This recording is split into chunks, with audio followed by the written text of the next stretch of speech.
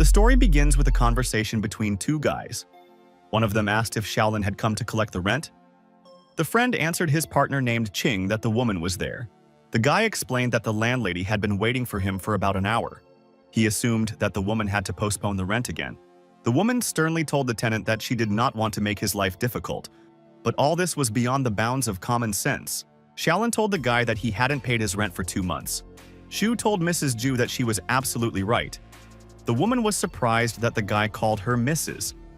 She thought that the tenant mistook her for an old woman and asked him to skip the formalities. Xu answered the woman in a frightened voice that he agreed with her. The guy thought his mistress looked very gorgeous, but she was already over 30. He was surprised that the woman did not want to be called Mrs. Xu decided that he would not provoke the landlady but would just go along with her. Xiaolin told the tenant that if he hadn't helped her a little, he would have been kicked out a long time ago. The guy was surprised. He didn't understand why the woman said that he helped her only a little. Zhu remembered to himself that he sweeps the corridors on 3 floors every day. He also helps the hostess with the housework. The protagonist felt that the rent debt was hanging over him. He thanked Miss Zhu out loud. The main character explained to the landlady that Qin Bing had not yet received her salary. He asked her to postpone the rent until the 15th. The woman sternly reminded the guy that he was 2 months late with the payment. She looked closely at the pile of bills on the table. The boy promised the woman that he would pay the rent after Qin Bing received the money for the work. Miss Zhu remembered that Xu Qing had lost his parents. He was raised by his older brother, but the brother also passed away. The landlady thought her tenant was a good child.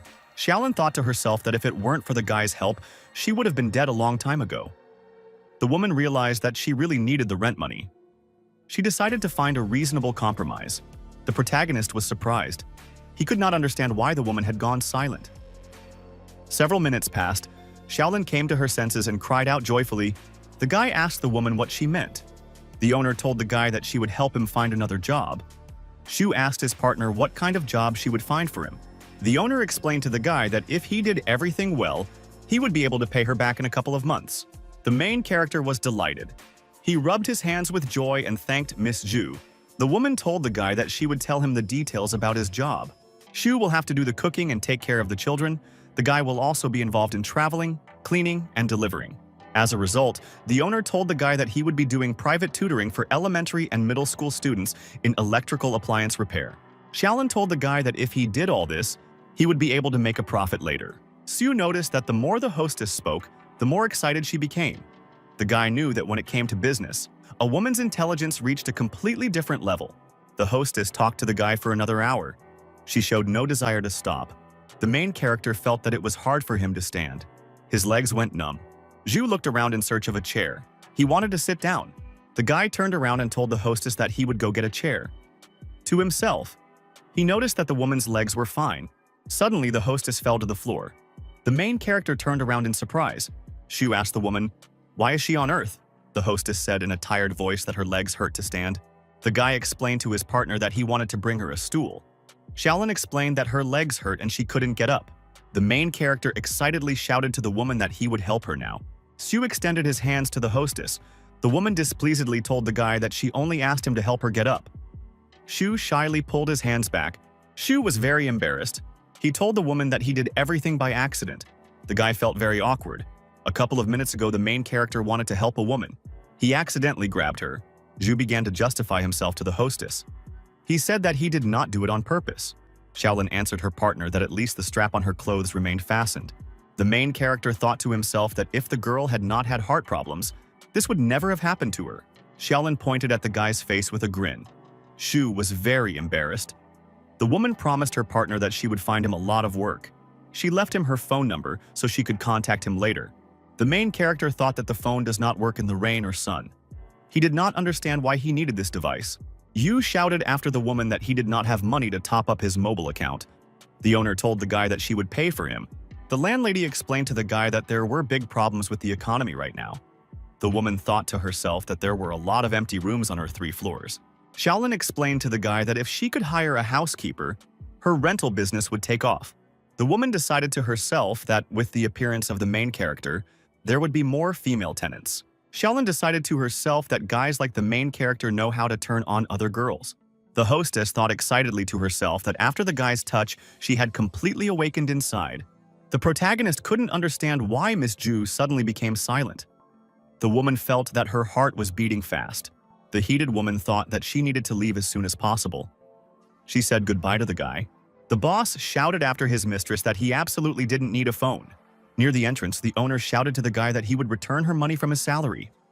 After that, the woman closed the door to the building behind her. Xiaolin thought to herself that after the guy took advantage of his position, he put her in a great mood. The main character greedily drank a whole glass of water. He put the glass on the table and said to himself that he was finally able to send the hostess away. Yu said to himself that he was very excited at the thought of making money.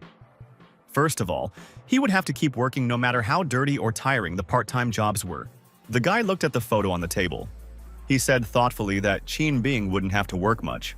Yu recalled that his parents died early when he was still a child. His brother and his wife were the closest people to him. The guy looked at the photo of his family. He decided that fate had played a cruel joke on him. Several years ago, the boy was diagnosed with uremia. After the death of his brother, all family responsibilities fell on the shoulders of his wife.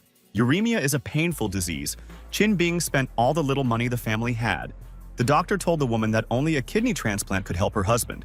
The main character wanted to give his brother one of his kidneys, but the organ turned out to be incompatible. The main character recalled that he and his relative were not just blood brothers. Zhu remembered his brother and how they spent time together. He decided that they were not just blood brothers. The main character sadly recalled the death of a relative. He decided that the deceased would not have to leave alone.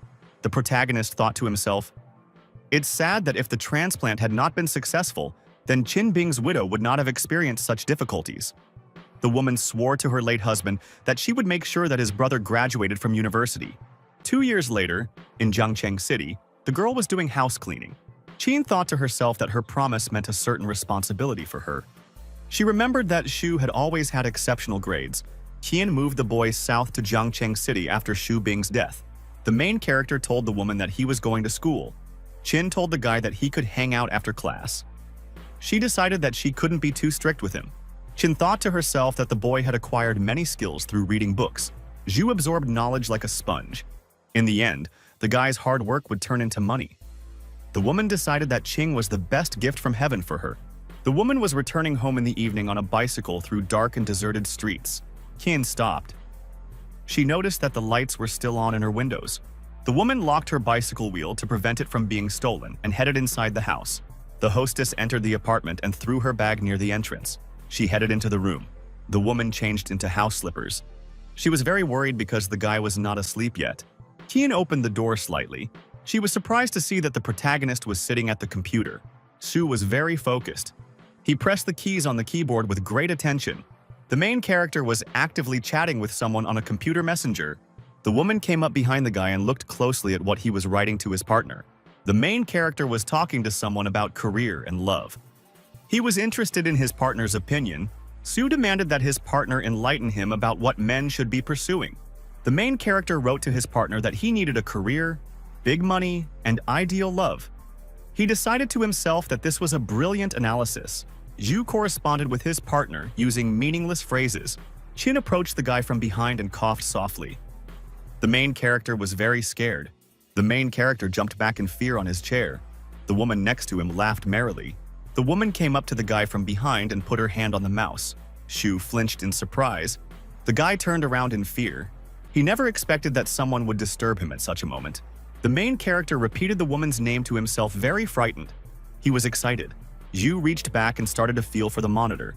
He asked his partner with excitement, "When did she come back?" He didn't hear her. The woman pointed her finger strictly to the side. She told the main character that he was focused and did not hear her. Shu felt dissatisfied when he realized he had been caught. Qin pointed her finger at the monitor. The hostess sternly asked the guy where he got the computer. She decided that the main character stole it. Shu waved his hands frantically. He told the woman that it was not what she thought. The protagonist explained that the computer belonged to Mr. Lewis from the second floor. He wanted the guy to repair it. The woman asked the guy again with displeasure. Sue decided that he would keep quiet and not tell the woman that he had found a job. The woman asked the guy sternly if he had fixed everything. Shu stood and looked at the computer. Qin thought to herself that she had asked a stupid question. If the guy couldn't fix the computer, he wouldn't be able to chat with anyone online. Shu answered the woman. Qin clutched the clothes in her hand in displeasure. She asked the guy again, "What did he say?" The main character realized that he had let it slip. He sat down at the computer desk and tried to look as calm as possible. The main character calmly answered the woman that this is what happened. Sue told the woman that Xiaoling had come to him a couple of days ago to collect rent. After that, she offered him a job. The main character explained in detail to his partner how he got the opportunity to earn money. Zhu explained that Mr. Lewis had paid him $10 in advance. He decided to give it to the woman. The main character reached into his pocket for money. After that, he looked at the woman in surprise. Qin burst into tears. She told the boy that he shouldn't have worked and earned money. The guy calmly explained to the woman that he understood how difficult this was for her. Quinn told the boy with tears that they lived in difficult conditions. She added that Shu should have just studied. The woman was crying. The main character tried to console her with all his might. Qin kept telling the guy that she didn't need money. No one asked him to work. The crying of the hostess was very loud. One of the neighbors shouted angrily that they could not sleep. Shu said that once a woman starts crying, it is difficult for her to stop. Qian has been under a lot of pressure from her brother-in-law for the past 2 years. She has lost too much and had to endure too much. Shu clutched the money in his pocket. He was very disappointed that he had made Qin worry. The boy decided that he did not deserve to stay in this house. The main character turned around and ran to the exit. The woman called him in fear, but the guy slammed the door behind him. The main character was walking along the evening street. He sighed alone and walked between the houses. Suddenly, the guy saw something interesting to the side. He was near the park. Shu was very surprised and looked around. He could not understand how he ended up here. The main character decided to wander around the area. Suddenly, he heard someone snoring on a bench. Sue noticed an old man with long gray hair sleeping on a bench nearby. The main character understood and felt that the homeless man was snoring so loudly that he himself wanted to sleep. In his sleep, the guy felt that he was very hot because of the smell of smoke. He began to open his eyes abruptly. Sue woke up very frightened and realized that something was burning next to him. The guy couldn't understand how he managed to fall asleep in the park and where the fire came from.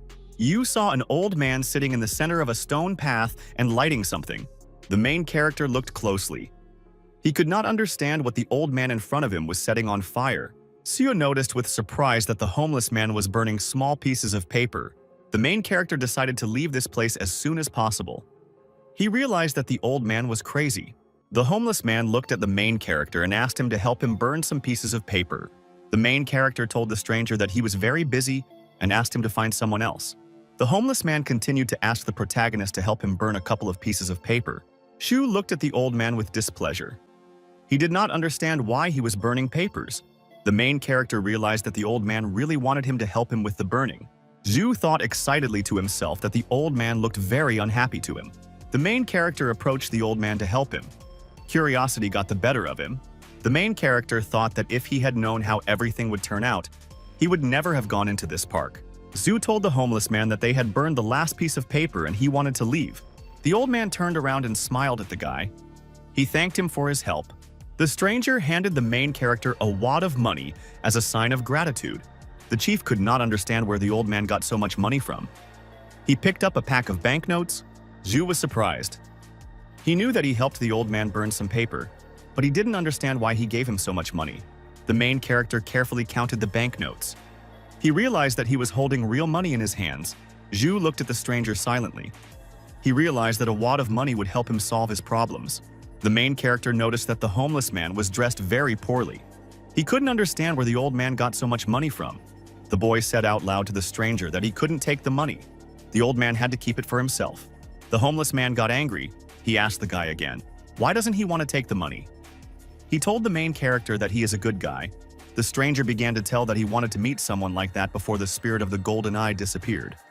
The guy decided that the old man was muttering to himself. The main character turned around and decided to leave quickly. The old man suddenly grabbed him by the shoulder from behind. The stranger sternly demanded that the guy look him in the eyes. The old man's eyes lit up. The old man looked at the guy angrily with burning eyes. Pentagrams glowed inside his pupils. The stranger telepathically commanded the guy to relax and look at him intently. Shu felt a strong weakness in his body. The old man told the protagonist that he had given him the golden eye. A bright yellow lightning flashed from the stranger towards the main character.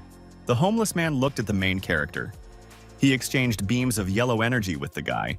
A large yellow energy from the old man was emanating into the main character's eye. The guy felt his body begin to fill with a very strong force. The protagonist screamed. He felt his body shake from the yellow energy. The old man felt very short of breath. He said in a weak voice that he was finally able to convey what he wanted. The main character fell to the ground. He lost consciousness near the old man's feet. The homeless man told the main character that he would be the bearer of the golden eye. He demanded that the guy not let him down. It was night all around. The main character fell asleep on a bench. Early in the morning, he came to his senses and began to open his eyes. Zhu jumped up on the bench. He was surprised that he fell asleep last night in this place. He remembered that he met a crazy old man yesterday. The main character remembered that he helped the stranger burn papers. The guy looked around but did not find ash. Yu remembered that everything looked very realistic. It was difficult for him to understand that all this could be a dream. The stranger was sitting near a bench. There was a bowl of ashes next to him. The main character ran down the alley. The old man shouted after the guy to use the power of the golden eye correctly. The old man closed his eyes. At that moment, two strangers approached him from the side. They took him and pulled him along with them. Street vendors were preparing for Labor Day. The man spread out a blanket and placed books on top of it. The old man told the woman that she had come early today. The saleswoman explained that business had not been going very well lately. She wanted to get a better seat today. The main character was walking down the street. He was gradually approaching the merchants. The woman smiled kindly at the guy and asked him to buy a book from her. The man told the saleswoman that the guy was upset. He explained that the client had run away from home because of some problems. No one would read books in such a mood. The protagonist became worried because his problems were so visible.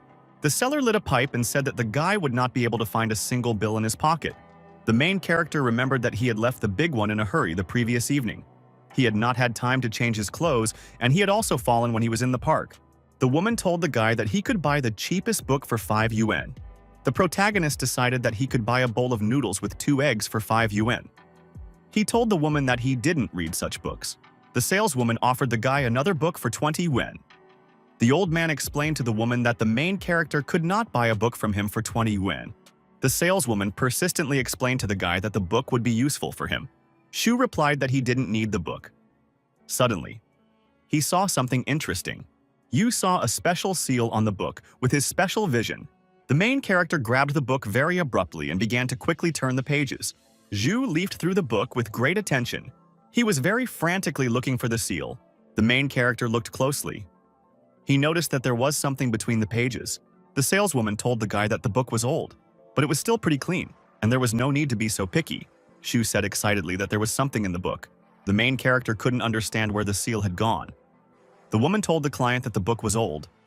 If he liked it, he should buy it. Shu was very surprised. He could not understand how he saw the seal in the book. The main character said that he did not have 20 yuan and put the book back. The customer offered the woman 8 yuan. The man on the side reminded him that he had said the guy had no money.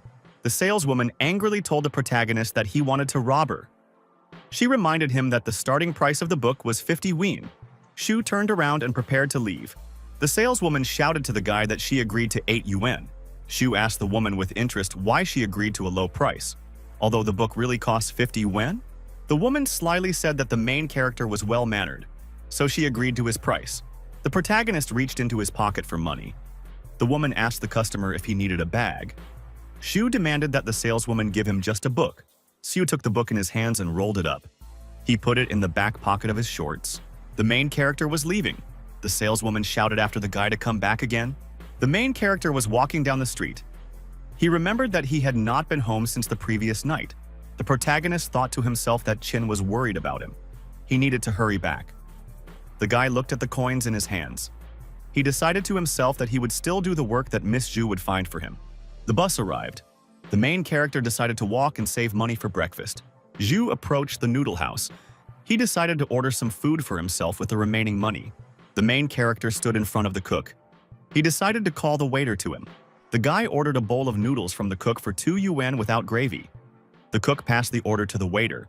One of the customers was surprised that Shu ordered his food without gravy.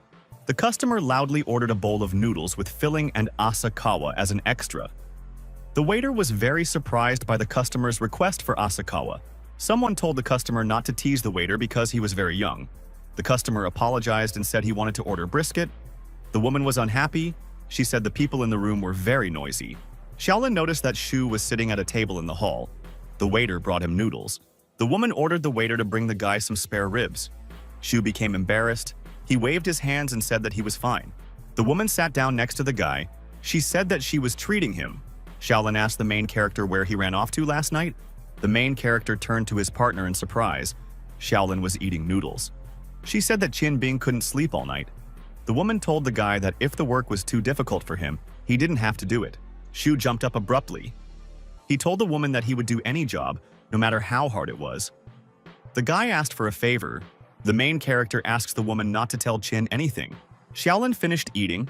She told the guy that they had come to an agreement. The woman headed for the exit. She told the guy that she would call when she had work for him. The guy decided that his boss was a very nice person. He thought that the woman was a little hot-tempered. The main character sat and looked attentively at the empty plates at the table. He decided to go home. Zhu walked to the door. He figured that Qin should have left for work by now. The guy still wanted to figure out what kind of seal he saw in the book. The woman greeted the guy. The main character came in and said that he was home. The hostess asked the guy if he had had breakfast. She explained to the main character that she would make food for him now. Shu grabbed the woman by the hand. He explained to her that he had already eaten. The guy couldn't understand why his partner didn't ask him anything about the previous night. Wuya told the protagonist in a sad voice that she was going to work now. The woman at the door said goodbye to the guy. She offered him to sleep until she returned from work. The main character rushed after the woman. He wanted to tell her something for the last time. Zhu thought about it. He remembered the seal in the book that was in his pocket. The guy took out a book and put it on the table. He opened the drawer to take the scissors. Xu began to cut the pages of the book very carefully and neatly. The main character carefully cut the page and found the seal he needed there. Shu looked at the stamp very carefully. He couldn't figure out its origin. The guy decided to look up the information on the computer. The main character used a search engine to find the information he needed. Shu continued to search for information. He couldn't understand why the computer couldn't find anything about the brand. The main character went to the website with marks on the form. He decided that he could find at least something there. Sue decided to find information about the stamp, which depicts a huge elephant. The main character looked closely at the computer and realized that he had found what he wanted. Shu found a full description of the stamp. It depicted an elephant. This relic belonged to the Qing dynasty. The main character read the information very carefully. He learned that the stamp was a rare rarity. Sue was very happy. He realized that he had come across a very valuable artifact. The protagonist realized that he had bought a very valuable piece of paper for 8 yuan. The protagonist knew that he could sell his stamp for 600,000 Hong Kong dollars at auction. He could solve his problem at home. Yu realized that he had to take great care of his precious stamp. He decided to hide it. The main character took the stamp and decided to put it in a plastic bag for safekeeping. Shu put the valuable stamp in the notebook and closed it. He decided to hide it. The main character decided to hide the notebook in his bag. He heard the phone ringing. Zhu couldn't figure out who was calling him. He thought it was Miss Zhu with some work for him. The main character got a call from his boss. Lil Yufu was really in a hurry to get his computer. The guy was carrying the equipment in his hands. The main character almost went down the stairs. He called the fat man. Lil turned to the side in surprise. The client threw his cigarette aside. He shouted joyfully to the guy that he had been waiting for him for a long time. Liu Yufu was fat and short, but he was a professional writer. The client took the computer from the guy's hands. Zhu asked his friend to help him with the computer. The main character ran to the computer. He thought that his friend's fat did not affect his speed. Zhu turned on the computer. An image of the operating system appeared on the screen. Liu thanked the main character for raising his mistress in one night. The guy couldn't understand which mistress he was talking about. The fat man told his friend that after the repair, even the fan became much quieter than before. Shu explained that he cleaned the fan from dust with a brush. The fat man handed the protagonist 20 yuan. He promised the guy that he would hire him again in the future. Shu asked his friend, where can he exchange stamps for money in Zhongcheng? The fat man asked his friend if he collected stamps. Shu answered his friend that he had a small hobby. The main character thought to himself that if he sold the stamp, his life would change. Liu told the main character that if he wanted to sell the stamp, he knew a rich guy who did it. The fat man said that money is not a problem for his friend. Shu was happy after such words. The main character thought that if he sold the stamp, he could seriously help his sister. Yu said that he had a very valuable stamp. The buyer will get a surprise. The fat man asked his friend what brand he wanted to offer. The main character said that he had a large dragon brand with an elephant design. Liu was very surprised. He couldn't believe that his friend had such a rare stamp. The fat man asked his friend again, Does he really have a big dragon brand? Zhu replied that he was almost certain that his stamp was genuine. The fat man took out his phone to make a call. The main character asked his friend in surprise what he was doing. The fat man really wanted to call. Liu explained that he was calling his rich friend. The fat man seriously asked the protagonist if he had a big dragon stamp. At this time, the partner picked up the phone and angrily asked who had called him on the phone. The fat man was delighted. He greeted his friend named Tang Guobing. The partner angrily asked the fat man why he had called him early in the morning. Liu told Tang that he wanted to offer him a large dragon mark. The partner very angrily shouted back at the fat man to get the hell out. Tan hung up. He didn't want to talk to the fat man at that time.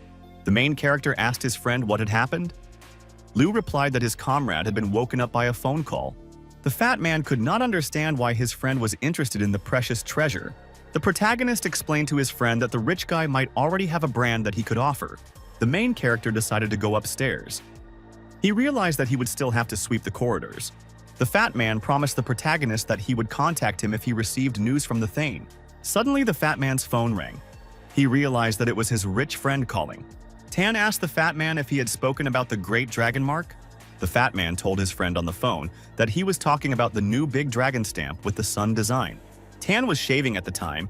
He said he was ready to pay $1 million for the stamp regardless of its condition.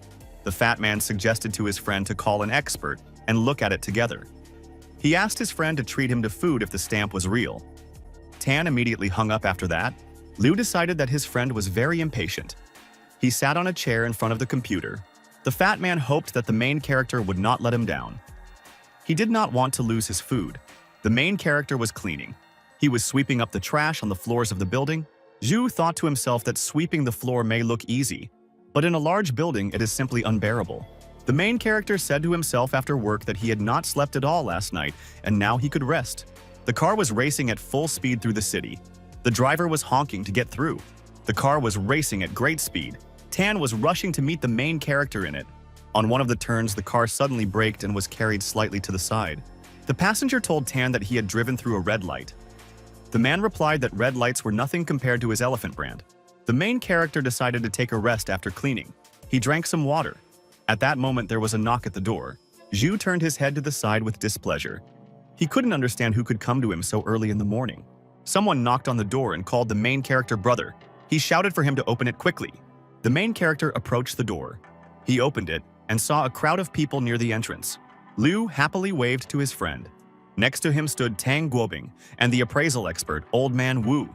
Zhu was surprised. He couldn't understand what kind of people came to him. Tan asked the main character if he was selling the elephant stamp. The main character discontentedly told the fat man not to count on a discount. Liu explained to the protagonist that Tang Guobing was an impatient but loyal guy. The client wanted to look at the brand. The protagonist went into the next room to bring religion. Shu opened the album and showed Mark to the guests. The buyer and the expert looked at it carefully. Tan asked Old Man Wu to pass him a magnifying glass. He wanted to evaluate the stamp. The expert handed the glass to the guy.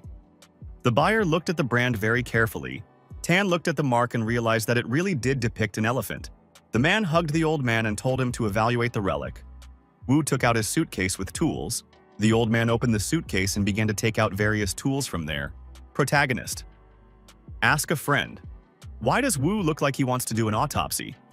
The fat man explained to his partner that a professional would be working now. The old man studied the stamp very carefully. He examined it from all sides through a magnifying glass. Wu continued to stare at the relic. A fat man came up behind him and impatiently placed his hands on his shoulder. The old man demanded that the boy take his hands off him. Liu jumped back in fear. The expert, after examining Mark, expressed his admiration for her out loud. The buyer told the protagonist that he would transfer him $1 million when. He asked for bank details. The protagonist said that Wu had not finished evaluating the brand yet. Tan asked the guy for the card. The protagonist handed the card to the buyer. The computer informed the main character that he had received 1 million yuan. The main character was amazed. He realized that he really received 1 million yuan into his account. Yu said with surprise that he went from being a poor student to becoming a millionaire overnight. The main character looked at his laptop. He thought that if he had 1 million earlier, he could have cured his brother. The main character remembered his family. He thought that fate likes to joke with people. Shu was very sad after remembering his brother's death. Tears appeared in his eyes. Tan approached the protagonist and said, Did he really burst into tears because of $1,000,000? The buyer told the guy not to be weak. It's only $1,000,000. Shu told his partner that it was only for him that $1,000,000 wasn't money. The main character looked at his card. He said that $1,000,000 meant a lot to him. The expert explained to the boy that the stamp was genuine. The fat man smiled and told the old man that the Tan had already paid for the relic. Liu said that his friend was so emotional that he even cried. Tan gave the main character a laptop. The fat man was surprised that Tan gave the main character a laptop. He realized that the guy was really squandering the money that his father earned. The buyer told Old Man Wu to keep the stamp. The guy added that he was treating everyone to lunch. He also promised entertainment after the meal. The fat man was very happy. The main character said that he would stay at home and his friends could go. The fat man happily told the protagonist that they should not refuse Tan. He suggests that they have some fun today. Shu agreed with his friend's proposal. Liu began to push the protagonist from behind. He demanded that the guy not hesitate. The protagonist was going down with his friend. He asked what they would be going on. Liu explained that they would be going on Mr. Tan's car. There was a big black Jeep parked near the entrance. The fat man explained happily that Tan used the best computer and the best car. The fat man said that the guy was looking for a woman from the Samoan Islands to marry. Shu asked his friend why the rich guy needed such a woman. Liu answered the main character that Samoan women were very beautiful. The car and its passengers sped along the road. The main character arrived at the restaurant with his friends. They all got out of the car. The main character looked at the establishment and realized that it looked like paradise on earth. The restaurant was very huge and looked very chic. There was another high-rise building nearby. Tan hugged the main character and asked him cheerfully if it was his first time in heaven on earth. He promised a walk after the meal. The guy threw his key to the servant. The driver demanded that the servant park his car in the usual place. The servant told the young master that he would do so. Zhu was surprised that his friend was called Young Master. The fat man explained to the protagonist that Tang's father was a major shareholder in this establishment. The building belonged to him. Liu said that Heaven on Earth was the best establishment in its field in the city. Shu realized that Tang was very rich. Tang told his friends that he would find a separate room with the old man. He asked Liu to stay with Shu and look around. The main character looked to the side and saw several beautiful girls. They walked past him. Shu asked his friend, "Why are the waitresses at the hotel dressed differently?" Liu explained that the establishment was split into heaven and earth. The fat man explained to his friend that food on earth costs about 1,000 wen. Ordinary people eat there. The waitress for heaven is in the sky. You can only eat there for 10,000 wen. Liu took the phone in his hands. He said that they needed to go so as not to make Tan wait for too long. The main character asked where they were going. The fat man smiled at his friend and said that they were going to heaven. The guys climbed up the stairs. The main character looked around the restaurant's chic and expensive interior with interest. Shu looked at the frame. It seemed to him to be made of gold. He decided to check it out. The fat man grabbed his friend and pulled him into the hall. Mr. Tan was waiting for them there. The main character and his friend were sitting in a luxurious hall. Everything around was sparkling. The table was richly set. The fat man apologized to Mr. Tan for coming so late. The boy said that Old Man Wu couldn't stand the wait and went out for a walk. Tan pointed the guests to the table. He said that they could come in and order something to eat. The main character took the menu. His friend proudly told him not to worry about money. Yu studied the menu with great interest. All the dishes were very expensive. The main character realized that any dish in the restaurant costs more than 1,000. The client does not eat food, but eats money. The protagonist put the menu aside and said that he would order the gold and silver treasure. Tan laughed. He asked the protagonist again, "Is he really ordering gold and silver treasures?" The guy looked at his friend and said that they looked alike and that he also liked this dish. The main character looked thoughtfully and with interest at the waitress approaching him. The fat man said discontentedly to the main character that he had ordered only one dish. Liu grabbed the menu and began listing the dishes he wanted to the waitress. The protagonist looked at his friend and realized that he was not holding back at all. The fat man asked the Thane, what else in his opinion was worthy? The guy ordered an expensive wine from the 82nd year from the waitress. The girl answered the guy that everything would be ready soon. Tan hugged the main character. He asked the guy why he was so reserved. The protagonist replied that he should be restrained. Tan told the guy to look at his hands. Tan touched the main character's body. He said that he had beautiful pectoral muscles. The protagonist pushed his friend's hand away from his body with all his might and offered Tanu to touch Liu. Liu touched the fat man's body and said that he had pure collagen in his body. Liu looked at his friend with a smile and said that he didn't mind giving him his body. Tan was dumbfounded and froze. He angrily shouted at the fat man that he was straight. Old man Wu with the glass was watching everything that was happening. The old man said in a satisfied voice, "It's good to be young." Tan looked at the fat man and decided that he liked him. The young gentleman thought that he had the most fun when he was with the fat man. Tan remembered to himself that he still had many friends, but they were not so close to him. The guy realized that most of his friends were only interested in his money. Tan looked at the fat man and realized that he would always be his only friend. After that, he looked at the main character. The young master looked and realized that he felt at ease with Shu. Tan jumped up from his seat and asked the waiter to pour each of them some expensive wine. The waitress came over and poured expensive wine into large glass goblets. The main character studied the wine in his glass for a long time and carefully. The fat man asked his friend what he was doing. Sue took a deep breath of wine from his glass. Liu said with a smile that his friend was a professional in wine tasting. Shu held a glass in his hand. He said that he had heard of wine tasting before. The guests sat at the table and began to drink wine from their glasses. Zhu felt that he didn't like the wine very much after drinking it. The main character said that his wine seemed sour to him. He added that the wine was older than him, since it was released in 1982. The people at the table were drinking wine from glasses. Tan told his friend with a smile that he was amazing. Shu looked at the glass and said that red wine is not as cool as liqueur. A friend suggested that the protagonist try an expensive dish on a plate. Tan explained to his friend that these were the gold and silver treasures he was ordering. On the plate lay a dish wrapped in foil. The main character opened the foil on his dish with great interest. Siu noticed with great surprise that for 800 yuan, they brought him baked potatoes. The fat man told the main character to try the dish. It must be very tasty. Zhu decided to himself that the potato couldn't be very tasty. He carefully tried it. The main character liked the taste of baked potatoes. He did not regret that he tried it. The fat man asked the main character if the food in heaven and on earth was tasty. The protagonist said that he could buy a ton of potatoes in his city for 800 yuan. Liu replied to his friend that you can't compare restaurant food with the countryside. The fat man told his friends that they didn't have to spend money and they could eat as much as they wanted. The table was very richly and very beautifully set. The guy offered everyone to eat.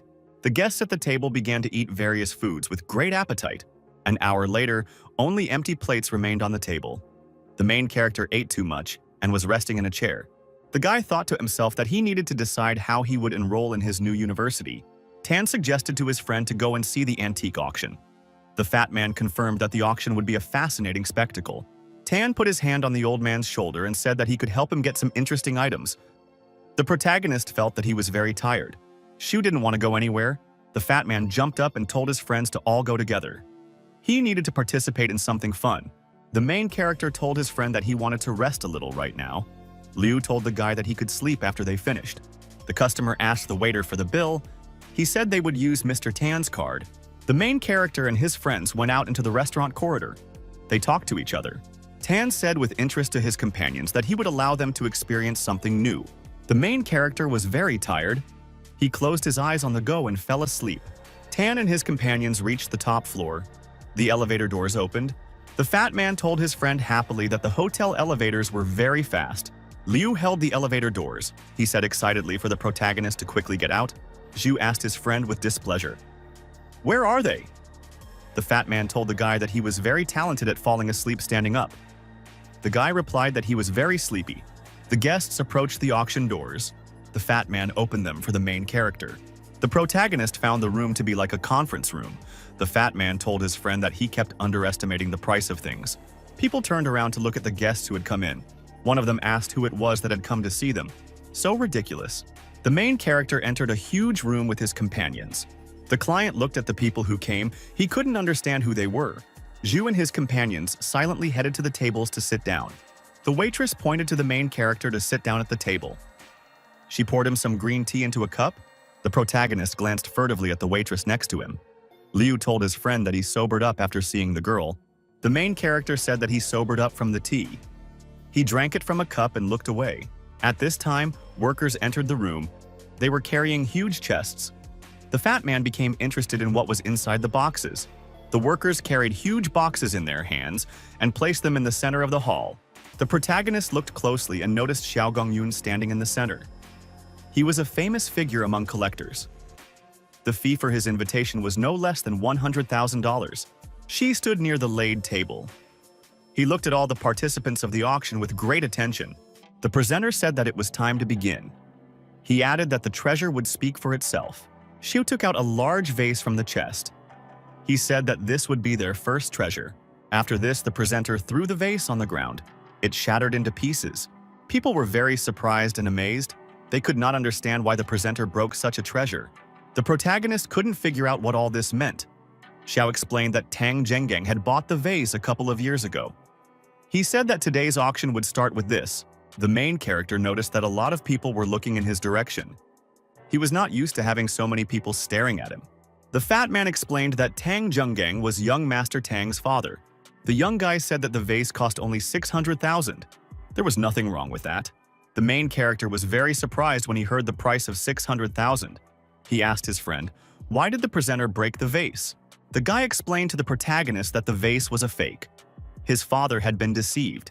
He added that 600,000 could be considered tuition fees. The protagonist was surprised that 600,000 had been spent on buying a fake. Tang said that Mr. Xiao had two goals. First, he wanted to attract everyone's attention. The guy explained that if fakes are bought at this auction, it is the buyer's fault. The person does not see that the thing he bought is a fake. Tan said that everyone knew that the vase was fake. Xiao prepared to put on his gloves. The presenter asked the young guy Tana if he liked hearing this sound. The guy said happily that he definitely liked the sound. The people in the hall laughed. The host looked at the guests and said that there should be silence around. Xiao suggested that the participants look at the first good item. One of the guests said that the thing could also be a fake. The host sternly told the guests that the item was definitely genuine. The man replied that if Xiao said so, then the item was definitely real.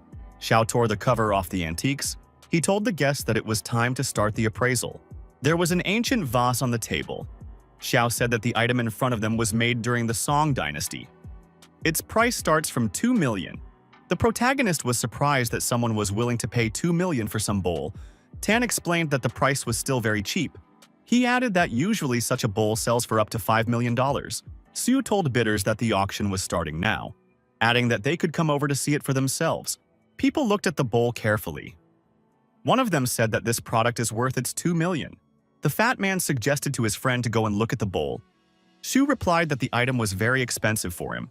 Liu told his friend that they could at least touch the artifact. One of the participants said that at the auction they can only look but not touch. If they touch the lot, they must buy it. Tan confirmed that if anyone touched the cup, they had to buy it. Liu said in a frightened voice that he would not touch the cup. People stood around and looked at the artifact with great attention from all sides. Xiao asked the auction participants, which of them wanted to bid first? A man said he would raise his bid to 2.2 million.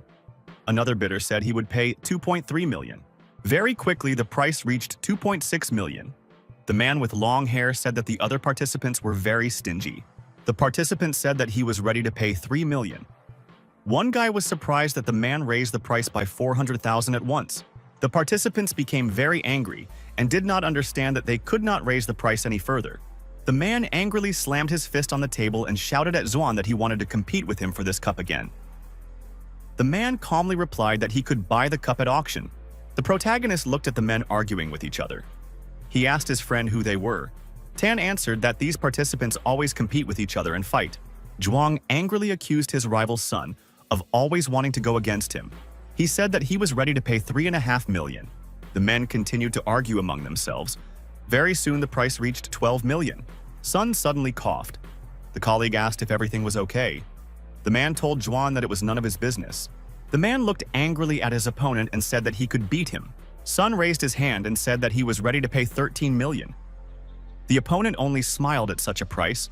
Zhuang told the man that his cat would be happy to use the $13 million bowl. Zhang drank tea from the cup. He decided joyfully to himself that he had won this time. Sun didn't hesitate for a moment. He wrote out a check for the purchase of the bowl at auction for 13 million. The man handed the written check to the auctioneer with a displeased look. She said very happily to the participant that he was indeed a very generous buyer. Sun said in a dissatisfied voice that he was not like some people. The host promised the contestant that they would send him the cup home after the auction. Sun agreed with the auctioneer's words. He looked at the bowl on the table. The fat man was surprised. He couldn't believe that the cup could be sold for millions of dollars. Tan looked at the guys and said that he wanted to tell them another shocking secret. The main character and his friend were very surprised. They did not understand what secret the guy wanted to tell them. Zhu asked his friend what secret he wanted to tell him. Tan asked the guys to move closer to him. Tan said his father bought the bowl for $600,000 along with the broken vase. The man paid $1,200,000 for both items. The guys were very surprised that items worth $1,200,000 were sold at auction for $13 million. The fat man said in a dissatisfied voice, "That all this is just ridiculous," Tan answered his friend. "That all this is also very profitable." The guy explained to the main character that all this is the art of marketing and sales. The host said that they were starting the next bidding. The host suggested that guests buy a bronze wine cup from the Yin dynasty. Yu said that the price of the cup is $300,000. Anyone can check the authenticity of lot at will. The height of the bronze cup is 20 feet. Tan looked closely at the bowl. He said that its color looked good. Tan suggested that his friends come over and take a closer look at the lot. The people stood and looked at the bowl carefully. Tan told his friends that they were seeing a rare and beautiful piece. The protagonist told his friend that the lot was very rusty. Tan replied that they wanted a cup and rusty, but the overall shape was clear. At that moment, someone offered $350,000. The main character was surprised. Some customer didn't even look at the product before naming the price. Zhu looked at the goods carefully. He couldn't understand why a broken cup cost so much money. Suddenly, Shu felt that his eyes were itching very badly. He closed them. The main character's magical vision was activated. He couldn't understand what was wrong with him. Siu noticed blue smoke appearing near the bronze bowl. It was rising upward. The main character opened his eyes, but felt smoke getting into them. He immediately closed his eyes. Shu put his hands to his face. He realized that something had happened to his eyes. Tan asked his friend in fear what had happened to him. Shu answered his partner that he felt pain in his right eye. Tan approached the main character. He decided to carefully examine his eye. The guy looked closely at the main character's face. He was looking for something unusual in the eye. Shu asked his friend if he saw anything strange. Tan answered his partner that he did not see anything strange. The main character asked his friend to take a closer look. Tan decided to examine it again. Tan calmly replied to his friend that he still hadn't noticed anything strange in his eye. The main character was unhappy. Siu rubbed his eye persistently. He remembered that he had just felt pain and seen green smoke. The main character looked at the artifact again. He didn't understand what was happening to it. Tan addressed his friend by name. He asked if his eye hurt. The main character said that when he looked at the cup, something happened to him. The partner explained that someone had already bought the artifact. A friend asked the protagonist if he was interested in the cup. Shu did not have time to answer. The host told the surprised participants that the auction was over and that the bonus was coming next. The auctioneer said that many people have made millions from this show. If a participant is lucky, he can get a big treasure for only $1,000. The presenter pointed to a large box on the floor. People around looked at him in surprise. Zhang said that it was all bullshit. He couldn't believe that he could get something like the Holy Grail inside the box. Sun asked his partner if he really didn't know what was inside the box. He added that Zhang's brain had aged. The men stood opposite each other and argued. People around looked at them in surprise. Zhang and Sun looked at each other with great anger and hatred. The auctioneer told the contenders not to worry. The show had not yet begun. The men turned away in displeasure, so as not to see each other. There was silence in the hall. The host looked attentively at the participants. The auctioneer said that all the stones from the box were on the table. Any participant could become rich in an instant. A person can become a little richer thanks to his abilities and luck. The host told the guests that they should enjoy today's show. Master Tan took up the idea. The people in the hall were surprised. They looked at the auctioneer silently and with interest. The main character asked his friend what kind of game was going to happen now. Tan prepared to explain everything to his partner. Tan explained to the protagonist that there is an old saying. If a man cuts a rock, he will lose a mountain of gold. If a man cuts a rock, he will find a valley of precious stones. No machine can fully reveal what is inside the stone, so it is difficult to decide whether there is jade inside the stone. As a result, a gambling and expensive game arises. The protagonist asked in surprise, "Does it mean that most people will not get anything?" Tan answered his partner that most participants want to get rich and bet on the right stone. Yu said that he would like to open the stone and see what was inside. Tan explained that you can only look inside the stone after you buy it. The guy explained that the stone in the auctioneer's hand was intact. All that was known was that the nugget was from a jade mine, but no one knew if there was jade inside. The host said that the stones were taken from a mine in Myanmar. This mine is famous for its precious jade.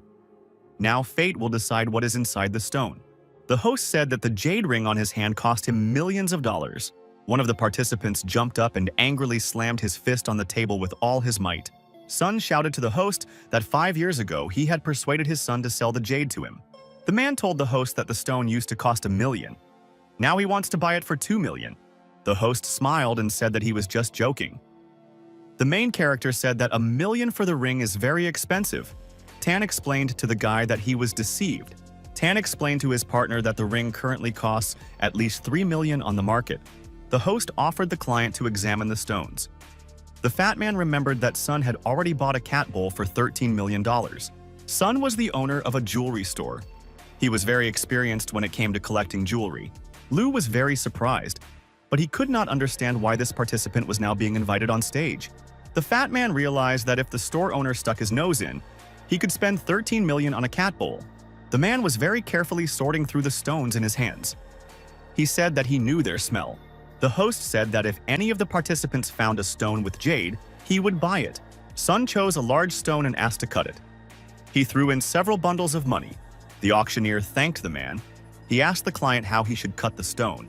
The client thought about it and told the presenter that he needed to cut the stone in half. The spectators were very surprised. They did not understand why the man decided to cut the stone in half. The master came out and turned on the machine. The saw spun up to a huge speed. The saw blade made a loud noise. The master prepared to cut the test stone. There was a loud ringing sound. The saw cut through the stone. Small fragments flew around to the sides. The man was very focused. He watched with great attention as his stone was cut. Sun thought to himself that the nugget would not be of any special value. He decided that 20,000 had been wasted. The cut stone began to shine. The presenter congratulated the client on a successful cut. The man was very happy. He was so surprised that he even spat out his tea into the glass. The client decided to examine his stone himself. Sun was very surprised because he was so lucky. The man took a closer look. He said that the jade inside the stone was not very rare. He only earned about 100,000. The other customers were surprised at how lucky Sun was. One guy shouted that he wanted to choose a stone too. The boy called the man to go with him. The customer said that this batch of stones seemed good. The people near the table looked carefully and selected stones for themselves. Tan told his friend that he was going to choose one stone. He asked the protagonist what he was going to do. Shu replied that he would look for now. Tan chose a stone. He told the master to cut it. People noticed that the guy had found a big stone. The worker asked how he should cut the stone. The guy replied that the stone needed to be cut in half, just like Mr. Sunday. The main character walked among the people. He decided to come up and also look at the stones. One customer asked a friend, "What about Mr. Tang's stone?" Someone said that there was nothing special inside the stone, but the customer bought another one. Some people said that the guy bought himself a rock the size of a basketball. The main character couldn't understand why people choose big rocks. Shu walked over to the table where the cheap and small stones were lying. Nobody needed them. The protagonist realized that the stones were very cheap. The guy thought that large stones might have a higher probability of containing jade inside. The main character's magical vision was activated. His gaze became piercing. Shu felt something happening to his eye. He grabbed his face with his hand. The guy was surprised to notice that he could very clearly see jades inside ordinary stones. The main character's friend came up to him from the side. Tan asked the guy to look at his face. Tan asked his friend if he had chosen 2 useless stones. The protagonist replied that no one except Mr. Sun had a good stone. The guy looked closely at the pile of stones in front of him on the table. Tan asked his friend if he had looked at the small stones. The young gentleman asked the main character with a grin if he wanted to try. The main character thought. He looked at his friend and slyly scratched the back of his head. Shu asked his partner to lend him $3,500. Tan replied to his friend that it was only $3,500. The guy reached into his pocket and pulled out a wallet. The main character looked at him impatiently. A friend gave the protagonist a wad of money. He said that if Shu chose the right stone, he could keep it for himself. The protagonist told his friend that he wanted the two of them to share what would be inside the 3,000 stone. Shu told his friend that he would take the stone for himself for $500. Tang told the protagonist that he would ask for the stone to be packaged for him. The main character chose a stone for himself. After that, he rolled it with his foot. Sue wanted to saw the stone. He pushed it towards the table where the machine stood. Tan looked at his friend and said that he was doing the right thing with the heavy stones. He himself had once carried them. Shu brought the nugget to the master in his hands and asked him to cut it for him. The main character handed the stone to the master. He put it on the machine and wanted to saw it. Yu shouted to the worker to wait. He picked up the stone and began to examine it. The protagonist drew a line on the stone. He asked the worker to cut it along the mark. The master looked at the client and told him not to be nervous. He explained that there might be nothing inside the stone. The worker explained to the protagonist that all this would be useless, no matter how far he cut the stone. Yu smiled at his partner and said in a calm voice that he could continue. The master turned on the machine. The saw began to spin very quickly. Shu watched everything. The master carefully cut a piece from the stone. Tan excitedly noticed something interesting on the machine. After sawing, a very bright red jade was found inside the stone. The people around were very surprised. They crowded to look at the red jade. Sun happily said that if the jade were made into a ball, the price would rise to 5 million. Tan told his friend that he would make a big profit, and he was proud of it. The main character reminded his partner that they would share. Tan hugged the main character very happily. He answered him that he agreed. The boy hugged his friend. He was very happy that Shu had found the red jade. The main character thought that there really was something inside the stone. Shu realized that there was something inside the other stone too. The guy couldn't understand why he was able to see jade inside the nugget. The master examined it carefully. The stone surprised him. A huge jade in an inconspicuous stone inside. Tan asked the evil master. Was he surprised by the choice of the main character? He demanded that the worker quickly clean the jade and call him after finishing. The master answered his partner in a frightened voice that he understood him. The worker was sawing away at the stone with great attention. The loud ringing of the saw could be heard all around. The main character decided to step aside. He told his friend to sort everything out. Tan told his partner that he could rely on him. Zhang was watching the guys from the side. The man thought that the small stones on the table might also contain jade. Zhang wanted to buy all the stones. Sun told his competitor that he had already bought them for himself. The participants began to check the insides of the stones. There was nothing valuable inside. The men were unhappy. They sawed all the stones but found nothing inside. Zhang said that his competitor knows nothing in this area. Sun asked his partner, "What is he thinking about?" Sun told the man that Mr. Xiao had spoken very highly of him. Zhang angrily replied to his partner that they would see which of them they would choose. The master carefully sawed the jade. He finished the work and decided to tell Master Tan everything. Tan decided to address the auction participants. He asked for their attention. The guy showed the stone to everyone present. He said that his friend had found this red jade. He added that he would sell the stone for 8 million from the starting price. Xu told the people that the auction was starting right now. Sun thought to himself that he couldn't deceive Tang, and so he would just wait. The main character was very surprised. He couldn't believe that the stone could be sold for 8 million. The fat man approached his friend and said that this time he would get rich today. Liu asked his friend to let him touch the money. Zhang said he was willing to pay 8,100,000. The participant said that if he gets the stone processed, the price will rise to 10 million. Sun said he was willing to pay 8.5 million for the red emerald. The people around realized that the two old men were arguing with each other again. Tan happily held the stone in his hands. He realized that the deal would be successful for him. The men continued to argue fiercely among themselves and raise the stakes until the price reached almost 10 million. The main character looked at the men with surprise and excitement. One of them said that he could pay 13,800,000. Zhang became worried. He realized that he could not pay more. He did not know what to do. After a long pause, the man said he was ready to pay 14.5 million. His opponent said nothing. The people around became agitated. They did not understand why the man had stopped. Sun explained that he was giving up. Tan slammed his fist on the table with all his might.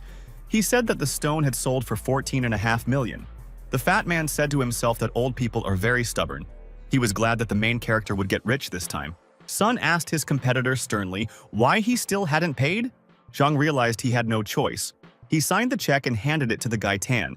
Tan carefully examined the check and studied the financial amount and the signature on it. The guy shouted happily that a check for 14.5 million had never looked better. At this time, the auctioneer came up from behind and said that he congratulated him. Xiao told the guy that Director Tang would be thrilled to hear that he had earned 10 million in a short time. The guy explained to the host that the red neophyte was sold on behalf of his friend, so all the money belonged to Shu. The man responded that the main character was very lucky with his friends. The main character was with friends in a restaurant. He received money into his account. Friends brought the main character a bag of cash. They asked if he needed anything else. Yu sat silently at the table and drank tea. His friend stood nearby and waited for his answer. The main character told his friends not to be polite. He promised to pay for the food. Shu suggested that his partner sit down and eat. Liu happily told her friend that he was a millionaire and all his words were correct. The main character told Liu with a smile that he still felt like everything around him was a dream. Tan suddenly reached out and touched the protagonist's chest. A friend told the protagonist that his luck was very good. He asked him not to be so petty. Liu reached for his chopsticks. He told the protagonist that he had developed supernatural powers. Shu was able to select a red jade from a variety of stones. The fat man told his friend that if he didn't know him, he would have robbed him. Zhu promised his friend that he would buy him a new laptop and enough food for a whole week. The fat man said with a smile to Suyu that he was the best. He offered the guy to try a fatty dish to replenish his strength. The main character looked at the dish with great attention. He said that the meat looked good. Zhu tried the meat and said that he liked it. He asked his friend what part of the chicken he had eaten. The fat man looked slyly at his friend and said that he could guess for himself what part of the bird he had eaten. The main character thought about it. At first, he decided that he had tried chicken wings. Suya threw up. After that, his friends asked the guy why he threw up. The protagonist told his laughing friends that he had tried chicken butt. Tan looked at the guy seriously and said that in order to make amends, they would have fun with new content. Tan told his friend that he was very kind. The main character thought to himself that he was just a student. Shu was deep in thought. He was silently and with interest deeply dreaming about erotic content. The fat man said with interest to his friend that he was very worried. Sue yawned. He explained to his friend that he had not slept all night and was too tired for new content. Zhu hugged his friend and told the fat man that he needed to go with Mr. Tang. Tan looked at the fat man very critically. Liu felt a bad feeling inside. The guy approached Liu from the front and grabbed him by the huge belly with his hands. Tan said to his friend with displeasure that girls wouldn't like his belly. Liu asked his friend, "Doesn't he really want to take him with him?" The fat man said with a smile that the girl on him would be like on a spring bed. The main character told his friends that he was coming back. Tan excitedly wanted to stop his friend. The fat man asked the departing protagonist if he was still a virgin. Liu approached his friend and said that he had a good body. The main character said that many girls invited him, but he did not have time. The friend grabbed the protagonist by the hand and told him to follow them. Tan told the main character that he could have whatever he wanted. He held his hand. The friend explained to his partner that they should first go and enjoy the sauna. The protagonist prepared to undress. A friend explained that the sauna center was famous for its hot springs. The fat man explained that the little fish would bite the boys' legs to clean their skin. The main character thought that his feet were smelly, and at that time he would be bitten by fish. The fat man told the protagonist not to be a bore. He promised to tell him about massage therapists. Liu was very pleased. He laughed loudly and thought about something of his own. The main character turned around. He couldn't understand what fatso meant. Tan explained to his friend that the masseuses at this establishment were young and beautiful. Liu explained that the people working there were university students. Tan explained that the girls only provide massage and no other services. The guy looked sternly at the main character and asked him to undress. Shu looked at his friend and said in fear that he had a bag of money with him. Tan pressed a button on the control panel. He explained that the best safe was here. Zhu looked around nervously. He didn't know if it was really safe here. The guests were in the sauna. A friend told the protagonist that he could go and take a nap. He himself went into the water. The guy carefully stepped into the water and dived in. He decided to take a rest. Tan was sitting in the pool. He covered his head with a white sheet. The guy felt good. The friend looked at the main character and told him to come down to him. The fat man shouted to his friends that he was going to jump into the pool with a bomb. Liu threw off the towel and accelerated. He jumped from a height into the pool with a swing. There was a very loud splash. The main character and his friend covered themselves with their hands from the water. The main character told his friend that he is no longer young, but behaves like a child. Tan was unhappy because his hair was messed up. Liu told his friends that he just wanted to entertain them. The guy said that this place has the most beautiful girls. He suggested his friends to look. Liu and Tang called the main character. Su told his friends to leave. He himself decided to take a rest. The fat man told the guy that he would choose the girl instead of him. The girl arrived. She said that she had been chosen to serve at the fish pond. The worker smiled and said that her name was number 9. She noticed with surprise that the client had fallen asleep. The girl came up from behind and decided to give the guy a massage. Shu was dozing at the time. Through his sleep, the main character felt that he was very comfortable and soft. The guy felt that he was lying on something very soft. His head was lying on the girl's legs. Yu suddenly felt that there were two heavy balls on his head. The guy woke up and noticed the girl lying on his head. The worker asked the client if he was comfortable. The main character became scared and worried. He very abruptly pulled away from the girl's hands. Shu jumped to the side and fell into the pool. He emerged and was breathing convulsively.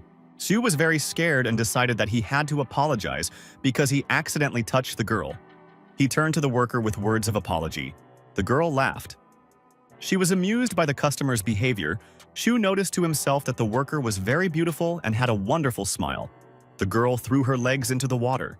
She looked at the main character silently and with interest. The main character continued to feel very awkward because he was lying on top of a stranger. Shu decided to get out of the water and talk to the girl. Suddenly, he noticed something below. The main character looked into the water and realized that he was standing completely naked. The main character dived into the water to the depths. He felt ashamed. The girl did not understand why the guest was so shy. The worker politely told the customer that he could suffocate under the water. Zhu asked the girl to turn away in a frightened voice. The worker laughed cheerfully. The masseuse took off her outerwear. She told the client that he could now turn around. The main character felt very shy. He was still sitting in the pool. The guy was very scared. He decided that the girl wanted to get into the water with him. Zhu asked the girl who she was. The worker explained that she was called Number 9 and that she worked here. The girl started to go into the water. She told the main character that his friend sent her here. The worker in a bathing suit went into the water. The main character would be very excited. Shu felt very scared. His heart was beating very loudly. The worker stood behind the guy in the water. She asked, "Does he really want to stand with his back to her?" Zhu concentrated with all his might. He told himself that he had to remain calm. The protagonist leaned forward in the water, straining to maintain his composure. Zhu swam forward. He shouted to the girl in fear that he was not ready yet. The main character was very worried. He realized that he had never been so close to a girl. The worker came up to him from behind. Shu felt very anxious. There was a girl standing behind him. The main character was very excited. The worker asked the guy if it was his first time at the spring. Shu replied that it was his first time. The worker explained to the customer that she should stand in front of him. Shu should not feel embarrassed. The girl put her hand on the guy's shoulder and told him with a smile that it would be more comfortable this way. Shu took a closer look and noticed that his partner was wearing clothes. The girl asked the guy with a smile, "Is he disappointed that she's still dressed?" The girl told the customer that he could try their fish spa. The worker suggested that the guy go with him to another room for the procedure. The girl climbed out of the water. She asked the guy with interest why he wasn't getting up. The masseuse extended her hand to the boy and said that she could help him. Shu was very embarrassed. The client asked the girl to turn away while he climbed out of the water. The worker thought to herself with a smile that the main character was very shy. The guy jumped out of the water and immediately reached for a towel to wrap himself up. The main character wrapped himself completely with a towel. After that, he turned to the girl. Zhu calmly told the worker that he was ready. His partner suggested that they go to the fish spa. The worker looked at the guy with excitement and interest. She was surprised by his body. The main character could not understand why the girl stared at him like that and remained silent. Shu waved his hand in front of the worker's face and asked why she was so stunned. He suggested that she leave. The main character kept waving his hand. He told the girl to wake up. The guy reminded the worker that she wanted to take him to the fish spa. Shu asked the worker for swimming trunks. He didn't want to go naked into the next room. The worker asked the guy to wait a minute. She felt awkward. The worker went to the cabinet and opened the drawer. She looked for something there for a long time. Yu stood to the side. He looked at the girl from behind with great attention and great interest. The main character felt that he was very excited. He was embarrassed. The worker handed the customer the swimming trunks they provide to visitors. The girl looked at the client in surprise. The guy told his partner that she was just in time. Shu grabbed the swimming trunks from the girl's hands. He decided that he should put them on as soon as possible. The worker waited for the customer while he got dressed. The main character told the girl that he was ready. The worker asked him in surprise why he was still wearing a towel. Zhu was very shy. He told the girl that he was still a little worried. The client asked his companion to take him to a fish spa. The worker brought the main character to the spa. She told him to get into the pool. The main character decided to try to get into the water. He threw off his towel. Zhu was surprised that the fish survived in warm water. The masseuse told the guy that tropical fish do well in warm water. The girl told the guy that he would have a new experience when fish would bite him. The worker asked the main character how he felt during the massage. Shu closed his eyes and said that he felt very good. He said that the life of rich people is really different from the life of ordinary people. The worker told her partner that he himself is a rich guy. The main character asked his partner with interest if she considered him rich. The girl replied that there was no one else around them. There was a long pause.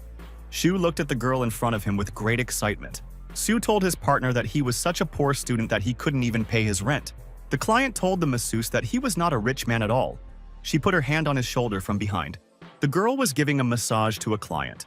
She told the guy that he couldn't be a poor man if he came here. The main character told his partner that she might not believe him. The girl answered that she didn't believe him. Sue told the girl that he himself could not believe it. He looked at his body in the water. The fish were biting the guy's hand underwater. He himself couldn't believe this situation. The worker told the surprised protagonist that she was also a student. Shu thought that the girl was just pretending to be a student for her seductive image. The worker explained to the guy that she was telling him the truth. She was from Jiangcheng University. The girl explained that she had just applied to the university. The protagonist turned to her with excitement. Suddenly, the girl approached the guy from behind. Shu turned around and looked sharply into the masseuse's face. The worker looked at the customer's face with great surprise. Shu was very embarrassed. The guy felt his heart beating very hard. He remembered what the girl had told him about entering university. The masseuse said in a dissatisfied voice that only rich people could easily throw a couple of million at admission. The main character thought that this misunderstanding would last forever. He asked the girl her name and promised to find her next time. The worker said her name was Han Shui. She explained that the guy could only find her at number 9. Shu told his partner that she had a strange name. The client looked at the girl and said that she had been treated unfairly. The worker looked at the guy and said sternly that she would call him Jia. The girl promised the main character that she would give him an elbow massage. Shu asked his partner why she would call him Jia. The worker smiled and told the surprised customer that he was a Jia Conren. The client told the masseuse that she could call him Sukin. The girl replied that it sounded better than Jia Kunren. The main character told the girl sensibly that if she enters university, it means that she studies well. Sue began to ask the girl about work. She decided to tell him everything. The main character talked to the girl for a very long time. She told him everything in detail. Sue told the guy that her parents had retired and her brother was studying at the university. She worked in a sauna without telling anyone in her family. The worker told the protagonist that he was different from the other young masters. She added that Zhue was kind. The main character realized that he was the same ordinary person as the girl in front of him. Zhu told the guy that if she worked here for 5 hours, she would get a lot of money. She wanted to thank him. The protagonist answered the girl that he was happy that she earned money herself. The worker looked at her client with great attention. She noticed something unusual. The girl decided that the guy was very cute. At that moment, someone kicked the door open and entered the room. The girl turned around in surprise and excitement. She was scared. A guy came in accompanied by 2 fighters. He said to the girl in a displeased voice that she was hiding here. The worker called the guy Mr. Lei. The main character did not understand why the girl was so scared. Lai approached the girl and grabbed her hand very sharply. Zue tried to break free. The guy was unhappy because the girl made him come here. The worker shouted at the guy to let her go. She slipped and fell into the pool. Zhu fell into the water with a swing. The main character looked at her with surprise and fear. Shu ran up and grabbed the girl in his arms so that she wouldn't drown in the pool. The worker thanked the main character. Lai was very unhappy. The main character asked his partner if everything was okay with her. Lai very angrily asked Shu who he was and why he touched his woman. The main character looked at his partner with displeasure. The guy asked angrily, why was Shu staring at him? The fighter asked the main character if he dared to challenge him. The protagonist realized that the stranger wanted to hurt him. He thought about what he would have done if all this had happened in the past. Zhu very realistically imagined how he would beat up the bandit who attacked him. Lai asked his partner if he wanted to hit him. He called him a coward. Lai told the protagonist that he could attack him. Shu clenched his fist underwater at that time. At that moment, the door opened and a woman came in. She asked in a displeased voice who was making noise in the premium zone. People were surprised. They never expected that someone would appear in the pool at such a moment. Miss Hua came in accompanied by 2 girls. She asked Lai why he went into the sauna with other people. The guy said angrily that he came here for his beloved girl number 9. Hana told the guy that the girl was still busy. She would be free in 2 hours. The guy was impatient. He covered his partner's mouth with his hand. Lai said very angrily that he wants his favorite girl right now.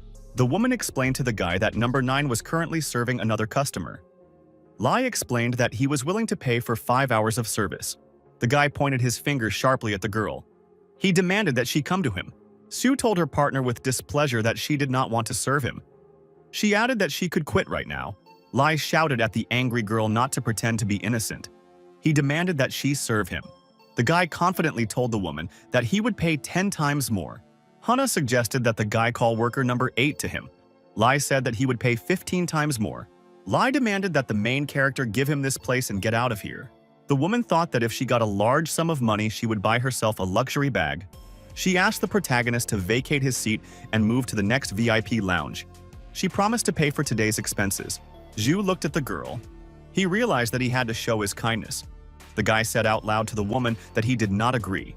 Hana told the client that if they made small compromises, they would have a happy ending. The protagonist told the woman that he was disappointed with their security system. The woman asked the client, "What does he mean?" Shu explained to his partner that she was letting in rabid dogs and there were problems with the security system. The woman bowed to the customer and told him that he had misunderstood something. The main character said in a serious voice that there was a yellow shaggy dog standing in front of him. The girl laughed. She liked the joke Shu had just told. Lai got very angry. He asked the main character with displeasure, "How dare he call him a dog?" The woman held the customer back and asked him not to get angry. She explained that Shu probably didn't mean to offend him. Lai hit the woman with all his might. He demanded that she get away from him. The subordinate picked up her boss and asked if Miss Hua was okay. Hana demanded that the girl call security. She needed to get through quickly and prevent a fight. The woman demanded that her subordinate hurry up. Hua turned away in displeasure. The woman thought that if a fight started, the young master would screw up. The guy told his subordinates to pull the main character out of the water. Yu suddenly reached out and pulled Lai into his pool to throw him off his feet. The guy got scared. He couldn't hold on and flew into the water at full speed. The main character threw his opponent into the water with all his might. He sank to the bottom. The bandits called Mr. Lai in fear. He barely managed to surface to avoid drowning. The main character grabbed his opponent and pushed him down into the water with all his might. The subordinates shouted in fear to their boss that they would save him. Lai continued to drown in the pool. The main character realized that he would not allow the bandits to beat him up. Shu grabbed the leader by the throat with his hand and shouted at the fighters not to move. The main character threatened that if the bandits ran up to him, he would strangle the bark. The guy was very scared. The fighters were scared. They didn't know what to do. One of them decided that the stranger was very cruel. The main character knew that the best way to defeat the army was to get its leader. The girl looked at her friend with great excitement. Hoa got scared. She asked the protagonist to stop barking and offered to talk to him. The woman demanded that the protagonist not be reckless. He explained that the guy would pay with his life if he strangled the bark. Yu shouted to his partner that he was too tired to choke his opponent. The bandits realized that they had a chance. They jumped into the water together. The main character stood calmly in the water and at that time held the bandit from behind with his hands. One of the fighters dived into the water in fear. The main character waved his hand at him. The bandits fell into the water together. The main character dived down unnoticed. The fighters emerged from the water and looked around excitedly. Suddenly, the main character emerged from the water and hit one of his opponents with his hand. The main character scattered his opponents in the water with powerful blows from his hands. Yu swung his leg and hit one of the bandits in the groin with all his might. The girl was very scared. She looked at the main character with great excitement. Yu stood in the middle of the pool. Exhausted bandits were swimming around him. There was a bark from behind. Lai was delighted and thought to himself that he was still very lucky that Shu decided to simply strangle him. The protagonist told the woman that she didn't need to worry. At that moment, someone from the side called out to Nana. The woman turned around and noticed a bunch of people entering the room. A pumped-up security chief walked in, accompanied by his subordinates. The fighter looked at Nana with great attention and asked if everything was okay with her. The man told the woman with excitement that he rushed there when he heard that someone was making fun of her. The main character was surprised that the woman had a hackneyed name. He asked his girlfriend why the woman was called Nana. The man excitedly grabbed the woman's hand and asked if she was hurt. The protagonist looked at Hua in surprise. The woman put her hand on the man's face and told him not to call her by that name. The fighter told her that he missed her. Hua told her partner to take care of the barking and the bandits. The man asked, "Did the main character really beat the bark in the water?" The woman confirmed it to him. The fighter was unhappy. He shouted to his subordinates to beat up the main character. Shu and his girlfriend got scared in the pool. Lai was very happy. He was wondering how the main character would solve this problem now. A girl intervened. She said that according to the rules of this establishment, you can't hit customers. Shu felt the girl put her hand on his groin. The main character felt his girlfriend's hand lying on his swimming trunks. The man angrily ordered his subordinates to beat the boy. At that moment, the doors opened and the Tan appeared. He was unhappy that someone touched his brother. One of the fighters asked discontentedly, "Who was whining behind?" The main character was glad because the Thane had returned. Tan came in with the fat man. He told his partners that they were all really brave. The guy walked up to the surprised man and told him to leave. He was no longer welcome here. The woman realized that she couldn't let her friend get fired. Hua explained to Tan that she didn't know the main character was her friend. The guy looked at his partner with displeasure and said that he did not accept this excuse. The woman asked the Tan to give her friend another chance. The guy said discontentedly that the main character here was almost beaten. He feels humiliated. Hua was very scared. The fat man told his friend that they couldn't leave things as they were. The man told his girlfriend that it had nothing to do with her. It was his fault, and he wanted to be punished. The protagonist realized that the fighter was reckless, but was ready to take responsibility. Shu climbed out of the water with agile and quick movement. He decided to turn to his friend. Zhu calmly told his friend to let the fighters go. They hadn't harmed him. The man was surprised that the guy defended him. He didn't understand what Shu was planning. The man bowed to the main character and asked him to forgive him. Zhu sternly told his partners to thank Mr. Tang. The fighter meekly agreed. The main character remembered something important. He raised his finger up. The man looked at him attentively. The fighter became very worried. He asked the guy what he wanted. The main character sternly demanded that someone throw the bandits out of the pool. Lai shouted to the fighters that if they touched him, then everyone would regret it. Lai looked angrily at the guy. Tan asked his partner angrily how he could make him regret this. The young master demanded that the bandits be removed from his pool immediately. The fighter shouted angrily and demanded that Bark help him. At that moment, he was being pulled towards the door. Tan and his companions approached Lai, who had just climbed out of the pool. The young gentleman angrily asked the Bark how he dared to bother his brother. Tan swung and hit his partner in the face with all his might. The fat man said to his friend with excitement that the bandit was in a lot of pain right now. Lai lay on the ground. He said in a tired voice that he was wrong. The young gentleman swung. He asked his partner, "Why did he do that?" Tai angrily shouted at the guy to never show his face again. The young gentleman angrily demanded that the lying fighter get out. Lai jumped to his feet in great fear and ran to the side with all his might. The young gentleman said that Lai dared to touch his brother. The protagonist came up and tried to calm his friend down. The woman didn't know what to do. She saw that Tan still looked very angry. The young master demanded that his subordinates get out of here. The fighters very quickly headed for the exit. Yu stood and silently listened to what the guys were talking about. She decided to step aside. The worker thought that, compared to the main character, she really lived in a different world. The girl went into the next room. She thought that Lai had been beaten very badly. The fat man walked up to his friend and poked him in the chest. He said he had big muscles. Liu grabbed his body. He told the protagonist that he had bigger breasts than him. Shu thought with displeasure. He didn't like the compliment about breasts. The protagonist grabbed his friend and said that he was just working hard. Tan thought to himself that Zuya's chest looked tempting. The guy very abruptly and unexpectedly extended his hand forward to touch his friend. The main character was surprised and embarrassed by the fact that the young gentleman touched him. Shu was very embarrassed. He didn't even know what to say to his friend. The guy was holding his chest at that time. Tan was very delighted with his hands. He held the protagonist's chest. Yu began to fight off his friend with his hands. He demanded that he not touch him anymore. The fat man was surprised that Tang had such interests. Liu smiled at his friend and said that it was his fault that he was in such shape. The main character became worried. He frightenedly reminded himself that he was not gay. Yu shouted at his friends that they were perverts and ran away. The fat man shouted after his friend not to run away. The frightened protagonist ran into the locker room. He glanced to the side to make sure no one was running after him. The boy opened the safe door to take the things. He said to himself that his adult friends were behaving like children. Shu put a t-shirt on top of himself. Suddenly, he remembered that his clothes were very dirty. The main character realized that he felt a little uneasy because he was wearing a dirty t-shirt after the spa. The guy was sitting next to a bag of money. He remembered that he had to buy a computer for his friend Liu as well. Fat man appeared from the side. The main character grabbed him by the hand and said that they would buy him a computer. The fat man said that Tan had promised a banquet for the evening. His friend answered that they would eat another time. Liu said happily that he loved the computer more than food.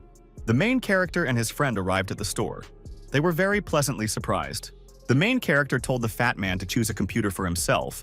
Liu shouted that he would assemble the device himself. Xiu told his friend to come in quickly and choose some goods for himself. The fat man looked at the goods around him with great interest. Suddenly, he saw something interesting. Liu looked at the advertising flyer with great interest.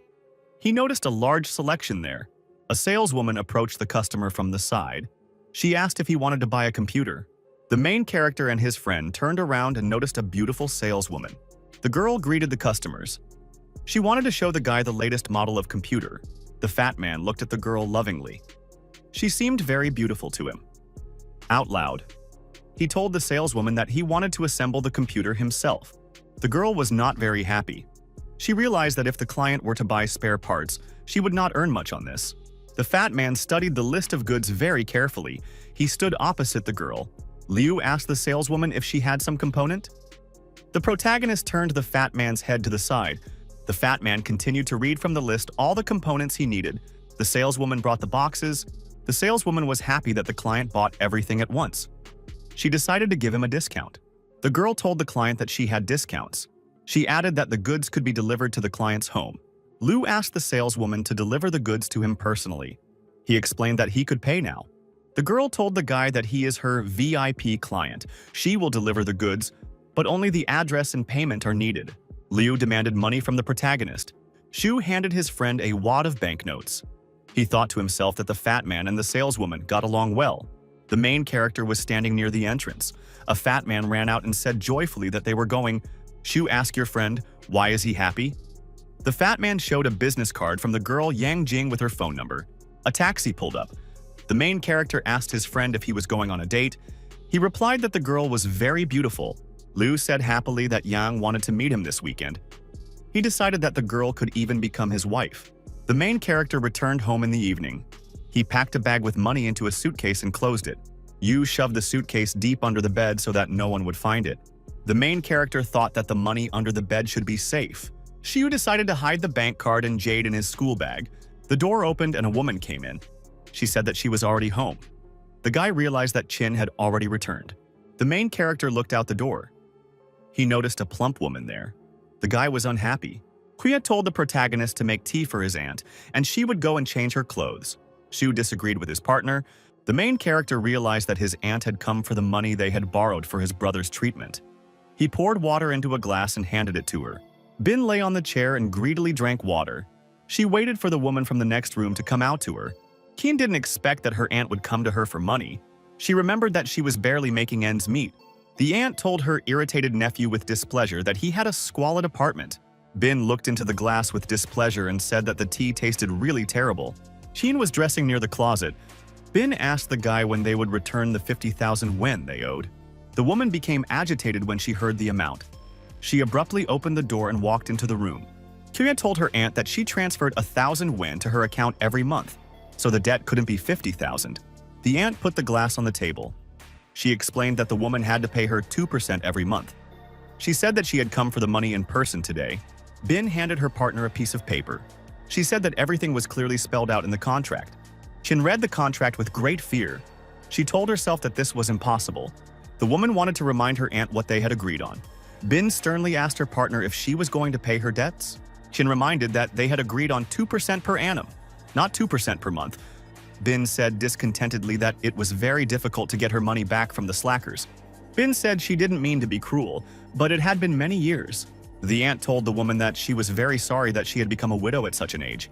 She added that Qin was very young and beautiful. Bin told her partner that she shouldn't care about her younger marriage. He was just a burden to her. Auntie put her hand on her partner's knee. She explained that if the woman agreed with what she said the other day, then there would be no need to return the 50,000 yuan. Qin replied to her aunt that she did not accept her proposal. She promised that she would pay an additional 500 yuan every month. The woman did not understand where the high interest rates came from, but she could do nothing. Qin was very disappointed. Tears were flowing from her eyes and she did not understand why this was happening. The woman could not understand why his uncle's wife was so harsh towards him. The main character came up and looked at the crying woman with great excitement. The aunt told the woman not to use crocodile tears because it wouldn't help her. Bin explained to her partner that she was not taking advantage of her. She showed her the contract on paper. The main character entered the room with a bag. He told his aunt that he would pay for the chin. Bin looked at the guy with distrust. She asked him, "Does he really want to pay with a bag of waste paper?" Zhu put the bag on the floor. He asked the woman how much they owed. Qian said they owed 50,000. She added that she had already paid 20,000 over the years. The guy promised his partner that he would sort it out. The woman looked at the protagonist with excitement. She asked, "What does he mean?" The main character picked up the bag and started to unzip it. He told his aunt to look here. Zhu confidently turned the bag over, and bundles of money fell out onto the floor. Bin was very surprised. She couldn't believe that the guy could have so much money. Qian was amazed. She couldn't understand where the guy could get so much money. Bin pounced on the bills and began to collect them. She looked at the bundles with excitement. The main character told his aunt to take the money and get lost. He explained that they didn't need such blood-sucking relatives. The woman asked the guy with fear, "Where did he get the money?" Shu explained to his partner that he earned it legally. He promised that from now on they would live with dignity. Qin threw herself into the protagonist's arms with tears in her eyes. Shu hugged the woman. He realized that she had done a lot for him and now she could rest. Bin looked at the bills with excitement. She decided that the main character still had a lot of money. Auntie glanced very slyly to the side. She decided that she could steal a little money for herself. The woman moved very slowly towards the bag and extended her hand towards the wad of bills. The main character shouted at his aunt to take her hands off his money. He sternly told her that she would not take anything extra. Bin explained to the guy that she just wanted to pick up the money for him so it wouldn't lie around. Shu snatched the pack from the woman's hands. The main character demanded that his partner clean up. Bin called the main character a rich brat. The aunt was unhappy. She didn't like the fact that her relatives didn't appreciate her lending them money when they were downstairs.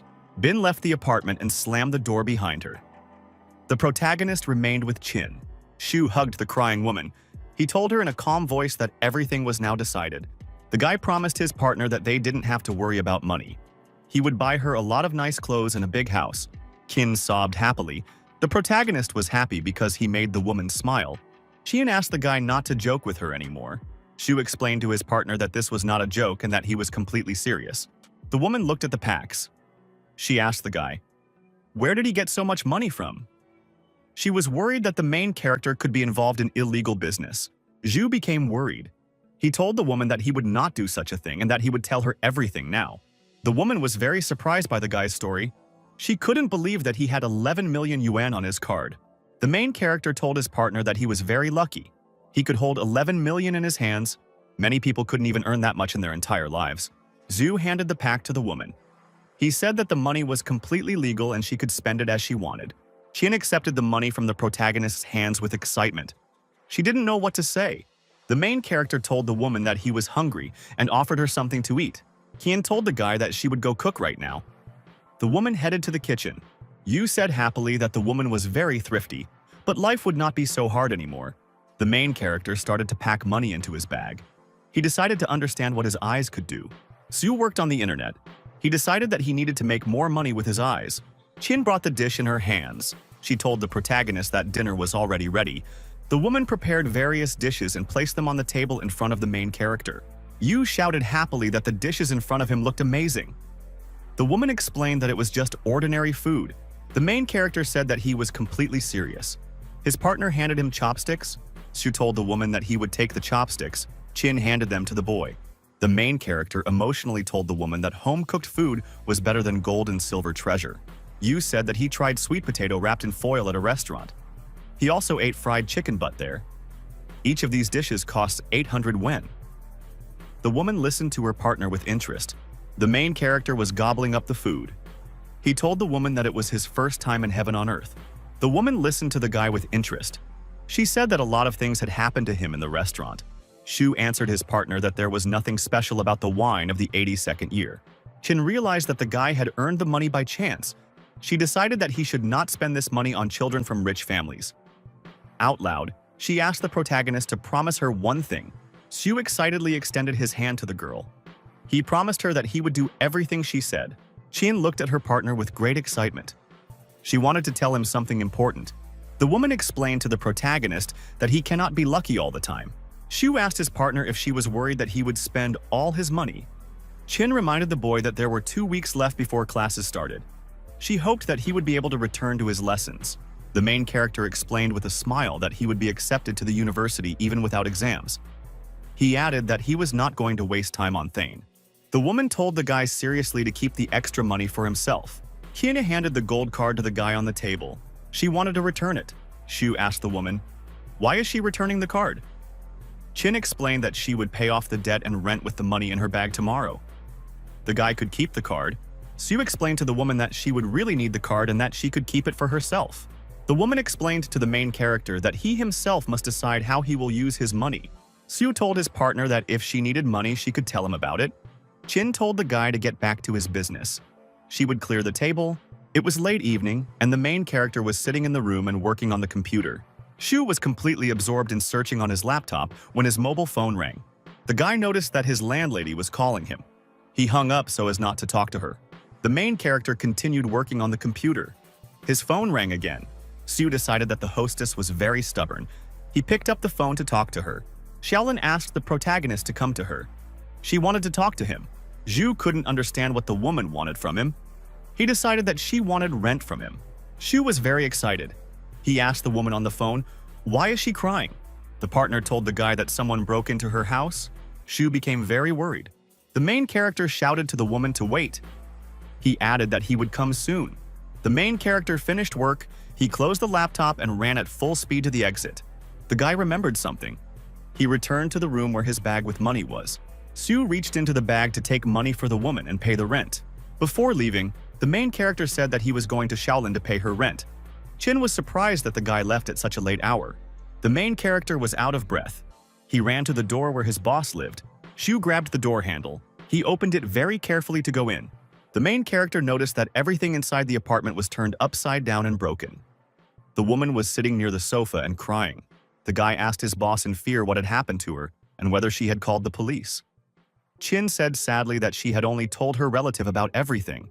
Shu asked the woman if her relative worked as a detective in the police. The guy asked Shaolin if any of her valuables had been stolen. The desk drawers were turned inside out. The owner reported that 20,000 in cash and jewelry had been stolen from her. The woman also lost a 5-colored jade that her mother had once left her. The protagonist told the woman to calm down and get up. He assured her that the police would return all the stolen items. Shu extended his hand to the woman and helped her to her feet. The hostess could barely stay standing. The main character picked up the woman. He asked fearfully if she was okay. Shaolin explained to the guy that her legs were numb. She had been sitting on the floor for a very long time. The guy picked up his boss in his arms. He wanted to put her on the sofa. The woman thought that her friend was a good guy. The main character put the woman on the sofa and told her to rest. He wanted to bring her some water. Zhu came up and poured water into a glass. He carefully examined the scattered things in the room. The main character's magical vision was activated. He began to see images of the past. The guy saw very realistically how the robbers turned everything upside down in the room and looked for valuables. The thieves stuffed everything they could find into the bags. One of them found an expensive jade and took it. The attacker indicated to his accomplice that it was time to leave. The main character realized that his left eye could restore images of past events. The boy remembered that before his right eye could see jade inside an ordinary stone. Zhu looked with great attention into the cup of water at the image of his face. The guy's hand started shaking. He poured some water onto the floor and onto his leg. The main character heard a group of people appear at the entrance. Someone called his sister. An unfamiliar woman excitedly asked her sister if everything was okay with her. The main character was surprised. He realized that Jiang Xiu came very quickly. The woman ran to help her little sister. She asked with concern if Shaolin was okay. The hostess was sobbing with excitement. She told her sister that she had finally arrived. Jiang reminded her partner that she had lost the 5-colored jade. The owner said excitedly that her mother had left her the jewelry. The woman promised her relative that she would send someone to inspect the crime scene. She promised that she would find the thief. Jiang ordered her subordinates to immediately begin searching for evidence. The police sorted out the apartment.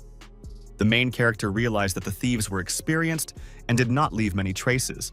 The woman told the guy to come home. The main character told the landlady that he brought her the rent. The main character put the money on the sofa. He assured the owner that the police would find out about everything. Zhu opened the door. He activated his magical vision to look around. The guy saw very clearly how the attackers ran away in fear and went down the stairs. The main character decided to follow the attackers to see where they went.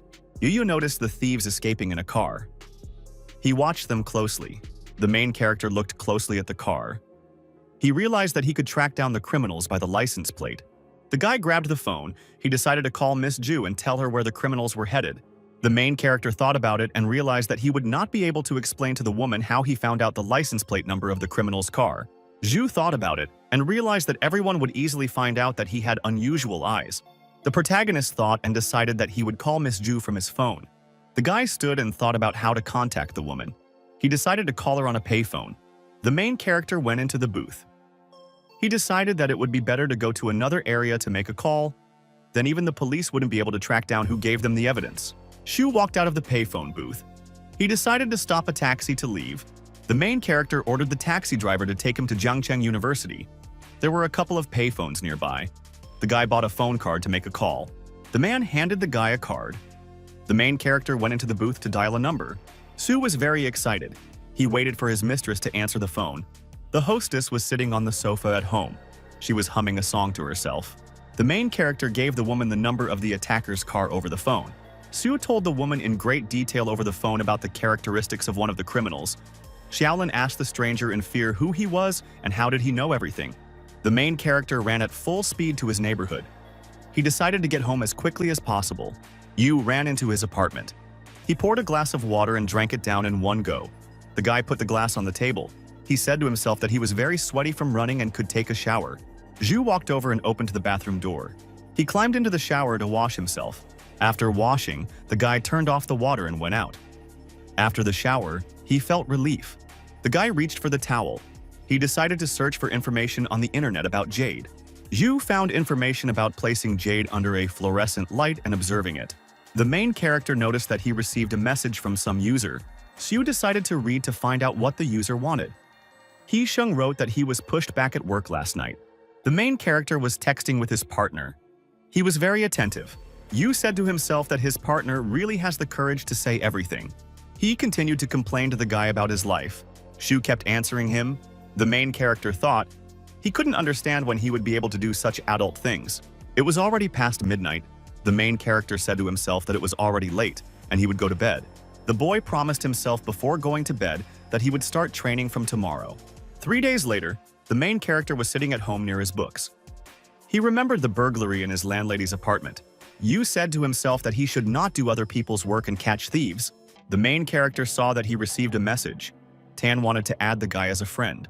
Yu decided to add his friend as a friend. He clicked the button in the dialog box. The young gentleman was sitting at home. He decided to send his friend a cell phone. Tan suggested to his friend that they go to Yunnan for a couple of days on business. The young master decided to go to another city because he needed new jade stones. The main character asked his friend if he would go with them. Liu Tan called the main character a money boy. The protagonist asked when they were leaving and how many days they would stay in another city. Tan explained to his partner that they were leaving tomorrow and would spend a few days in the city. They would also visit the Kuns in Kunming. The protagonist did not quite understand why they needed to go to the Kuns. Tan thought slyly to himself that Shu should guess why they were going to Kunming. Suddenly, the guy was struck by some kind of guess. He even spat out the water from his mouth. The main character wrote to his friend that he would not go with him and would rather go to bed. Tan explained to the main character that everything was decided. He wrote him back a few English letters. The main character decided to buy some food at the market. When the woman returned, he could treat her so that she would allow him to go to Yunnan. Zhu thought to himself that there were many interesting things in Yunnan. He could find something for himself there. The guy came to the market. He noted to himself that it was very noisy there. Shu looked around with interest. He didn't know what he should buy. The main character decided to go to the seafood area first. The main character walked between the counters. He looked around carefully. Shu decided to buy a couple of fresh crabs and then come back. He turned to the saleswoman. The main character took the crab in his hand and asked the woman how much they cost. The saleswoman looked at the customer and said that a pound of crab would cost $100. The guy replied that he would take 5 pounds. The woman told the protagonist that she would pack the crabs for him. She added that she would give him a $2 discount per pound. The customer thanked her. The saleswoman offered the main character some shrimp that she had caught in the morning. Yu remembered that Chin really liked shrimp. He decided to take 2 pounds. The woman used a net to catch a whole bunch of fresh shrimp in the water. The main character asked the woman to pack him some fresh shrimp. The woman told the guy that he had to pay $397. Shu handed the money to the saleswoman. The main character walked past the stalls with fresh chickens. He decided to buy one bird to make a tonic soup. Shu looked closely at the birds. They seemed bold and clumsy to him. The boy noticed one chicken lying dead in its cage. The main character activated his magical vision. He carefully examined the birds in the cage. Zhu looked at the chicken's body. He noticed that there was a lot of garbage in its stomach. The guy realized with displeasure that there were a lot of small stones in the bird's stomach. That's why the chickens were so lethargic. Zhu turned around and decided to go away and buy some squid from the seafood vendor.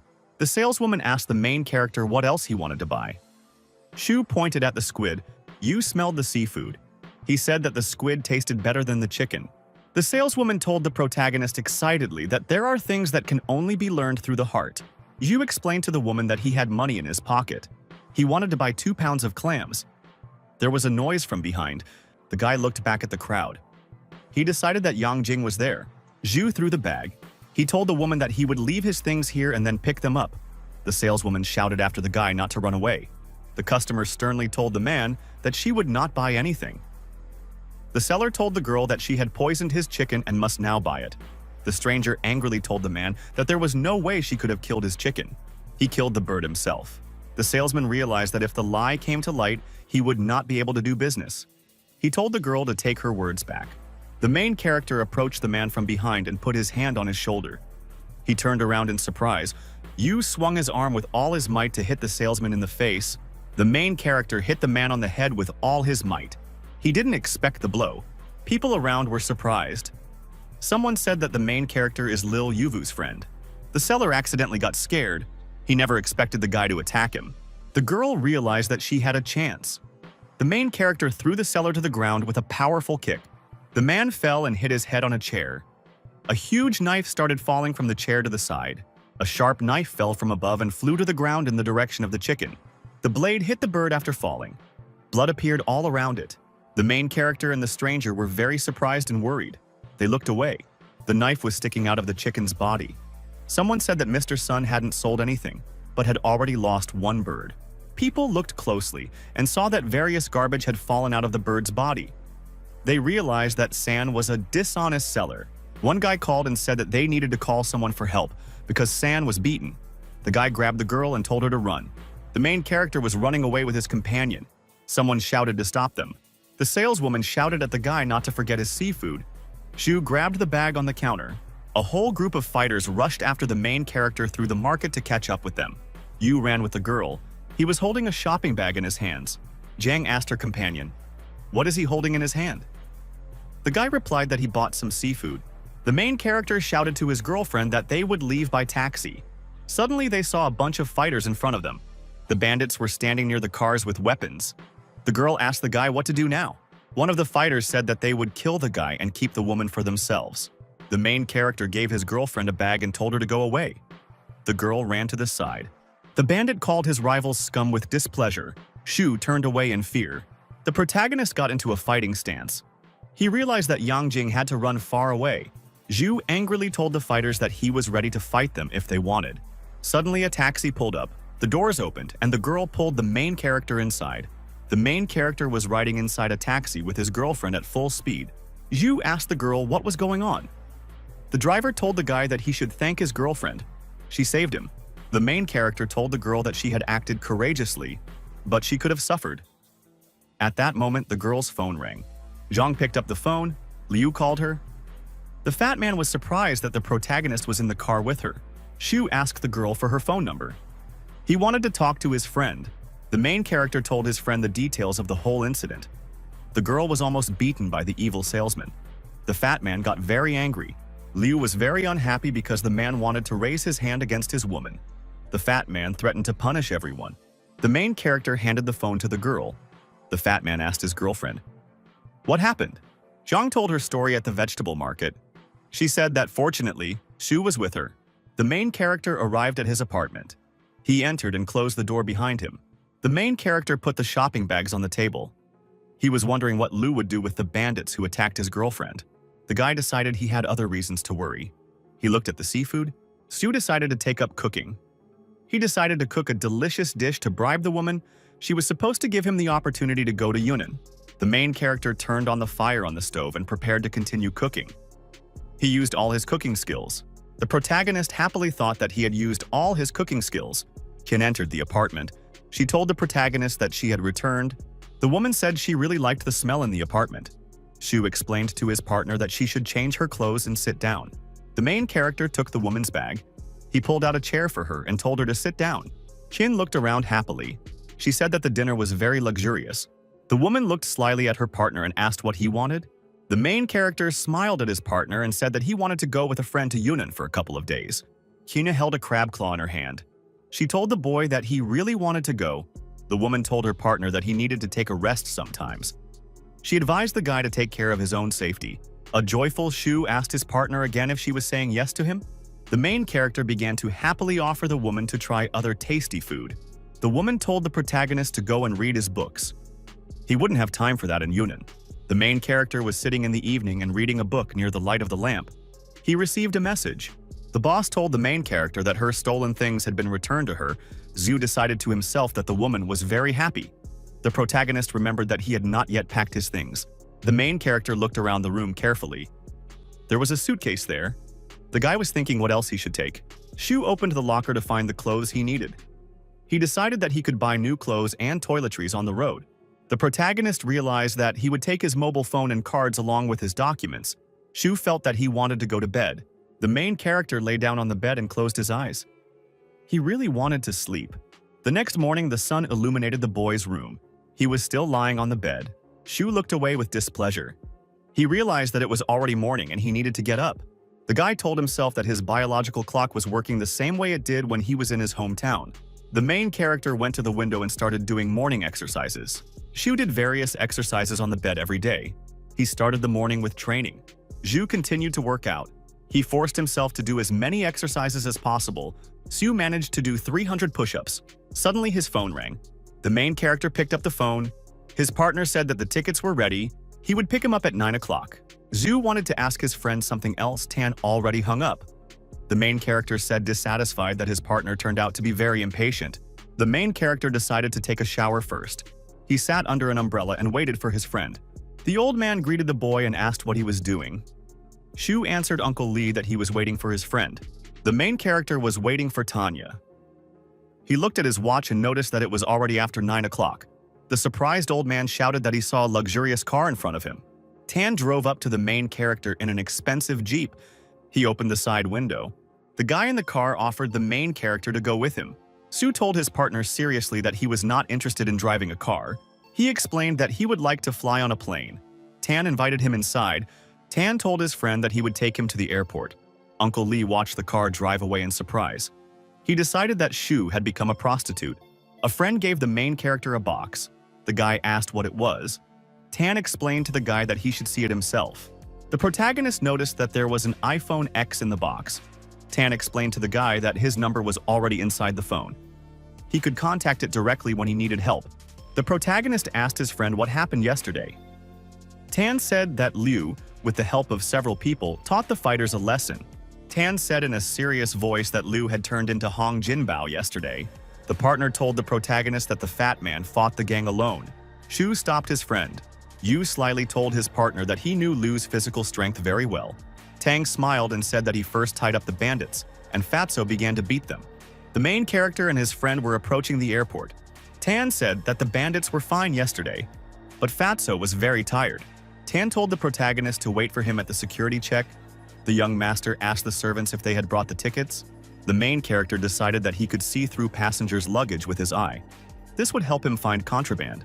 Shu carefully looked through the luggage of the various people in front of him. Suddenly, he saw something interesting. The protagonist was surprised to notice that one of the passengers had a whip and handcuffs in his bag. Shu was frightened and decided that the passenger would try these things on the plane. Shu very realistically imagined a tied-up girl sitting on top of a man. The main character felt tired. He looked around and everything seemed incredible to him. Shu looked around the airport with great attention. There were a lot of people there. The liner arrived. People were invited on board the Chinese airline. The guy turned around and saw a passenger with blue hair next to him. The main character thought that he was lucky to be sitting next to a beauty. Sue decided to say hello to the passenger. He noticed that the girl was acting very aloof. At this time, a girl in a red dress was walking through the cabin between the seats. The stranger told the main character and his neighbor that her place was not far from him. The main character and his companion looked at the stranger with displeasure. Sue decided to help his neighbor with her luggage to show that he was a gentleman. The main character told the girl to sit down. He asked if she needed help with her luggage. The girl replied that she was fine. The main character watched attentively as a new passenger sat down next to him. Shu became agitated. He grabbed the arm of the chair with all his strength. The main character thought to himself with excitement that this was very close to him. Shu glanced furtively at his neighbor.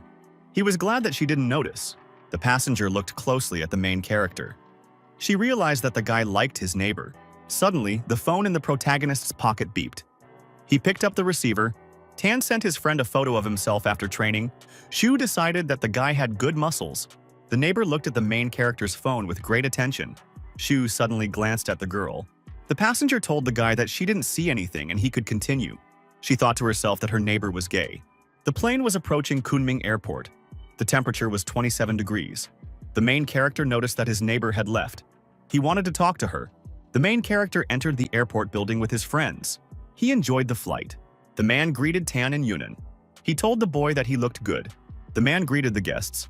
Tan explained to his partner that he would have to disturb them again. The man explained that it was not worth talking about. The protagonist thought that the man they met looked vulgar when he smiled. The man invited the guests to take a ride in an expensive car to a hot spring. The man said he had booked a room at the Lakeview Hotel. It had a nice view of the mountains and the lake. The partner was smoking and told Tanu to have fun with his friends. He promised to buy some rocks for them. Tan explained to the man that he would do everything himself.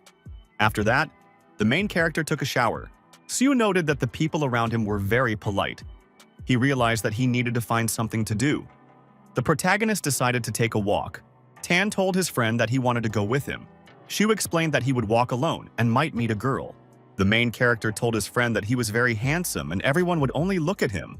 Tan shouted at the main character to stop talking nonsense and threw him a card. The main character was walking around the city near the river. People were walking around. Sue decided to himself that he would enjoy the amazing scenery alone. The guy felt that the air around him was somehow fresh. A stranger appeared in front of him. The girl suddenly ran up to the main character at full speed and hugged and kissed him. Shu was very surprised. He did not expect that some stranger would run up to him. The main character felt very embarrassed. He did not expect a kiss from the girl. Zhu felt a pleasant smell in front of him. The girl whispered to him to concentrate. The main character realized that he had already seen the stranger somewhere before recently. Zhu realized that he had just been hugged by the beauty who had previously sat with him on the plane. The girl whispered to the main character again so that he could concentrate. Sue extended his arms to his new acquaintance and hugged her under her t-shirt. Zhu whispered quietly to his partner that she asked him to concentrate. The girl put her hand on the guy's chest. A group of fighters was running from the side. They were looking for someone. The main character could not understand why the girl hugged him tightly. The stranger passed by and looked very closely at the main character and the girl. The man said with a smile that young people these days have no complexes at all. The fighters were looking for the girl. They ran at full speed in the opposite direction. The stranger looked to the side and thought that her pursuers had finally left. Suddenly, the girl sharply pushed the main character away from her. The guy was surprised. Shu asked the stranger with displeasure, "Why did she kiss him first? And now she's pushing him away?" The girl angrily pushed the guys away with her hands and shouted that he was a scoundrel. The stranger was silent. She looked at the main character with suspicion and displeasure. Zhu thought to himself that the stranger was indeed charming, but there was something wrong with her head. The guy decided to leave as soon as possible. The main character was calmly walking along the path. Suddenly, the girl rushed behind him. The stranger ran up behind the guy and grabbed his hand to stop him. Sue was very unhappy. He asked the stranger what she was doing. The main character looked at the girl and asked sternly why she was following him. The stranger looked at the guy with interest and asked, "Was this his first kiss?" Stranger asked the guy if he was staying at the Lakeview Hotel. Shu was surprised because the girl knew where he lived. The stranger showed the guy 2 cards from the hotel. She asked him to take her there. The main character angrily snatched the cards and asked the girl how she dared to take his things. The stranger told the Strictly guy that he touched her. The guy was surprised. He didn't remember him touching the stranger. The girl told the protagonist that he was very naughty. Shu remembered how he hugged the girl and agreed with her demand. A stranger stopped a taxi. The passengers asked the driver to take them to the Lakeview Hotel. The driver was surprised. The passengers drove up to the hotel, which was several hundred meters away. The car pulled up to the entrance of a luxury hotel. The building was huge. The main character and his companion were met by the receptionists at the entrance. They headed further down the corridor. Shu opened the door to the hotel room. He remembered that the stranger kissed him at the lake. The girl decided to take a shower first. The main character thought that his companion was very beautiful and attractive. Zhu decided to stretch. He started doing push-ups to tone himself up. The main character couldn't understand why the stranger kissed him. He told himself that he needed to practice first. The main character continued doing push-ups from the floor. At this time, the girl came out of the shower. The guest looked at the guy in surprise. She didn't understand what he was doing. The stranger noticed that the main character had an amazing body. Shu asked the girl if she had taken a shower yet. The girl looked at the guy and said that she had already finished taking a shower. Shu told his partner that she could watch TV while he went to take a shower. The girl slyly and angrily told herself that she had more serious things to do. The stranger watched as the main character entered the shower. She waited for the door to close. The girl thought angrily that when the guy came out of the shower, he would notice that his pockets were completely clean. The stranger threw the towel aside and began to rummage through the guy's things. The girl turned out everything she saw from the drawers. She looked around at everything. The attacker did not find the wallet. She decided that the guy hid it under the pillow. The girl listened attentively. She reached out to take the pillow and find her wallet. The stranger lifted the pillow and expected to find a wallet underneath, but it was empty. The girl looked in surprise at the empty space on the bed in front of her. The stranger couldn't understand why the guy didn't have a cell phone or wallet with him. The main character, when he went to the shower, put his phone and wallet on the shelf in front of him. Shu thought to himself that it would be better to take the phone into the shower than to leave it in the room with a woman. The stranger was upset. She couldn't find any money and decided to turn on the TV. The girl thought that she didn't need to be so impulsive. She had once run away from her marriage from home. The stranger thought that it was safe to be with the main character now. She decided that Zhu already belonged to her. The first kiss means a lot to everyone. The girl was sitting on the couch. She happily thought that the guy was now in her arms. The main character was wiping his head at that time. Shu dried himself with a towel. He was very happy and told himself that he needed to act. The main character remembered that he was completely naked. He decided that it would be really bad to walk like that. Shu headed towards the exit of the shower room.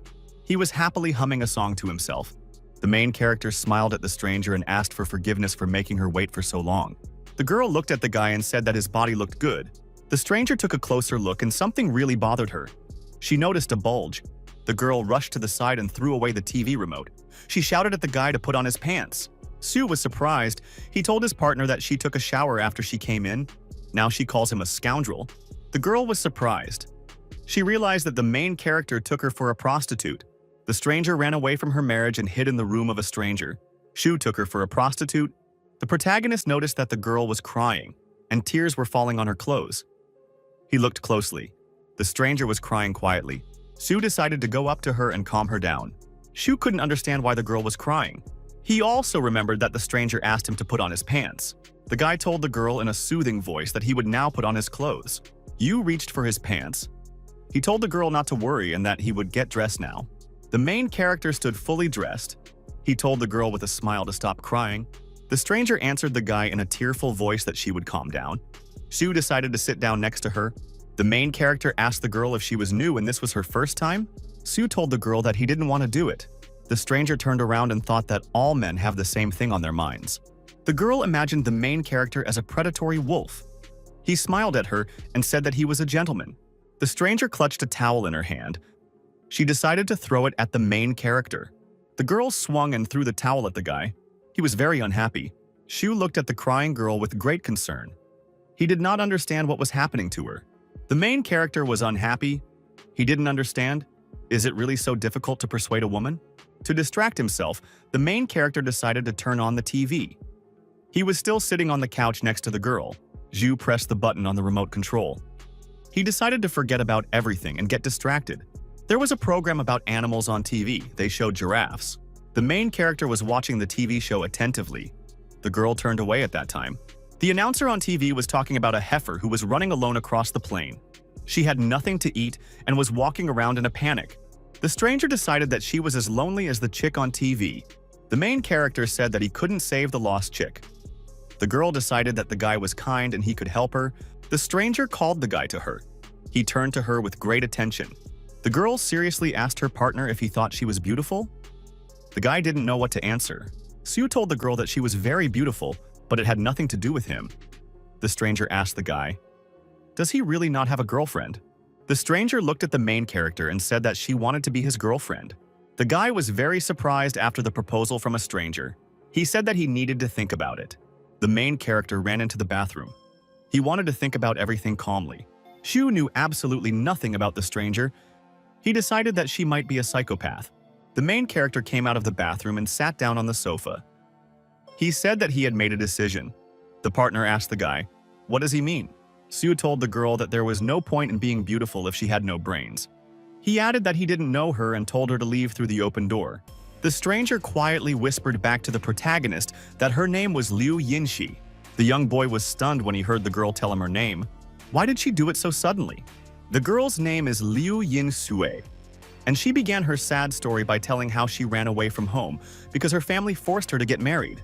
The girl continued her story and explained that at that moment men were chasing her, so she did it. The young man remembered that when she kissed him, at that moment a group of people were actually running after her. The protagonist was wondering whether he should help the unfortunate girl. She looks quite harmless and innocent. A moment later, the guy says that he can't help the unfortunate woman in any way, because after he does one thing here, he'll fly home. The girl is very nervous because she understands that if no one helps her, those people will catch her. Suddenly, an idea popped into her head. The girl said that she was a second-year student at Zhangcheng University and recalled that they met on the plane. The young guy asks the girl to get down to business quickly and not beat around the bush. The girl sincerely asks for help because she doesn't know anyone in this city and she has no money. If the young man brings her back to the city, she will pay him generously. As soon as the young lady returns to her hometown, she will reward our hero. The young man will receive $500,000. The main character was very surprised to hear such an exorbitant price, because a return ticket costs only a couple of thousand. A moment later, a completely logical question arises in our hero's head. Is the girl's family rich? Her grandfather was one of those who founded this country. The girl understands that now her last hope is her grandfather. The young lad thought about everything that had been said earlier for a while, and then gave his verdict. He would believe the girl, but he will believe the girl on one condition. She must prove that she is a student of Zhangcheng University. As proof, the girl says that our hero can call her class teacher and talk to him. The young man decides to look up the teacher's number on the internet. After all, if the girl is trying to deceive him, the teacher's number may be fake. Therefore, he personally searches for the number on the university website. A moment later, the young boy finds the university's website and clicks on it. The young man is slightly surprised when he sees that such a teacher actually exists. A few seconds later, our hero dialed the number and introduced himself as the girl's uncle. The teacher answered all the guy's questions and dispelled his doubts. Having heard everything necessary, the boy hung up. The girl is unhappy that the boy did not believe her earlier. The brunette is very happy that the girl did not try to deceive him. He wonders how old the girl is. As it turned out, the girl is still very young. She is now 17 and will turn 18 in September. The boy sits down on the sofa and is surprised that the girl is finishing her second year, although she's not yet 18.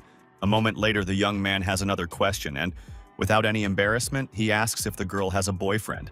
And so, when he receives a negative answer, he pulls her by the waist towards him and says that, from now on, he will be her boyfriend. The girl clearly did not expect such persistence and harshness from the guy, so she tensed up a little.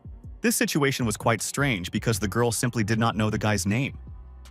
A moment later, he introduced himself. His name is Shu Qing. Our hero looked and acted very self-confident. It seemed that the girl already regretted that she had run away from her marriage into the arms of another man, but at least it was the one she chose herself. Unexpectedly, the main character began to approach the girl. A moment later, the guy's lips were almost touching the girl's lips. She was very nervous because she didn't want this. Suddenly, the girl's stomach growled. He literally saved her from kissing the main character. The girl was very embarrassed. As it turned out, the last time she ate ramen was at the airport.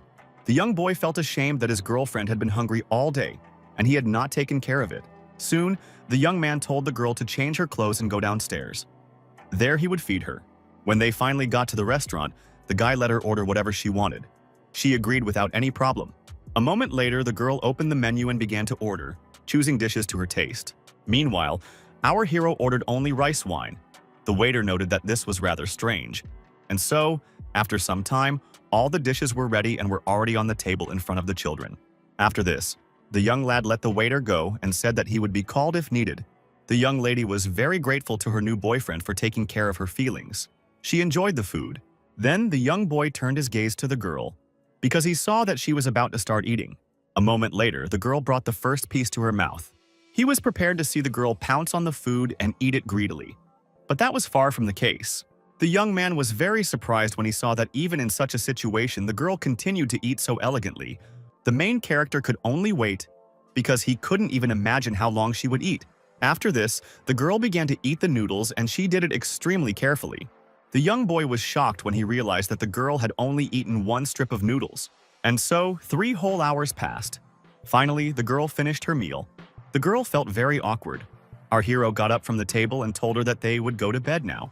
The protagonist assumed that the girl must be from a rich family, because even being so hungry, she continued to eat elegantly.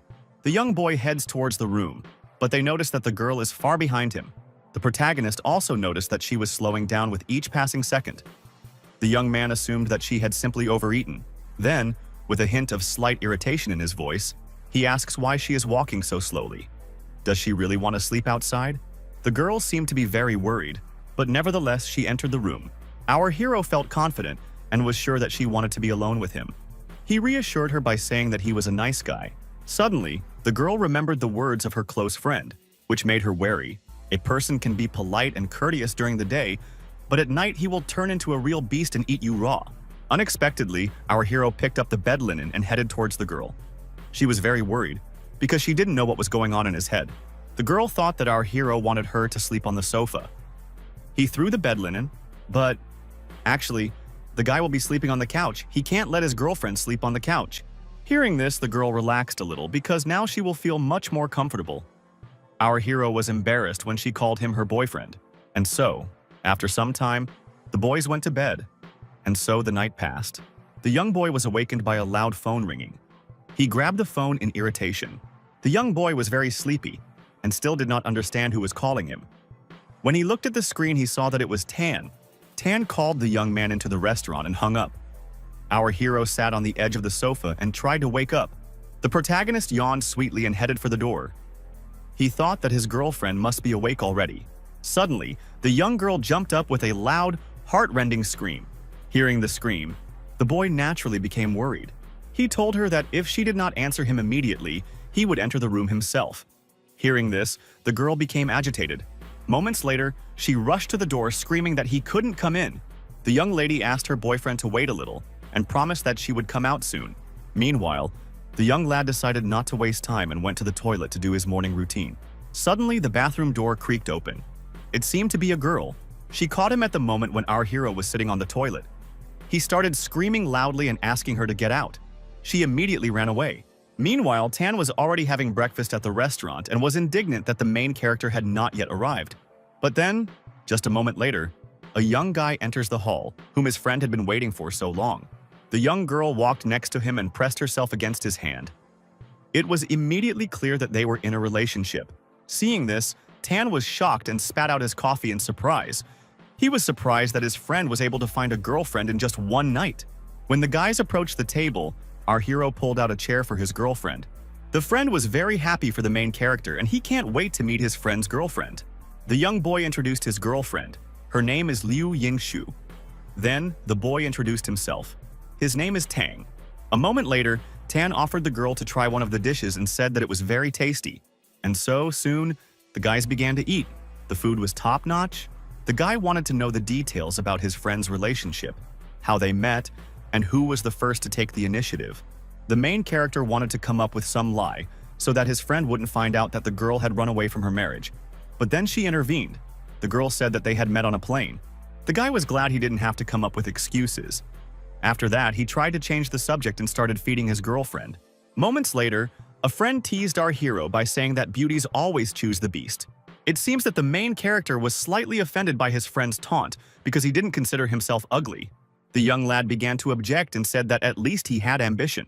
The young man spoke about this with his mouth full, so he suddenly did not miss the opportunity to joke about the guy looking like a pig. Suddenly, the main character suddenly fell silent. It seemed he choked. The potato got stuck in his throat.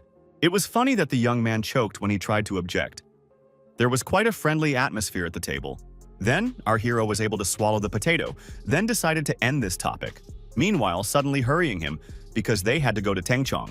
Tengchong is located in the west of Yunnan province. It was a jade and precious watershed in ancient times. There are countless legends about jade here. After some time, the boys got into the car and arrived at their destination. They were accommodated in a building not far from the trade fair. Meanwhile, the girl was very embarrassed because she remembered that she was supposed to have her period these days. She told him that she wanted to go to the supermarket. A moment later, she asked to lend her $50 and promised to return it later. A young guy wants to go with his girlfriend because they are in a relationship, which means he should go with her. The young girl tried her best to stop her persistent boyfriend, but it didn't work. Tan gave his friend some money and wished the guys good luck. And so, a moment later, the guys set off for their destination. The friend wished them luck on their date. Soon, the boys came to the supermarket. There was a huge queue. It seemed like they would have to wait a long time. To pass the time, he suggests guessing what flavor the stranger will choose for protection. If he guesses correctly, the girl will have to kiss him.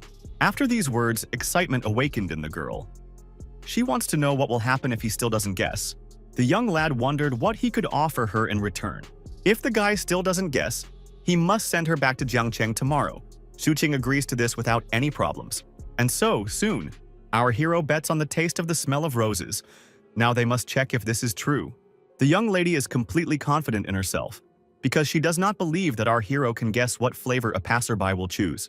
And so, the self-confident girl walked towards the stranger to carefully take a look and check what flavor of protection he had chosen. The girl is shocked when she sees that the main character guessed everything correctly. It's just a coincidence. The guy teased her when he won their bet, so that the girl would not be too upset. The young man decided to take her to a clothing store. The girl saw a cool store with clothes that she wanted to go to try on some clothes. When the guys came to the store, the girl immediately started trying on different looks. She was stunning in all of them. The young lad admired his girlfriend and wanted to look at her some more.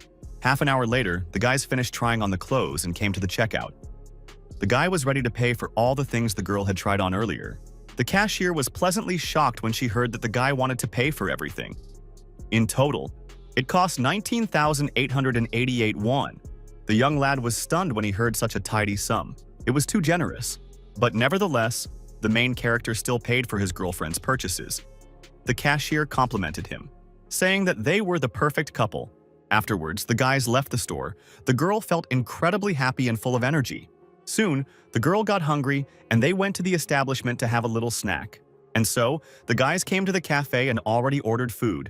The boy watched attentively how his girlfriend ate. The young man chewed his food slowly and enjoyed its taste. A moment later, the girl's plate was empty. It seemed she had finished her meal. The young boy asked again if she had finished eating and received a positive answer. In that case, the protagonist is about to start. The girl did not immediately understand what he meant. With each passing moment, the guy was getting closer and closer to the girl's face. She was incredibly nervous. And then, a moment later, their lips finally touched. The guy got his winnings for winning the bet. At this time, outside the window, there was a cute pair of birds who were also in love with each other. The girl accidentally knocked over an empty plate out of surprise. Suddenly, there was a knock at the door. Suddenly, a waiter entered the room and brought the boys some tea. They suddenly moved away from each other, and our hero asked the waiter for a pack of cigarettes. After some time, the cigarettes were already on the table, and the main character began to smoke. Now the whole room was filled with cigarette smoke, and the girl began to complain that it was a disgusting smell. The guy told her that it was her fault, because now he couldn't leave here until he calmed down, and cigarettes would help him with that. The girl was shocked and very embarrassed when she saw what happened to the guy's pants. She immediately headed for the exit. The young boy, without thinking, grabbed all the bags and rushed after her. Soon, the boys returned home. Unfortunately, Liu Yingxue does not want to sleep with him. Now she does not want to see him at all. Two girls began to calm our hero down, saying that the girl was probably just embarrassed and now she needed to be alone. The girls said that they had to go, but if Shu Qing needed them, he should press the pager and they would come right away. And so the boys finally got home. They were full of bags and packages, so the guy offered to give them a pager. Suddenly, a thought flashed through the young man's mind. Could someone else go shopping with his girlfriend instead of him? After shopping, our hero fell on his bed, completely exhausted. He couldn't even imagine that shopping with girls is so tiring. Suddenly, the young man remembered that he had to call his sister. He had promised her he would do so when he landed. She must be worried now. At this time, the girl was just cleaning. But suddenly she was distracted by a phone call. The girl was very happy when she realized that it was Shu Qing calling her. The girl was very worried that the guy didn't call her yesterday. The girl was so worried that tears came to her eyes. The protagonist began to calm her down and say that everything was fine. He just forgot to call her yesterday, that's all. This made his sister a little angry, and she set a condition that now he had to call her every day before 6 in the evening. The young lad agreed to this without any problems because he understood that he was to blame for this. Before hanging up, the sister asked her brother to be careful and always stay safe. The main character promised himself that he would fulfill her request because he couldn't make the girl worry. As soon as our hero hung up, his phone rang again. It turned out to be Tang.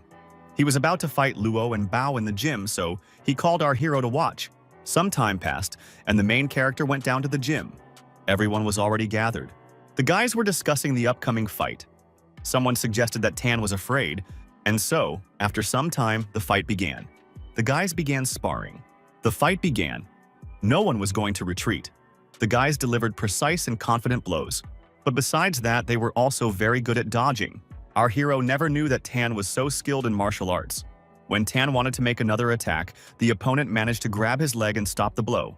But, fortunately, the young man managed to get out of this situation and the fight continued. It was a brutal fight. The guys felt like fish in water. They seemed to be dancing in the fight. They continued to hit each other over and over again, neither of them backing down. And so, Tan made another swing. His eyes were full of confidence and excitement. He wanted to win. The fight lasted for a very long time, but in the end, Tan was able to win. His opponent was amazed by the guy's strength and admitted his defeat. Our hero handed his friend the towels. He noticed that Tan's legs were still shaking, which meant that Law's blows were very strong. In the end, Tan was victorious, and that was enough to prove his strength. The young boy also praised his friend for his excellent kung fu skills. Compared to him, he fights like a child. But here, as in all situations, there is also a but. If these two guys had taken the fight seriously, then Tan could very well have been in danger. Hearing this fact and remark from the outside, the guys looked at each other in surprise. They are both retired elite special forces, so Luo was worried when he fought Tang and only used 70% of his strength. The guys were surprised that our hero noticed such a small detail, but the main character had a desire to learn a few techniques, and he asked to teach him if Tan had free time. Tan can't take on the training because he himself is not very strong in martial arts. He promises that when they return to the city, he will take his friend to a master who will teach him everything. The young boy is shocked when he hears the story that even 10 of them cannot defeat this master. When the time comes, Tang will take his friend with him to try his luck and see if he can learn anything from this great master. Our boy had a lot of questions which he continued to ask his friend. But there were so many questions that Tan turned around and headed for the exit while our hero continued asking questions. And so the next day came. The boys were busy training hard in the gym. Our hero began to actively prepare for the meeting with the master and train every day. He dreamed of being taught several techniques.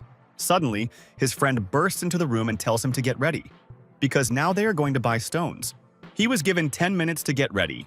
Our hero decided to take his girlfriend with him. The young boy went into his girlfriend's room to wake her up. Our hero knocked only a couple of times when the door opened and his girlfriend stood on the threshold. He tells her to get ready, because now they are going to the fair. The guy promises her some bracelets if she manages to get a good emerald. It seemed that the girl knew a lot about jade and understood that it was impossible to choose any stone and get an emerald from it. But the girl is forced to refuse the guy because she feels bad and wants to stay in the room. The young man assumed that the girl is on her period. A young guy went outside and got into a car. His friends immediately started asking why he was alone, and he explained that the girls were feeling unwell. But a moment later, no one cared about it. The mood was at its highest level. They went to the fair to buy a lot of precious stones. And so, after some time, the boys come to the fair. They want to take some big stones. Before entering the fair, they received a pass which allowed them to be there. Only jewelers and China's most famous emerald cutters are allowed into the fair, so they have to pretend to be stall owners. Before going to the fair, the worker wished the children's business prosperity. There were quite a few counters and stalls here, containing many precious stones. The elderly man noted that these two guys were not professionals. It was immediately obvious. The boys carefully examined all the stones on the shelves, trying to find something precious and worthwhile. The protagonist decided to use his supervision skill to find what they needed. But as it turns out, there is not even a trace of jade here. Is it possible that the sellers brought just rock fragments to deceive them? Then the guys decide to go a little further and look at another kiosk. The seller presents his goods to them, saying that these are genuine stones from Faken. He is ready to give a half discount on the first 5 stones. The seller continues to actively advertise his product. Our hero remembers that he already saw this guy yesterday in the supermarket. The boys begin to carefully examine these stones to understand whether they are fake or not. The seller is ready to give away the first 5 stones for half price, regardless of their size. The elderly man leans forward to personally verify that the seller is not cheating them. The main character also decided to personally verify the authenticity of these stones. A moment later, he used his supervision skill and saw an emerald inside the stone. The guys have made sure that it is not a fake. They are ready to look at its price. The shop assistant helps the polo put the heavy stone on the scales. It turns out that it weighs a whole 120 kilograms. The man is incredibly happy about this, because in total it comes to 36,000 yuan. Brother Tan is ready to pay with a card. The boys are also incredibly happy that they were able to carry the necessary stone. The boy suggested cutting the stone. They agreed. The seller and his assistant consider the guys to be cabbage rolls, because they themselves do not know that an emerald is hidden inside this stone. This stone is gray in appearance and looks plain, which is why no one expects to see bright green emerald inside. Then, the friend approaches the young boy and asks his expectations about what is inside the stone. But fortunately, the main character stopped in time. He was stupefied and nervous. He almost revealed his secret about his supervision. If people found out about it, he would be in trouble.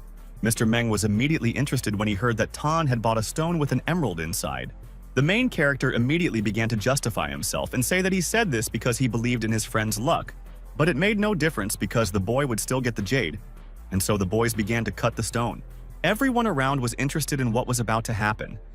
This would be the first cut of the day. Everyone couldn't wait to see what was inside. And then, a moment later, the man takes a special tool and begins to saw the stone. Everyone present held their breath and turned their curious gazes towards the stone. The man continued sawing the stone, but when he saw nothing there, he asked if he should continue. No one was going to stop them, and they were determined to saw the stone. The man broke off the first piece, which unfortunately contained nothing. Our hero began to calm his friend, telling him not to worry. The boys tell the man to continue cutting the stone. He obediently does as they ask. The man continued cutting the stone. Suddenly, they were advised to wash the stone to see if there was jade in it, and when they did, they realized that there was something there. Brother Tan was incredibly happy and grateful to our hero, because he finally guessed and chose the right stone. Everyone present was shocked when they saw a bright green emerald inside the stone. No one expected to see anything like that there. Mr. Man is impressed that the boy managed to get such an expensive emerald so easily. Yeah, that young lad is really lucky. That's real luck. The boy was grateful to our hero, because if it weren't for him, he would hardly have been able to guess the right stone. Out of euphoria and joy, Tan hit his friend hard on the shoulder, which caused him to start to hurt. The boy was very happy and wanted to hug his friend, because he was very grateful to him. Everyone around was looking at them. Suddenly, a hand went up in the crowd and a stranger offered 1,000,000 yuan for a bright green emerald. The old man turned around and looked at the one who said that it was Nanan. This fat man is clearly a large man, but his face is soft, like a little girl's. As it turns out, this man is also a famous jeweler in Yunnan province, so it's best to respect him. The man asked to stop teasing him. Mr. Man is not here to find an emerald, but to buy some horses with his friend. Then he started teasing the man because he wanted to buy such an expensive emerald for only 1,000,000 yuan. Was this a joke? If a man still wants to buy this emerald, he should name a good and worthy price, and not this childish babble. When this emerald is cut, it will be worth at least 2 million. So no one is going to sell the emerald for 1 million. Nanan watches with curiosity and some envy as the man cuts an emerald out of a stone. The rest of the guys, seeing that one of the guys was lucky, decide to try their luck too and run up to the kiosk. When they finished cutting the emerald, they gave it to their boss. It's a pretty good piece of emerald. Brother Tan threw a wad of money to the man who was helping him cut the emerald out of the stone.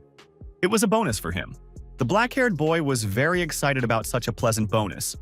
He is grateful to his boss. It is a fresh emerald, warm and smooth. A moment later, Nanan raises the price and offers 1,800,000 yuan for the emerald. It's a good price, but after production the profit is not that big, so Tang has to accept this offer. At this time, Tan throws the emerald to Mr. Meng and goes off to find some more valuable stones. Now the boy is an acre and takes our hero with him to go looking for stones. Mr. Man agrees to sell the emerald to the man. The young guys follow the lead of the main character and his friend in order to learn from them the skill of choosing stones. And so, the guys went after them, wondering along the way who these mysterious guys really were. The guys continue their search, and then Tan bought another stone and asked to cut it, hoping to find pieces and fries there. The workers fulfilled his request and began sawing the stone. Everyone watched with curiosity. Everyone present was disappointed, because this is already the fifth stone that has nothing in it. It seems that Tan is not so cool in this matter. Our hero's right eye is a little oversalted, so he needs to take a break to continue helping his friend. He wants to find a place to rest. A friend is going to treat the young lad to lunch because he helped him a lot today. Suddenly, someone calls them. When the boy turns around, he sees Mr. Man running and trying to catch up with them. Luckily, the man arrived just in time. He brought drinks with him so they could cool down. The protagonist asks if Mr. Man has any eye drops by any chance. Luckily, he has some on hand. Brother Tan opens a jar of cool drink. Meanwhile, our hero opens a bottle of eye drops. One of the boys starts drinking, and the other puts drops in his eyes. They do it synchronously. And now, just a moment later, when they have gained strength and energy, the guys are ready to continue their search. The boys walked further between the kiosks and approached a counter behind which stood a pretty girl. When the gaze of this stranger and Mr. Man met, their faces immediately changed. They were shocked and seemed not to expect to meet each other here. When the man saw the girl, he grabbed her hand, because he thought that their misunderstanding had long been resolved. But the girl just turned around and walked away proudly. The boys couldn't figure out who this mysterious stranger was. As it turned out, it was a beautiful girl. Mr. Man's wife? He looked sadly. All. The man shouts after her, but she's tired of repeating that there is nothing between them anymore. Their relationship is over. The girl doesn't want to listen to all this nonsense and tells them to come only if they want to buy stones. The guys are very sorry to watch this situation, because they see that the man is very upset about this. Suddenly, the main character simply walks away from the guys and heads in the other direction, while they look after him with incomprehension. Brother Tan suggests that the man wait for them aside while they go and buy some stones. The gray-haired man's eyes fill with tears at the mere sight of his wife. It seems he is truly in love. Meanwhile, our hero approaches the counter and asks how much the girl will sell these 2 stones for. Since these stones come from the Manji mine, 1 kilogram costs 3,000 yuan. The young man understands that they are trying to deceive him, because the price of these stones could not have increased so quickly. Nevertheless, he decides to check whether it is worth it. After a moment, our hero decides to buy these 2 stones and asks if she accepts payment by card. The girl understands that it seems that this young man is really going to buy the stones, and now she needs to forget about anger in the place. The girl agrees to the deal. First, she's going to find an assistant who will help her weigh the stones. A friend tells our hero to send the stones to another stand, because they plan to cut them after lunch. Then, the main character asks to deliver these stones to the stand number 56. They will cut them themselves. The total weight of the stones is 109 kilograms, which comes to 327,000 yuan. The girl says she will send the stones later. After this, the young boy calls Mr. Man and tells him that 2 stones are about to be delivered, and he must keep an eye on them. The boy threatened that if the man failed to complete this task, he would fry him. The boys don't understand why Mr. Man is so angry. It seems it's all because of the woman who broke his heart. Suddenly, 3 men in business suits appear in front of the guys. They look very confident and cool, but as soon as a man notices them, you can read horror and fear in his gaze. The men walk confidently towards the frightened Mr. Man, who is unable to move from nerves. A sly smile appears on the face of this black-haired stranger. It's as if he's mocking him. After a moment, he comes closer to him and exhales smoke from his cigarette directly into his ear. Suddenly, the man can't stand such pressure and grabs this self-confident brat by the collar. His assistants immediately begin to worry about their boss, ready to stand up for him at any moment. Suddenly, 2 more men appear on their path. Brother Tan is already starting to flex his fists because he understands that the atmosphere here is becoming tense. Mr. Man is clearly aggressive towards this self-confident stranger. Suddenly, a woman's voice was heard in the distance. It was the man's ex-wife who was running towards them. She grabs her ex-boyfriend by the hand and screams. She hoped that he had changed in these 2 years, but he had not. She doesn't want to listen to his excuses. She is now an executive director of a large company. And if he doesn't want her fired, he better get out. The man is full of hatred and anger, but after a few moments he decides to accept it and move on. The humiliated man walks away silently, while his comrades look after him with surprise and concern. The man wished and headed towards one of the kiosks. The man sat down at one of the counters, completely broken. He did not know what to do next. Soon, his comrades came running to him. Brother Tang was also angry. He really wanted to hit that cocky bastard, but he couldn't afford it. Suddenly, the protagonist's stomach began to rumble. It seemed to be a sign that he was hungry. Just at that moment, there was a food stall nearby selling delicious noodles and lunchboxes. It was just in time for the guys, so our hero immediately ran towards the smell of delicious food. A moment later, our hero sat on a motorcycle with a trailer, on which sat a stranger who was counting money. As it turned out, the youth bought all the lunchboxes, and thanks to this, the woman will be able to return home earlier. The boys were already very hungry, and the man, out of grief, decided to drink alcohol. Tanu can't wait to cut these stones which they bought at such a high price. Brother Tang is worried that drunk Mr. Meng might accidentally break the emerald. Hearing this, the man laughed a little. 10 minutes later, people began to slowly gather around stand 56, because everyone wanted to see how they would cut such expensive stones. Shu King warned the workers that these stones would need to be cut very carefully. After that, they got to work. Mr. Meng, with a smile on his face, reasoned that if there was an emerald inside these stones, Bai would simply die of envy and anger. These thoughts consoled him. A moment later, the workers set to work. He carefully began to cut this huge stone. Everyone present did not understand what was happening here, because first they wiped the rough stone instead of starting to cut. The boys began to worry that there would be nothing inside the stone, but our hero calmly reassured them. Suddenly, the entire crowd that surrounded their counter began to rejoice and shout in surprise. Inside the stone was a pure green emerald. Its price skyrocketed. Any piece could be sold for about 400,000 yuan. Suddenly, a voice was heard from the pillars. The stranger was willing to buy this rough stone for 2 billion yuan. Unexpectedly, someone from the crowd offered a whopping 25 million yuan for this green emerald. A moment later, everyone in the crowd starts shouting out the price and a real auction begins. The people in the crowd are quite interesting because the emerald has not yet fully revealed itself, and they are already starting to raise the stakes. The black-haired boy is very happy because he understands that he can take the emerald remains for himself. A grimace of madness and azat appears on his face. This feeling is captivating. Suddenly, the comrade again pokes our hero in the shoulder and says that he is lucky again. Everyone around is amazed because the main character's emerald is the size of a bowling ball, while before that they found an emerald the size of a chicken egg. Mr. Man wants to buy this emerald in exchange for a bath of wine. Naturally, he's joking. A real farce begins around because everyone wants to buy this emerald and continues to raise the stakes. Suddenly, someone offers 40 million yuan for this beautiful emerald. The young boy turns around and tries to understand who made such a bet, because the man's voice is very familiar. A moment later, and the crowds come out Nanan, who had previously bought a smaller emerald from them. This is the man who buys stones. The main character immediately recognizes this man as the one who bought the stone from his friend earlier. Our hero peers closely into the crowd and finally finds the right person, Baya. But the guys weren't going to sell this emerald for just 40 million yuan. They wanted to drive up the price. The black-haired man admits that this emerald is very valuable, but he still cannot get the whole stone. It is because of this that he offers to buy this emerald in half, for 25 million yuan. Well, it's not that simple because the owner of this stone is Xu Qing. Our hero gives the right to choose to Mr. Meng. Having heard the approval, the guys decide to take this stone half with Nanan. It turned out to be very profitable. Unexpectedly, our hero told the man that the Bai were there. The man spotted him in the crowd and immediately got angry. But the guy asks his friend not to get angry because he has a plan.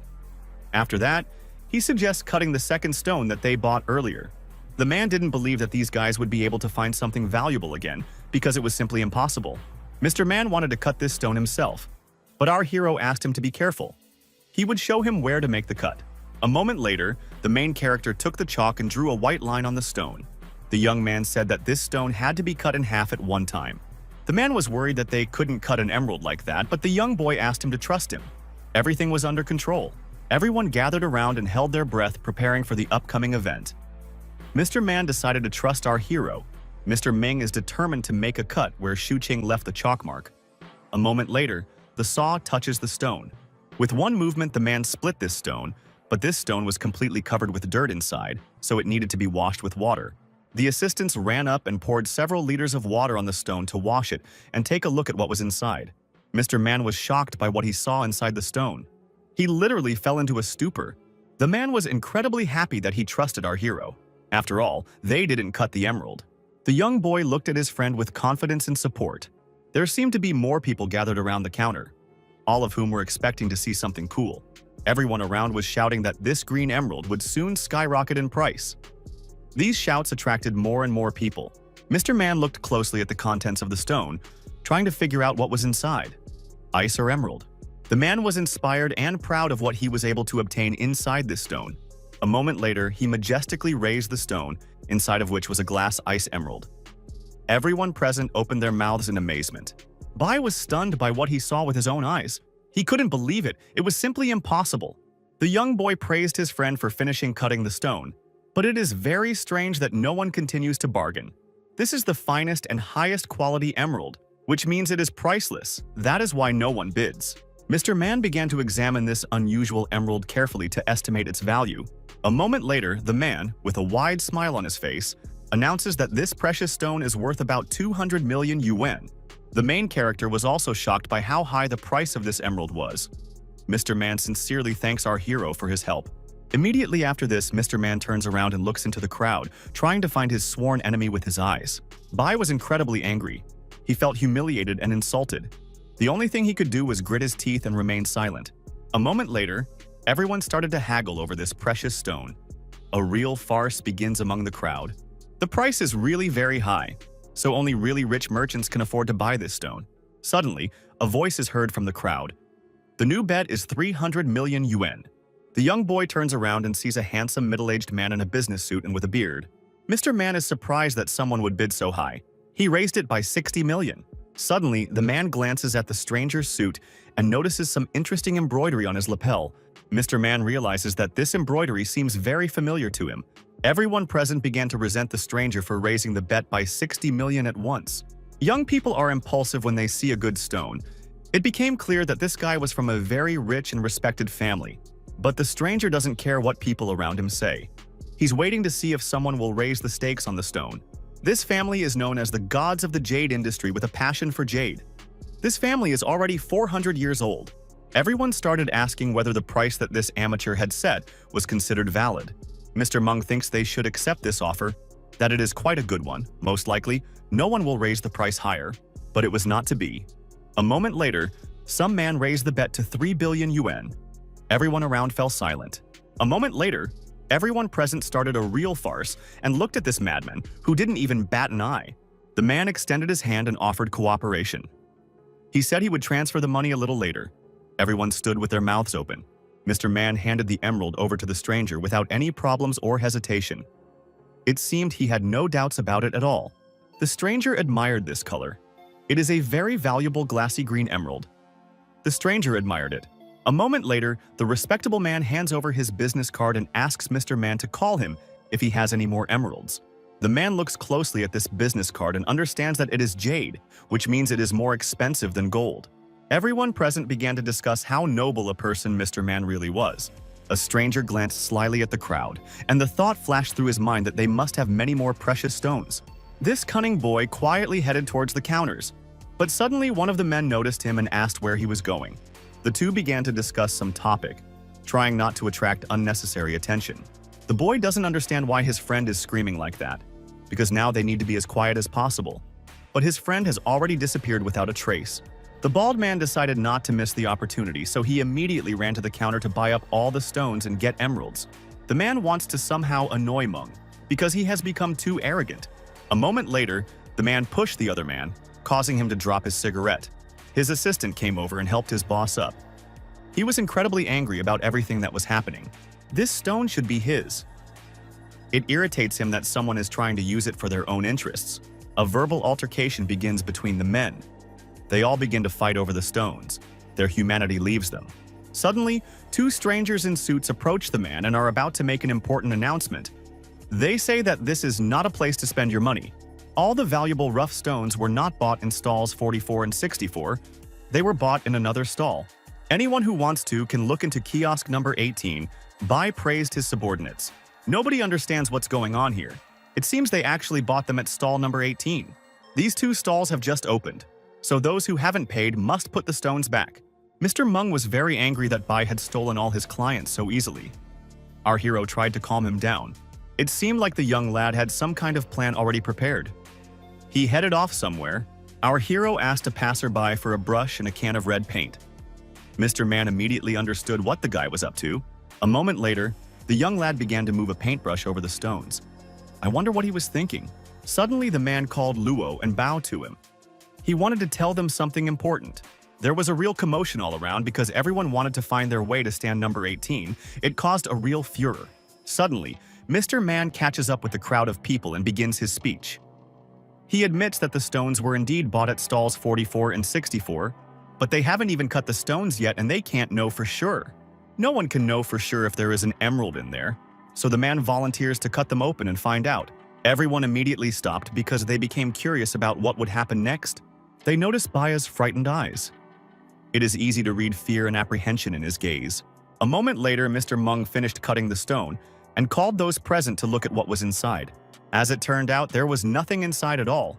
These were the most ordinary stones. Was someone trying to trick them? And so, all the customers returned to Mr. Man again. The line was incredibly long. It was a complete horror, because now Bei's reputation was at rock bottom. They hoped that it could somehow be raised. Everyone was delighted. Mr. Man really should thank our hero for this. He did all this. It seemed that the young lad was very embarrassed to hear so much praise directed at him. Suddenly, some stranger pulled the young boy by the hem of his t-shirt. As it turned out, it was some little girl who came to give him the check. The young boy thanked the girl and took the small box she handed him. The protagonist couldn't believe that they sent a little girl to deliver the check. When the young man checked the box, he gave it to Mr. Man and asked him to put it on his account. Mr. Man decided to examine the box, and when he picked up the check, he saw some kind of pendant at the bottom. Brother Tan wanted to take a look at it himself, and so, a moment later, he took it out of the box. It was probably an additional gift. The first thought that came to Tan's mind was that this guy was a bit of a cheapskate. Why was the pendant so small? Mr. Man took a close look at the pendant and immediately realized that it had very high-quality micro-engraving. A moment later, he asked one of his assistants for a magnifying glass to examine the pendant even more closely. Immediately after this, he brought the lens to his eye and immediately saw that there was a fairly high level of quality and detail here. The pendant had a very beautiful engraving. It depicted a beautiful woman who captivated with her beauty. She was dressed in beautiful clothing. He explained that men wear the goddess of mercy and women wear the Buddha. Mr. Man tells our hero to wear the pendant and not to lose it. A moment later, the man hands the pendant over to its rightful owner. The protagonist was wondering how much it cost. Those who know what it is think it is worth millions, and those who don't think it is worth nothing. The main character finds it hard to believe that the pendant is so valuable. Mr. Man goes out on business and leaves the store to one of the boys. There were still a few stones in the warehouse that needed to be watched. That same day, the price of all the stones in store number 56 was raised. But even in spite of this, all the stones were sold. Brother Tan found a big stone and thought there might be something inside it. He wants to check it out, but our hero doesn't want to do that at all. This is the 10th cut, but they still haven't found anything. Brother Tan is already very tired and he wants to quickly find the right stone. Suddenly, he hears the sound of cutting the stone. Hearing this sound, Brother Tang immediately rushed forward to see what was happening. It seemed that Brother Tan was really disappointed that he hadn't found anything. They had arrived just in time, because the boy was already tuning the instrument. And now, just a moment later, the saw touches the stone and begins to cut it into pieces. When they look inside the stone, they see just a few green emeralds. Nothing special. But the old man doesn't seem upset by this at all. He offers to cut him up a little more. The boys immediately notice that the old man is in a good mood. Brother Tan notices that the young boy is very excited. Is it possible that there is something in the stone? The young boy breathed a sigh of relief as soon as he heard that there was nothing inside the stone. The guy used his supervision and saw that there really was something valuable in the stone. The disappointed boys went away. They were upset that they couldn't find anything. After this, our hero approached the old man and politely asked if he could sell him the broken stones that were lying on the ground. The young boy really wanted to buy the stone fragments, which greatly surprised the old man. The gray-haired man allowed our hero to take these stones just like that, because they were just fragments. But the protagonist refused such a generous offer and said that he insisted on paying. The elderly man looks at our hero with curiosity and does not understand why he is behaving this way. The old man puts a price of 20,000 yen on these stones, and the protagonist immediately starts looking for money for them. Mr. Meng says it's a waste of money because such small stones can only contain small jades. No one listens to him. Now that the old man has received the money, he gives these fragments to our hero. Then the young boy asks permission to use his cutting machine. The man is not at all against it, and even offers to help the main character. But our hero politely declines the offer, because he would like to try to do it himself. And then, just a couple of seconds later, the characteristic sound of cutting stone was heard at the fair. Passers-by crowded around and watched what was happening. Everyone was shocked that they were cutting the stone that they were going to throw away. The old man also watches this and is very surprised when he sees purple jade inside the stone. Everyone present was delighted with our hero's luck. The old man praises the young man's luck and offers 3 million yen to buy the stone. Everyone around him is just discussing how lucky the young man is. Envious glances are directed in his direction.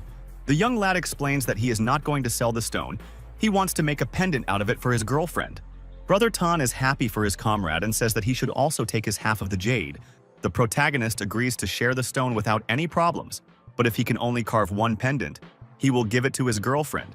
Mr. Ming also wants half of the stone, but it is too small. So, our hero promises to give him the ice jade next time. Meanwhile, people continued to discuss our hero and his friends, saying that they were just lucky. Unexpectedly, the old man offers to make a bet with him, since our hero is so confident in himself. It seemed that this proposal interested the young lad, and he wanted to hear the terms. The protagonist thought it was a trap, so he decided to simply ignore the old man. The old man continues to insist on his own and still wants to voice the terms of the deal. Brother Town wonders what kind of bet this mysterious merchant wants to make. If our hero manages to find at least a small piece of ice emerald in the stones before the end of the fair, the old man is willing to pay twice as much for it, and also carve a purple pendant for him for free. But if the protagonist fails to fulfill this condition, the purple jade will be sold to the old man at a low price. The young boy has an advantage because even if he doesn't find the ice jade, he will sell the purple jade at the regular price. And if the guys can find another jade, the victory will also belong to Shu Qin. The old man wants to seal the bet on paper. Brother Tan pushes our hero to accept this deal, because with his luck, finding jade is a piece of cake. This makes the main character think because he understands all the pros and cons of this proposal. Suddenly, Mr. Meng walks up to the elderly man and looks at him carefully. As it turned out, the man knew Mr. Zhu. They had just met at a jade carving conference. Mr. Zhu is rumored to be one of the most influential figures in the world of jade carving, and any piece of jade bearing his signature can fetch a high price at auction. But the old man has a strange temperament. In 3 years, the man has carved only one piece of jade. That is why his masterpieces are so few, but all of them are of high quality. Mr. Man does not understand why he would make a bet with a young boy when he has all sorts of carving materials. The old man does not consider it necessary to explain why he proposed such a bet and is waiting for our hero's answer. Mr. Man is not going to give up and continues to try to dissuade the old man from doing this. But suddenly, Brother Tang intervenes, also asking the man not to interfere. The last word will be Shu Qin's. Mr. Man resigned himself because he realized that the old man was too stubborn and could not be persuaded. He should not offend his friends because of him. A moment later, the main character has already thought over his decision and decided to agree to the bet. But before that, he wants to add his own condition. The gray-haired man listens to the young boy with undisguised interest. If the young man wins, the jade must be processed into a pendant within 2 days. He does not need double the price because he has no shortage of money. The boy voiced his conditions. If the old man agrees to them, then the young man is ready to start fulfilling the bet. The old man, without a second's hesitation, agrees to this. But he says that even if the guy loses, the old man will give him the pendant. A moment later, the boys head off to wander around the fair in search of stones. The protagonist is confident. He definitely won't need many days to find the ice jade. He uses his right eye. Our hero and his friends had been wandering around the fair for an hour, looking for the right stone. Suddenly, he saw a stone of a strange shape, with a strange crack. The main character became interested in this strange stone and began to look at it closely. Interestingly, the cracks on the surface of this stone are so obvious that you can see what is inside the stone. A moment later, the young boy decides to test this stone with his supervision. And when the main character uses his skill, he sees yellow jade inside the stone. This jade is not damaged by the cracked stone. Several bright cloud patterns have formed on it, as if it is made entirely of misty cloud. A moment later, the young boy asks the seller the price of this strange stone. A kilogram of this stone costs 5,000 yuan. But our hero doesn't like this price and tries to bargain. This yellow sandstone weighs at least 200 kilograms, but it is still better to buy it cheaper. There was no need to bargain for long, because after just a moment the seller agreed to lower the price to 3,000 yuan per kilogram. The cunning man is going to trick our hero into buying a few more stones. In total, the price of this stone is 696,000 yen. The main character agrees to this and gives his card to make the payment. The merchant is very happy that the deal was successful and immediately gives the boy the terminal so that he can pay. A man with a smug expression on his face is ready to accept money into his account. Suddenly, our hero's friend crept up behind him and shouted loudly. He decided to scare him. Brother Tang notices our hero's seriousness and determination. He really wants the ice jade. Brother Tan notes that our hero has rather specific tastes and promises to find a black African woman for him tomorrow. But the young lad immediately refuses such an offer.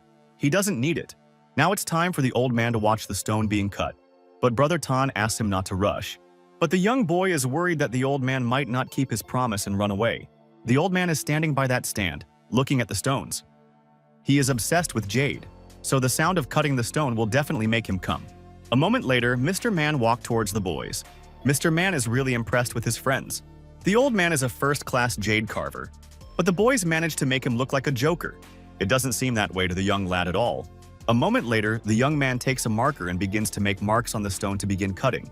And now, soon the moment will come when the main character will begin to cut the stone. Our hero looks like a real professional.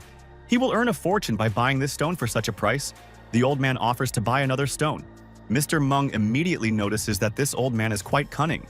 He is ready to beat this impudent fellow if there is no jade inside the stone. The gray-haired man is busy looking at the stones, but suddenly he is distracted by the voice of our hero. As soon as the old man heard a familiar voice, he immediately rushed towards the sound. He came running just as the boys were about to start cutting the stone. Is it possible to get jade from such a strange stone? Our hero tells the worker to cut the stone well and then polish it. The man does not believe that there is an emerald inside. If so, he is ready to eat the stone. But the boy won't let him do that.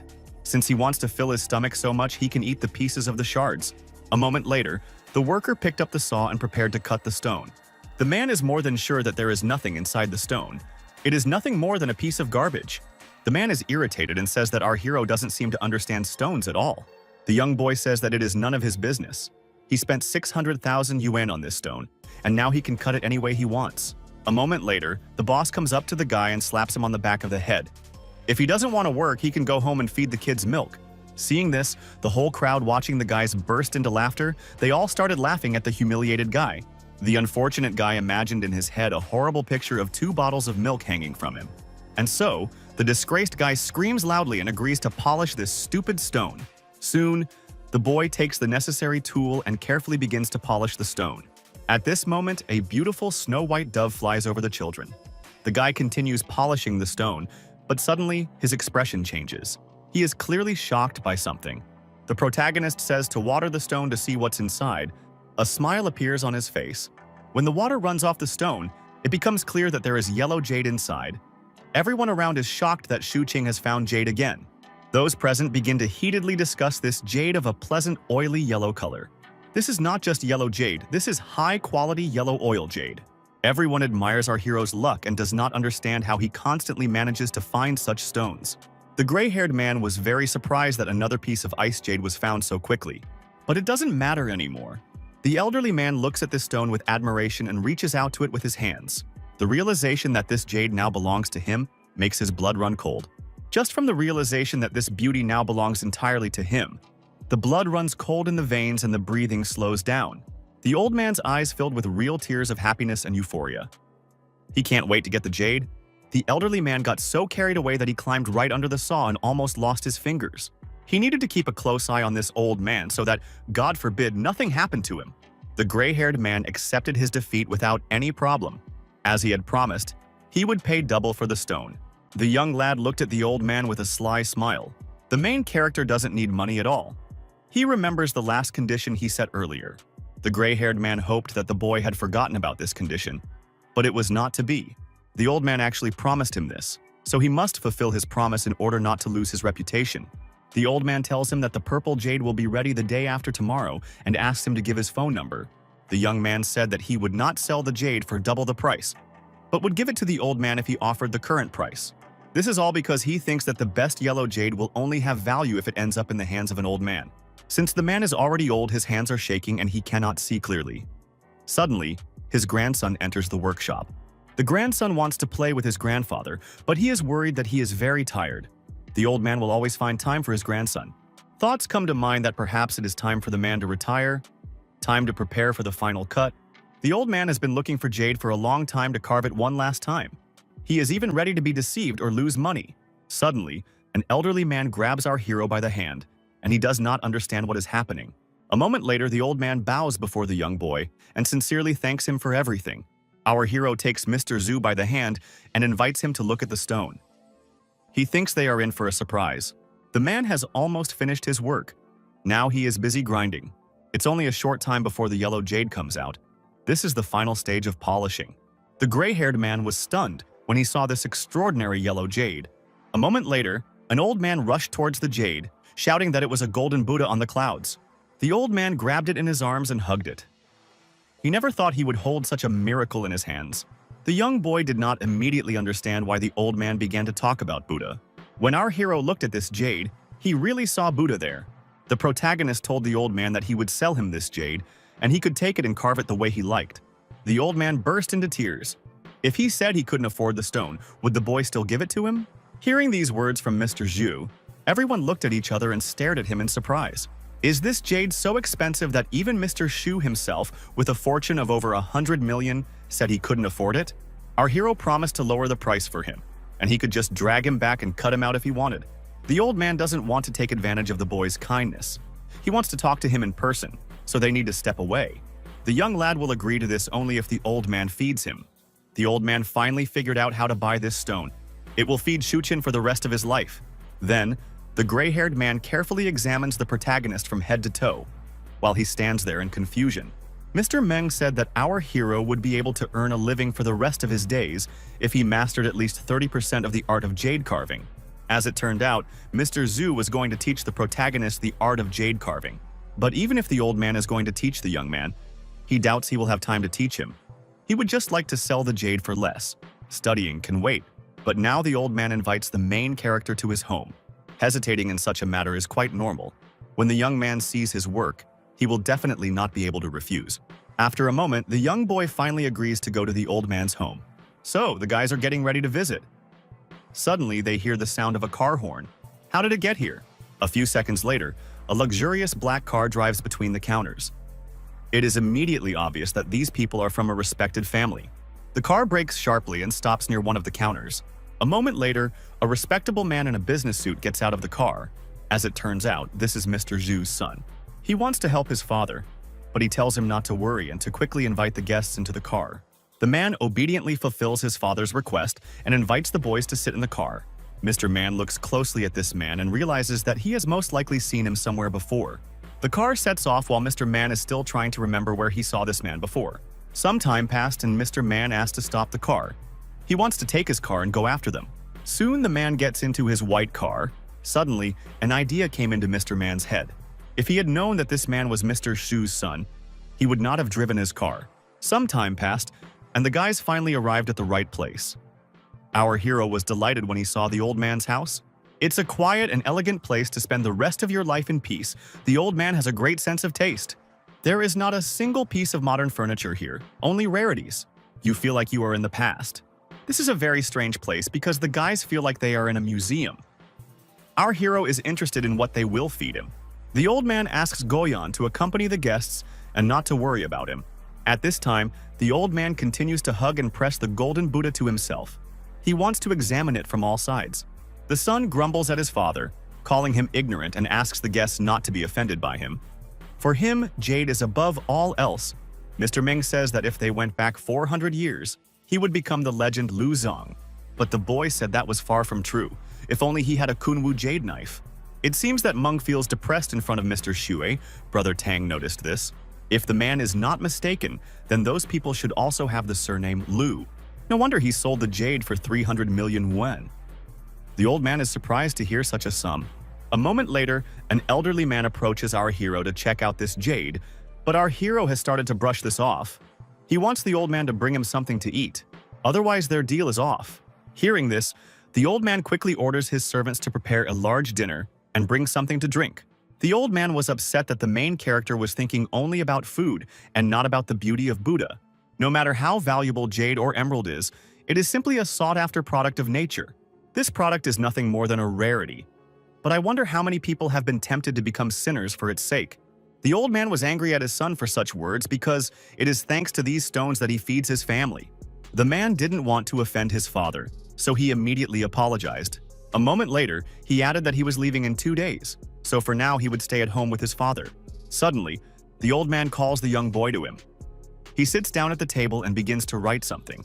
The old man earns little these years, so he first decides to pay 100 million yuan for this golden jade. If the young man does not want to study, the old man will collect another 100 million yuan for him. But a moment later, our hero, with a smug expression on his face, refuses this. The young boy says that he simply does not have time to carve jade because he is studying. A moment later, the young man realizes that this jade carving course costs 100 million yuan. That's a lot of exclamation points. Our hero's friends just look away. I understand that the young man is now talking complete nonsense. The old man advised not to refuse such an offer because he does not take just anyone as an apprentice. A man takes on especially gifted people as his students, but the boy doesn't understand what he's talking about.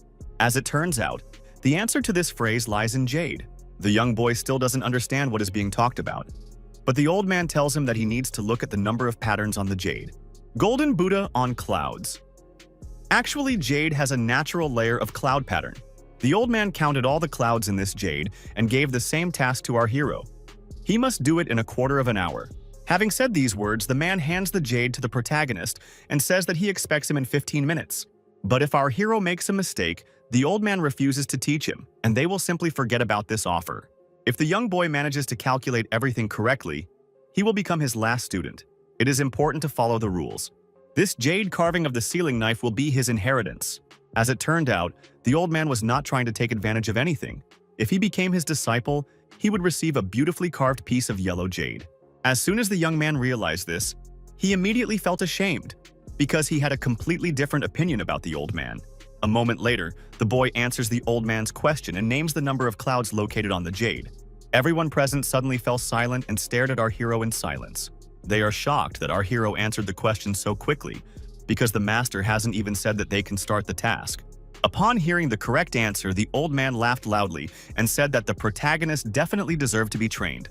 The average person can only see about 6 clouds, and it took the man 15 minutes to count them. The gray-haired man officially declared that this was his last student. He would finally be able to pass on his knowledge to a worthy person. Realizing this brought tears to my eyes. It was very touchingly sad. Brother Tang suggested to his friend that the man should be quickly called a master to cheer him up. A moment later, the young boy calls the old man master and asks if he should kneel. But the old man says that this is just being polite. Instead, he asks for a cup of tea. The protagonist begins to frantically look around in search of tea, and then notices it on the tray. A moment later, he brings the cup of tea to his master and politely hands it over. Our hero's friends giggle, noting that our hero is not at all formal. This is how traditions are lost. But, as it turned out, the main character made a slight mistake and brought not tea, but an energy drink. It was a horse energy drink that gave double the strength. The old man drank it. A moment later, our hero wants to return the money to the master with which he paid for the jade. But the elderly man flatly refuses to accept the money, as this might lead to the idea that he was simply taking advantage of his student. The young guy decides not to convince him to take the money because he understands that the man is very stubborn. The son, when he heard that our hero did not need this money, suggested donating it to the charity project Nadezhda. But the main character, and even his master, flatly refused to even listen to the rest of this idea. Donations are often stolen these days, so our hero doesn't want to trust that kind of money to donate. Many people take most of the donations and only a small portion of the money goes to those in need. One day, our hero's school organized an event to donate money to the affected area. That day, all the kids happily and enthusiastically donated their money to help. Even though our hero didn't have much money, he donated as much as he could, because every little thing matters. Rumor has it that each class donated about 1,000 yuan, which is a lot of money. It was quite a large sum for that time. The guy continued his story. One day, he entered the teacher's room because he did not understand one topic and wanted the teacher to help him. The teacher was happy to help the student master the new topic, but our hero noticed something strange. He saw a letter expressing gratitude for a donation of 500 yen. After hearing such a heartbreaking story, the old man said that something similar had happened to him. A moment later, the master and the student hugged each other tightly because they understood their feelings like no one else. Soon, an elderly man asks our hero to show him the pendant he received earlier. Just a few seconds later, the protagonist takes a pendant out of his pocket, and the old man says that it is indeed Lu Ziging's doing. The face of the jade goddess is compassionate and charming. The master who made this pendant is obviously incredibly talented. A moment later, their fascinating conversation is interrupted by a servant who announces that the food is ready. The young boy can't wait to taste some delicious food because he's very hungry. The elderly master asks not to shout so loudly and continues to look at this beautiful pendant. In the search for good jade, luck is very important. Many become addicted to it, like gambling. The old man asks to be called Sir, not Master, and says that they will soon buy a house in Jiangcheng. And at this time, the main character will have to spend at least 2 hours carving. Having discussed all the details and organizational issues, the men clinked glasses in agreement. Thus night came. It was already late, so it was time for the boys to return. After some time, our hero returns home and is surprised when he hears someone crying. The young boy quickly climbs the stairs because he hears crying coming from above. The protagonist assumes that it must be his girlfriend crying. But why? Our hero leaned quietly against the door to listen to what was going on. He did not understand why men's voices were coming from the room. Then, the main character decides to open the door slightly to finally take a look at what is going on inside. When he opens the door, he sees a room full of used napkins and his girlfriend crying. There are so many used napkins that they are already lying on the floor under the bed. As it turned out, the girl cried so much because of the TV series she was watching on TV. Having realized this, our hero sighed with relief because he thought that his girlfriend was hiding a man in her room. The girl heard some flashing noise and immediately realized that she was not alone in the house. She immediately turned around.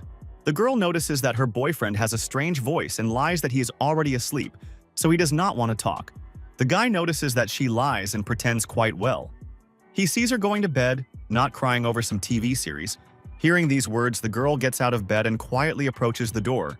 Then she moves even closer to it and looks through the peephole to see if there is anyone standing there.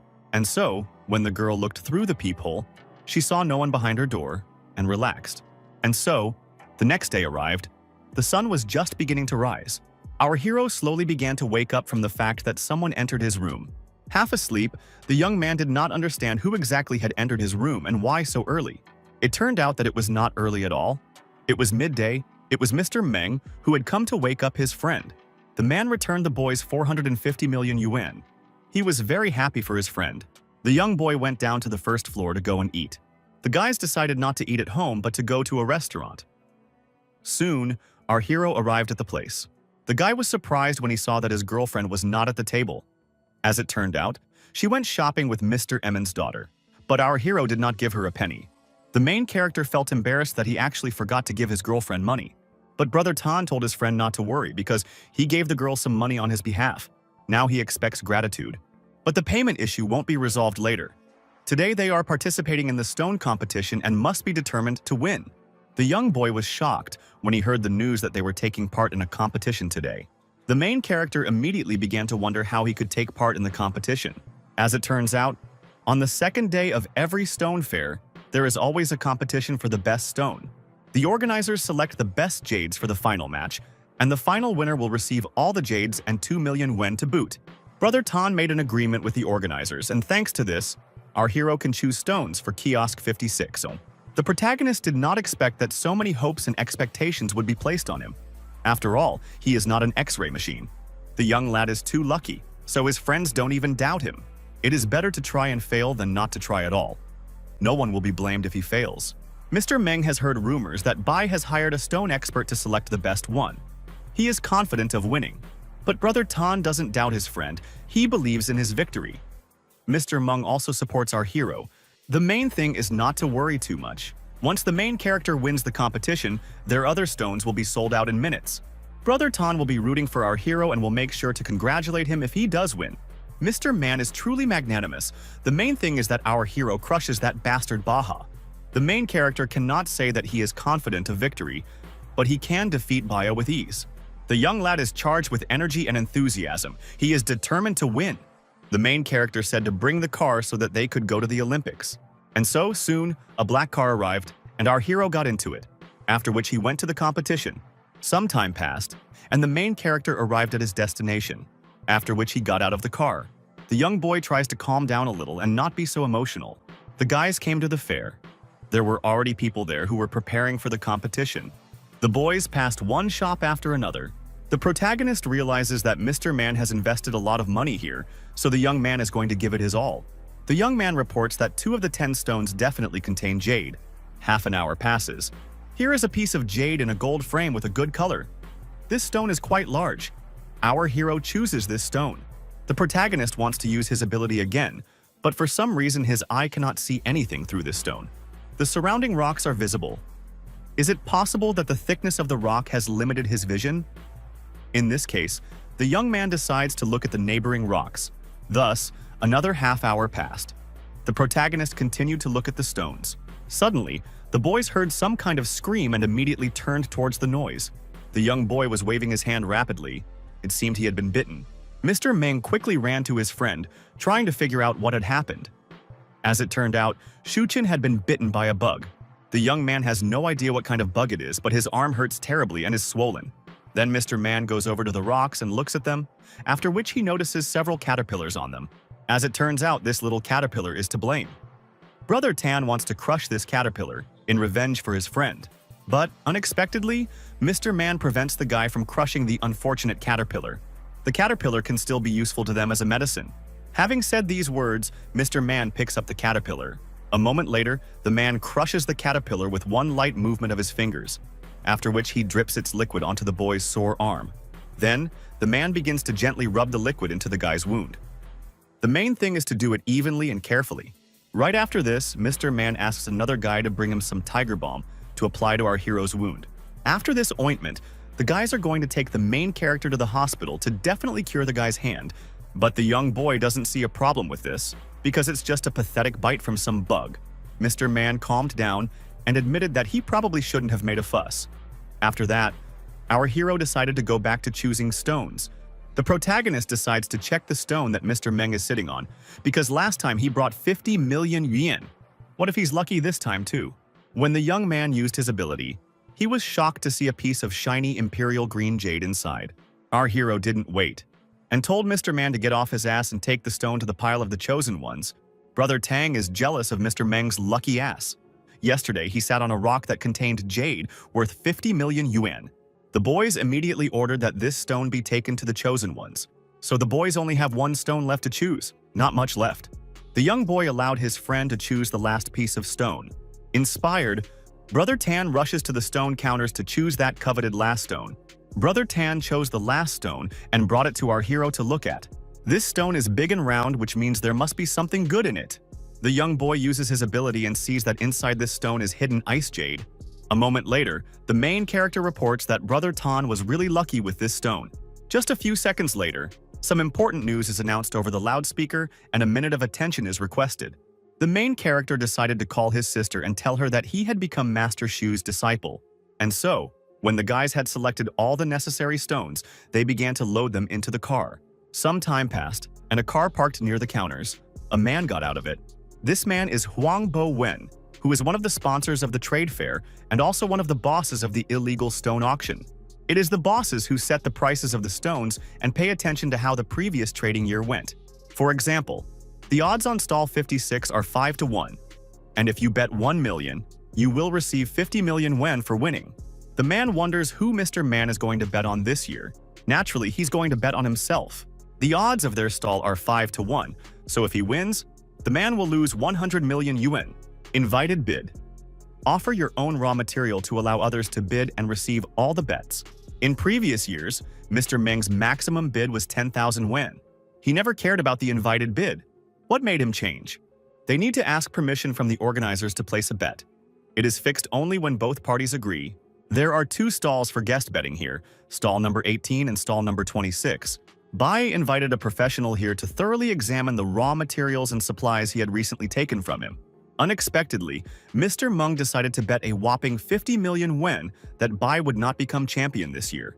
The man turns to his acquaintance in surprise, realizing that he seems to be worried about money.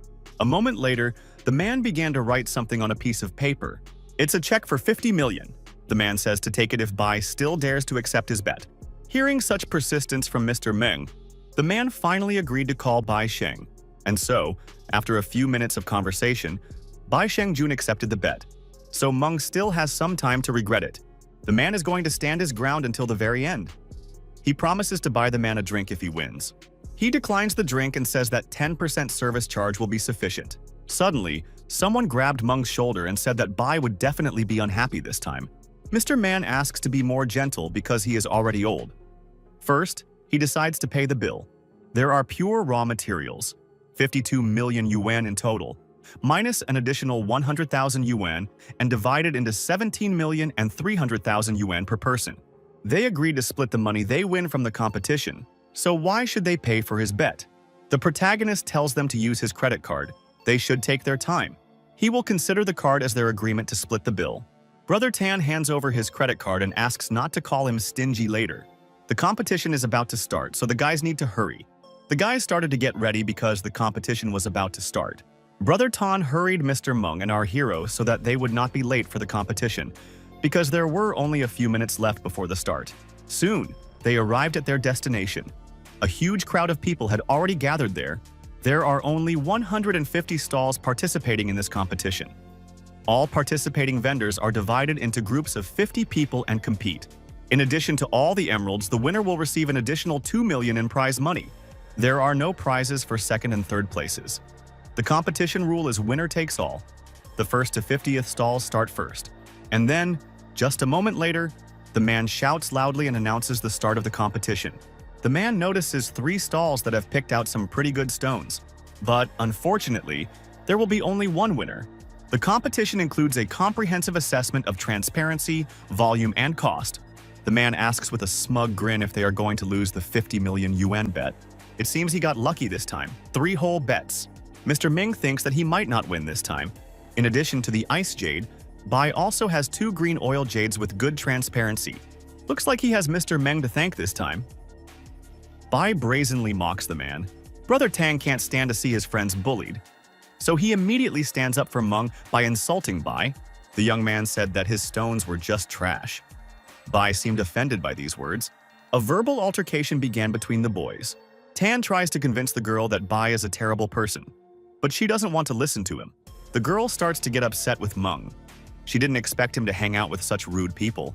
It's really disappointing. Mr. Man defends his friend, saying that he is a very good man and she dare not speak about him like that. His ex-wife has no right to tell him who to associate with and who not to, so let her stay out of it. A squabble broke out between the former couple. It seemed as if lightning had run between them. After a moment, the host declares this stage finished and greets the participants and judges. The judges are currently discussing intensely who will ultimately win the first group. The results will be announced later. It hasn't been long and the results are already in. Which kiosk will be the first? The host decides to stretch out the intrigue a little. A couple more seconds passed before he declared kiosk number 18 the winner. Bai grinned smugly, as if he knew that this was how it was supposed to happen. Brother Tan clicked his tongue in displeasure, blaming it all on the fact that this scumbag was simply lucky. The young lad reassured his friend since Bai was not a champion for long. Now it was the turn of stalls 51 through 100. The man from last time is going to cut their stones. What a coincidence! The man had only one thought in his head. He had to finish work quickly so he could come home early and have dinner. A moment later, the man's face changed dramatically. Shock and surprise were clearly visible in his gaze. He was shocked to find jade inside the stone. He decides to use it later to show off. The crowd immediately notices that the stonecutter is behaving strangely and is trying to hide something. Brother Tan and the young boy also notice this, but do nothing. Bai watches the man closely and realizes that he is about to cut the second stone. A moment later, the man began to cut the second stone. And when he made the cut, he saw bright green jade inside the stone.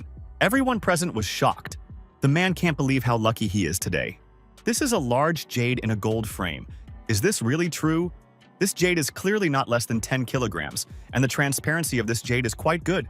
It is worth incredible money. People are betting on either stall 18 or stall 56 to win. Hearing this, Mr. Bai seemed to become seriously nervous. Mr. Bai is sure that the third stone is definitely trash. Meanwhile, at kiosk number 56, they are about to cut another stone. Again, the smoke from the stone in kiosk number 56. Everyone is eager to find out what awaits them in the new stone from kiosk number 56. The carver is the first to see what is inside the stone, Mr. Bai tensed. He did not want to believe it. The carver turned to the crowd and told everyone to look at the cut immediately. Everyone present held their breath. It was the real glass imperial green jade. Everyone stared at it in silence, their mouths open. This is a priceless stone that deserves the name of imperial jade. Right after that, everyone started discussing the luck of the 56th kiosk and congratulating them. It seems that this kiosk will win. Then the man carver attracted the crowd's attention by saying that this was not all. The man saved the most interesting thing for last. Now he's going to give the people a real show. And then, a moment later, the man rips off the sheet and reveals to the crowd 3 beautiful jades. These stones are too precious. Never before has there been such a magnificent scene at the beginning of the competition. Many think that booth 56 will win. In total, they had 3 jades. A quality ice jade, a large jade in a gold frame, plus a glass imperial green emerald. Brother Tan is pleased with himself because he was the one who chose such a good stone. He is much better than those unsuccessful experts. Mr. Man decided to support his friend, saying that he really was better than the experts. Brother Tan did not believe his words and decided to ask our hero the same thing. The young boy reluctantly agreed, because he didn't care at all. Now he was very hungry and wanted a snack. Which of the boys took care of the food? They didn't answer, but just stared at the main character. A moment later, the guys showed their friend the middle finger and said that our hero would pay for the food. Since the young lad is now a millionaire, he must treat his friends. The envious man saw that everything was going well for the guys and was irritated because of this. A moment later, he called the girl to him and said that they needed to go. Of course, she obediently followed him without saying a word against. At this time, the guys already had to go because there was still time before the award ceremony, and they had to have time to have a snack. Some time passed and the guys came to the establishment. They decided to drink a little to their health. Today, the main character helped them a lot, so the men offer him a drink together. Our hero was not eager to drink because he wanted to try as much food as possible in this establishment. It was very tasty. Mr. Man resigned himself to the fact that his friend did not want to drink today and invited the others to drink to him. Some time passed and the competition was coming to an end. The guys had already returned to the fair. The host invited us to the stage of Mr. Man, the owner of Kiosk 56. Now he should receive his prize. The older man walked slowly up the stairs to the stage, feeling as if the alcohol was slowly seeping into his brain. And so, when the man came up on stage, the host began asking him questions about how he felt about receiving this award. Mr. Man took the microphone and began to answer the question, but at the most inopportune moment, a burp came out of his mouth. She was very loud. It seemed that the alcohol had finally penetrated the man's brain. Everyone present was shocked by the man's behavior, but the host didn't show it and asked him to answer again. All eyes were on the man, who seemed uncomfortable with his actions. He apologized and said he had gone to have lunch while they were selling the jades at auction. Afterwards, he began to answer the question. The auction is an attractive activity, but you shouldn't get carried away with it. The man is incredibly happy that among such a large number of participants, he managed to become the winner. That was the rule. The winner takes all and the losers get nothing. As soon as Mr. Man finished his speech, the crowd began to applaud him. The people applauded and cheered the man. Everyone praised him and congratulated him on his victory. A moment later, the host took the microphone back and thanked everyone for their attention and patience. At this point, the competition was over. Mr. Man walked calmly about his business and quietly hummed a melody. But suddenly, around the corner, he saw a man who called him evil. Unfortunately, the man accepted Bai's invitation to place a bet. Bai said that he would lose a lot of money. The man immediately asked how much money he had bet on it. As it turned out, he had bet exactly 30 million yuan. He knew that Bai's loss would make him happy, so he came to congratulate him. Luckily for Mr. Meng, his arch-enemy lost at least 200 million yuan in this competition. The man already had to go because an employee was waiting for him. It was a staff member of Sun who looked rather strange. Mr. Meng didn't understand what was wrong with him. Today, many people came to their stall and said that they were lucky. That is why the boy did not sleep all night so as not to miss the bottle with a reserve. After hearing this story, the man gave the guy a day off and also said that they would receive a bonus of 10,000 yuan. Thus, several more hours passed and a dark, gloomy night set in. Mr. Bai was still angry about what happened at the competition today. Anger was boiling in his veins. The man came here to deliver an invitation to Bayu. There will be an auction today. The man thinks that he will agree because he is a billionaire, and today's losses are not significant for him. Today's reception is being hosted by several of his colleagues as a token of appreciation for his generosity. The man seemed interested in this proposal and began to study the invitation carefully. The worker asked if Mr. Huang wanted to place a bet. Mr. B knew a great gambler. There are 4 kinds of games tonight: poker, dice, Chinese dominoes, and suit guessing. He can bet at least 5 million yuan. The man asked if he could have someone else place the bet for him. This is not prohibited by the rules, so he can call experts for gambling. After a moment, the man finally gives in to persuasion and agrees to it. But on one condition. The man listens attentively to Mr. Bai. He expects to hear his request. His request is that the winner of the competition should be present. But if there is no rival, there is no point in a man going there. Mr. Huang is, how can he do this knowing that Mr. Meng has never been into this kind of partying? He understands that it will not be easy to persuade him, but Mr. Bai continues to insist on his own. He thinks that many people want to see the winner of the competition here. The black-haired man promised that he would do everything in his power. Now he was going to call Mr. Man. Meanwhile, our guys are having a meal. There are many different dishes on the table which emit a pleasant aroma. The boys want to celebrate their victory in style. Tonight they can get drunk and eat to their heart's content. Suddenly, Mr. Huang enters the room, upset that no one invited him to dinner. Mr. Man doesn't seem particularly pleased to see the man here.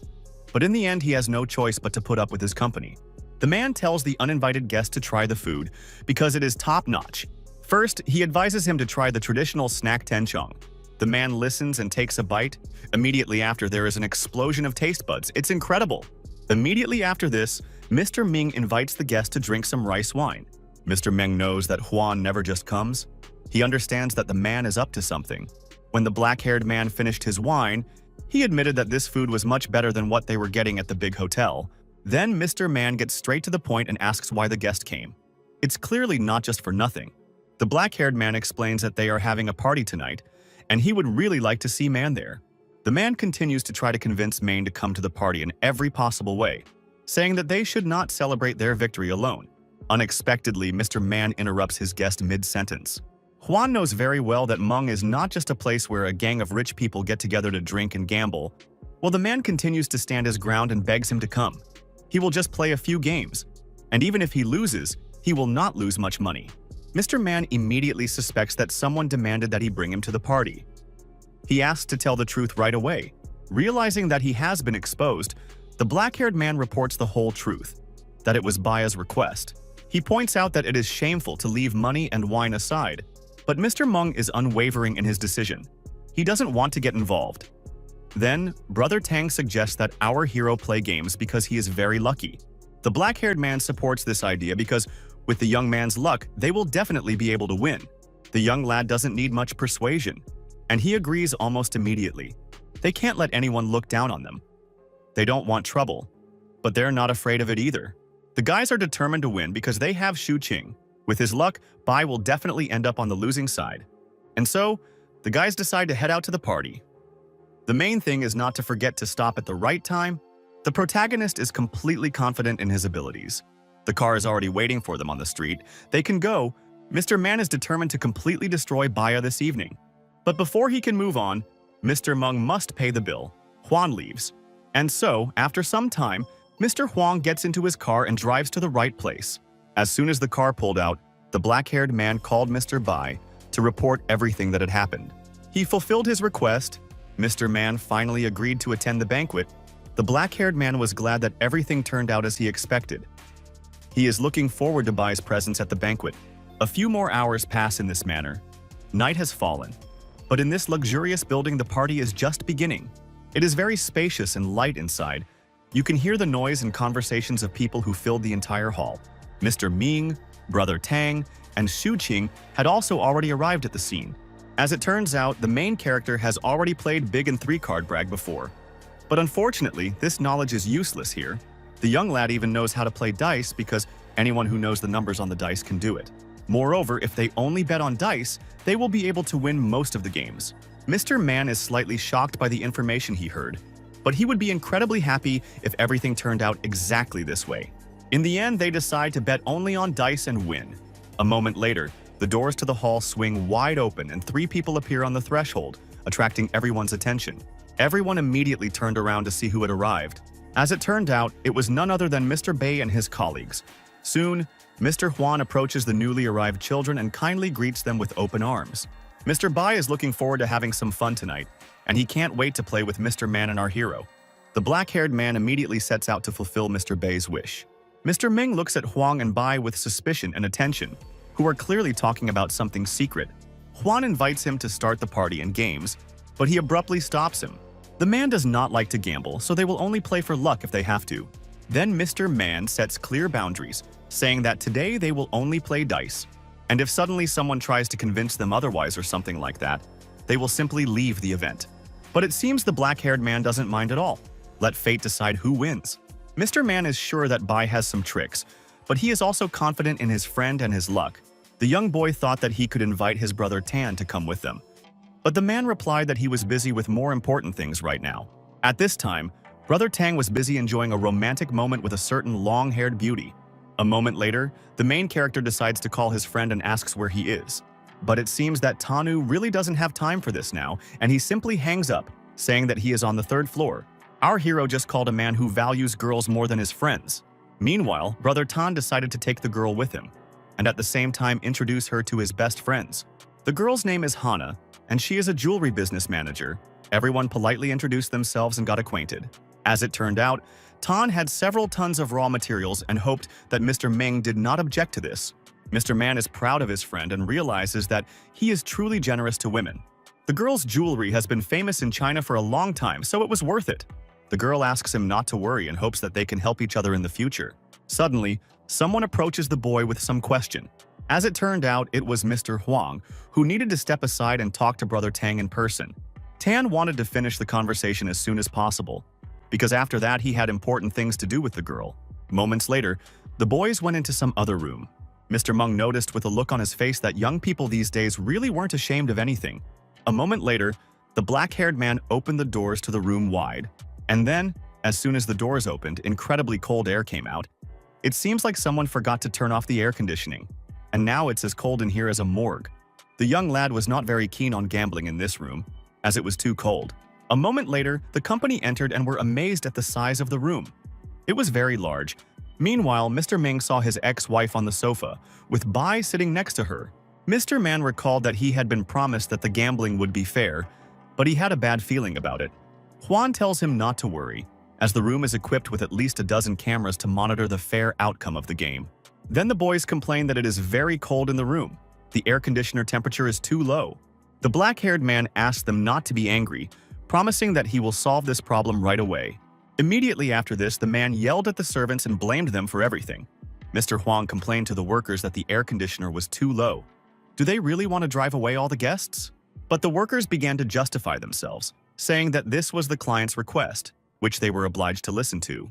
Then, the black-haired man immediately guessed that this was the work of Mr. Bai, probably his tricks. Unexpectedly, Brother Tan advises the female workers to never follow the guests who look like butterflies. The girls do not understand what he is talking about. He explains that a butterfly is a worm. When it grows up, it gets wings. The girls and everyone around them listen attentively to Brother Tan's story. Hearing his story, Mr. Bai just laughs loudly, showing them his disrespect. Since they came here to have fun, they shouldn't think about such trifles. Mr. Bai then asks the boys to make some initial bets as a warm-up. Apparently, Mr. Bai intends to play one-on-one with Mr. Ming. But it turned out that it wasn't so. Mr. Bai found a special person to play with Mr. Man. Mr. Meng began to claim that he too did not know how to gamble. And if anyone had any doubts about this, they could ask Piao Piao. The black-haired man suggests that Maine ask one of his friends to play instead of him. If the rules do not prohibit it, the man calls our hero to play instead of him. In this case, the men will be spectators while their charges fight each other. Brother Tan says parting words to his friend and asks him to play freely. The main thing is not to worry. The young lad is determined to win. He feels the support of his friends, so he is ready to crush the enemy.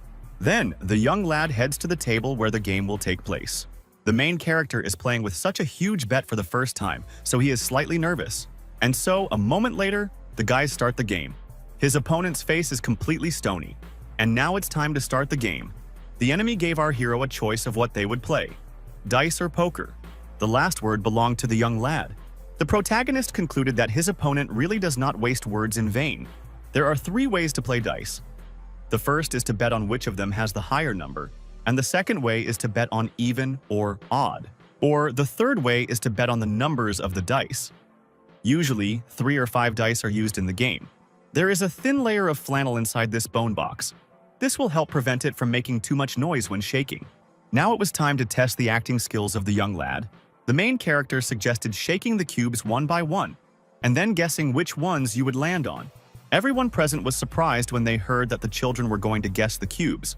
Because this type of playing is the most difficult, and the flannel inside seriously affects the hearing, the man thought that our hero was a master of gambling, since he suggested such a complicated method. The winner would take all the money. A moment later, the protagonist turned to his friends and smiled happily at them. They did not understand why he was so happy. They don't understand why our hero is so confident. Does he really know how to guess the numbers of the cubes? Just listen to them? It's time to put in the bets. The young lad decides not to hesitate and immediately puts everything in, thinking that the opponent will be scared. This does not irritate the man, but nevertheless, he is not going to give up. His opponent takes the box, ready to shake it. His eyes are filled with fear and excitement. And so, after just a couple of seconds, the man begins to quickly shake the box, mixing the cubes. The young boy watches this closely and hopes that his acting skills are now at their highest level. The main characters cannot understand what the point of shaking the box is, because they are not in the movie. After these words, Mr. Man thinks that they definitely won't win, so he wants to leave after this round.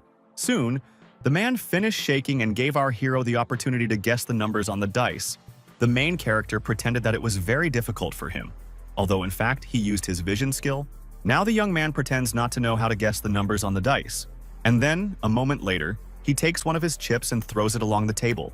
The chip flies to the edge of the table, after which our hero says the numbers.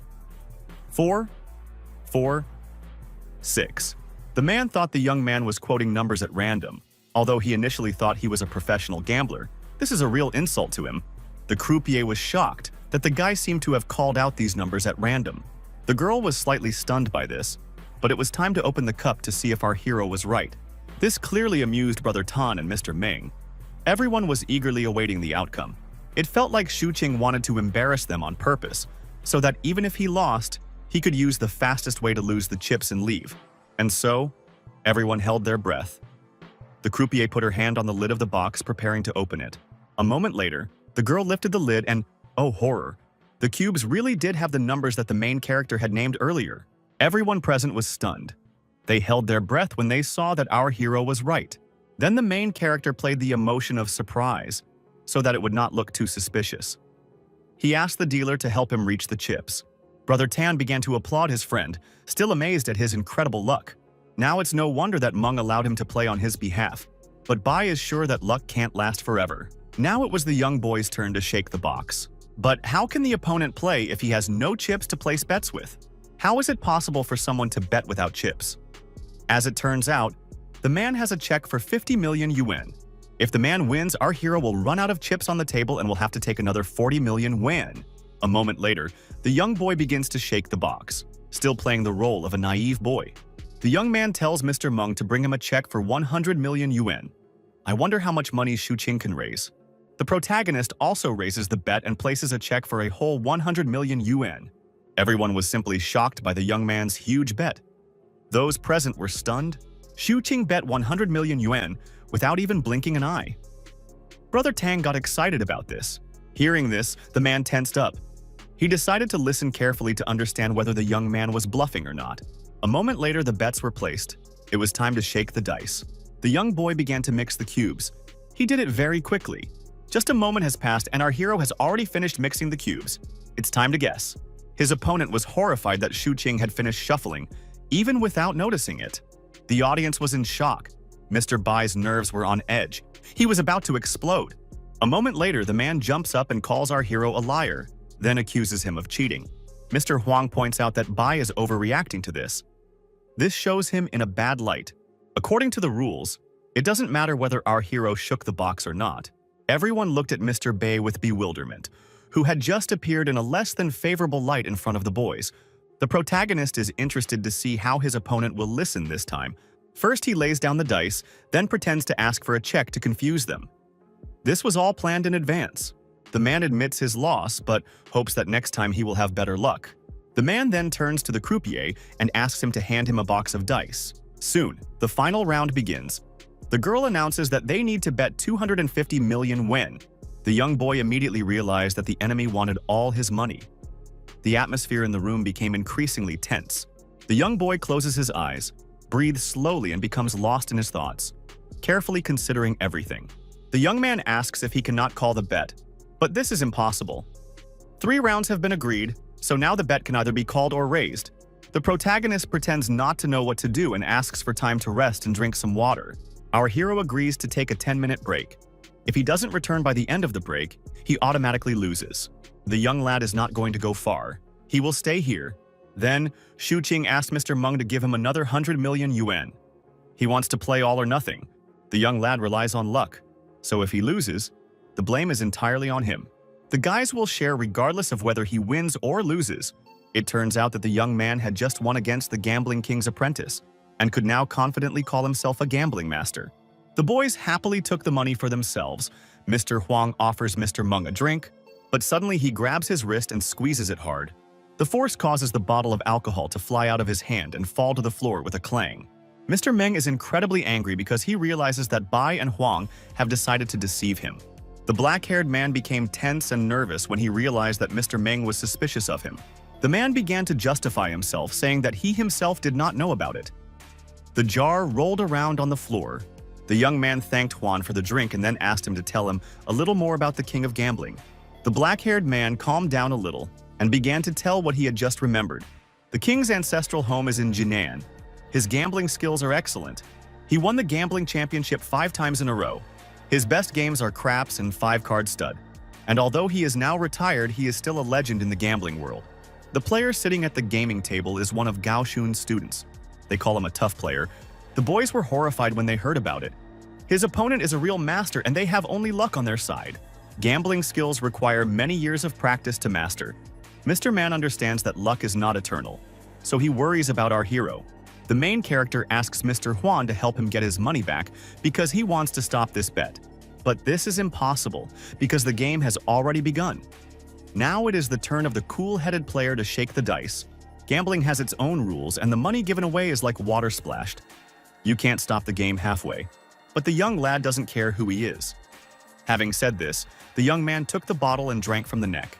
For our hero, this means nothing. Brother Tan believes in his success and victory. A moment later, a young guy sits down at the gaming table and confidently says that he is raising the bet. And just a couple of seconds later, Shu Qing hands the croupier a check for 150 million yuan. If you add another 210 million yuan, the total comes to 360 million yuan. This seriously interested our hero's opponent. He put the check in his pocket. The man supports this bet and throws down his checks. A moment later, the man grabs the box and prepares to shake it. When he grabbed the box, he began to shake it furiously. The man shook her a lot and for a long time, in all possible directions. Shu Qing noticed that his opponent really deserved the title of Gambling King. Brother Tang was worried about his friend. The man felt very self-confident. He continues shaking the box. And then, just a moment later, the man made the last movement with his hand. Then he puts the box down on the table with a bang. Now our hero has to guess the numbers. The man mixed the cubes so well that he was now sure that the main character would not be able to guess it. The young boy is thinking. Now he is completely immersed in his thoughts. The protagonist is confident that he can win. Now he uses his supervision to win. The dice showed 3 sixes. Amazingly, the man was able to shake the dice so that 3 sixes came up. Our hero prepares to answer. A moment later, the young boy gives his answer and places his bet. The dice show 3 sixes. Our hero is really interested to know what is better, the opponent's gambling skills or his luck. Brother Tan seemed to have little faith in his friend's victory and thought that he simply wanted to spend his money. Mr. Meng believes in our hero to the end. Perhaps Shu Qing will be able to win after all. The bets have been made. All that's left is to look at the numbers that have come up on the dice. Now they'll know the winner. Everyone's eyes were fixed on the box. They held their breath and didn't blink, waiting for the results. And then, a moment later, the croupier lifts the lid and reveals to the guests the 3 sixes that fell on the dice. There really were 3 sixes on the dice. Shu Qing emerged victorious from this game. It seems that luck was more important than skills. The main character is very happy that he was able to win. Mr. Meng has nothing to do with the money sharing. Brother Tang will take the money by force if Shu Qing does not give it to him. Unexpectedly, Brother Tan grabbed our hero in his arms. They were very happy with their victory.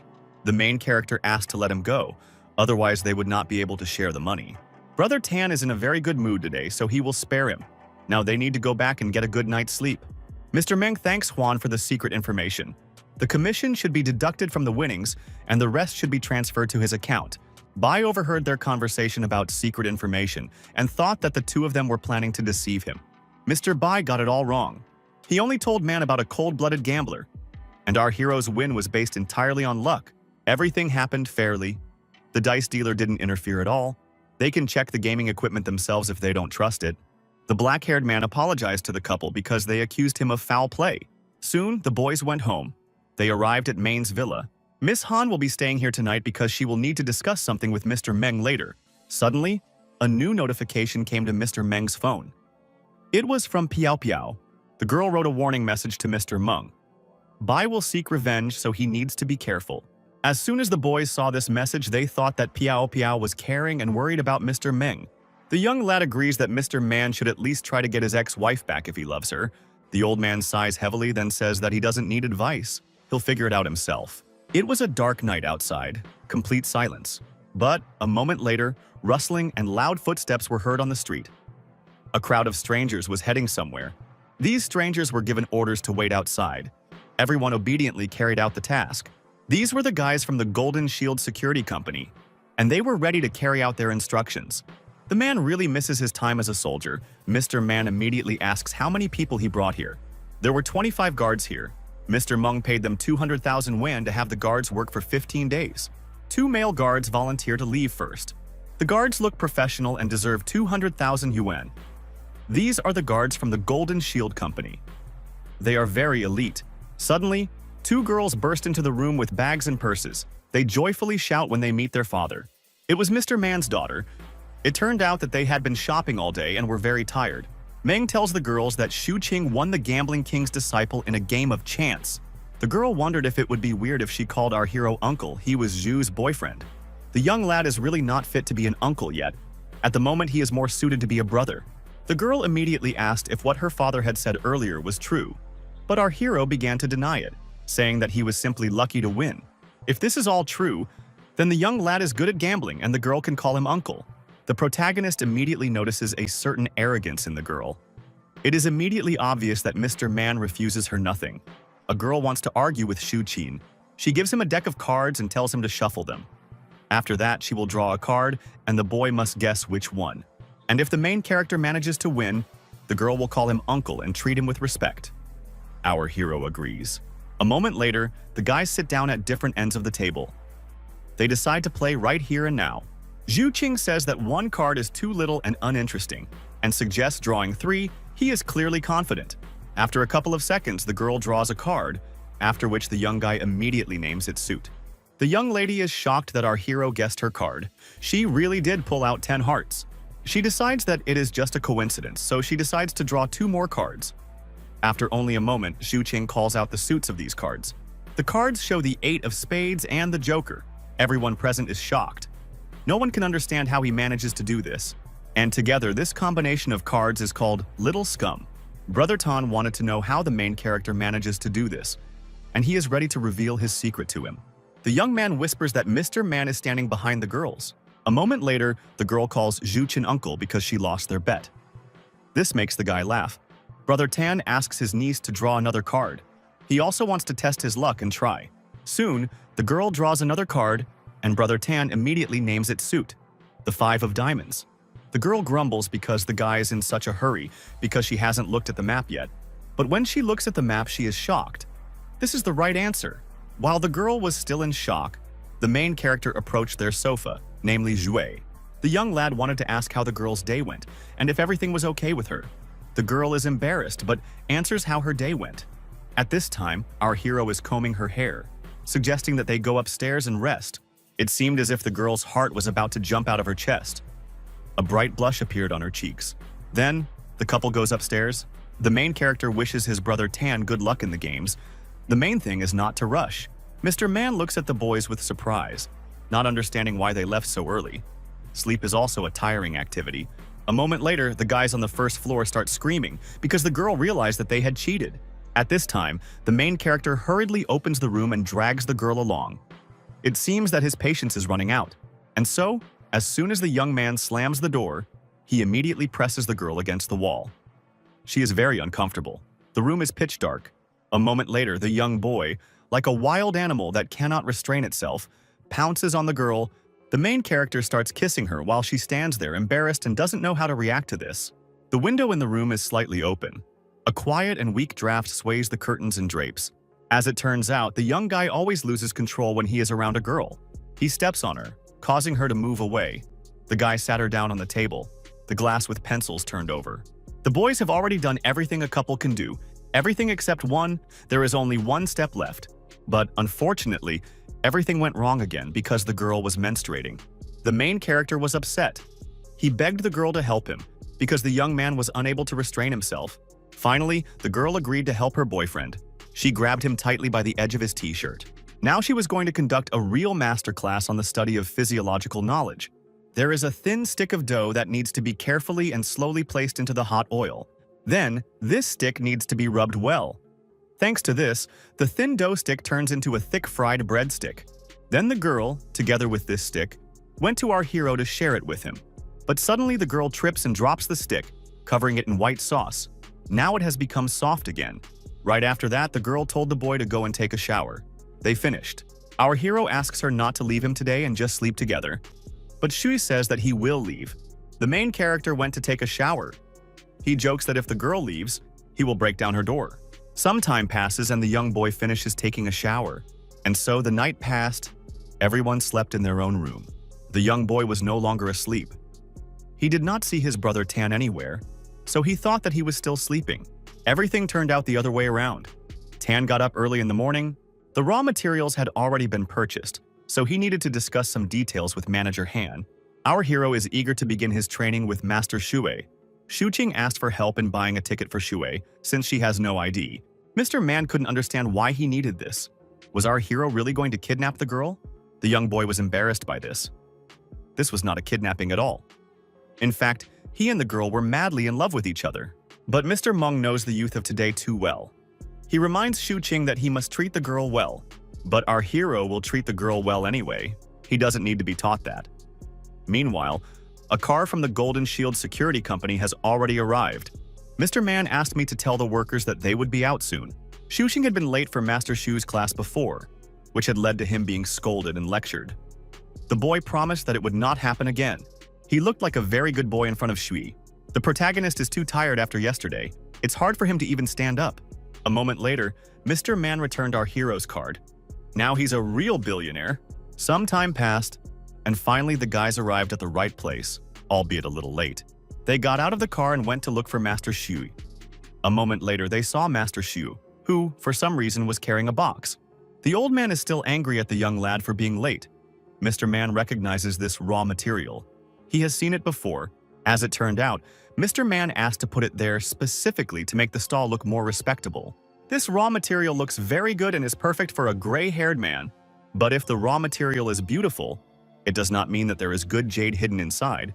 Master Shu does not need this raw material. It is better to sell it to others. Mr. Man doesn't even want to listen to this nonsense, because he kept this raw material for years instead of selling it. Suddenly, the young boy notices a rusty spot right on the stone. There is something else under the rusty spot. As it turned out, it was the most ordinary moss.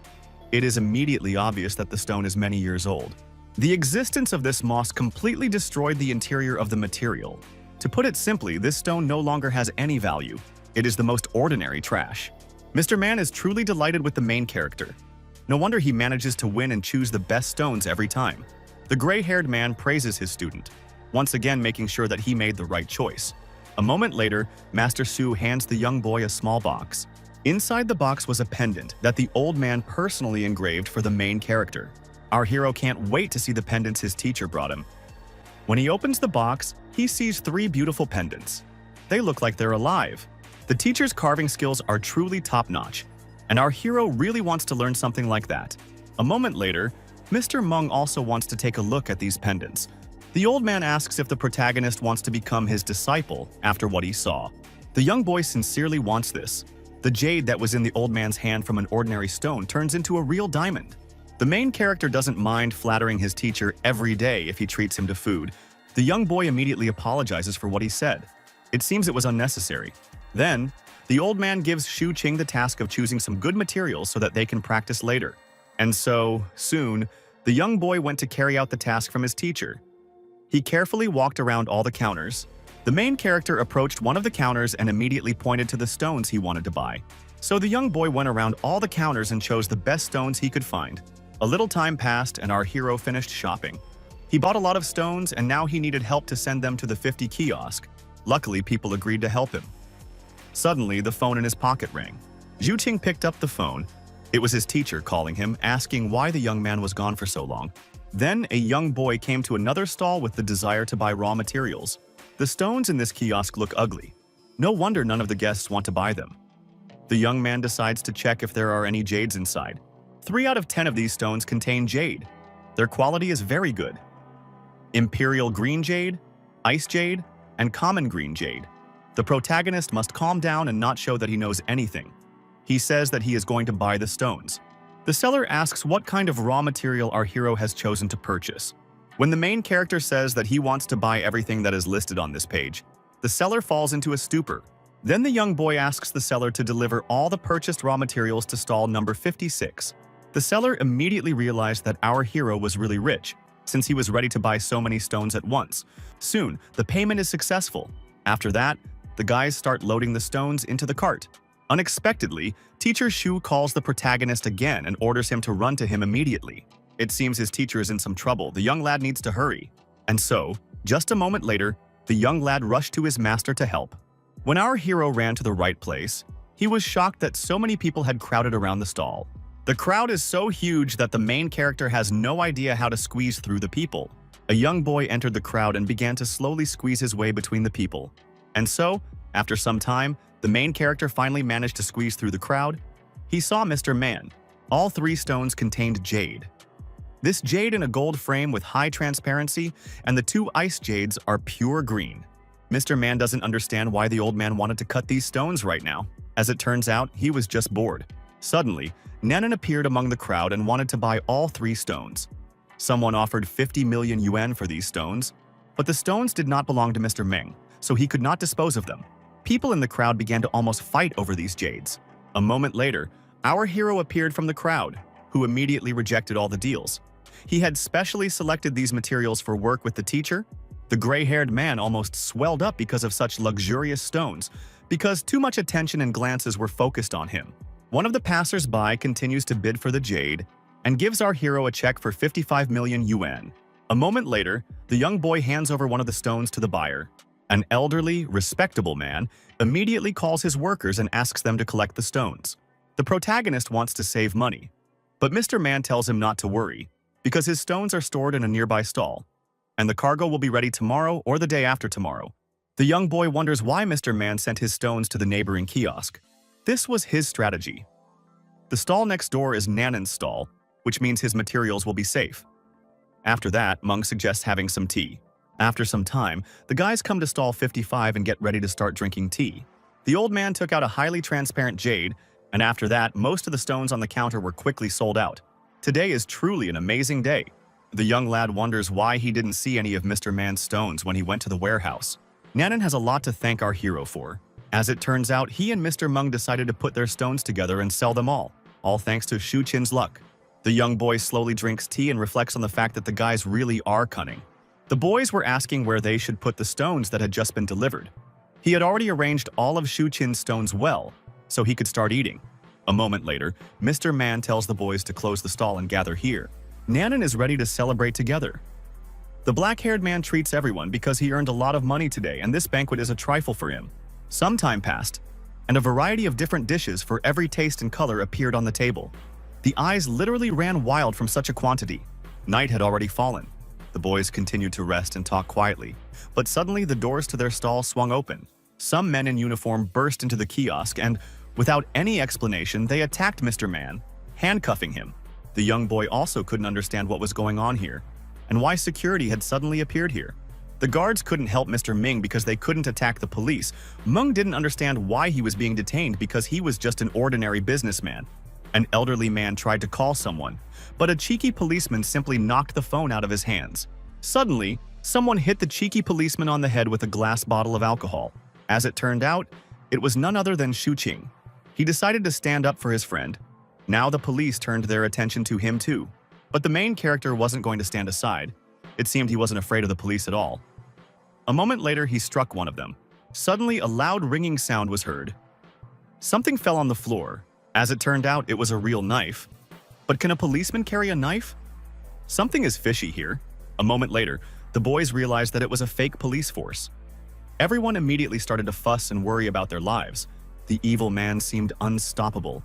He came here with the intention of cutting everyone into pieces. Having said this, he took out a knife from his bosom. The young boy wasn't going to stand there and wait for his death, so he started to defend himself. A moment later, he threw a chair towards his enemy, but, unfortunately, the chair flew very close to the thug, but still missed him, and broke with a crash. An order came in to protect the boss. This scumbag was angry after our hero tried to harm him. A moment later, the bastard swung his sharp katana. His plan was to get the protagonist's hand, but unexpectedly, something went wrong. Someone poured a whole pot of boiling water right on this scumbag's face. The young boy was stunned when he saw what had just happened before his eyes.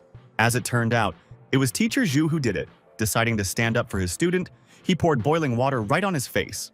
This bastard was in agony and could do nothing about the pain that penetrated every part of his body. It was very dangerous, but luckily Shu Qing and the guards were with them, so everything turned out well. They needed to stop these scumbags. The young boy sincerely thanked his teacher for saving him. It was his duty to help his student. Now the bastard's face was completely covered in blisters. They wanted to know who sent them here and asked them to play this scene, but the scumbag wasn't going to reveal his customer. He's been in this business for years and is loyal. Even at gunpoint, he won't give up his customer. A moment later, the young lad threatens this scumbag by pouring boiling water right on his face again. After this threat, the man broke down and said that it was Mr. Bai, who ordered him to pretend to be a police officer and take Meng to a house in the eastern suburbs. Those present listened to this story with bated breath. They couldn't believe it. Mr. Bai asked to take every last penny from Mr. Man, no matter what. Mr. Meng was horrified when he heard the cruel and inhumane methods Mr. Bai was willing to use to take his life. This has gone too far. Is all this really worth a man's life? A moment later, the gray-haired man steps aside to call his son and tell him that something happened to him at the restaurant. The black-haired boy told his father and his boys to wait where they were and do nothing. He would call someone right away to sort this out. And then, just a moment later, a police squad with flashing lights arrived at the scene. As soon as the police arrived, they immediately ran inside the building to help the victims. The policeman apologized to Master Shui for what happened. This matter will be thoroughly investigated and the criminal will be severely punished. These people were sent here by Mr. Bai. The old man briefed them on the matter. The black-haired man was angry that the old man was now talking about his neglect of duty.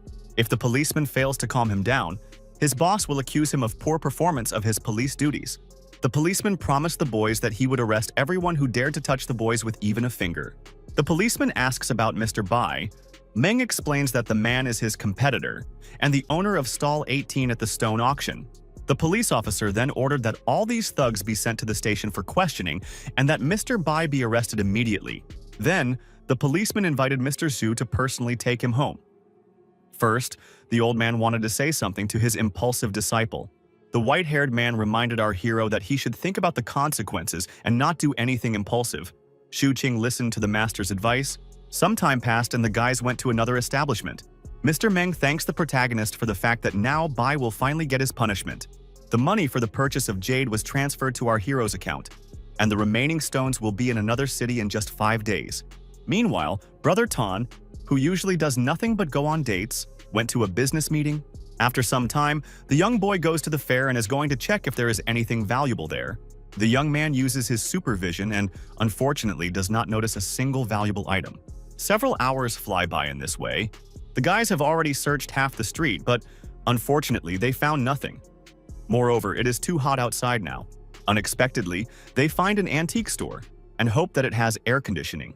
A moment later, the guys head there and open the doors, then go inside. The main character entered the store and saw tired saleswomen who asked him what he wanted. Zhu replied that he wanted to look around first, intending to find an object with a colored aura, after which Qing spent a long time sorting through various objects, looking for a special thing. After a few minutes, the guy finally saw the desired object through the glass. It turned out to be a certain statue that emitted a mesmerizing magical aura. Naturally, the teenager asked if he could spend some time with her and hoped she would give him a chance to get to know her better. At that moment, she again caught his mysterious look and thought that he was trying to please her. But like most girls, she was of course interested in the material side. Suddenly, the young lady asked if he really wanted to ask her out on a date, and Shu was surprised. Then she finally became convinced that her intuition had unexpectedly failed her. In connection with this, her smile changed to anger, and she asked to buy this item for 6,000. King was shocked by such a price, but the girl hurried to put the statue back in place. However, at that moment, the young man once again saw a golden glow. He then urged her to return the item so he could buy it, and the saleswoman continued to escalate the situation. Shu, in turn, tried in every way to smooth things over and hurried to acquire the magic item. Soon he hurried out of the store. The young lady caught herself thinking that the guy was handsome but stupid. Meanwhile, Shichen was waiting impatiently for him, calmly sipping his tea. A couple of minutes later, Qing came in to see him, which made the old man immensely happy. Naturally, he immediately asked if Shu had found anything interesting and expensive. The young man showed the statuette, and the surprised Ming asked what attracted him to it. The teenager assured him that it was truly unique, and Chen asked to take a closer look. King himself intended to examine it later to find out its true value. But suddenly his magical ability became completely useless. Since he could not see through the object, a stunned Shu asked Meng to hand it to him, after which, having examined it from different sides, he put it back on the table, not understanding why he couldn't use the skill. At the same time, the main character clearly understood that there was some secret hidden in the statuette. Then he called his sister and said that he would be able to return home soon. By late night, the teenager was quite exhausted and hurried to bed. Just as Qing began to fall asleep, an unknown aura enveloped his body. Suddenly, he found himself in the middle of a clearing, where monks stood around him. Yu immediately heard a loud singing sound, which helped him sleep, although it was strange. Exactly at 8 in the morning, the alarm rang, and the young man realized that he had overslept again. A moment later, Tan knocked on his door and the guy hurried to open it. Guobin immediately jumped into the room and began to look around, asking if he was the only one who slept that night. Surprised, Qing replied that he had been alone all this time, while making fun of his friend. After which, Zhu rushed to change clothes so as not to be late for the plane. Tan also asked him to wake up his girlfriend since she was probably still asleep. After brushing his teeth and washing his face, the young man ran towards Ying Shui's room. However, when he opened the door, he saw Zhu's granddaughter sleeping in Lu's arms. The stunned guy hurried to wake up his beloved to hurry her to the airport. However, the girl was sleeping quite soundly, and he had to wake her up. Then he said that she had to get ready as soon as possible in order to catch her flight. He himself went to Maine and asked if he could take this statuette with him. Shichen said that as long as he had an invoice and a certificate of authenticity, no one would touch him. Since this is proof that the goods were purchased legally, Zhu immediately found all the documents. Soon, they went to have breakfast, the main character thinking about how dramatically his life had changed. And he was even able to find a loved one, which, as it seemed to him, was incredibly lucky. After finally boarding the plane, Qing suddenly asked Guobing to help him buy a house in Jiangchun. Tan happily agreed, saying that he certainly had a knack for choosing houses. At this moment, Ying Shui suddenly grabbed his hand, and Shu was surprised and asked what happened. The young lady replied that everything was fine, but she wondered why he decided to buy a house in Jiangcheng. After all, if this is really the case, then he will clearly want her to live with him as well. After 3 hours of flying, they finally arrived, which made the teenager extremely happy. Suddenly, the young man saw his old friend Lu and asked if it was really him. Tan, in turn, noted that within a few days he had acquired a new car, after which he asked for the keys to test it, and the fat man offered to exchange cars. Instead, Guobin simply gave him his fancy car. Yufu was shocked by Bin's behavior and asked again if he was serious.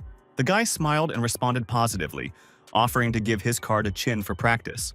Yin was surprised by Tang's decision, but Shu said that he had earned a lot of money in Tengchun and could afford such gifts. Guo himself called on his friends to hurry to Paradise on Earth to discuss everything. The fat man was stunned by such an attractive stranger who was next to his friend. Naturally, he introduced himself and asked where Qing found such a beautiful girl. The teenager, in turn, happily introduced her as his future bride. Liu continued to compliment her until Yang approached him.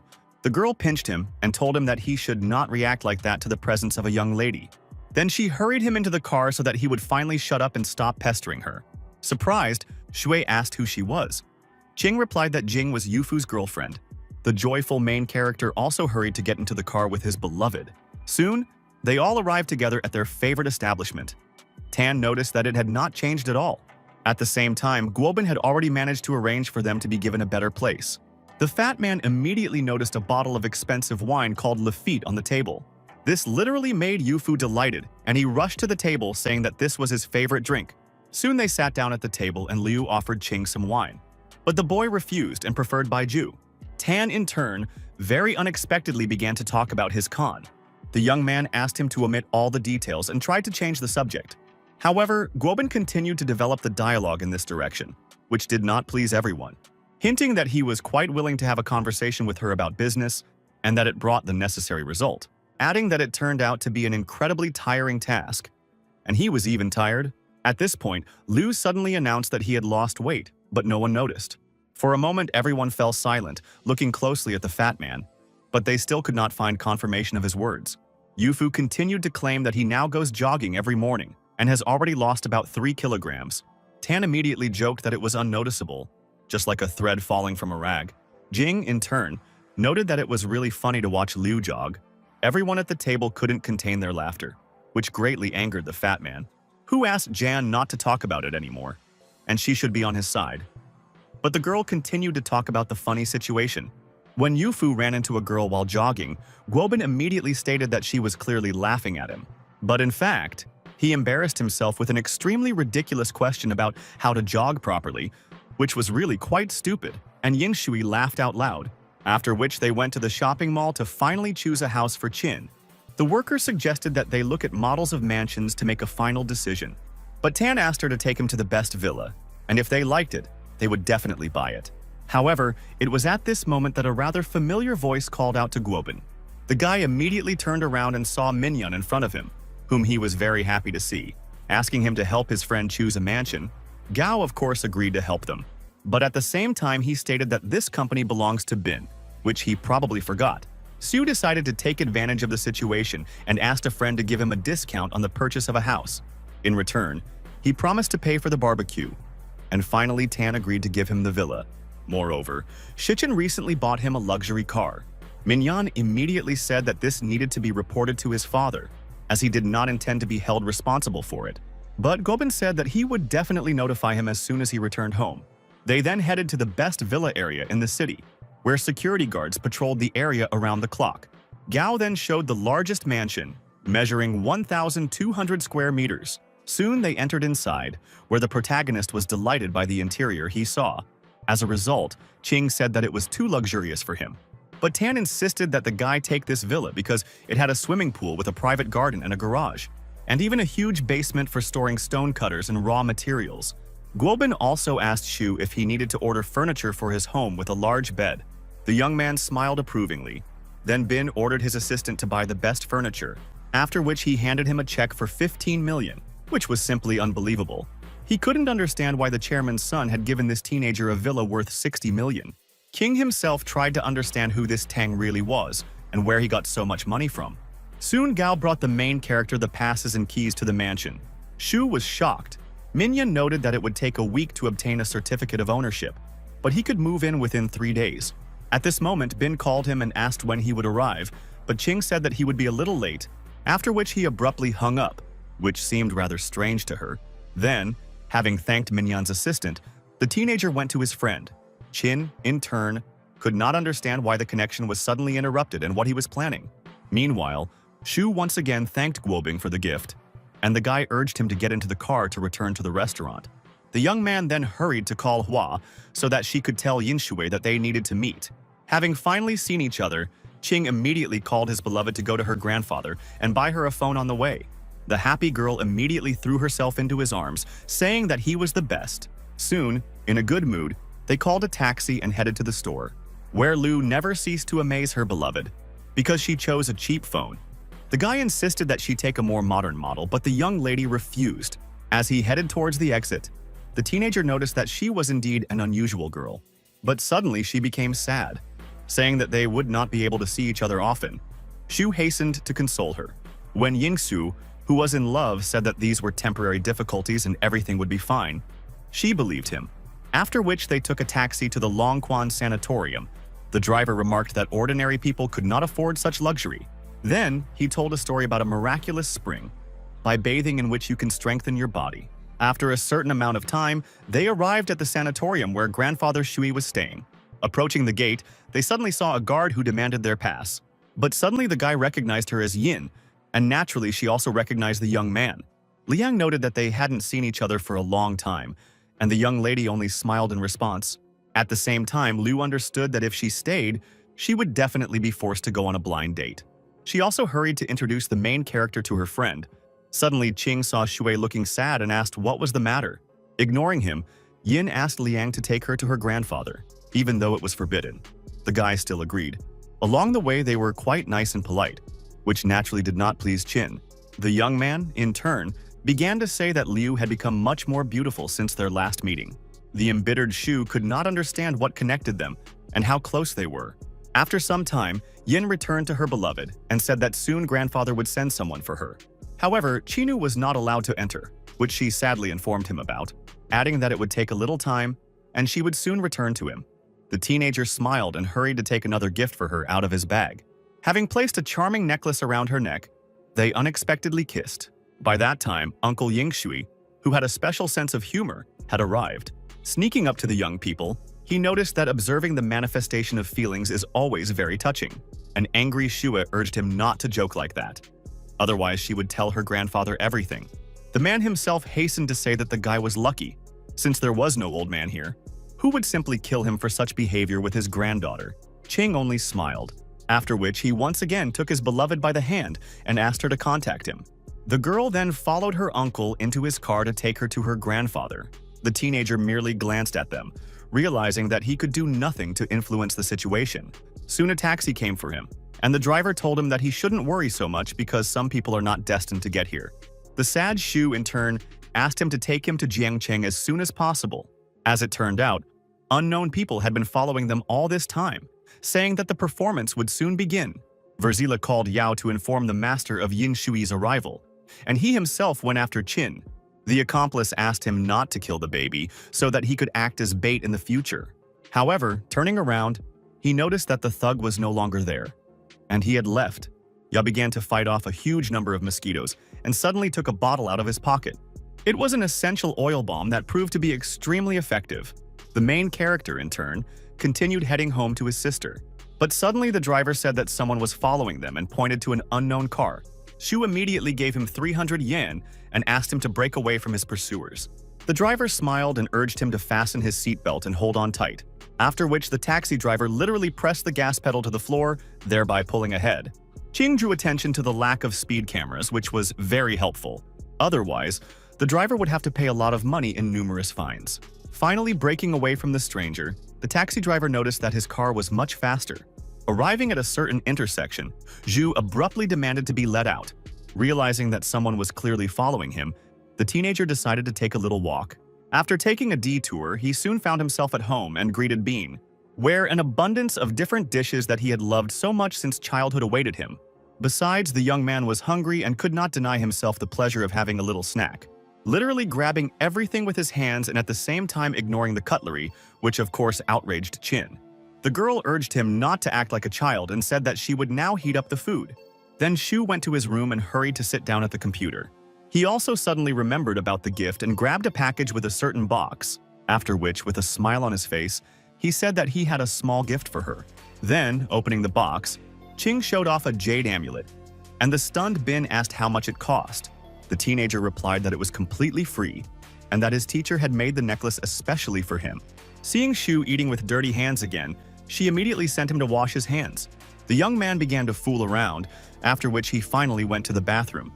Qin, in turn, looked at the beautiful amulet for a long time, then finally put it on.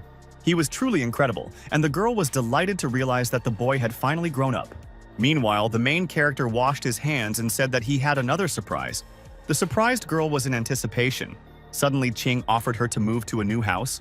The stunned sister asked him again which house he was talking about, and Shu smiled. Then the teenager said that he managed to earn some money on the trip and bought a mansion, after which he gave her the key. The shocked Bin could not believe what was happening. Then she asked him how much he actually earned in Yunnan, adding that if he didn't explain himself, she wouldn't move to the new villa. Ching realized that she didn't think it was clean money. Finally, he told the story of how he won them at a gem auction and was just lucky. But Bin asked how much he had earned in total, and Shu replied, about 1 billion. At the same time, he said that they could even start their own jewelry business, where he will hire 2 jade carvers. And by the time he himself learns this skill, they will already have sold something. The girl even shed tears, realizing that Ching had really grown up and become a successful person, after which they began to have lunch together. Bin was still in shock from what had happened, but she unexpectedly refused the young man's bank cards, saying that he had paid off all his debts, adding that he was young and should think about himself, and there was no longer any need to worry about her. Moreover, she was able to feed herself, but Shu continued to ask her about her own jewelry store. But Bean was rather skeptical about this idea and urged him to at least start by cleaning his room. When Ching entered his room, he suddenly discovered that someone had written him a message. Assuming it was Yin Shui, he decided to check, but in fact it was an unknown person named He Zhang, who asked him if he believed in extrasensory abilities. A stunned Shu couldn't understand who he was or what he was getting at. Suddenly, Zhang wrote that he couldn't concentrate on his work when there were so many beauties around, after which he began to tell an incredible story, and naturally the main character became interested. He, in turn, said that a couple of days ago he was eating a watermelon and saw a beautiful girl. Suddenly he stopped, and a watermelon seed accidentally fell out of his mouth right into his palm. Then something amazing happened. A plant started growing out of his hand, and he sent Shu a photo to prove it. The dumbfounded Ching could not believe it and continued to question him about this miracle. Zhang noted that he tried other seeds as well, and they also germinated in seconds. The guy suggested that the power he possessed could also be extremely dangerous, and besides, it's better to never tell anyone about your abilities. Soon, he wrote that he felt better just by talking to him about it and wished him good night. Then, the teenager also decided to go to bed, especially since it was already really late. The next morning, he was awakened by a sudden phone call, and the young man opened his eyes with difficulty, after which he picked up the phone, where Minyan informed him that he could come into the mansion. Of course, this was good news, and Shu hurried to go to his new home. My sister couldn't believe that she would now live in such a luxurious place. Gao, in turn, met them and hurried to show them the interior of the incredible villa. Seeing the beautiful, huge halls and corridors with a modern design, Bin was delighted. Minyan continued to give a tour of the house, showing all its charms. Taking them into the living room, the assistant showed them the home theater and the new generation dishwasher. The happy girl with a smile on her face said that this was now their new home. After a certain amount of time, Gao asked the protagonist if he liked the villa. Naturally, the guy answered positively. Then the servant said that they needed a housekeeper, and he had already taken care of that. King knew that they really needed a maid because the house was too big. She turned out to be an elderly woman named Chang Shuying. Her salary was 1,800 yuan. The teenager thought about it because he had never hired a housekeeper and could not even imagine such a thing. In connection with this, he asked his sister what she thought about this. After all, if they had an assistant, they would be able to focus on their own affairs, but Bean noted that the main thing was that she cooked well. Gao immediately said that she was an excellent cook, and they would definitely be satisfied. Asking if they would like to call her right now to see for themselves, King happily replied that it was a good idea, and it was already lunchtime. Minyan immediately called the woman and invited her to work in the new mansion. Soon the maid arrived, and Gao went to meet her, because she did not have a pass yet. Zhu and his sister, meanwhile, sat down on the sofa to wait for their maid, who a moment later entered the room and greeted her new owners. The woman bowed low to them and said that she would be happy to work for them. King noted that she would have to take responsibility and take care of the house. Chan replied that she would gladly accept his offer, especially since he was already her 10th employer in a month. Of course, the guy was confused by this fact, and he immediately turned to Gao for an explanation, assuming that he simply decided to deceive him and therefore sent this woman. Minyan said that she is indeed a capable maid, but she is constantly unlucky because she has a long-suffering family. Bin, in turn, called on Su Ying to tell her about the problem, and the assistant suddenly asked to pay her for 2 years in advance. Stating that her daughter had been in an accident 3 days ago and now needed surgery, Shu asked Minyan if she was really telling the truth. Gao was shocked by what was happening. After all, He asked her to tell him about it later, but for some reason Chan decided to do it right now. The woman immediately gave Chin her daughter's medical report, from which he learned that this was the same sauna worker Han. The main character was simply shocked by this fact and could not believe that such a misfortune had happened to her. The guy in turn asked her how much money was needed for her daughter's operation. Through tears, the housekeeper said that she needed 80,000, adding that if he really pays for her treatment, she is ready to work herself to the point of exhaustion. Shu then asked Gao how much money he had left from his purchases. Minyan replied, about 6 million. In connection with this, Qing asked to pay for Han's operation and give the rest of the money to Tang. Naturally, Suying continued to thank the young millionaire and said that she would work even harder. They soon left, but the sister had many questions for her brother. Of course, she asked why he so suddenly decided to help this girl. Shu replied that he met her in the sauna. Bin was shocked by the teenager's answer, realizing that Qing was not so simple. The guy understood that it was better not to tell her about everything that happened, saying that the sauna was a good place and they could go there sometime. However, the little sister refused this offer, saying that she does not visit such places. Soon they got hungry and went into town to get something to eat, and he also decided to ask Gao to bring him some food home. So they found a nice place and hurried inside, where, unexpectedly, Bean met her former boyfriend who couldn't understand what she was doing there. Then the guy asked the waiter to change the menu for them, saying that they were his friends. And when he presented them with an assortment of dishes, a puzzled Qing asked why everything was in French. The little sister laughed, saying that they would need a translator to order food. Meanwhile, the girl made a scandal with her boyfriend, nervously asking if he really knew this person. Most of the visitors were interested in this scene and watched what was happening with pleasure. Shu, in turn, could not tolerate such boorish behavior and suddenly became enraged, shouting that they were unbearable people and only polluted society with their presence.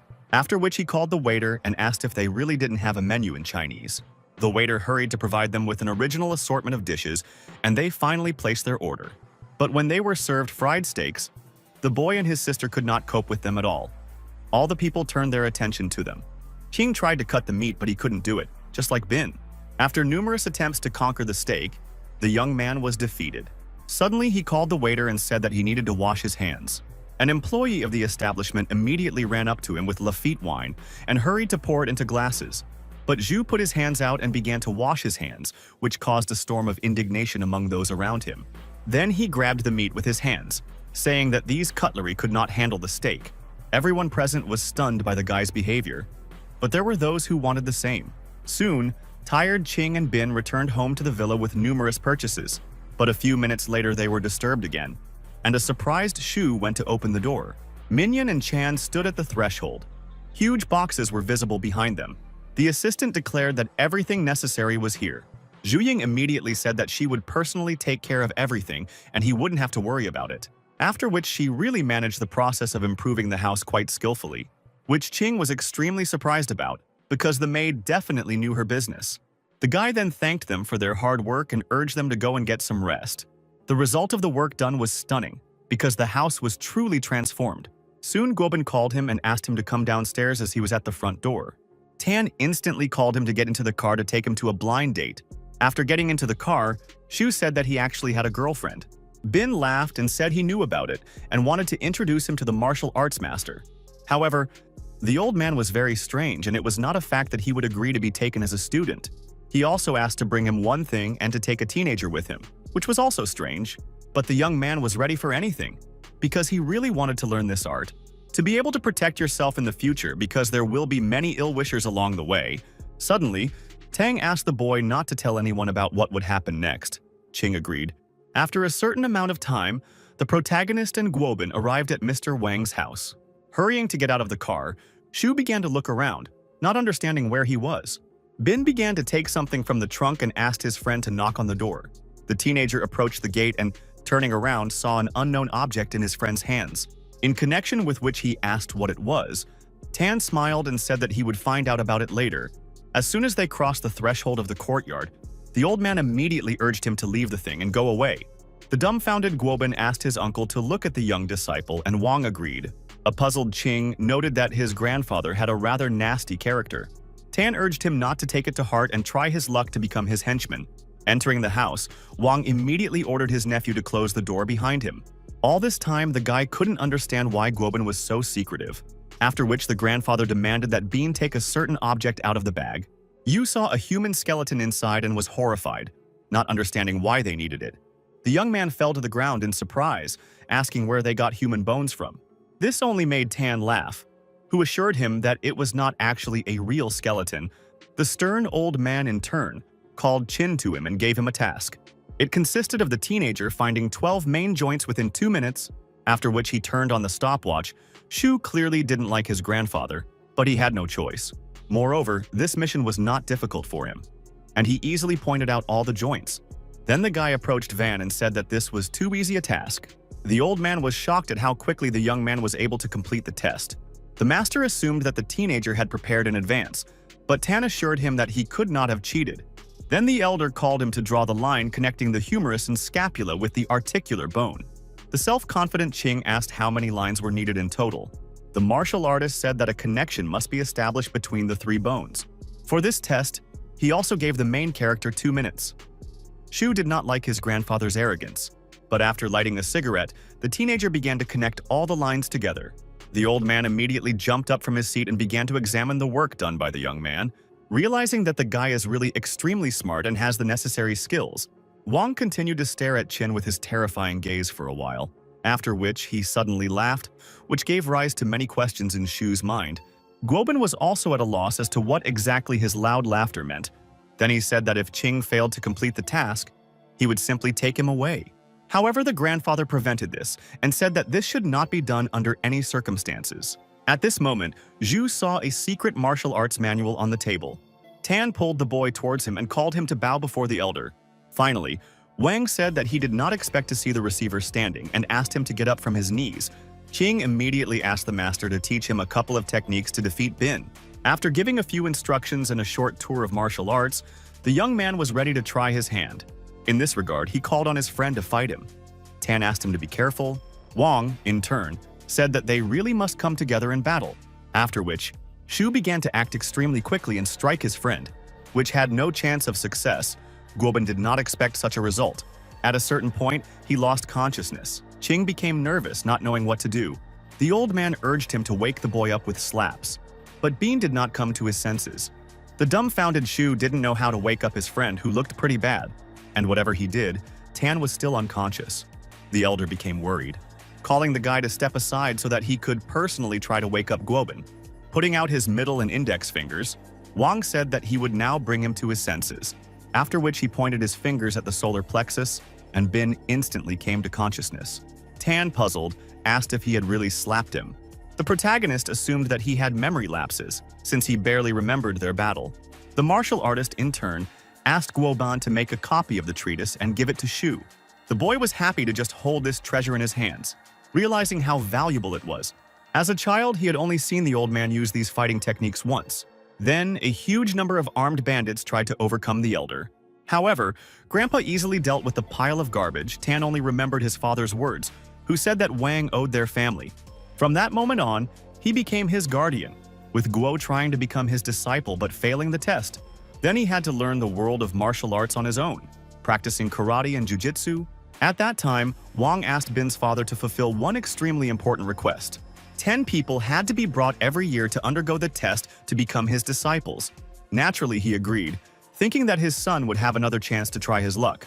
But Tan failed the exam again, and now he had in his hands a magnificent book called 18 Direct Ways to Knockdown. However, Qing had the imprudence to call this treatise useless. This caused indignation on the part of his mentor and friend, and the retribution was immediate. The old man stated that he had no right to insult his book of special techniques. Therefore, he needed to be punished. The teenager realized that he should have kept his mouth shut, in connection with which he immediately said that in fact it was a magic book, and he did not want to offend him. The martial arts master immediately hit the young man, sending him flying to the other end of the room. Guobin pointed out that he shouldn't be angry, as he clearly deserved such punishment. Wang in turn said that he must work hard to understand the truth of this treatise. But suddenly, the self-confident Shu asked him for another book. Since studying only one was too boring, the old man decided to give him a chance to suffer and said that if he could practice the flow of qi in a week, he would take any book. The puzzled protagonist asked what the flow of qi was and how to use it. Tan said that he had internal energy with which he could create great power. adding that he is unlikely to master this ability within a week, as it is extremely difficult. King then asked the elder what the sign of successful chi flow practice was. Wang asked them to step aside and began to demonstrate his mysterious power. A moment later, the closet at the end of the room suddenly opened. Everyone was shocked, but that was not all, because then the elder closed the cabinet with the power of his mind. What was simply incredible was that Shu and Guobing had never seen such strength before. Wang noted that if he truly mastered this technique, he would be able to injure his opponent from a distance. Qing finally realized that the old man was strong and powerful enough that he was worth listening to. In connection with this, he hurried to open the closet door using internal energy. However, the door opened only a couple of centimeters, which was an extremely unfortunate result. The elder challenged him to try again, but this time the target was a glass of water, who only partially staggered, which only made his mentor laugh. Suddenly, the martial artist asked the young man if he had been doing this for more than 10 years. The surprised teenager answered negatively, because he really hadn't done anything. He stated that he had only recently become interested in this and did not really know anything about martial disciplines. The old man unexpectedly called him a genius and urged him not to waste time on useless things. Zhu began to understand what he was getting at and became upset that he had failed the test. Guobin said that the boy was only 17 years old and he couldn't have reached such a level even if he had trained since birth. The saddened young man urged him to forget about it and headed for the exit, realizing that he would not be able to become a disciple of such a great teacher. But Wang decided to check for sure whether the teenager had never practiced martial arts. As a result of him directing his internal energy towards the boy, Qing felt something special. Suddenly, the protagonist dropped to one knee in front of the old man, not understanding what was happening. At the same time, he had absolutely no opportunity to move, which was also strange. By placing his hand on Shu's head, Wang awakened some unknown power, after which he sternly asked him where he learned Buddhist wisdom and the power of Zen. He soon released Qin, who still couldn't understand what the teacher was talking about, which he told him about, stating that he had never even heard of anything like that.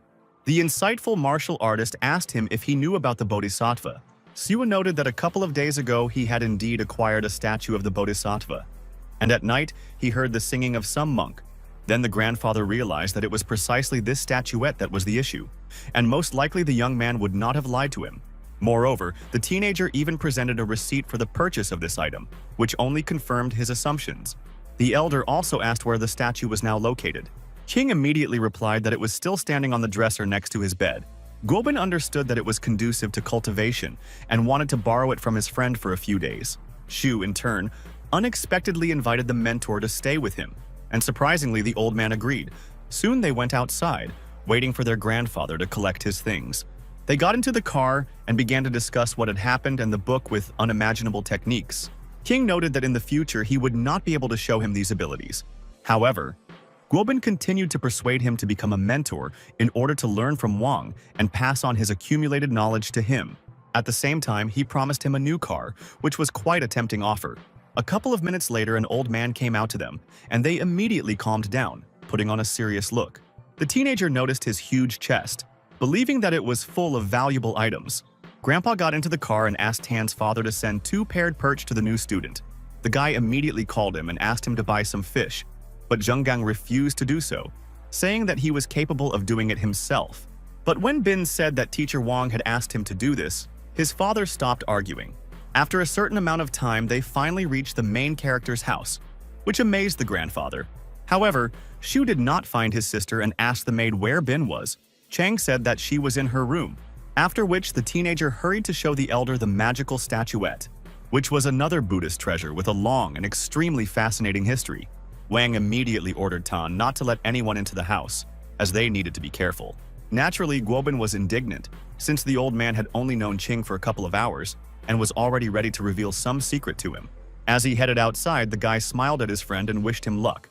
As soon as he came out, Shu asked the master what this secret was that even Tang shouldn't hear. The martial artist said that today he would allow the pearls of Sharira to appear in this world again. Then he broke a part of the statuette and took out from it some pearls of the great Sharira. But the young man noticed that these were just the remains of an old monk, and the grandfather laughed at this phrase. He later remarked that if the ancestors of the wisdom sect had heard this, they would have killed him. However, Qing continued to devalue P-shaped stones, saying that they were not so unique. This again provoked the anger of his teacher. And this time, the old man could not restrain himself and hit Shu, stating that showing disrespect to Buddha is taboo for true cultivators, adding that these 5 ancestral pearls are capable of making him a great master. After all, throughout his life he broke many similar figurines in search of these stones. While the boy was lucky enough to get all 5 pearls of Sharira, also, one of these granules is capable of prolonging a person's life by more than half a century and helping to break through to the kingdom of heaven. King noted that in that case the old man clearly needed them more, but he refused them. Perplexed, Shu asked why the teacher couldn't use these pearls. He also asked him to tell him more about the kingdom of heaven, and Wang agreed. The old man said that millions of years ago, at the very beginning of human history, something special happened. People wanted to know the potential of their bodies and delved deeper into its development, which they eventually succeeded in doing, since true zeal is always rewarded with success. This group of people were the very first ancient warriors, as history tells us. Most of the immortal masters began to travel to various communities. Unexpectedly, Wang noticed that most likely Qiyu and Huangdi were not ancient warriors. But for some unknown reason, the cultivator's legacy died out, and few could release their true qi. Impatient Zhu suddenly jumped up and asked who was the last warrior of the sacred kingdom. The teacher replied that it was the founder of Wudang, a master of Tongwei Xianhua named Zhang Sanfeng, adding that if a fighter releases his internal energy, he is able to master different elements. They were called Huang, Xuan, and the earth with the heavens, each with its own advantages. And the sacred kingdom turned into a kind of legend, and no one knows about its existence. But if you break through the kingdom of earth, it will increase life by 60 years. And if you go to the heavenly stage, life will increase threefold, and therefore, Zhang could live to this day because he was a warrior of the sacred kingdom. After death, the Melon Master left behind an internal cultivation realm, and he who has destiny is able to absorb this power in order to rise to the top. And the 5 wise men were exactly like that, and that is why they became so famous. And the fact that these Sharira pearls were in his hands, a real success. Suddenly Shu asked what level he was at. Wang replied rather sadly that he had been in the Xuan kingdom for more than 10 years. This meant that he had no more than 80 years left, which was quite a long time in the human world. Unexpectedly, Qing said that he was ready to help the great master, because he did not have an inner ball of fate, and so he can exchange it for the inner sphere in order to finally continue to develop. After which the teenager handed him the treasured pearls of Sharira. The old man was in shock, asked if he was really willing to sacrifice for him. Shu replied that it would be a fair decision. A tearful Wang couldn't believe that he finally had another chance. The teacher said that previously only a Buddhist warrior had such an inner sphere, but now he will have it. Therefore, he decided to teach the main character everything he knew in a week. He added that in 7 days, he would go for the ball to break through, and then they would meet. But Shu said that Wang could do it now, since he could handle the martial arts book himself. The old man asked him not to tell anyone about their conversation, not even his friend Tan. Then he called the young man to call Guobin. Qing immediately came to his senses and headed into the corridor, where the guy was already commanding the servants, as a grand dinner was planned.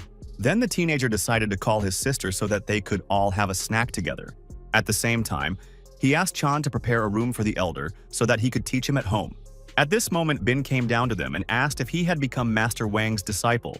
Qing responded positively, stating that he had grown up and was obliged to learn self-defense.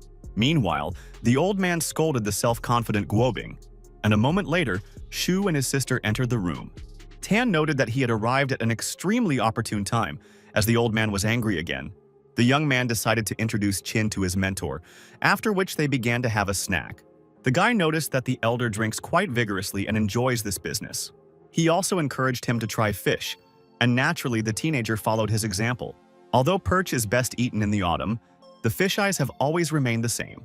Suddenly, Qing remembered some poem and decided to read it at the table. Tan jokingly praised him, while Wang stated that not everyone was as untalented as Gobin, adding that this poem was written by Yun, a poet of the Yuan dynasty, in a painting called Boat in Autumn Water. They then continued drinking, but at a certain point there was not enough wine. The fish were also all eaten, but the thoughtful mentor did not see a problem in this, having said that this was enough, so they should return to their rooms. But since Tan was not at all full, he of course wanted the banquet to continue. Yu suggested that if he was hungry, they could have a barbecue, and naturally Guo agreed. Saying that Qing still had to treat him, they went outside. Soon they arrived at an establishment where, according to the main character, the best meat was prepared. Thus, they ordered a huge number of different dishes, which surprised the chef, who called them to sit down at the table while he prepared food and brought it to them. Having found a seat in the establishment, Tan asked the waitress for cutlery and dishes. A couple of minutes later, the girl brought them freshly brewed tea and all the accessories. She also offered to buy 2 Golden Spring beers, but Guobin agreed. However, Shu wished for 4 bottles to properly celebrate Wang's mentorship. After a while, they were brought a lot of food and the boys began to have a snack. There really was a huge amount of meat, and it was also quite tasty. This is what the enthusiastic Bin reported, and of course Qing agreed with him. Xiu noted that he didn't have much to do and therefore could relax, but Tang had to eat well, after which for several minutes they were occupied exclusively with eating. But suddenly Guobin asked if he could tell him the secret of the statue. But the guy assured me that this could cause trouble, and besides, it was useless information for him. Then Tang asked his friend to promise him one important thing, and the surprised Qing asked what he was talking about. Bean replied that he was obliged to teach him all the techniques that he would soon learn himself. Zhu agreed and suggested recording their training on video camera. The stunned friend noted that the master would not approve of this idea, but the teenager assured him that the old man would definitely not do anything to him now, which surprised Guo greatly. Tan immediately remembered to call Luo to bring him the best video camera with memory cards. Suddenly, Qing saw a smoking youth who was clearly behaving inappropriately, but his friend urged him to calm down. Half an hour later, Luo arrived, bringing Guobin's order with him, and followed them. Having shown his suitcase, the guy said that everything needed to be in it. Tan immediately put him on the ground and said that Shu could record the training on camera to send to him. However, at that moment, the previously noticed smoking teenager suddenly grabbed the suitcase and rushed off in an unknown direction. Lo, in turn, instantly grabbed the chair, while the main character did not even have time to figure out what had happened, after which the guy threw a chair towards the thief. Everything happened quite quickly. A couple of seconds later, the chair flew into the young man's head, causing him to drop the suitcase from his hands. Then Lo moved towards the petty thief in a completely calm and casual manner. After making sure that he was indeed alive, Tan's henchman took the suitcase. The guy started saying that he had no right to beat him, especially on the street. Soon he hurried to call his accomplices and reported what had happened.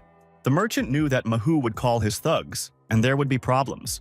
In connection with this, he ran up to the clients and asked them to leave, since bandits would come here now and they would have trouble. However, Guobin stated that there was no need to worry as they would deal with them. He added that his hands had been itching for a long time and he wanted to give someone a good beating. Meanwhile, Mahu said that his boss and his guys would be arriving soon and they would be in trouble. The chef continued to persuade them to leave and even agreed to give them a discount. But Shu objected, so I paid for the food in advance, but he gave me more money than was necessary. An extremely self-confident Tan declared that whoever it was, he would beat them all up. But suddenly, Qing said that he had no time for these scum, so they decided to leave. Mahu began to run after them and demand that they stay and wait for his people. The young man turned around and the guy immediately backed away, but then rushed after them again. Realizing that he had to delay them by any means necessary until reinforcements arrived, afterwards, he couldn't think of anything better to do than grab Guobin by the leg. Enraged, Tang ordered Luo to hit him again so that he would finally understand who he was dealing with. But just at that moment, thugs on motorcycles drove up to the establishment. One of them said that they beat up his friend and therefore should answer for it. Mahu in turn ran up to them and said that they wanted to escape. The leader of the gang was a certain Zhang, who once served in the Chinese army and assembled a sizable criminal organization, which constantly terrorized the local population. But Delhi noticed that the guys were not simple. Mahu began to understand that the situation was indeed extremely difficult and the consequences could be dire. Meanwhile, the protagonist and Guobin got into the car. Tang declared that they must fight. Zhu, in turn, wanted to hand them over to the police so that they could finally put these criminals in jail. King also asked if they really didn't need help, and his friend assured him that he and Luo could handle it, after which they headed towards the thugs to teach them a lesson. At the same time, Bin armed himself with a crowbar since there were quite a few bandits. The stunned thugs began to understand that it would not be easy to deal with them, but the self-confident Zhang ordered his henchmen to attack and beat up the upstarts. The brave Guobin immediately began to defend himself, as did his servant Luo. Several people instantly ran up to Tan, literally surrounding him from all sides. The guard at this time also rushed to inflict extremely ferocious blows on the thugs. Eventually, Delhi entered into a fight with him, realizing how strong the guy was. The rest of Zhang's henchmen had already been beaten by Bin, and some had even fled. At a certain point, the gang leader's hands began to shake and he could do nothing to resist the strong blow. Tan's bodyguard took advantage of this and began to launch furious attacks into the thug's body. However, Guobin himself was dissatisfied with this brawl because the bandits turned out to be extremely weak.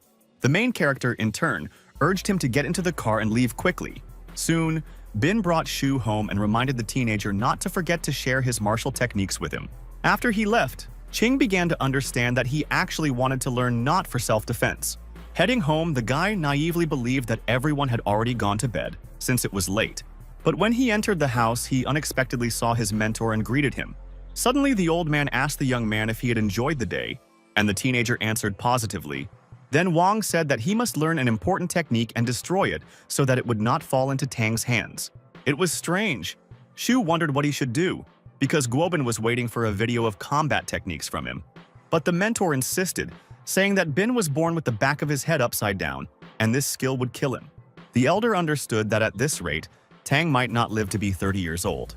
Qing also knew full well that only innocent people could master this ability, and if this is really so, then he will have to train at the cost of his own life. Yu suddenly asked how innocent a person must be.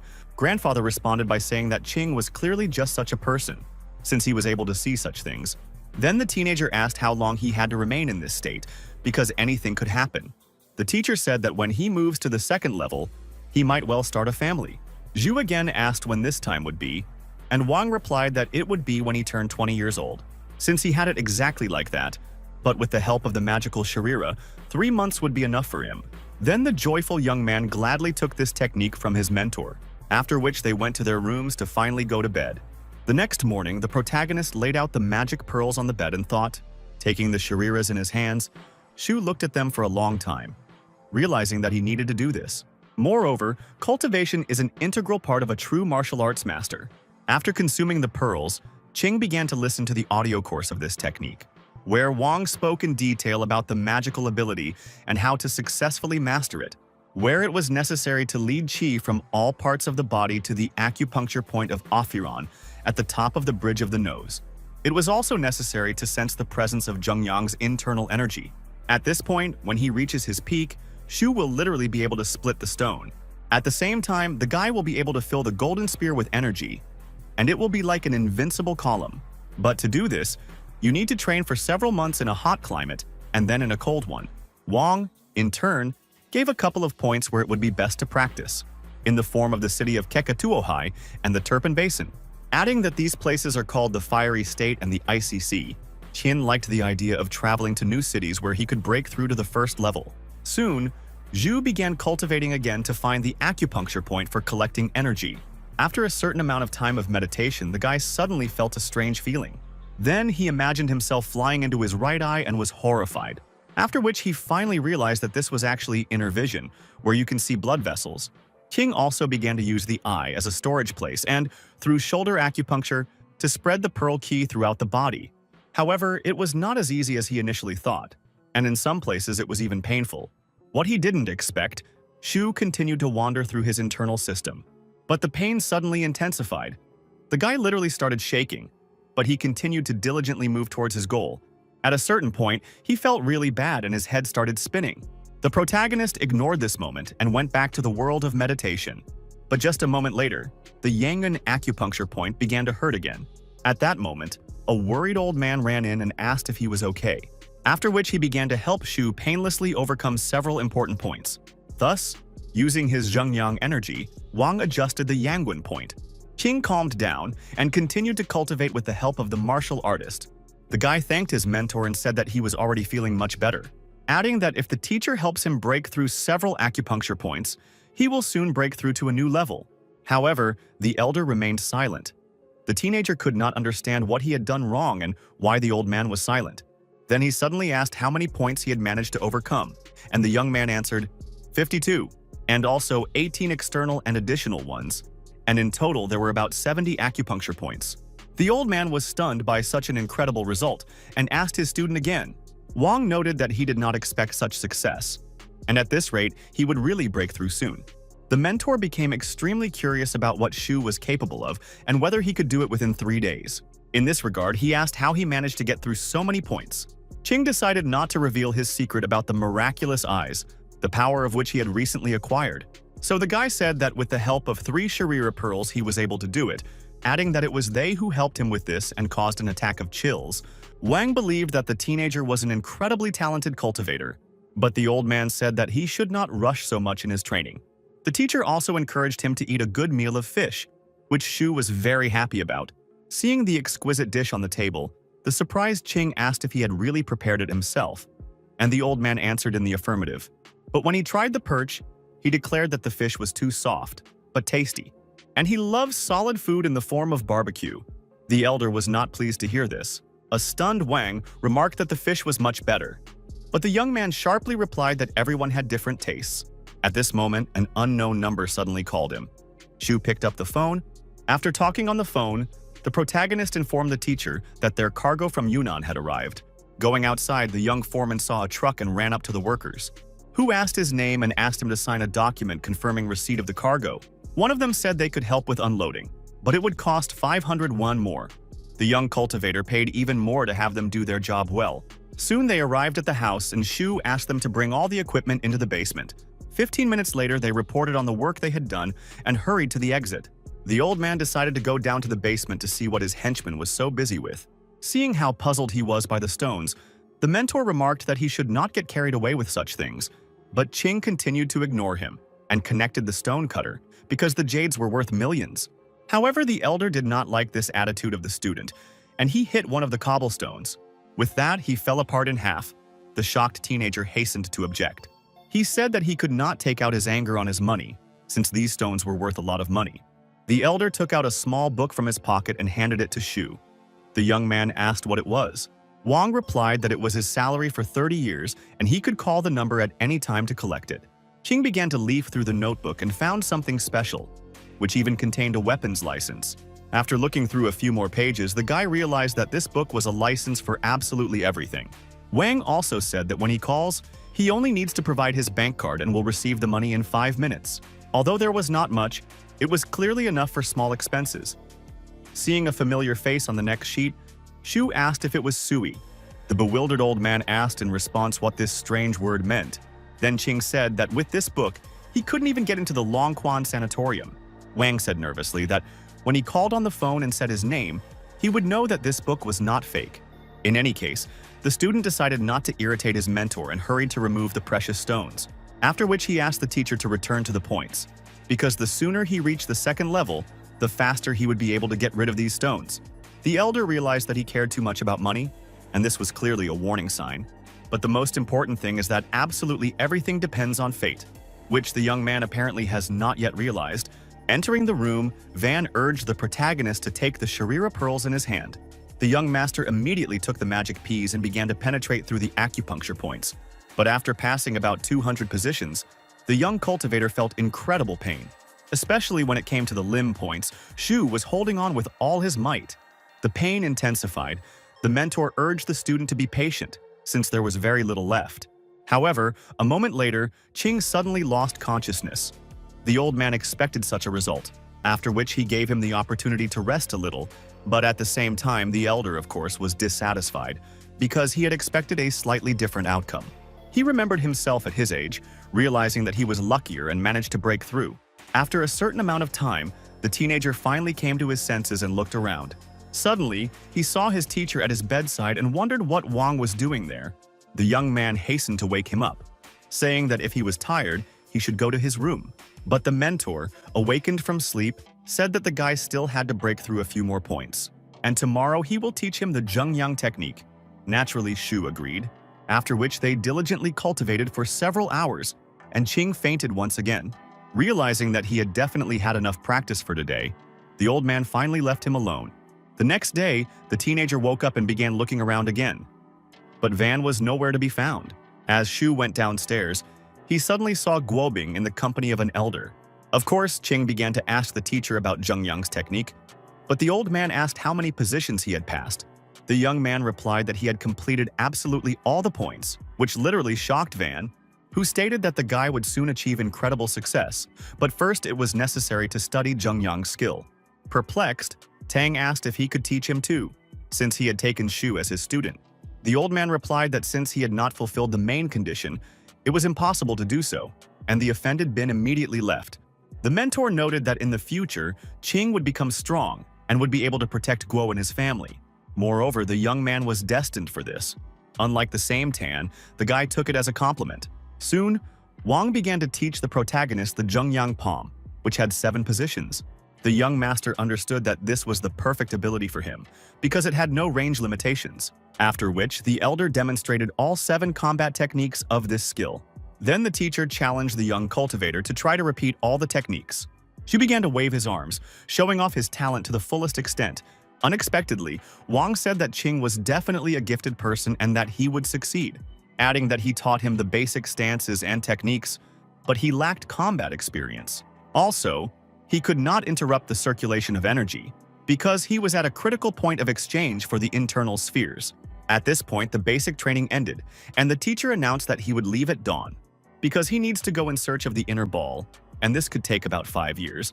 Xu understood that he could not stop his mentor, and he needed to become more independent a long time ago, after which he decided to hide the pearls of Sharira in order to use them to break through to the next level in the future. Having hidden them in a vase, the teenager went to get a good night's sleep, as fatigue was making itself felt.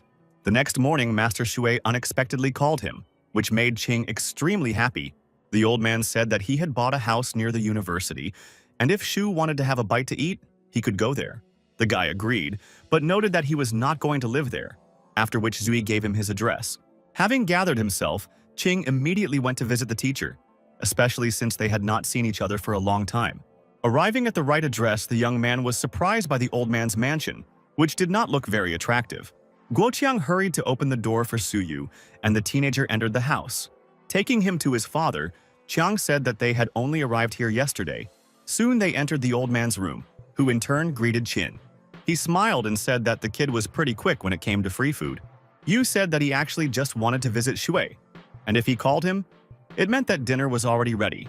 Grandfather once again began to urge him to live together, but the boy noticed that he lived nearby. Moreover, he already has all the necessary equipment for cutting stones in his basement. Therefore, he would be able to take care of all the decorations, which the old man was extremely pleased to hear. Guoqiang noticed that the main character was quite a kind person, and Qing was flattered. Zhu himself stated that although the young master had excellent eyesight and was also lucky, jades were not cabbage.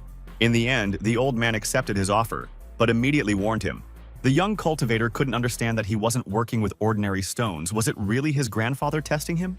In this regard, he said that even if it was an ice emerald, he would be able to carve it for him. Yi smiled and asked to show him such precious stones. Naturally, Shu agreed and happily took him to his mansion. After some time, they found themselves in Qin's basement, where there was a huge amount of high-quality stones. Without thinking twice, he headed towards the cobblestones to give his assessment and was simply shocked. Because Shu had some amazing materials stacked in the corner, the teenager said that if he liked them, he could cut them out. However, Zhui said that materials should be valued and asked to cut another stone. Using his unique vision, Qing decided to cut open the specimen with the emerald glass. The old man was in anticipation and constantly urged the guy. As a result, he successfully carried out the dichotomy. The grandfather was pleased with the outcome when he saw the crystal mist and encouraged the young man to continue. Later, there was jade inside and Shu began to polish it properly. Then he gave him glass jade, which made Shui extremely happy. King decided to give him a precious stone as a housewarming gift, and his grandfather approved of his impulse. And naturally, he accepted the gift from the boy, saying that it definitely brings good luck. After which he began to carefully examine the high-quality glass jade, but Zhu decided to cut another stone for his mentor, who in turn wished him luck. Using his main skill again, the teenager set about finding white jade so as not to arouse suspicion. Remembering how Main gave him a boulder and it ended up being useful today, after a couple of minutes, Qing cut it, and Grandpa was upset because it was white jade. Assuming that the guy was not as talented as he initially thought, he also decided to encourage the student by saying that luck would not always smile on him. Suddenly, Shu said that he needed to tell Zhu something. The old man called on the protagonist to explain himself, as he does not like secretive people. Then the young master announced his martial arts, which clearly surprised him. Su pointed out that it wouldn't be a bad thing if the young cultivator taught him a few techniques, after which they decided to have a little snack. Suddenly, Qing said that he decided to rest, as he was very tired these days. The old man did not try to dissuade him and provided him with his knives for cutting precious stones. He also gave him a disc with a drawing tutorial so that Ching could create masterpieces in the future. The young man thanked him for his help and finally went home to get some sleep. A couple of minutes later, his sister looked into his room and saw Shu, who was already asleep. In the evening, he woke up to the alarm clock and hurried out of bed, then went down to the living room, where he met Bin and noted that he had slept too long because he had been very exhausted lately. Suddenly, the girl asked him if he remembered what day it was tomorrow. The young man thought about it, after which I asked her a counter question. Is it really such a significant day? Extremely surprised, Chin said that tomorrow was the first day of his transfer.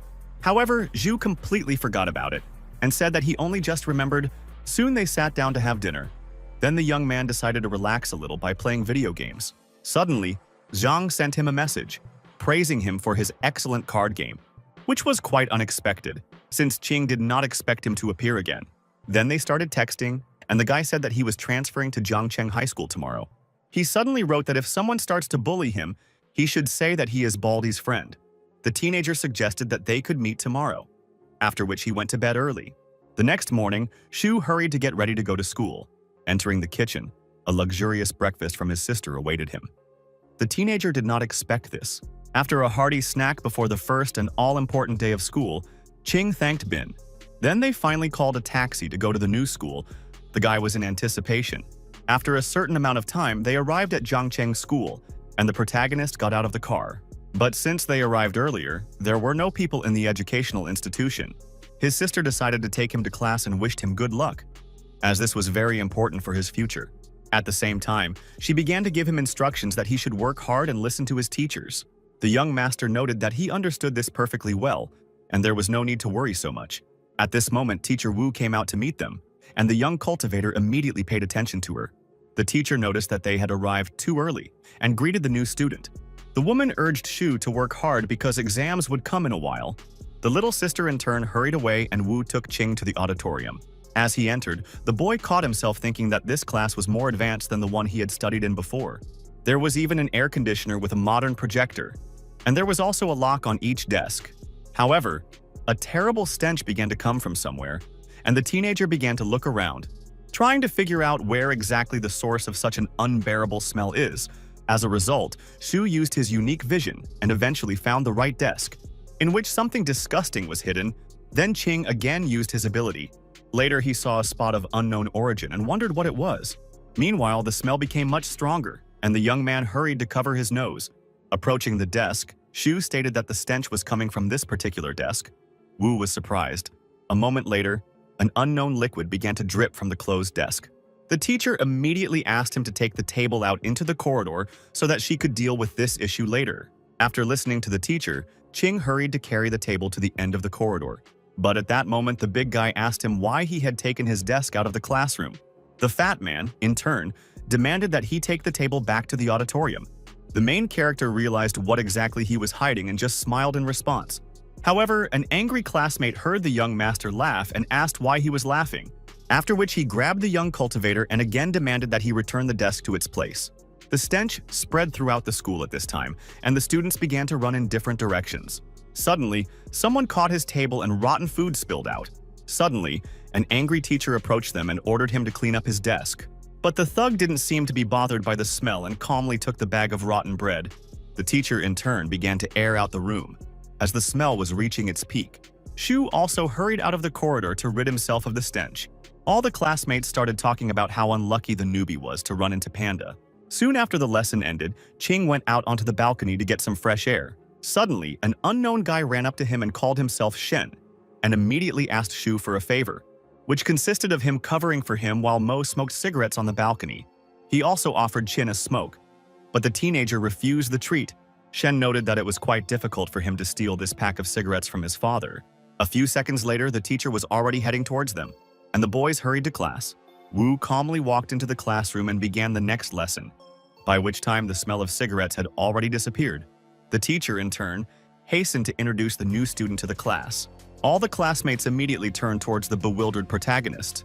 The young master immediately stated his name and greeted everyone present. Shu, of course, liked Hong. The other girls also paid attention to the cute young cultivator. At this moment, his deskmate suddenly pushed him, and Qing turned around abruptly. A classmate asked him if he was a relative of the Iron Lady. Surprised, Shu asked him a counter question. "Who is the Iron Lady?" the boy answered. "It is their class teacher, Tilan." Meanwhile, Wu reminded all the students that the college entrance exams were coming up soon, after which they will have a literature test. Naturally, no one was happy about this news. Unexpectedly, Qing said that this was not a problem for him and asked to go for a walk. A moment later, he left the classroom and decided to go to the nearest store, which turned out to be quite spacious, and the teenager began to buy a snack. Approaching the checkout with only one milk, the young man thought about his beloved. However, at that moment, a huge shadow suddenly approached him, and Shu turned around. The guy saw Panda in front of him and began to say that his classmate needed to be taught a lesson. King reported that the teacher asked him to remove his desk because it smelled terrible. But the restless thug stood his ground and said that he would come for him after the end of classes, and Shu immediately hit him.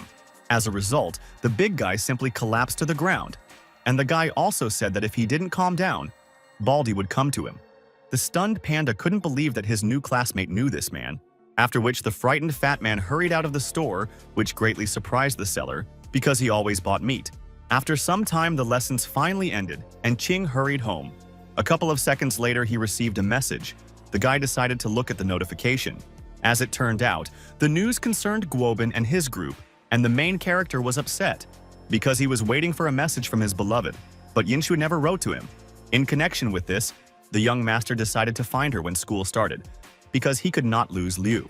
Finding a stranger on a motorcycle on the street, the young cultivator asked how much it cost to get to Hujing Garden. The guy replied that he would take him to the specified place for 5 yuan, and Qing paid him. Soon they set off, and Shu found himself thinking that Baldy's name had really worked, because the fat man had fallen behind him. A few minutes later, they successfully reached the teenager's mansion, and the guy wondered why such a rich kid didn't have a personal driver. At home, he was met by Chang, and the maid urged Qing to wash his hands and go to dinner. He also asked where his sister was and how Han was feeling.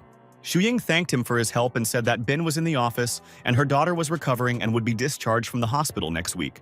The guy noted that as soon as she fully recovers, Chan will be able to fully return to work. The woman was, of course, extremely grateful for this. She wanted to tell her daughter about a good employer.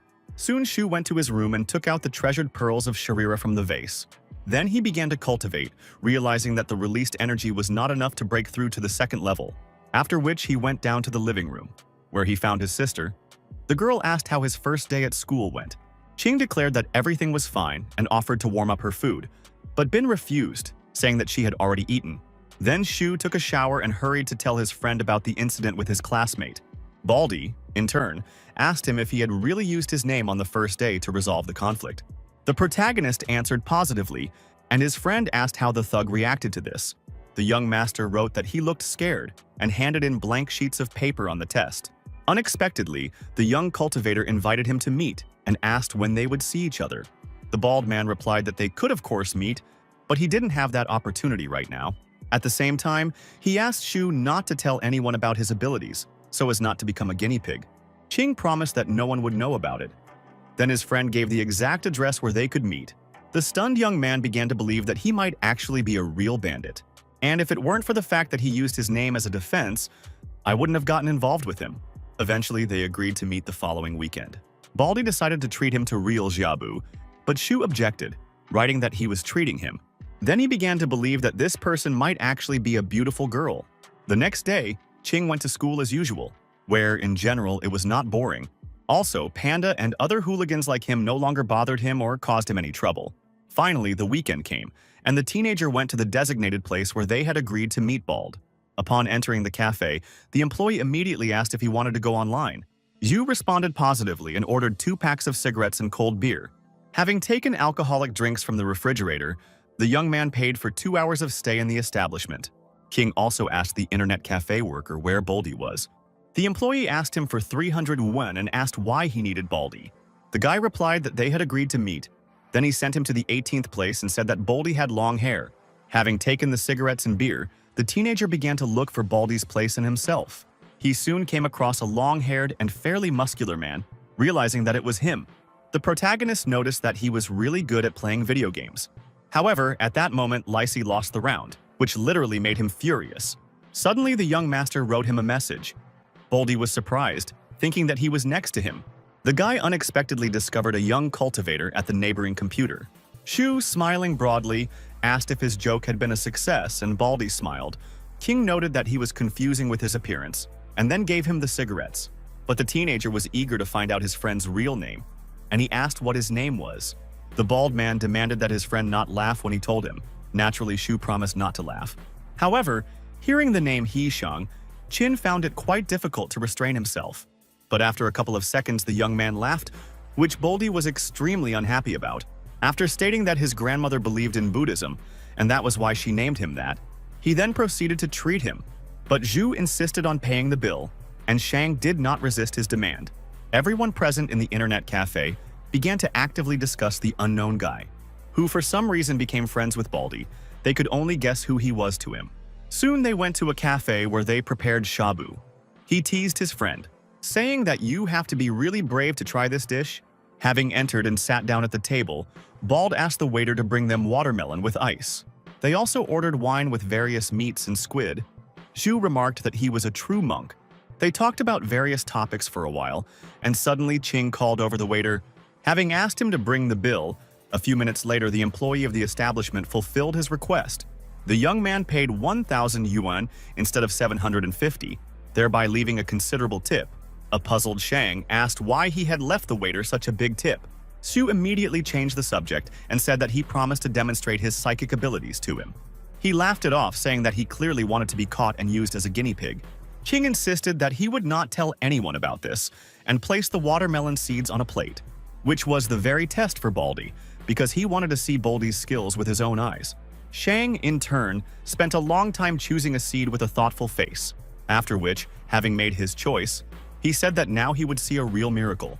The main character was tormented by the question of whether he really had extrasensory abilities. The young master immediately used his unique vision to verify this for himself. However, nothing happened in the next few seconds, and the young cultivator thought that he had simply deceived him. But a minute later, a plant suddenly sprouted from the seed, and Shu was stunned by this result. It literally rushed towards the ceiling and continued to grow endlessly. It was amazing. Suddenly, a huge lotus blossomed at the end of the vine. Qing really didn't expect such a development of events. Realizing that he is not, in fact, the only person with unique skills, grabbing one of the plants with his hand, the teenager tried to pull it sharply towards him. However, at that moment another vine got wrapped around his leg, and he could not get rid of it. Zhu called on his friend to stop and free his leg, but Baldy only laughed in response. Then he finally pulled the plant off, and it wrapped around his hand, thereby untangling Qing's leg. Shang asked his friend if this wasn't a miracle, since it was clearly something that only a few people had, after which he handed the liana into the hands of a young man who decided to test the strength of the plant. However, it turned out to be quite fragile and broke without any effort. Then, he explained that when the vine leaves his hand, it becomes unreliable. Having lit another cigarette, Baldy looked mysteriously at his friend. Zhu promised that he would not tell anyone about his ability, because no one would believe him anyway and would simply send him to a mental hospital. Baldy said that Qing was the first person he told about his incredible skill. The guy in turn decided to continue his meal. Of course, Shang joined him, after which the teenager also decided to demonstrate his martial arts techniques to his friend, the stunned. He asked him to teach him such spectacular kung fu, but the young man refused. Then Baldy said that he would pester him at school until he agreed, but Shu said that only virgins can have this ability, and if he uses this skill, he will definitely die from internal bleeding. A sad Baldy believed him, but Qing said that he shouldn't worry about it so much because he would always find a way out of the situation. The main character also said that he has another kung fu that he can teach him. Shang immediately asked if it was effective, and the young master assured him that it was more than effective. He added that after learning this technique, all the gangsters would truly respect him. Interested, he again asked what martial art he was talking about. The young cultivator replied, "The skill is called 18 direct knockdown methods." Naturally, Baldy wanted to become Shu's student, which is what he began to ask him about. King noted that he was in too much of a hurry, but Baldy wanted to learn today. Then the guy said that they should agree that he would only teach him, and Shang will never pass this ability on to anyone. He promised that he will not tell a single living soul. Shu asked if he had fought a lot in his life. Baldy stated that it happened every couple of days. King suddenly called on him to attack him, but Baldy refused to hit his friend. The teenager assured that everything would be fine and that he would only use this secret technique. The overconfident Shang immediately pounced on him with his fists, trying to strike. But the young man very skillfully dodged his attacks, which literally shocked Bald, who couldn't hit him in any way. Suddenly, Shu grabbed his hand, after which he responded with a powerful blow, which sent Baldy flying to the side. With a mischievous smile, Qing asked how he was feeling. Shang said in a choked voice that his back was hurting badly. The boy asked for forgiveness, saying that it was difficult for him to control his strength. Zhu then showed him exactly how to defend and attack to achieve results, adding that this was the end of today's training. He then asked how many lunges he had memorized. The bald man replied that there were about 12 techniques, but he had not mastered them all. King was extremely surprised that after seeing it just once, he was able to remember the 12 strikes. The main character understood that Baldy was actually gifted, stating that this ability is different from the modern version, but it is from the original book. Shang, in turn, continued to diligently repeat the techniques, which once again surprised Shu. The young master believed that he could become a martial arts genius in the future. He also praised his friend, saying that for the first day this was an excellent result. Soon, the young cultivator helped his friend down, as he was unable to walk on his own. Meanwhile, they were being followed by an unknown person who was clearly hostile. The stranger started his motorcycle and chased after Baldy and his friend. He was also joined by his henchmen on bikes, and Baldy noticed them. Qing asked if these were his enemies. Shang remarked that with a fighter like Shu, he feared no one. Seeing the obvious leader of the thugs, the teenager asked who he was. Then he told him a fascinating story. About a year ago, a friend came running to him with a request to protect his girlfriend. Zhilong's people pestered her, including himself, and naturally Baldy came to the rescue. Together with his friend, they began to fight with the self-confident bandits. After they were defeated, it seemed that the conflict was over, but Mao decided to take revenge. Of course, he couldn't forget about that incident, and from that moment on, he longed to fight him again. Zhilong, in turn, noted that now no one would help him because he couldn't even stand on his feet. And apparently the fun was a success. A puzzled Shu asked Shang what kind of fun he was talking about. One of the thugs said that he meant their male fun because they were so suitable for each other. Of course, the others picked up on this joke and began to provoke he and Qin. The bald man explained to his friend what exactly he meant and why they were laughing. The brave young man called on Baldy to stand aside while he dealt with the scum, after which he demanded that the bandits attack him all at once, which clearly surprised them. Zhilong's henchman stepped forward and said that he would personally deal with this child. Armed with a club, he moved towards the main character, saying that he was finished, adding that this bat had knocked out countless teeth of upstarts like him. The young master only smiled in response and also headed towards the self-confident thug. Then, with absolute ease and nonchalance, he sent him into a horizontal position with just one blow. The stunned bandits didn't even have time to blink before their brother was already on the ground.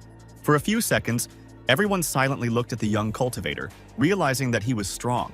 However, Mao said that this kid wouldn't do anything to them, and that there was definitely no need to be afraid of him.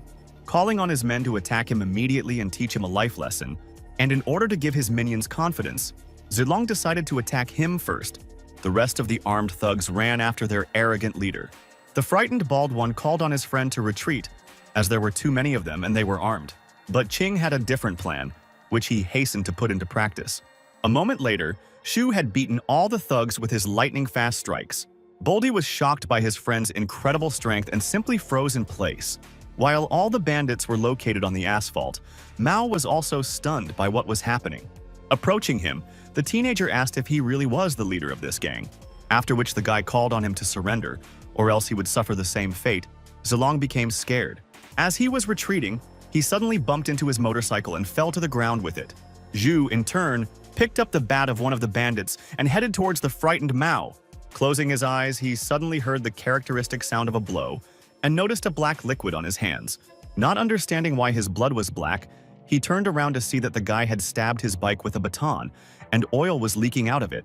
Soon the main character walked the lame bald man to the internet cafe and said goodbye to him. The young master himself again took a taxi and finally went home. On the way, he only thought of one thing, that this technique was really incredible, and he needed to break through to the second level. Returning home, the young cultivator greeted his sister and hurried to his room, where Qing began to break the Pearl of Wisdom to release its magical power, so that eventually this power would open his doctrine and be able to control the vessels. Taking one of them, Shu began to cut it into two parts, but it did not give in. The teenager tried again, but the pearl was still intact and undamaged. Naturally, Ching was not going to give up and repeated this action several times. After several hours, the pellet still hadn't released its magic. Even though the guy cut off more than half, nothing happened, which was pretty strange. Finally pierced by the point, the pearl cracked and eventually broke in half.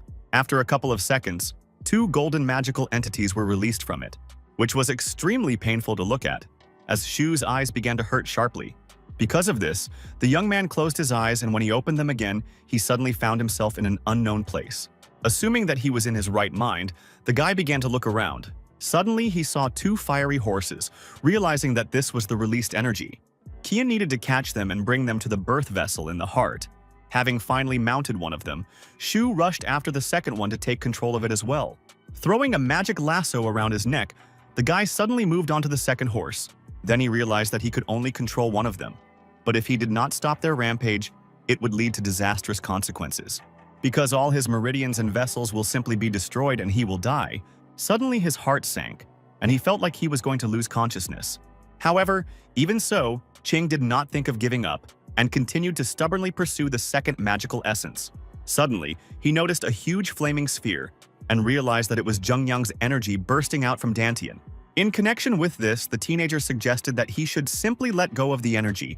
Besides, he had no other choice because he couldn't keep up with them, which meant he had to hope for a miracle.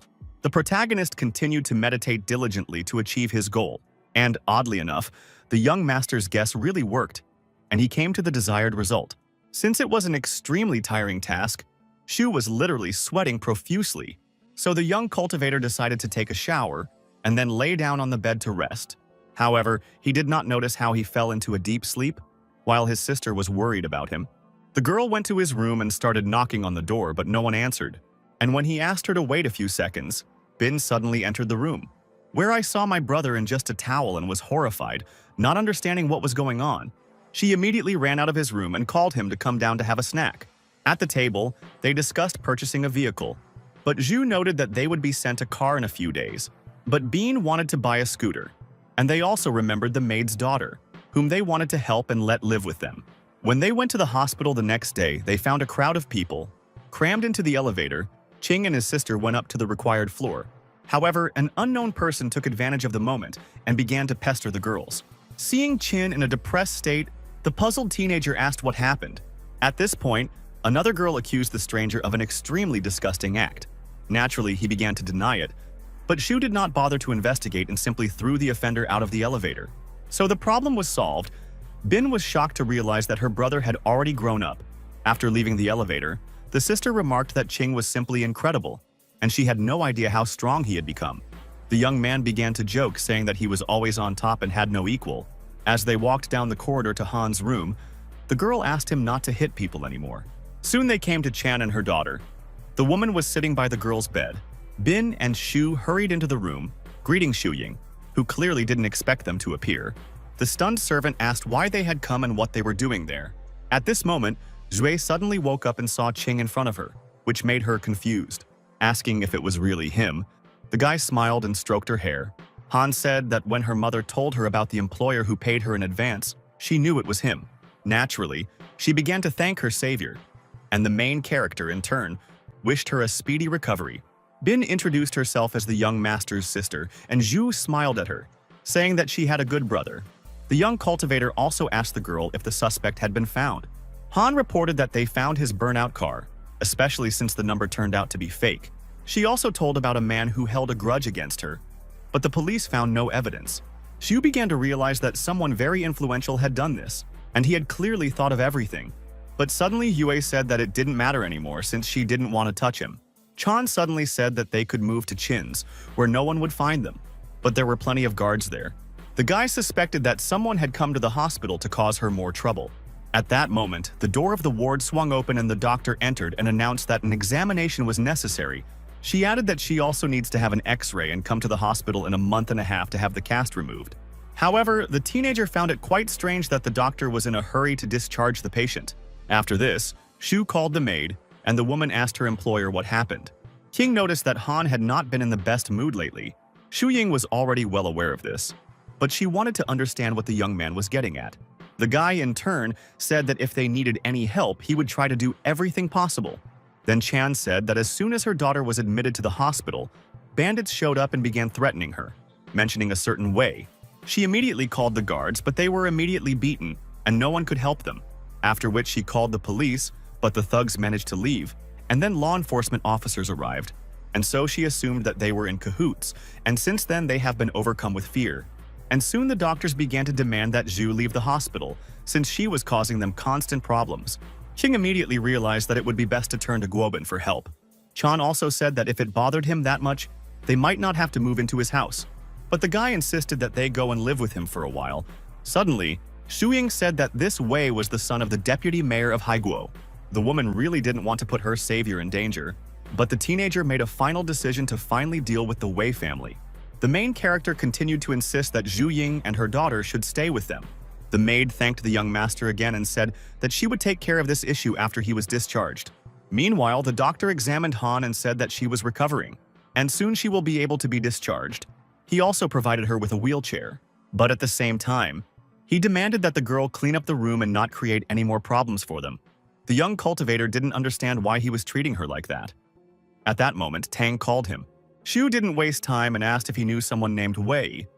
Guobin asked him in return why he needed him, adding that it was better not to mess with him since he was a madman. Qing asked if he was afraid of him, but Bean continued to dissuade his friend, saying that he should not be touched under any circumstances.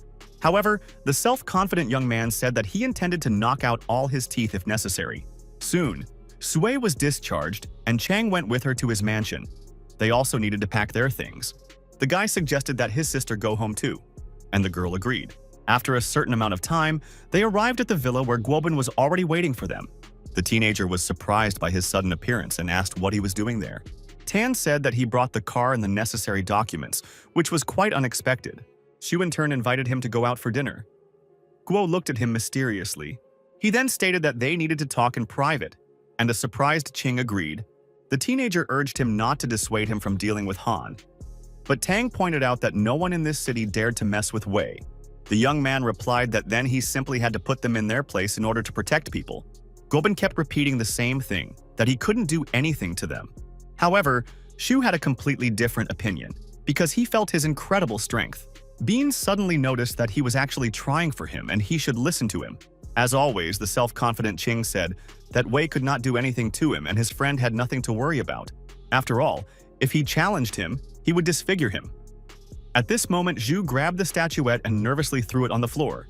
Tan was shocked by his friend's attitude and tried in every way to dissuade him, but all was in vain.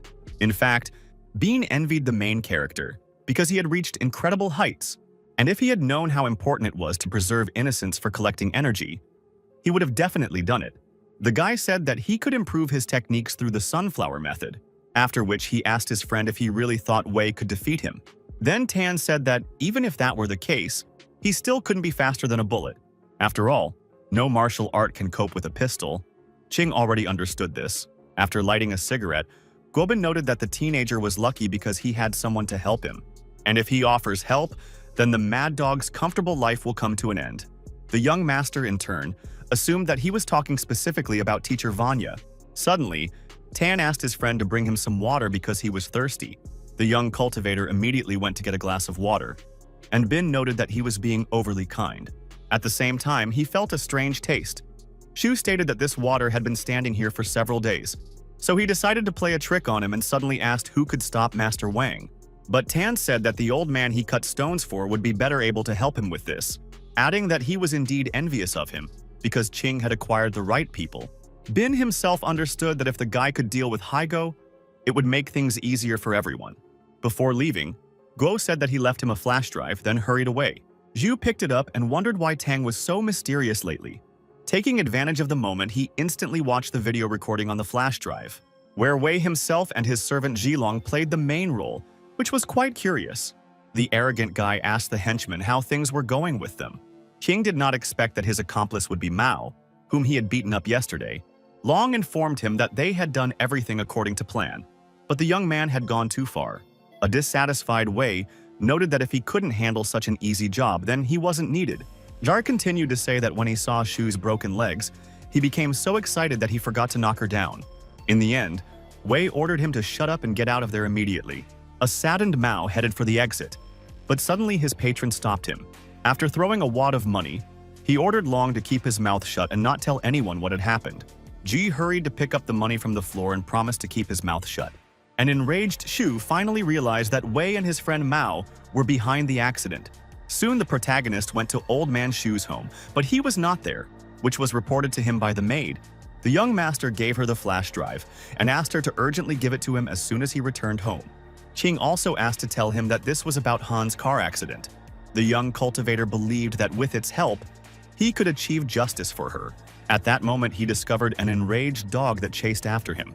Shu, in turn, naturally began to run away from him.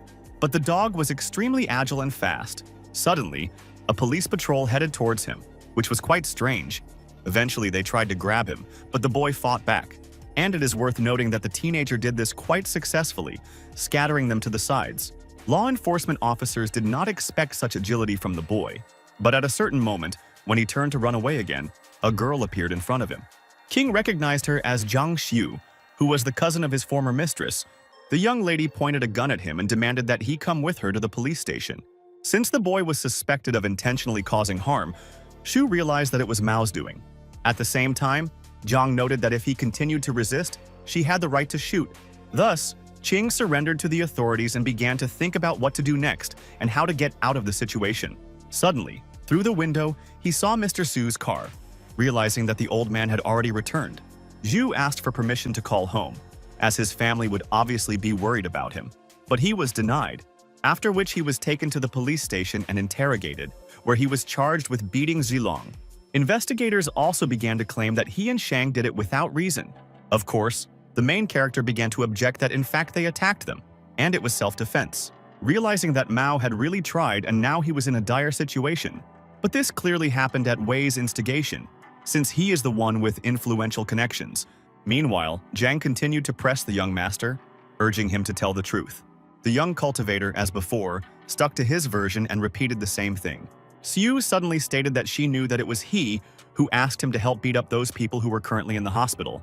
Shu, in turn, remained silent, not understanding how the police could be so stupid. Then, he once again stated that it was self-defense, and that it was provided for by law, adding that they would rather interrogate Zilong instead, who had set everything up. Suddenly, Zhang became silent, realizing that this complicated matter was indeed difficult. She also came to the conclusion that Qing could defend himself because his words did not sound like lies.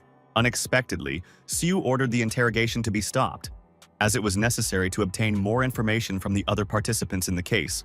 At the same time, she ordered the duty officer to take him to his cell until the next day. Zhu immediately jumped up from his seat and began demanding that he call his relatives. Adding that he had to go to school tomorrow, the investigator laughed in response. He said that now he wouldn't get there anytime soon because the kid was a suspect. Xin reiterated that if Jiang did not allow his loved ones to be informed about what had happened, he would not go anywhere. Xiu, in turn, began to believe that he really could know her cousin. The officer on duty immediately threatened the teenager with a baton and ordered him to sit down. He also said that the guy has no right to address her by name. But Shu did not calm down and continued to claim that Wei had set him up and had deliberately decided to send him to prison. The stunned policeman replied that no one could accuse Haigo of such a thing and that he was a respected man. The officer on duty was seething with anger, saying that if he had the right, he would have beaten him up already. Finally, Zhang said that Shu could call, but the protagonist asked to make 2 calls. The investigator urged the young master not to be impudent, but Siyu ordered him to remove the handcuffs from the suspect. The young cultivator decided to demonstrate his abilities and said that they would not hold him back, after which, with particular ease, he tore the handcuffs apart. Everyone was shocked by the boy's strength. Meanwhile, the sister was restless, not understanding where Qing was. A couple of minutes later, the teenager finally called home and Bean hurried to pick up the phone. Zhu asked her to go to Old Man Xue and ask him to look at the video on the flash drive, and also to take a day off from school. The stunned sister realized that he was in trouble because Qing was in police custody, in connection with which she went to the indicated address. Chan was shocked and asked to at least take an umbrella with her, because it was raining outside. Soon the young man tried to call several more people, but the numbers were disconnected. Zhang demanded that he immediately put all his things in a bag. She then ordered Liu to take him to the holding cell. Xu, in turn, began to examine the suspect's personal belongings. But when looking through his wallet, a small book suddenly fell out of it. The girl hurried to familiarize herself with its contents and bent down to pick up the notebook. Jiang asked the boy who the ID belonged to. Qing replied that his mentor was the owner. The stunned Siyu doubted his words and asked him to tell her more about it. The teenager only replied that his master was an influential person and they had better let him go. The girl began to understand that it would be better to report this to her superiors. But suddenly, Deputy Shen called her. After informing him of what was happening, she was suddenly ordered to release the young man.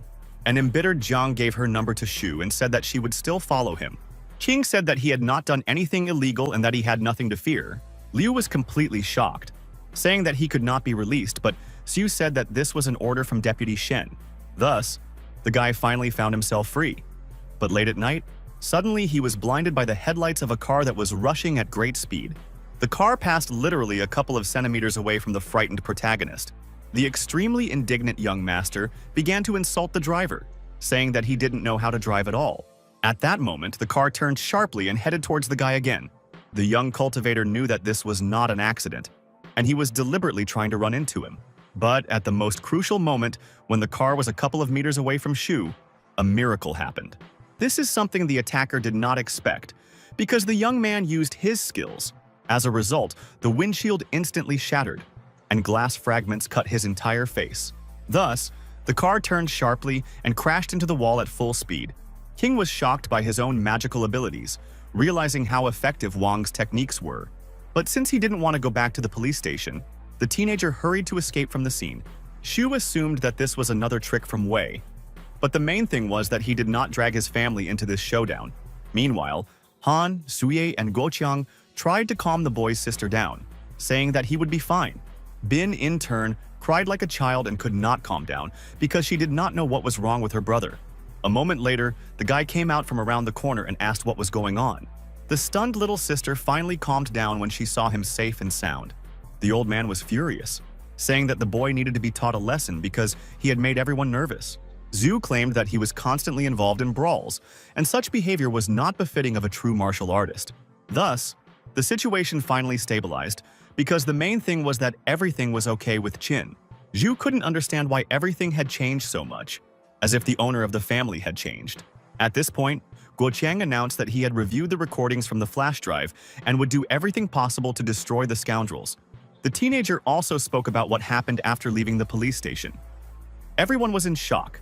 King was worried that his family would now be in danger, and the old man continued to blame him for everything.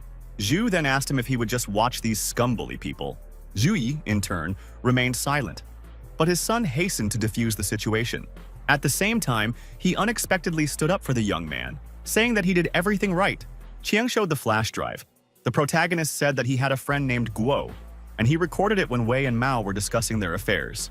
Guo noted that most people would be happy if Haigo took over, and Tang remained in charge. For the safety of his family, Shu asked the old man to move into his mansion, adding that otherwise he would have to give up his stone-cutting training. A dumbfounded Shui asked him again if he was really ready to give up on this matter. Guotiang immediately reacted and said that he had greatly upset his father. Qing immediately stated that it was just a joke, after which the young master asked the old man for forgiveness and said that he would never have done such a thing. Grandfather, in turn, advised him not to be so impulsive because that way he becomes more vulnerable. Qing replied that he would definitely obey him, and Shui urged him to return. As soon as the young cultivator entered the house, he immediately began to meditate. But with each subsequent time, it became more and more painful to do this. Shu, as always, endured. With a rag clenched in his teeth, Qing continued the extremely painful process of self-improvement. After all, in addition to strong internal energy, a person had to have willpower to shake the vessels. However, with his unique vision, the teenager was in no danger of failure. He only had to go through the grueling procedure. It took the young man a whole night to pass through the section of the conception vessels. In particular, he realized one thing. In the future, this would have to be done more slowly and calmly. Shu also sweated profusely as always and hurried to take a shower before school. According to his calculations, Qing should have broken through to the Zhuan kingdom in just a couple of months. When he went downstairs, he was met by his sister, who, as always, prepared breakfast for him. At the same time, she understood that for a guy his age, recent events could have had a serious impact on him. But Qing held his own and smiled constantly, which also played into his hands. Without thinking twice, Shu began to eat something before school. While Bin looked at him sadly, Suddenly, the little sister told her brother to be extremely careful, but the self-confident Ching assured that he could easily take care of himself and that he had no problems with that. Meanwhile, the main character hurried to the bus, but he completely forgot which one he needed to take. Finally, reading on the schedule at the stop that he needed to wait for route 117, Shu began to wait for it. At that moment, the class leader named Dan suddenly approached him and greeted the young man. The young master knew that the male half of the school was constantly showing her signs of attention. Soon a bus pulled up and they hurried into it, but bandits followed them. Suddenly, Ju asked him if he liked school. Ching answered positively. She also asked if he would go swimming with them at the reservoir today. The young cultivator happily agreed, saying that he had not swum for a long time. Overall, we had a pretty nice conversation, and it was clear that the girl liked him. Sue told her the story of how he learned to dog paddle, which made her laugh out loud. The headmistress laughed non-stop and immediately realized that she should behave more restrainedly. But suddenly the teenager realized that he shouldn't look at her for so long, lest she consider him a scoundrel. At this moment, one of the robbers tried to get into her bag, and Ching noticed it. Shocked, Dan asked the stranger what he was doing. The guy realized he had been discovered. However, no one on the bus paid attention to what was happening. Meanwhile, he took out a knife. After threatening Ju, the bandit demanded that she shut up immediately. Ju instantly pulled the girl close to him and told her not to be afraid. Naturally, she was flattered that the young man decided to stand up for her, while the thug was puzzled. As soon as he tried to attack the guy, Ching showed off his skills and brought him to his knees. The robber, in turn, called his accomplices for help. Of course, Shu was not afraid of them. The main character continued to twist the bastard's arm, and the rest of the thugs immediately ran up to him. They called on the young master to immediately stop this circus and not interfere in their affairs. However, the young cultivator had no intention of letting the attackers go, and Dan was very afraid for him. But Ching only provoked them, urging them to attack him to show their strength. Then one of them immediately struck, but the teenager caught his hand and also began to break it. At the same time, the young man continued to hold the first robber with his left hand. The stunned bandits finally realized that they had run into a very difficult kid. Ju, in turn, never ceased to amaze them with his martial arts. Having dealt a vicious blow to one of them, the guy literally sent him to the back of the bus.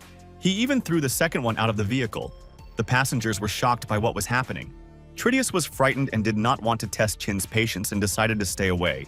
It was only by helping his accomplices off the bus that Shu established himself.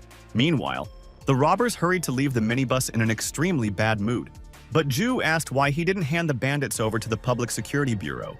The teenager replied that they didn't have time because they had to go to school, especially since there was a policeman on the bus. But for some unknown reason, he did nothing, and Ching decided not to focus on this. Having got off at the bus stop, the smiling girl waited for her young savior. Feeling shy, she thanked her classmate for his help, because if it weren't for him, at the very least her wallet would have been stolen. However, Ju asked her not to tell anyone about what happened, because he did not want to look like some kind of Superman. The headmistress promised not to tell anyone about this and to keep it a secret. Then they went to school, where Ching fell asleep safely right in the middle of class, as he had been cultivating diligently all night. At the end of another lesson, the class discussed going to the reservoir to get some rest. The boy continued to doze calmly, resting his head on the desk and covering himself with a notebook. At that moment, the teacher Tilan entered the classroom. Naturally, he did not notice it. After a certain amount of time, the protagonist finally woke up from his sleep and saw Miss Wu, who announced the end of morning classes and was about to say something important. Everyone began to think with horror that the teacher would announce some tests again. However, the teacher urged everyone to go to the reservoir.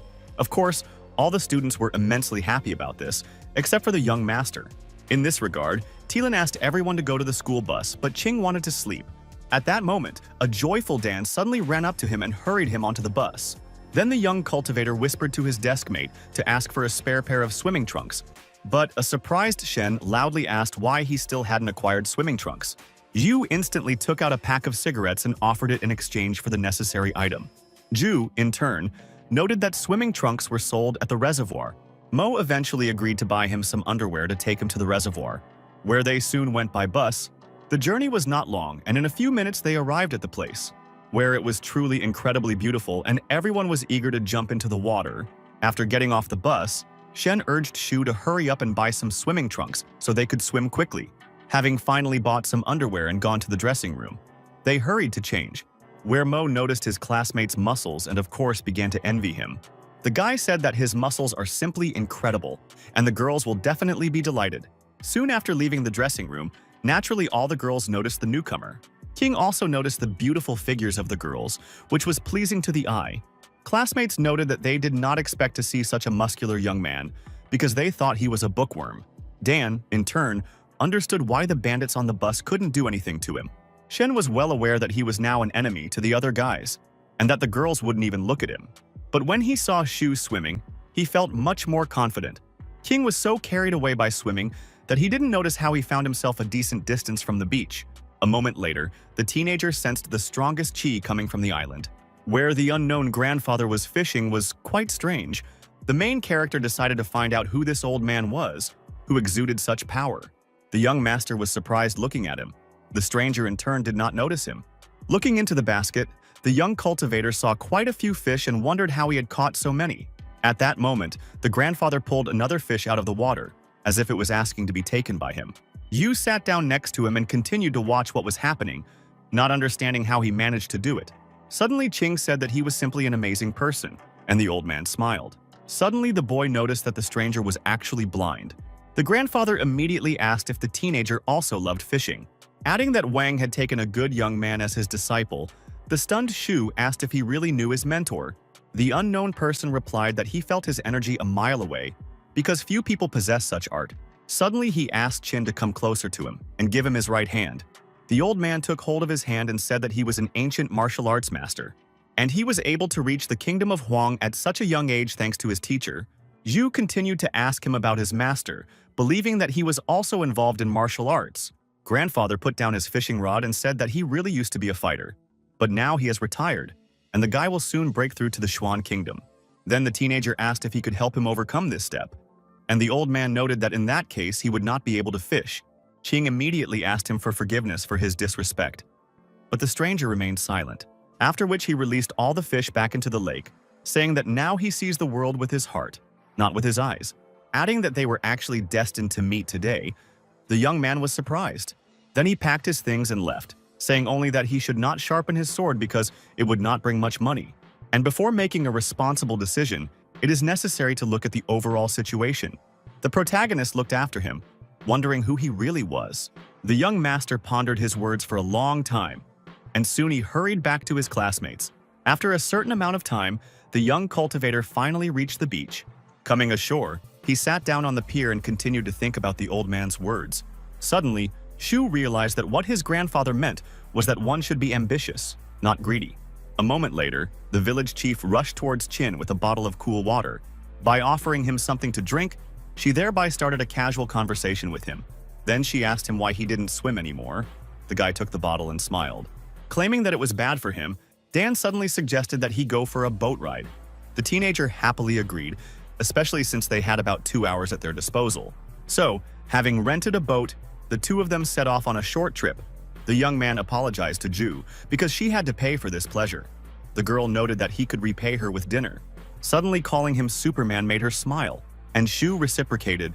Dan thanked him once again for the morning. Qing urged her to forget about it, after which an awkward pause arose between them. But it did not last long, because soon they started talking again and the guy began to entertain his classmate. The teenager began to joke that he was the boatswain and she was the captain of their ship. In this regard, Zhu urged him to sail a little further towards the mountains, but the lease was coming to an end, and a few minutes later they came back, having had a great time chatting with each other. Zhu was a true gentleman and treated her like a princess, which was sure to win her over. Quite exhausted, they went to change their clothes and hurried to the bus, where the young man had safely fallen into a deep sleep. The headman kept looking at him. Suddenly, Shu started talking in his sleep, which made his classmate laugh. In fact, he dreamed of a fisherman whom he asked about his clever phrase. The old man released all the fish back into the water and said that he also had a question for him. Does he know which end of the sword the tip is on? At this moment, Qing suddenly screamed. A couple of seconds later, the main character suddenly woke up on the same bus. Shen suddenly started wiping away his drool, thus making fun of his friend. The young master pretended to chase after him, at which point Mo didn't notice the seat and hit it. Soon everyone was dropped off near the school and the young cultivator headed to the internet cafe. Naturally, he was going to find Baldy, who, as always, was sitting at the computer. Yu snuck up behind him and spoke to him sharply, which greatly frightened he. As a result, Boldy dropped his headphones and screamed, which only made Chin laugh. The young man asked if there was a suitable place. Baldy replied that they would definitely find such a location, and after a few minutes they found themselves in the corridor. But the guy didn't like this place. But Shang insisted on his own, so the teenager urged him to attack with a special technique. He noted that his back still hurt from last time, but Zhu promised to be gentler with him this time, after which Boldy attacked him using his new ability. But this didn't help him either, because Ching knocked him over with ease, which was quite painful. The offended bald one urged him not to throw anymore as it was extremely tiring. The guy noted that if he really wanted to hurt him, Shang would have died already. But suddenly the young man asked him to go get some food so they could continue their training. He immediately rushed to the store and bought a lot of different and delicious food. Then he ran back to his young teacher with the bags. Shu approved of his impulse, so they began to have a snack to get some proper nutrition. Baldy mainly bought meat, of which there was plenty, and Boldy asked when he had last eaten. King was too busy eating and ignored his question, and Shang said that the legs were easy to eat because they had one bone. It was as if a revelation had dawned on the boy, and he even stopped eating, finally understanding the true meaning of the old man's words. After all, it was easier to use Zhengyang's pure energy to break through to the next level. And this is exactly what grandfather meant when he said the mysterious phrase about the blade that should not be sharpened. The protagonist also realized that the stranger sensed the presence of Zhengyang's energy within him, and if he compresses this chi into a sharp sword, he will definitely be able to break through all obstacles. Until then, Shu had simply absorbed Sharira's power without thinking about whether he was in harmony with his energy. It was like a chicken leg, which, if it had more bones, would not have been so easy to eat. But the most important thing for the young master was to repeatedly absorb Zhengyang's aura into his dantian in order to subjugate it. As such, the young cultivator hurried home to quickly break through the second stage of energy gathering. At this point, Ching said goodbye to Baldy and said that they would practice again tomorrow after school. However, Baldy suspected something was wrong, not understanding what was happening to his teacher today. As soon as Shu returned home, he hurried to his room, ignoring Chang, who offered him something to eat. But the guy said that he had already eaten, and the assistant noted that it was unsafe to eat on the street. Ching also found that Zhengyang's aura and Zen Buddhist wisdom were similar in the golden color that permeated his consciousness. But after 2 hours, the teenager still had not achieved the desired result, as he could not find any impurities in Dantian. He then began to draw out energy with his thoughts in order to identify the incompatible elements. After some time, he still managed to pull out the extremely dodgy Qi Zhengyang. So Shu decided to gather energy along with the flow of thoughts and hoped for a miracle, which eventually bore fruit. Suddenly, Ching thought about Mentor Wang. After all, if he were here now, it would be much easier for him to break through to the second stage of development. But the main thing is that the energy and Dantian merged into one, which was already an incredible success. After which, Shu, using his thought process, began to direct this aura behind the eye. However, suddenly he felt ill, and Ching started coughing up blood, which made him wary. Realizing that this wasn't working, the teenager decided to return Zhengyang's energy from the start, which also turned out to be quite a complicated procedure, but there was no turning back. Subsequently, the young man became very tired and realized that he needed to delay, since his body was literally empty. After spending a week in peace and cutting jade stones, the boy would occasionally quarrel with Han. Then he came to the conclusion that he definitely needed to return to meditation. To finally move on to the next stage of development, which is what he did, the main character tried for a long time to break through to the second stage of energy collection. And soon the young master really managed to perform a real miracle. The young cultivator, in turn, did not expect that this breakthrough would be so successful. Thus, Shu took the path of the ancient warriors, and Zhengyang's energy increased several times. But as always, Ching was sweating profusely, so he hurried to take a cool shower. By this time it was late at night and the teenager was in a good mood. So the young man decided to take a little walk before going to bed, and going outside, he walked along the street. Arriving at an unknown place, he began to look around where young people were walking around. Suddenly he remembered his beloved and immediately decided to call her. But Yinju still hadn't contacted him, which was extremely suspicious. At that moment, Shu overheard a conversation between two girls who were discussing a gift from a certain marquis to his beloved Liu. According to them, the guy gave her several hundred roses, but she threw them all away. Ching realized that they could help him. At a certain point, the girlfriends had a fight among themselves, which the young man took advantage of. I caught myself thinking that women are very easy to anger, and female friendship is quite rare. A moment later, Shu approached one of them and asked her for a favor. At the same time, he offered her a drink and calmly discussed an issue that was important to him. But the young lady said that she already had a boyfriend, so he better leave and pester his classmates. King noticed that she had misunderstood him, and in fact, he just wanted to ask her something. After going to the cafe, Shu said that Yin Shui was his girlfriend and he needed to contact her. The girl was literally shocked by his statement and reacted accordingly. The main character was sitting in a small restaurant opposite a stranger. His partner asked the guy with displeasure why he asked her for Liu Xinyue's number, since she was his girlfriend. Qing explained in an excited voice that in fact, he had not seen his girlfriend for a month and they had not talked on the phone. He missed her. The stranger ate the food with gusto. She explained to the protagonist that she now only travels with escorts. The main character jumped to his feet in fear. He realized that there were now soldiers constantly near his girlfriend. The partner answered the guy that the girl now drives a military jeep with 2 soldiers. King was very disappointed. He did not know how he could meet his girlfriend. The stranger happily promised the guy that she would help him meet Liu. King was sitting in a small restaurant opposite a stranger at a table. There were other people around them. The partner told the guy with a smile that everything would be ready tomorrow. He would have to treat her to lunch in heaven on earth. Qing explained to the partner that he agreed and she would be able to order whatever she wanted. The girl at the table reminded the guy that food in heaven on earth would be very expensive. She asked if he had thought everything through. Qing sat at the table and looked at his cup of tea. He asked his partner to tell him how he would meet Shu tomorrow. The partner told the main character that there would be a singing competition at school tomorrow. She would help him meet his girlfriend backstage. The main character jumped to his feet in excitement. The girl told him that they would see each other in front of school tomorrow at 8:30 in the morning. Qing excitedly thanked Miss Pen. He was very happy. The girl told the guy not to rejoice too early. She asked his name. Zhu Qing calmly looked at his new acquaintance and told her his name. The main character told his partner that he had experienced a lot with Shui. Qing excitedly told his partner that if she found out what he was looking for, she would definitely see him. Pen handed the guy the phone and said that they needed to exchange numbers. Suddenly, the girl's phone rang. She turned around excitedly near the table and turned on the connection. Pen prepared to leave as her boyfriend called her. Qing stood up and told his partner that they would see each other tomorrow. The main character was lying in his cottage at home late in the evening. He was waiting for tomorrow's meeting with his girlfriend. King suddenly remembered something. He climbed into the box and took out a gift for his girlfriend to examine it. The main character looked closely at the small green stone in his hands. He decided that the girl would be very happy. The next day, the guy woke up at home and went into the bathroom to shave. The main character looked at his reflection in the mirror, very pleased and prepared to leave the house.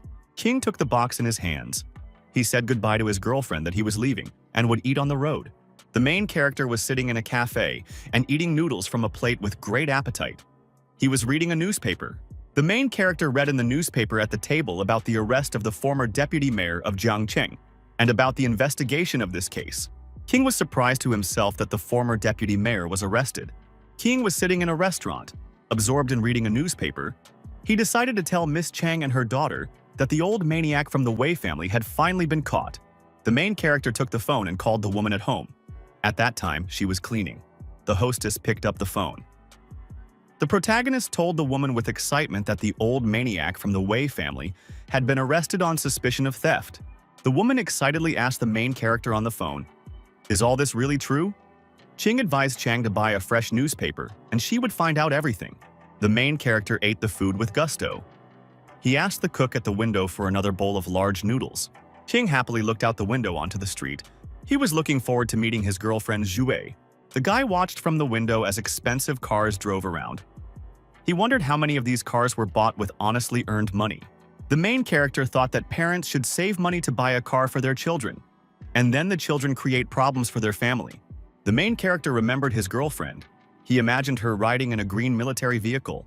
Pen appeared in front of the main character. She introduced him to her boyfriend, Gay Feng. The main character shook his new acquaintance's hand and said that he was very pleased. The girl handed the main character a badge and told him to put it on when he entered the classroom. The main character looked closely at the badge in his hands. He decided that he could enter the classroom without a pass. Everyone can say that he is a student. King and his companions entered the auditorium. He looked around carefully. The main character looked around and looked for his girlfriend. Next to him stood G.E. with Pen. The girl pointed the main character to the audience seat and told him to wait for her there. She promised to call later. Qing sat down on the chair and told his partner that he was leaving everything to her. The host shouted to the audience that the concert was about to start. Ching put his phone on vibrate so as not to disturb others. The guy looked at the singing girl on the stage. He decided that the vocalists at Zhangcheng University were very excellent and not inferior to professional artists. The girl on the stage sang into the microphone. Ching thought to himself that Peng Huan's voice was unclear, but it sounded clear. The fans in the audience were delighted. They thanked Pan Huang for her performance. Among them was Liu Yinyui's fan group. A girl appeared on the stage and began to sing. The main character watched her closely. The audience shouted words of encouragement for Liu Yinshui. The main character ran down the stairs into the corridor. He decided to quickly catch up with Shui. The girl stood under the tree and turned around in surprise. She was surprised when she saw the main character next to her. The girl ran up to the embarrassed protagonist and happily hugged him. Ching looked at his girlfriend and said that it was his own fault that he came to her so late. He promised to pick her up right now. A penny came up from the side. She coughed discontentedly to attract the attention of the young couple. The embarrassed Chin and his girlfriend turned around and looked at the student. Yu thought with embarrassment that she was very embarrassed because she saw her. Ching explained to the girl with a smile that they could have lunch later. The student told her partners not to get too excited. The gates were guarded by 2 soldiers and they had to find a way to escape. Zhu turned around shyly and said that the soldier was sent by her grandfather to protect her. Ching asked his friend, would the guards really stop him if he tried to take her away from here?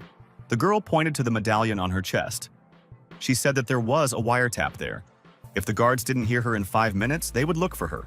Ching grabbed his girlfriend by the shoulders and asked if the soldiers would stop him if he invited her to dinner now. She told the boy with excitement that she didn't want to bother her grandfather.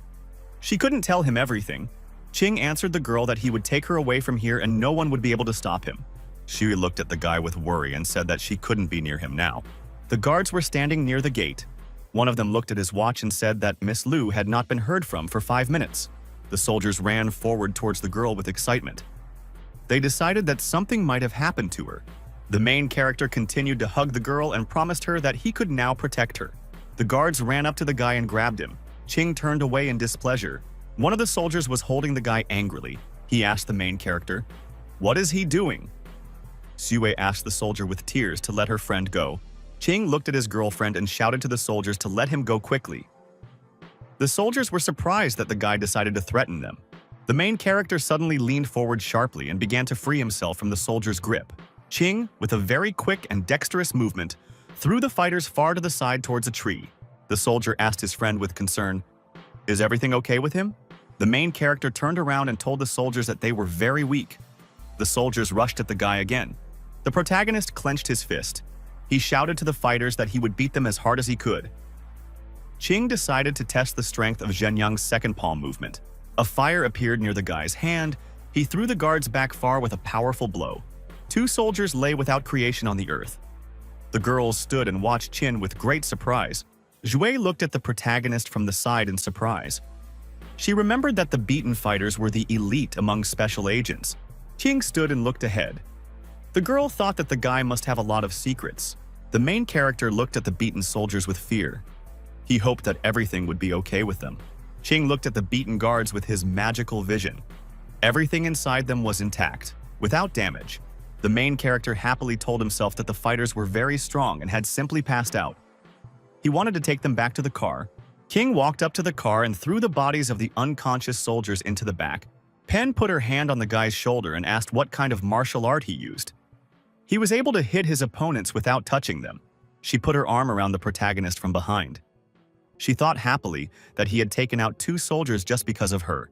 Zhu looked at the guy happily and said that he was able to beat the fighters very badly, and now no one would be able to take them away. The main character showed the girls his phone and said that a driver was now on his way to them. Ching called his friend and asked where he was. The driver in the car told the protagonist that he was near Zhangcheng University. The main character invited his friend to join him on a trip to paradise on Earth. The driver happily told his partner to wait for him and he would be there in 5 minutes. The guy was driving his expensive car across the city to the main character and the girls. Ching looked ahead happily and saw an expensive car driving up. The main character and his girlfriend shouted in an admiring voice that in front of them was a Rolls-Royce Phantom.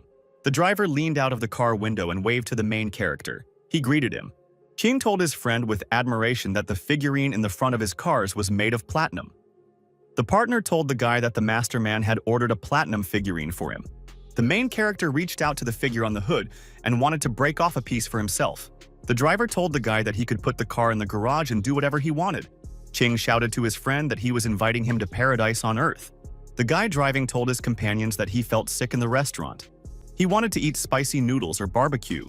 Pen couldn't understand why the guy was eating regular food instead of gourmet dishes.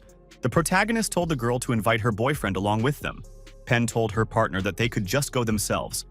Ching glanced at Xue and thought that this time he wouldn't let her go so easily. The main character was driving along the city street with his friends in an expensive car. The driver behind the wheel turned around and told the protagonist that 2 members of the Wei family had been arrested.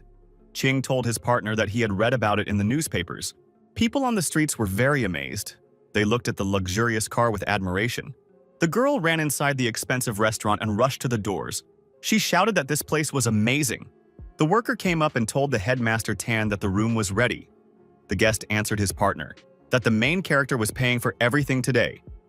Pen looked ahead with admiration. The waiter showed the guests where to go in the restaurant. He told the customers that if they needed anything, they should let him know. The customers sat at the table and ate various foods with great appetite. Pen happily said that the food was very tasty. The main character handed his girlfriend a small box. He said that there was a handmade gift inside. You opened the box. She realized that the main character had made a ring for her. Pen looked at the ring in the box with admiration and shouted that it was a proposal. The student told the guy with displeasure that proposing in a restaurant was not at all romantic. Tang turned around and told his friend that he could come to him for help. Ching waved his hands in fear and explained to his partner that he had not intended to make an offer. The main character explained to the girl that he had carved a gift for her from jade. Pen jumped up and asked the guy with displeasure if he could still carve jade. The student hit her friend with her elbow and shouted at her to quickly put on the ring and agree to the proposal. The girl sat at the table and put the ring on her finger. She folded her hands in front of her and closed her eyes dreamily. Pen Shi finished her food with appetite and cleared her plate. Tan told the girl that she should take care of her figure. Pen told the guy in a dissatisfied voice that a girl always needs food and love. Ching jumped to his feet and told the aunts that they needed to go back. The girl joyfully shouted for the leftovers to be packed for her. Tan walked out of the restaurant with bags in his hands. He was unhappy that he was forced to carry them. Pen looked at her friend and sternly demanded that he be a gentleman for a little while. Tan threw the bags into the hands of his surprised companion. He headed to the side and said that he would drive the car. Suddenly, several combat vehicles with soldiers drove up to the building. The main character and his girlfriend looked ahead in fear. An officer got out of the car and approached the girl. He looked at her angrily. The girl called her uncle in fear. An officer with his subordinates stood opposite her and watched silently. The main character held his girlfriend's hand. Opposite them stood silently the soldiers with the commander. The girl asked her uncle why he was here. The main character silently looked at the military man. The man pointed angrily at the boy and accused him of beating up his soldiers. Ching looked at the officer and asked with displeasure, "Does he really want revenge?" The man pointed at his fighters and told the boy that he would not be able to defeat them all. The main character angrily told the soldiers that even if there were 10 times more of them, he would still knock them out and stuff them into the car. The officer looked at the guy and said with a laugh that he was simply crazy. The man looked at the boy carefully and remembered that he himself had come with an elite special forces unit. He hoped that Ching would not be able to cope with a dozen military masters at once. The main character angrily shouted at the soldier that if he won the bet, he would have to let the girl go with him. The officer spread his arms to the side and asked the guy with displeasure, "What will he get from the bet?" The main character didn't know what he could offer the man. He realized that the soldiers were armed and could take the girl away at any time. King shouted to the soldiers to wait a minute. He opened his wallet. King took out a small book and told the man that with its help he could make a bet with him. The guy swung and threw his document straight at the man. The officer watched as a small book flew towards him. He reached out and grabbed it. The man carefully examined the piece of paper in his hands and realized that it was a universal document. The officer looked at the guy and realized that he had to find out who he was. The commander decided to call. He told his subordinate to keep an eye on the guy. The man called Mr. Van and wanted to tell him something. The girl came up and told the main character that her uncle had a lot of people. King told his girlfriend that the soldiers couldn't defeat him. From the group of soldiers, someone shouted to the boy to command. The main character and his girlfriend looked closely at the fighters. King remembered that his teacher had given him the book, so he wanted to say his name out loud. He shouted to the soldiers about Wang Tiangang. The officer asked the guy with displeasure, "Who is Wang Tiangang for him?" The man told the guy to take the book back. He decided to take Shui with him. The officer swung and threw a document at the protagonist. Ching stood next to his girlfriend and extended his hand forward. The protagonist watched as his book flew towards him. The officer stood at a short distance and watched him. The man suddenly ran up to the frightened guy and held out a gun to him. The protagonist activated the art of energy collection. He quickly knocked the gun out of the officer's hands. The man bent down to pick up the weapon. The girl shouted to her uncle that he had gone too far. The officer pointed his gun at the young men and shouted that he could go even further. The main character covered his girlfriend with his hand. He shouted at the man not to make the girl's life difficult. The officer held out his gun to the guy and said that if he didn't have the courage, he would go himself. Several shots rang out. The main character opened his eyes in fear to see what had happened.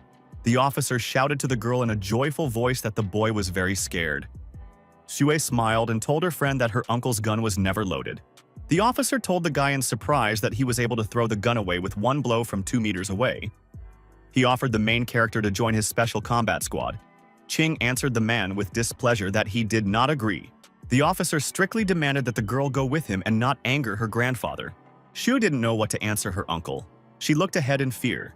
The main character reached down and grabbed the girl's hand. The main character looked at his girlfriend with excitement and shouted to her that he would not leave her so easily. The officer suggested that the guy join his combat squad. King explained to the surprised man that he would not join him as he planned to enroll in Jiangchen University. He would be with the girl every day. The officer looked at the main character and asked, "How old is he?" The guy answered that he is 18 years old and next year he is entering university. The man couldn't understand how the girl made the guy need her so desperately. Shui angrily demanded that her uncle stop looking at her like that. The man thought about it and realized that the girl was a year younger than the main character. But Shui was already studying, and the guy had not yet entered. The girl shouted at her uncle with displeasure, telling him not to imagine such a thing. She reminded him that he was an adult. The man told the girl to come back with him first and remind her about her grandfather. Zhu asked the man in fear if she would be beaten if she returned now. The main character told his girlfriend that he would not let her come back because she might get beaten. Zhu approached her friend and said that her grandfather would not beat her. She decided to go home and call him later. The main character told the girl in a dissatisfied voice that he agreed. Ching hoped that no one would follow him and his girlfriend the next time they met. Otherwise, he would beat everyone. The soldiers glanced at the guy from the side and thought that he was very self-confident. The officer shouted at the protagonist to hurry up. Ching looked out from around the corner and shouted to his uncle that he hadn't seen the girl for a long time and they needed to talk. The protagonist heard her call his name. He turned around in surprise. She kissed the main character and ran away. She thanked him for the gift on the go. The girl sat in the car and waved her hand to the main character. She said goodbye to him. The guy put his hand to his face. He mentally called his girlfriend by name. Pen came up to the guy from behind.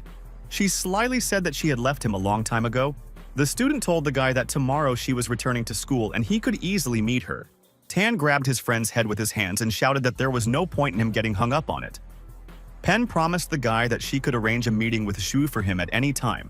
The main character happily promised his girlfriend that next time he would take her to dinner in heaven on earth. Behind him stood a disgruntled Tan. Tan at the car door told the protagonist that she needed to be taken back to school first. He and his girlfriend still had something to do. Pan replied that she agreed. The main character got into the car with his friend and prepared to leave. The lady got out of the car and thanked her friends for giving her a ride. Tan, who was driving, suggested that the main character find a place for sparring. Ching immediately understood what the matter was. The driver told the protagonist in a stern voice that he had learned 18 ways of aft knockdown. Luo and Bao were no longer his rivals. Ching looked out the car window with displeasure. His friend promised him that he would teach him how to drive a car after the sparring. King was delighted when he heard from his friend that he would teach him how to drive. He prepared to drive forward. Tang, while driving, told his friend that he would take him to the karate gym he used to go to. Tan was driving a car and changing gears. He told the guy that they needed to take another car. The car stopped near the building. The main character opened the door and prepared to get out. Tan told the protagonist to wait inside the car. He prepared to change cars. Ching remained standing and waiting outside. The main character looked closely at the hands in front of him. He was holding something. The main character carefully studied the documents in his hands. He examined them from all sides. Tan said to his amazed friend in a joyful voice that he was holding the rights in his hands. King extended his hand with the documents forward. He said that he had not yet learned to drive and could become a murderer behind the wheel. A friend told the protagonist that he couldn't just leave his Rolls-Royce to rust in the garage. Ching told the driver that he needed to learn how to drive as soon as possible. Tan promised him that he would teach him how to drive after the sparring. The main character and his friend were driving in a small car to the gym. In the huge sports pavilion inside, athletes were training. They were learning martial arts. The karatekas in the hall waved their arms in unison and continued to study various combat techniques. The coach raised his hand and shouted at the fighters to stop. It was necessary to make room for the masters to spar. The main character was surprised when he realized that the coach was talking about them when he said about the masters. He turned to his friend. Tan waved his hand to Coach Chi Minyu and asked if he was ready. The teacher turned around and told the guests that he had prepared everything for them. The students were expecting a demonstration fight. Tan waved his hand and told the coach that his students should pay close attention to what was called the Duel of the Masters. First, he wanted to change his clothes. The main character stood in the ring. Opposite him was a Thane in white combat clothing. Tan looked at his friend and asked why he had undressed. The guy told him that the main character could not use the art of gathering energy. He could only activate 18 ways of direct knockdown. The main character shouted at his opponent to hurry up if he wanted to fight. Tan angrily answered the guy that they were starting. The fighter asked to move forward towards the main character at full speed. Ching prepared to fight him off. Surprised spectators stood nearby. They were amazed by the athlete's great speed. The main character suddenly jumped up and dodged to the side to avoid his opponent's attack. Ching quickly dodged to the side, and the angry Tang was unable to hit him with a blow. The main character dodged back very quickly. The opponent's blow flew past his head. Tan jumped back and shifted from foot to foot. Ching watched him closely. The spectators looked ahead and could not understand what kind of martial art was in front of them. Ching watched his opponent with a smile.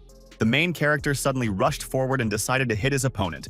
His blow flew straight past the Thane's head. Tan looked ahead in fear. He thought that the blow in front of him was very close. The main character started waving his arms and a small fire appeared near them. He prepared for the blow. The main character hit his opponent with all his might, and he flew far out of the ring.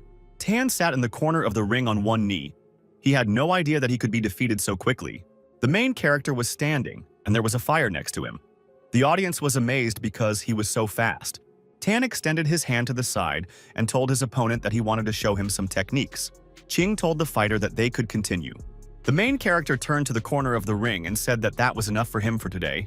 The spectators shouted in displeasure that the guy was already tired after one fight. Tan turned around and told his friend that they needed to find a place where he would teach him to drive. The main character inside the car asked his friend where he was going to teach him. Tan looked at his friend and said that he would teach him in an empty park. The main character warned the driver that they could hit a person. The car was racing down the road at full speed. The guy told his friend that he would learn to drive in just a couple of hours. The car arrived at the place. Tan turned around and asked his friend, "Can he practice in this place?" Ching smiled and explained to his friend that in this place he would not have to worry about hurting people. The driver got out of the car. He said near the door to the main character that they needed to change places. Tan began to tell the main character where the pedals and levers were in the car. Ching listened to him attentively. Tan told his friend that he could now practice. Ching in the driver's seat asked the guy, "What should he do first?" The guy turned around slyly and glanced at his friend. Ching had to start the car, make a few circles and park. Ching grabbed the steering wheel with his hands and pressed the pedal. He prepared to start the car. The car slowly moved off. Tan cheerfully told his friend that he was driving very carefully. 3 hours later, it was evening. The main character continued driving the car. Tan turned around and told the protagonist that he was inviting him to go to the grill bar where they went last time. Ching turned around and asked his friend, why did he want to go to that particular bar? Tang looked thoughtfully ahead and said that the food in that bar was delicious and the owner was nice. The car moved forward. Ching told his friend that he was treating him. Tan told his companion that he wanted to take the wheel. It was very risky for Chin to drive around the city. They pulled up to a bar. The seller looked at the guests near the car and asked what he could treat them to this evening. The protagonist was surprised that the man still remembered them. The seller was preparing meat. He told the guy that no one came to him anymore and asked for money for protection since the moment Ching defeated Ma Hao and his friends. Tan asked the man with displeasure, "Do hooligans really not come to him anymore?" The seller told the guests that without the hooligans, his business was booming. "Now there are not even any free seats in the establishment," Tan said in an upset voice that he came here because he expected a fight. The main character approached his friend from behind with excitement and asked if they would eat. Tan threw the money on the table and told the shop assistant to give them what they ordered last time. The man told the guests that he would find a table for them. Ching sat at the table and ate his food with gusto. He told his friend that he didn't have to rush. No one would take his food, Tang explained in a dissatisfied voice that he was just eating away his sorrows. Tan fell tiredly onto a chair and said that he had eaten too much. The main character looked at him from the side, silently and displeasedly. Ching suggested that his friend leave. Tang stood up and told the boy that he would take him home. The main character arrived home late in the evening and entered the apartment. He asked the girl Shui if Qin Bing was home. She turned around and answered the guy with displeasure that he had returned home very late. The girl was not home yet, and he could look for her at work. The main character looked at his phone. Qin Bing wrote to him to come to the Roman emperor as soon as possible. The main character tried to call his girlfriend. Qin Bing did not answer his call. The guy turned around and asked Zhu in the room, "Where is the Roman emperor establishment?" The partner told the guy that this club is the most famous in the city. It is located on North Street. King left the house and went outside. A car was waiting for him there and he prepared to leave. The main character was driving a car. He didn't want anything to happen to Qin Bing. The guy arrived half an hour later at a luxurious nightclub. There were a lot of people near the entrance. The main character slammed the car door. The worker on the side shouted at the guy that he couldn't park there. Lin threw money at the worker with the keys and demanded that he park the car. The club worker looked at the money on the threshold with great surprise. He saw that it was 500 yen. The main character walked and looked around the restaurant hall carefully. He did not find a girl there. After that, the guy decided to go up to the second floor. The waiter came up to the guy from the side and asked if he wanted to place an order. The main character reached into his wallet and took out a photo of a girl. He showed it to the worker. The waiter looked at the photo carefully. The main character handed him the bills and demanded that he tell him where the girl was. The waiter told the guy with a smile that the girl was in room 168. He was ready to take him there. The main character followed the waiter along the corridor of the building to the required room. The worker pointed to the door and said that there were more guests inside. The main character reached forward and opened the door. The words of a loud song could be heard from inside. Ching looked into the room and saw a group of people having fun at a table. Someone was singing into a microphone. The main character looked closely and saw the girl Zhou Junfeng. Two men were sitting next to her and pouring wine into her glass. Qing looked at the girl and could not understand what kind of guy was sitting next to her. Suddenly, Qin began to violently fight off the man next to the table with her hands. She screamed at him not to touch her. The girl tried to fight off two men next to her. She was very scared. The main character knocked sharply on the door and a loud noise was heard. The guests looked at him in surprise. The main character ran into the room and looked angrily at the clients. Silence reigned. The main character suddenly jumped up and ran forward towards the man on the sofa.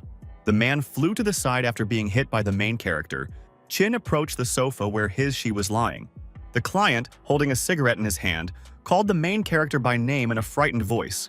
King stretched out his hand to grab the stranger. People in the corridor of the club heard a loud scream. The main character turned angrily to the side. A frightened man was lying on the floor.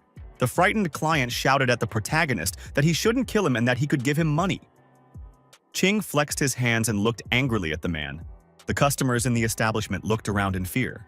They heard some noise. The main character looked angrily in front of him at the beaten client. Ching grabbed his girlfriend and said that they needed to go home. The girl could barely stand on her feet. The guy in the hallway heard a noise outside the door. The beaten client raised his hand up and started asking for help. The guy walked in the door and asked the client if everything was okay with him. There were broken bottles and crushed cans lying on the table. The main character appeared at the exit of the club. The worker shouted to him that his car was in parking lot number 18 on the left. King handed the keys to the worker and thanked him. He was pulling the unconscious girl. The main character loaded his girlfriend into the car and drove off. He thought that he was causing problems again.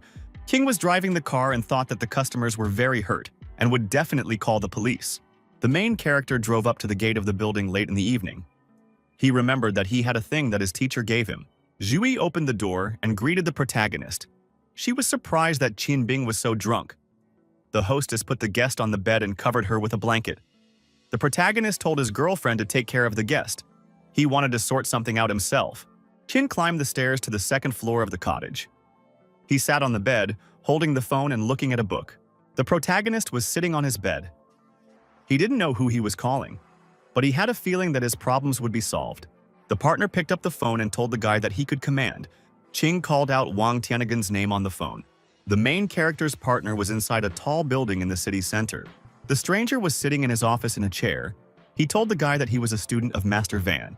Ching asked the man on the phone to help him with his problem. The partner asked the guy what kind of problem he had. The main character told the man on the phone in a serious voice that he had beaten up two bastards who had been bullying his sister.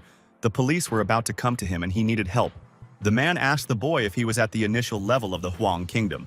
Ching was dissatisfied. He decided that the stranger was looking down on him. The protagonist fell on his back on the bed. He said that he had reached the Xuan realm. The man told the guy in surprise that he had broken through the conception vessels after all. Ching demanded that his partner simply tell him if he didn't want to help.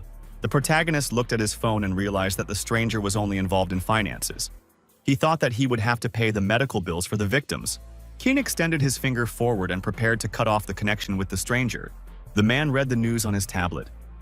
It told about how two people were hurt in the Roman Emperor Club. A stranger on the phone told the surprised protagonist that he would spend at least 3 years in prison. The main character said on the phone that he would simply pay compensation to the victims. That should be enough.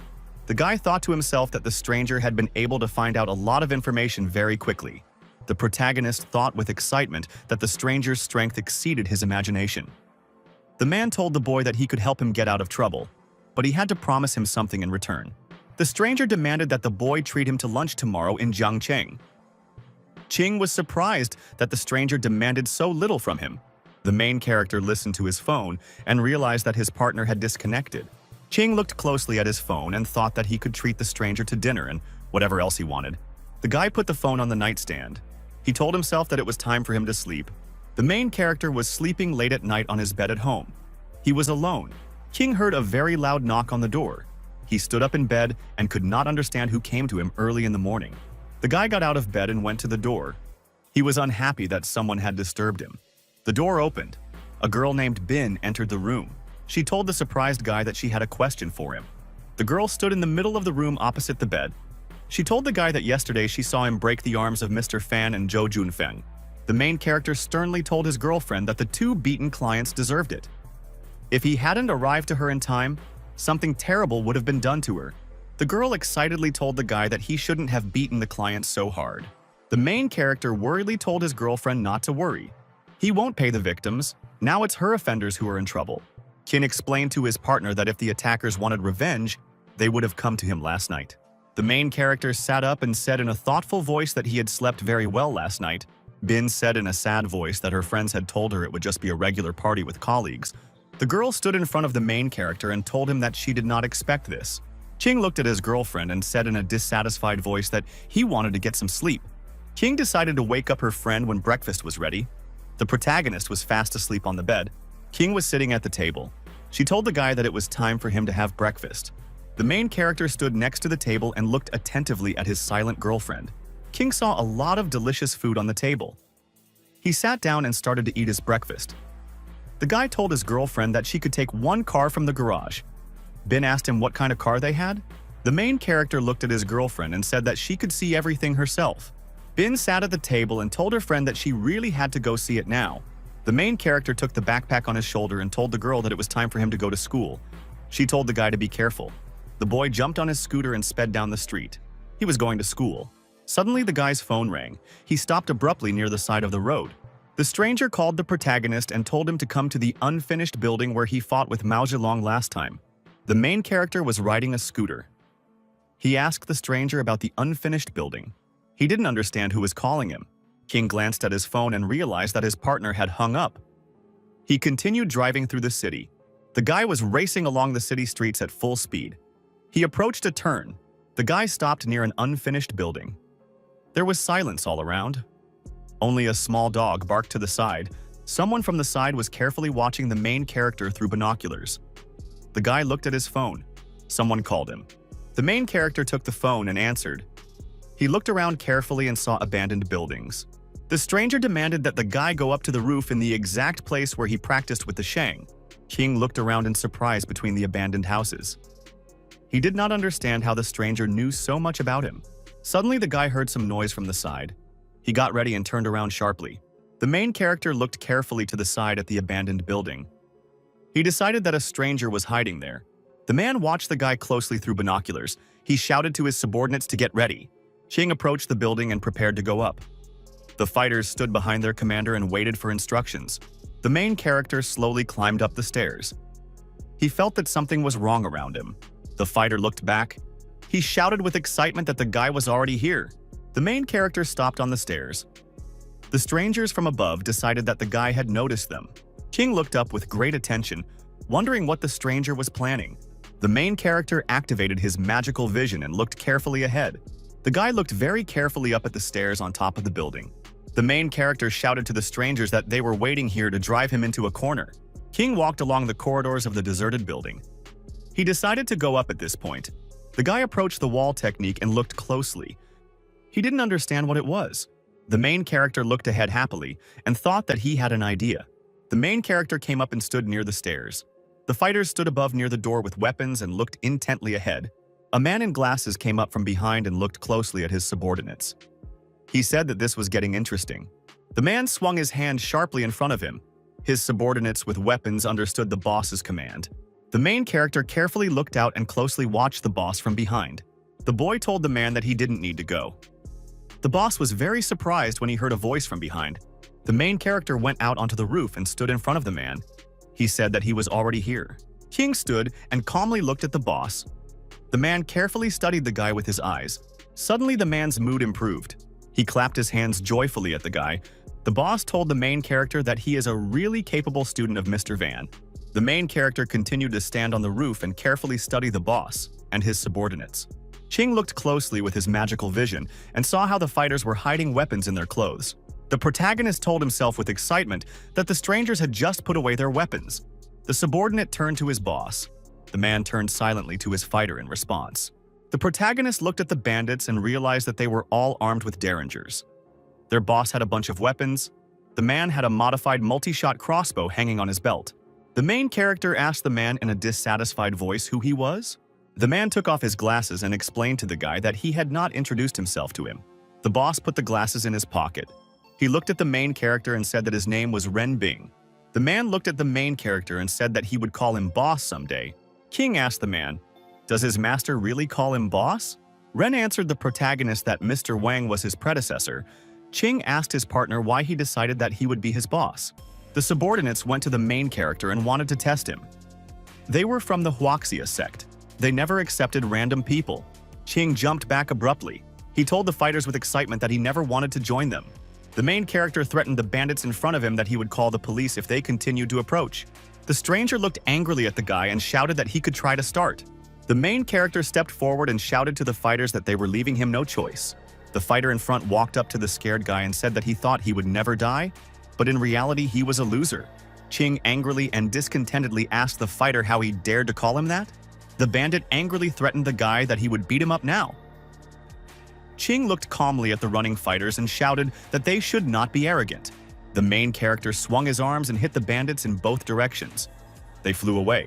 The main character jumped aside. He told the surprise boss that he saw what he could do. 2 bandits were lying on the roof and couldn't get up. The boss applauded the main character and said that Mr. Van had found a worthy successor for himself. The main character approached one of the bandits lying in a puddle and asked, "Who was the loser now?" King kicked the lying stranger and shouted for him not to lie any longer. The fighter got up on his knees and told the boss that the main character had figured them out right away. The man put his hand on his subordinate's shoulder and said that everything was fine. The bandit told the boss that their 2 plans were ruined. The main character suddenly jumped up to the bandit's side and asked what plans he was talking about. The fighter didn't know what to answer the guy.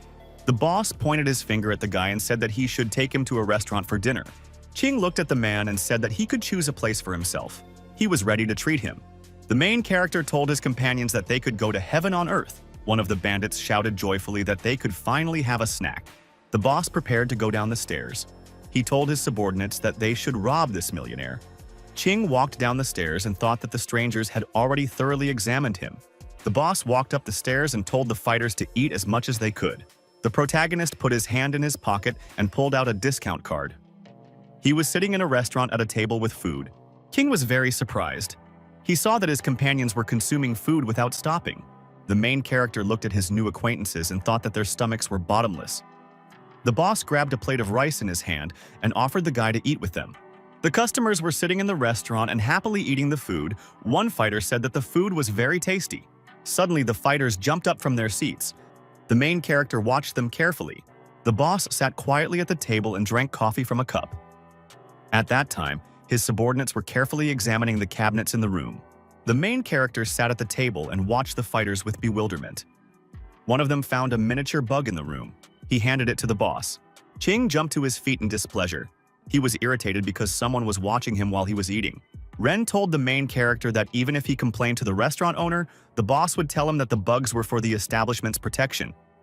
The man explained to the guy that thanks to surveillance, he would now receive a video of Wei for himself.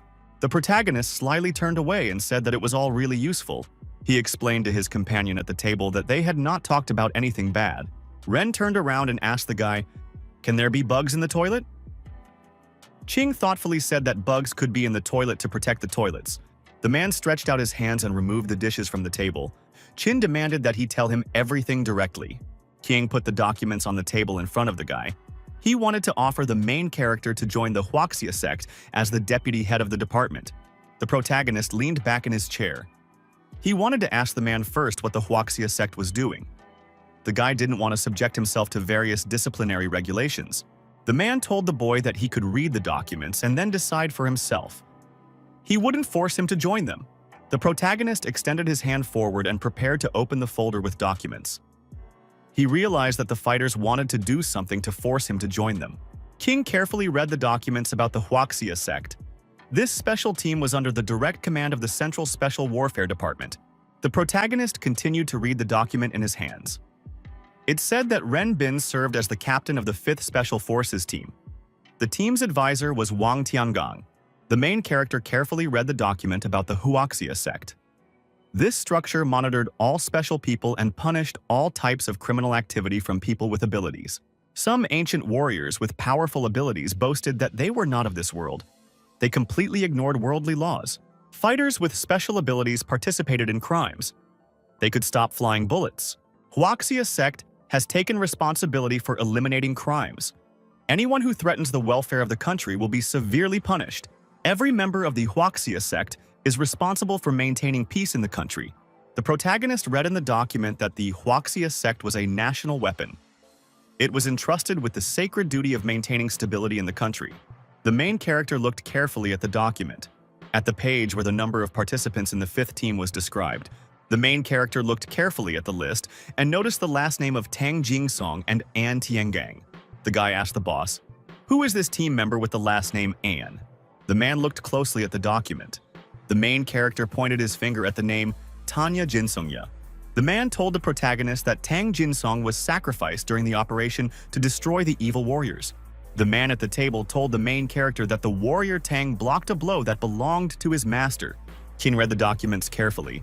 He understood why his teacher had silently protected the Tang family for decades.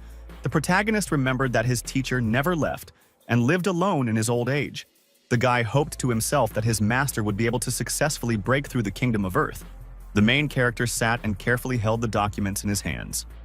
The boss sat at the table opposite him. The man lit a cigarette. He told the boy that joining the Huaxia sect would not have much of an impact on his life. Ren stubbed out his cigarette.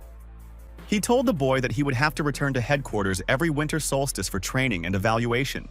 The boss sat at the table and told the guy that in recent years, the 5th group had carried out very few missions. Ren told the protagonist that they don't know where Mr. Van went. They also couldn't find the other 2 team members. The main character abruptly threw the documents on the table and shouted that he understood. If he joined the sect, the boss would cover him if he beat anyone. Ren gave the guy a sly look and reminded him that they were a special disciplinary unit. The man explained to the boy that their identity must be kept secret. It would not be a problem for them to beat up some bastards. The protagonist excitedly told the man that his master had not been paid for decades. He asked the boss how much they owed his master. Ren, sitting at the table, told the main character that they owed his master 30,270,000. The boss looked at the main character and said that this was a very large sum. The main character explained to his partners that the master wanted to give him all this money. He had a feeling that the master had simply deceived him. The main character told his partner that he could just make money himself, like drinking water. His teacher only earned about 30 million over decades of work. King explained to the fighter that he could earn much more if he sold jade stones. The fighter jumped up and angrily slammed his fist on the table.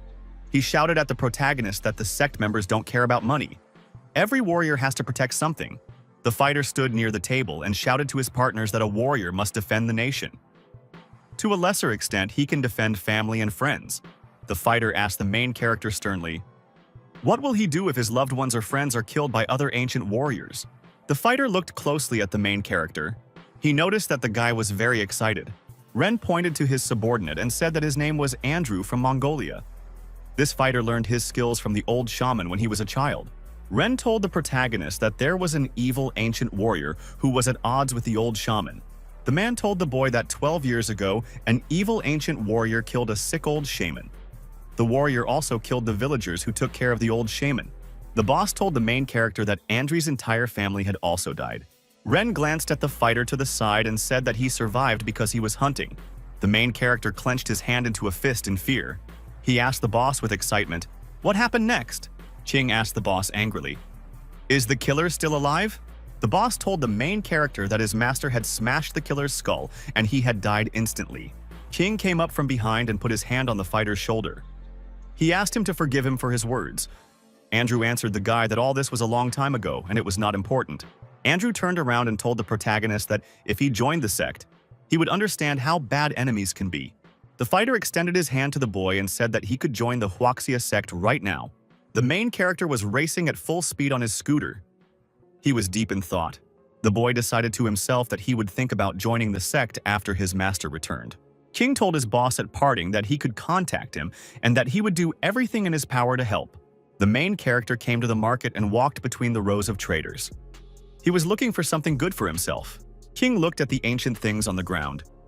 He felt that the antiques had no spiritual aura. The guy was riding a scooter and saw a lonely old woman in front of him. At that moment, a car was rushing by. The car was racing at full speed and could not stop in front of the passerby. The driver looked ahead in fear and realized that his brakes weren't working. The main character shouted loudly to the old woman to be careful. A car was rushing towards her at full speed. The car turned sharply at full speed. The driver tried to avoid a collision. The passerby was lying on the ground. The main character worriedly asked the old woman if everything was okay with her. The driver from the car said that the passerby could have been seriously injured.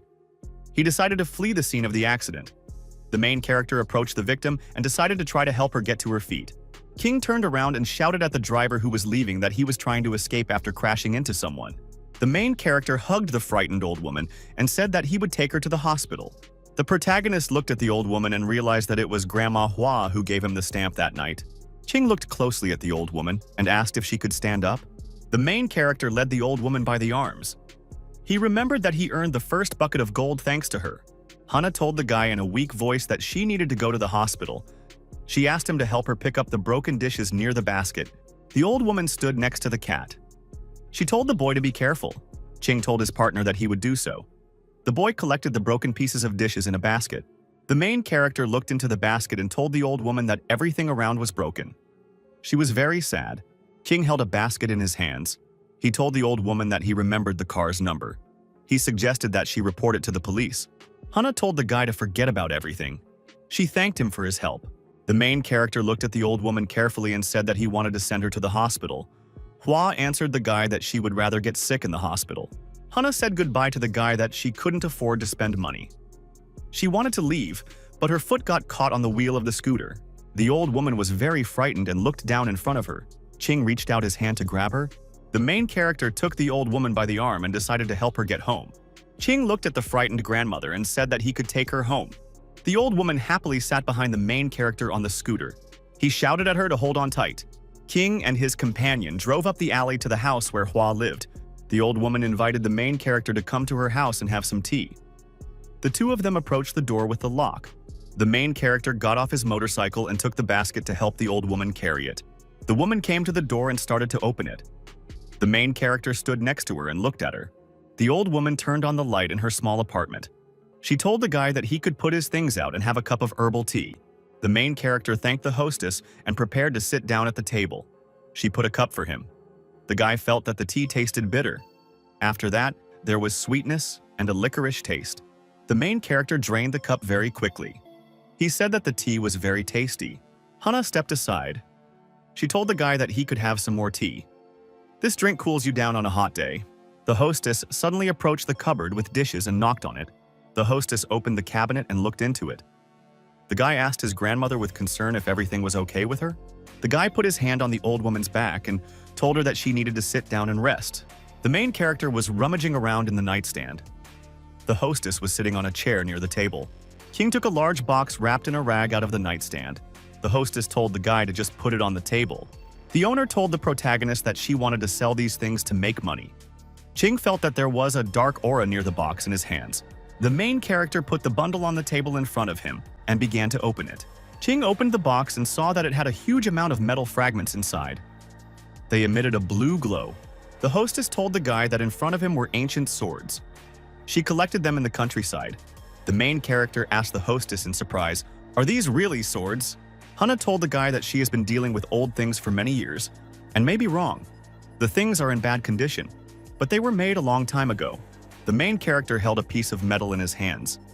He said that he wanted to buy it. The hostess gave the guest some iron for his help. King activated his magical vision. He looked closely at the artifacts on the table.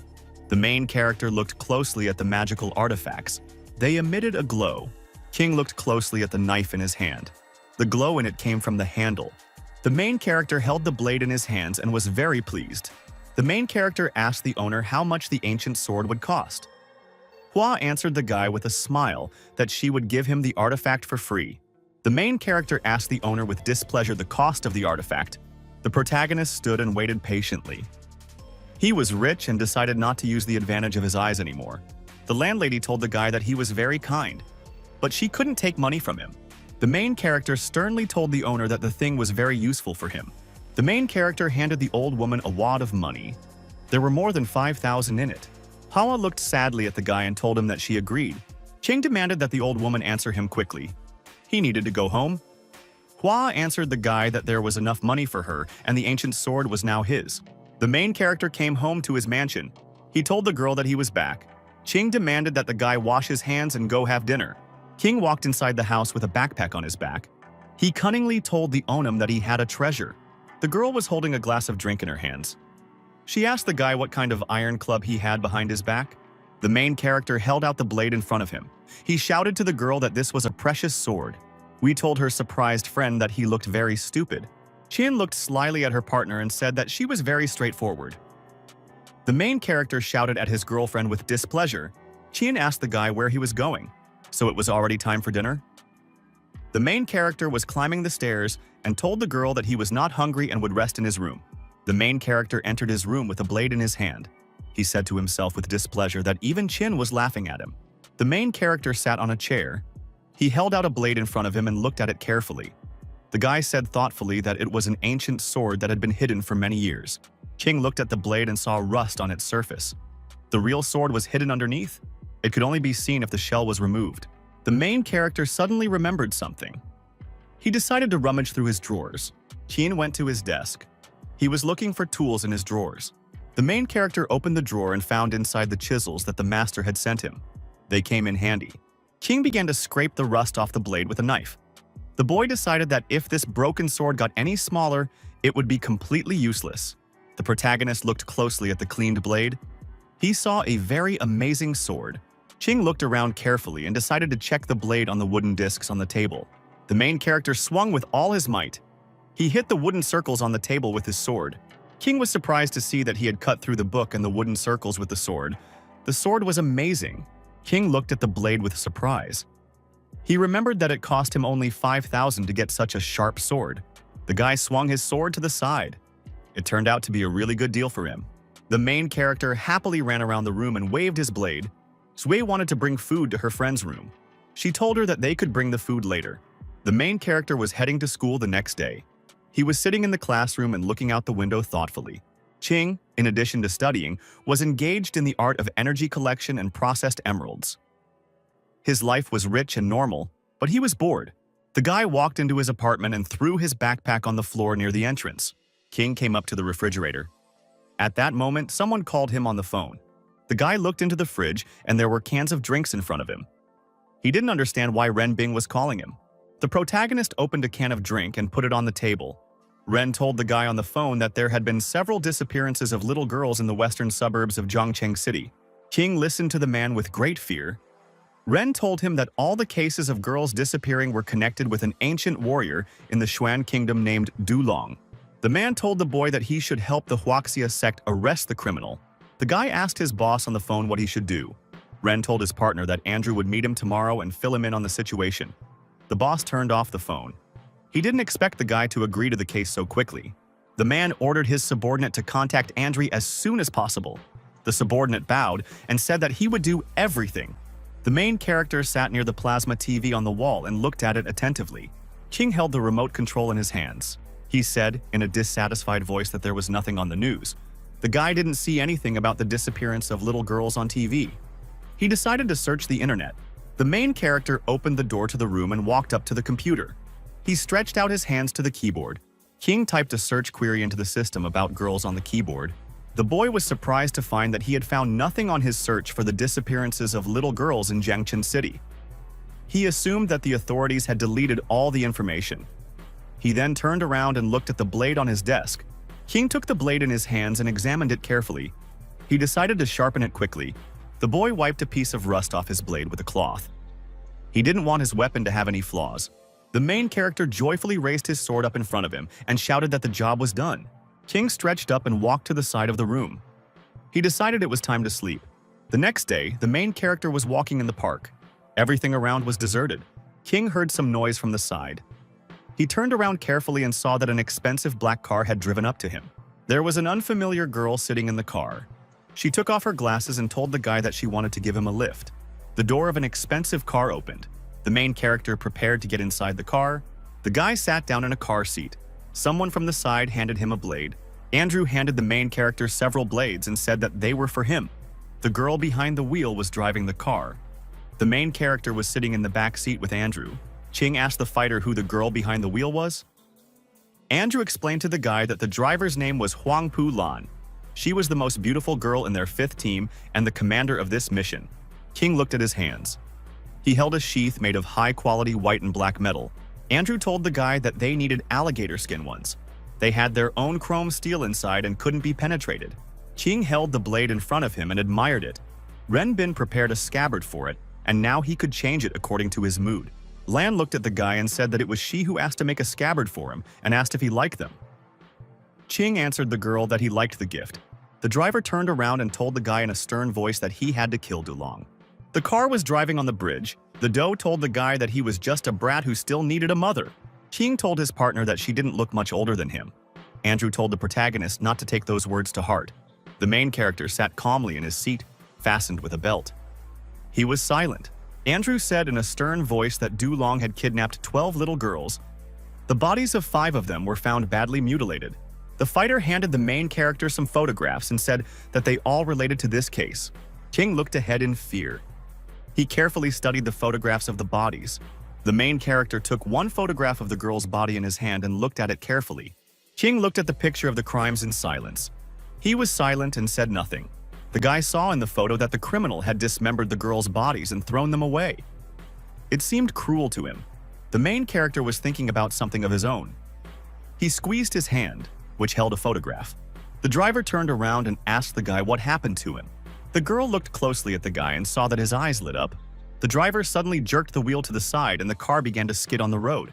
Andrew flew head first after braking sharply. The driver applied the parking brake. The doe turned around and asked Andrew with displeasure, "What did he do to the guy?" The main character was riding inside a racing car with his companions along a city road. Andrew said from his seat in a terrified voice that he had done nothing. He had merely shown the boy the photographs of the bodies. The warrior turned around and glanced furtively at the protagonist. He thought that Ching was a monster. Andrew calmed his friend down. He said that the guy could catch fire now. Lana handed the main character a bottle of water to cool him down. An excited Andrew handed his friend a bottle of water and offered him a drink. Chin thanked him. A black racing car was standing on the road. It was blocking the way for other cars. The main character grabbed a bottle of water and began to drink it greedily. He crushed it with all his might with his hand and remembered Du Long. The main character came to himself completely inside the car. He asked his companions, "Why did they stop?" The driver turned from her seat and looked at the guy carefully. Andrew silently looked at the main character. After a short pause, Ching asked his companions why they were looking at him like that. Andrew told the main character with excitement that he shouldn't have been so angry. He scared them all. The driver turned around and told the guy that his eyes had just been glowing. There was no need for him to be so worried about some photos. The girl hit the gas pedal in the car with all her might and they drove forward. A black racing car was speeding down the street. It was heading towards the parking lot. King asked his partner why they were standing in the parking lot. Andrew explained that they had to change cars to catch Dulong. The main character was riding with his companions inside a green pickup truck. He was looking out the window at the street. Lan told her companions that Liu Long was in the early stages of the Xuan Kingdom. He was a master of using snake venom. Ordinary people could not approach him. The protagonist asked the girl from the backseat how people could get close to Dulong. The doe turned around and asked the guy if he was into the art of holding his breath. The protagonist answered his partner that he had never learned this from his teacher. Lan said that she had learned the cultivation of breathing in a couple of days. After that, the girl opened the side door of the car. Ching couldn't understand why the driver was so fussy. The main character got out of the pickup truck and looked closely after the girl. King walked up behind the driver and asked if she was going to catch Dulong. The doe held a phone in her hands. She turned back and looked at the main character with displeasure. The girl shouted at Chin in a dissatisfied voice that she was leaving, and he shouldn't stop her. Lan shouted at the guy from behind that she didn't want to die. Ching angrily answered her that she could get lost. The main character headed to the side. He shouted to the girl that he would go and kill Dulong alone. The doe shouted after the guy that he could go if he wanted to die. The guy was standing near the car door. The girl screamed that she would not mourn his death. Ching went inside the car. He asked the fighter if he knew where Dulong was. Andrew told the guy that he knew. The main character sat in the back seat of the car and told the guy to take him there. Andrew turned around and told the protagonist that they didn't need to do that. Ching angrily told his partner that he would take the blame if anything happened. Ching asked the guy behind the wheel in a stern voice, "Doesn't he want to get justice for these kids?" Andrew tightened his hand on the steering wheel and repeated to himself the words about the 9 children. The guy's eyes suddenly lit up and he jerked the steering wheel to the side while driving. The main character hit his face on the side window of the car. The boy pointed to the driving away car with his hand and said that there was a clown inside the car. Ching looked closely at his reflection in the side window. Andrew glanced at the main character and thought that this guy was really cool. The fighter turned around and told the protagonist that he would go with him. They had to avenge the death. The main character shouted at the driver to look at the road. He was not allowed to look back while driving. The car was driving along the road through the village. The main character joyfully shouted that this was a very nice place. King looked out the window and said it was the perfect place to retire. According to the information, Dulong was hiding in the ruined barn of the mountain god outside the village. People considered him a beggar and even fed him. After Dulong arrived in the village, little girls began to disappear. The main character was sitting in the back seat. He said in a stern voice that there should be punishment for Dulong's crime. The driver agreed with him. The main character drove up to an old house on the outskirts of the village where the suspect lived. Ching looked out of the car at the old house and thought that this bastard should pay for everything he did. The guy got out of the car and called a woman named Mrs. Tu. He took an envelope out of his pants pocket and said that he was a colleague of Go Danyu. Andrew was holding an envelope in his hands. He told the woman in a sly voice that he had brought some money. The main character stood behind and looked at the dog near his feet. The woman stood and held an envelope in her hands. After a short pause, she told the guy that he was Danyu's colleague. She opened the door to the house and told the guys to come in. She promised to bring them something to eat. The main character asked his friend again, "What kind of colleague could this be?" "Go Danyu." Andrew answered his friend that such a person does not exist at all. They made a deal with this family and she will cooperate with them. As long as they pay her, they will receive a place to rest and food here. The hostess treated the guests to food at the table. She told them that the temple was only 500 meters away. The main character put his hand on his friend's shoulder and said that he would stay here and he would go there first. Andrew got worried. He shouted to the guy that he would go with him. The protagonist put his hand on his companion's shoulder. He explained that he had to stay there to send a message. He decided to go to the temple himself. Andrew also didn't look like a farmer at all. The fighter stretched out his hand in front of him. He told the main character that he was absolutely right. He was wearing a new clean t-shirt and an expensive coat. The fighter demanded that the protagonist bring him some old clothes. Ching explained to his partner that Liu Dong might let down his guard if he dressed like a villager. The guy asked the hostess if she had any old clothes. She told the guest to wait a little. The main character sat calmly on the street and slowly ate small nuts. The main character was sitting quietly on the street. Andrew came up to him from behind and brought him clothes. The main character jumped to his feet and told his friend that he would change his clothes now. King put on his country clothes. He asked his friend what he thought. The hostess started laughing. Andrew pointed at his companion and said that he wouldn't have recognized him if he had gone out to graze the animals. She told the guy with a smile that he looked exactly like her neighbor's son. The main character walked past the table where the food was. He said that it was time for him to go. King took some nuts with him. He asked the woman for some sweet potatoes for the road. The main character headed towards the exit and waved to the woman. He told his partners to wait for good news. Ching approached the forest villages and looked around carefully. The protagonist glanced to the side. He told himself that he should be almost there. King stepped to the side and saw an old abandoned gate in front of him. The main character came to the gate. He said that the temple must have been empty for many years. The guy slowly stepped forward through the gate.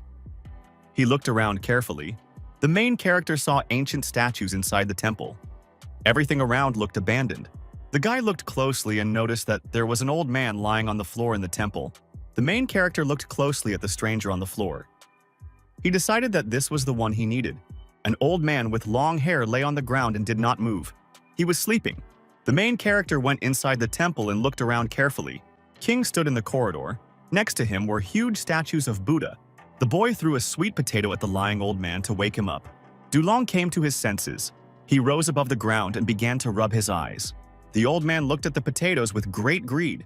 He grabbed them and began to gobble them up greedily. King was tossing potatoes in his hands. He told the old man that his grandmother had asked him to bring them to him. Dulong sat on the floor and ate his food with gusto. The protagonist threw him another potato. King approached the statue and said that it had already faded very much. The old man silently ate potatoes and looked at the guy. The boy turned around carefully and looked at the old man.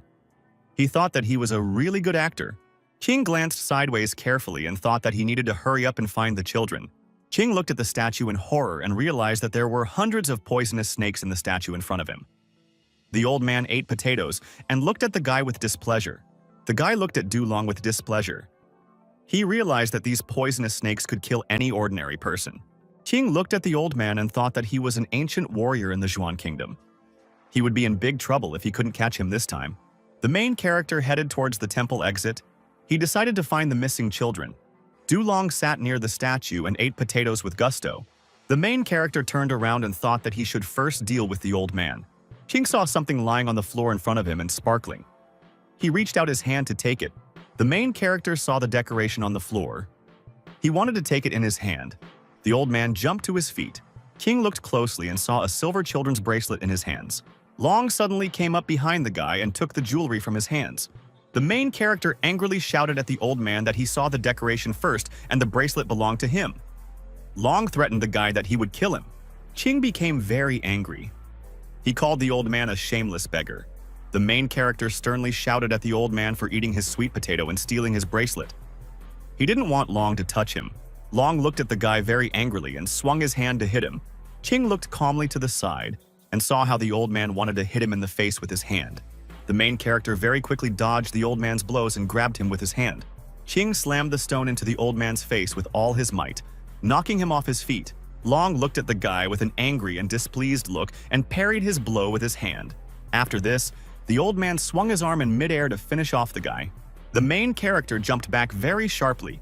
He barely managed to dodge his opponent's blow. King jumped back so that the old man wouldn't touch him. The frightened guy thought to himself that it was close. Long could no longer stand on his feet and fell to the ground, blood coming out of his mouth. The old man was lying near the statue of Buddha. The main character thought to himself that he could not allow him to release the snakes. The main character stretched his hands forward and fire came out of them. He threw the old man far back. King said with excitement that his opponent was indeed an ancient warrior in the Zhuan Kingdom. After that, the guy took out his blade. The protagonist walked towards the old man near the wall with a knife. He thought to himself that he had to be very careful. Long was a master of poisoning. The guy stood with a blade in front of the old man. He was afraid that Long would find a chance to poison him. Suddenly, a frog rushed from the old man's body to the side and attacked the main character. The frog fell dead on the floor. The main character stabbed it with a knife in time. Long sat motionless near the wall. The guy watched him closely. The main character took a small stick. He extended it to the old man and touched him. Ching said to himself in a thoughtful voice that Long was weak and almost dead. The guy decided to go back and tell Andrew so that he could deal with it. The guy turned around and noticed a group of angry villagers appearing near the entrance to the house. The villagers looked at the main character with displeasure. They decided to tie him up. People stood to the side and looked at the guy with displeasure. Someone said that the beggar is also a living person. The man brought a rope for tying pigs. He looked at the guy angrily and wanted to tie him up. The man poked the main character with a stick. The boy realized that the village elder was standing in front of him. The elder put a stick on the boy's shoulder. He told Zhu Laoguan to tie up the murderer. Zhu approached the guy with a rope in his hands. He noticed that Ching was still holding the knife in his hands. The headman sternly demanded that the boy put down the knife. He threatened to break his arm. Ching pointed his hand at the old man in the temple and shouted to the people that he was the murderer.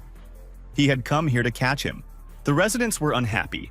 Someone asked the guy why he beat up the beggar if he wanted to catch him.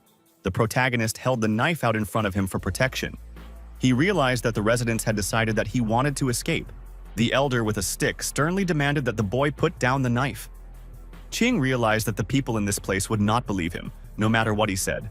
Chin rushed to the side very sharply and with his blade cut the stick that the elder was holding. The severed stick fell to the ground. Ching stood with a knife in his hands. The residents looked at him with fear. The elder looked at his severed club in fear.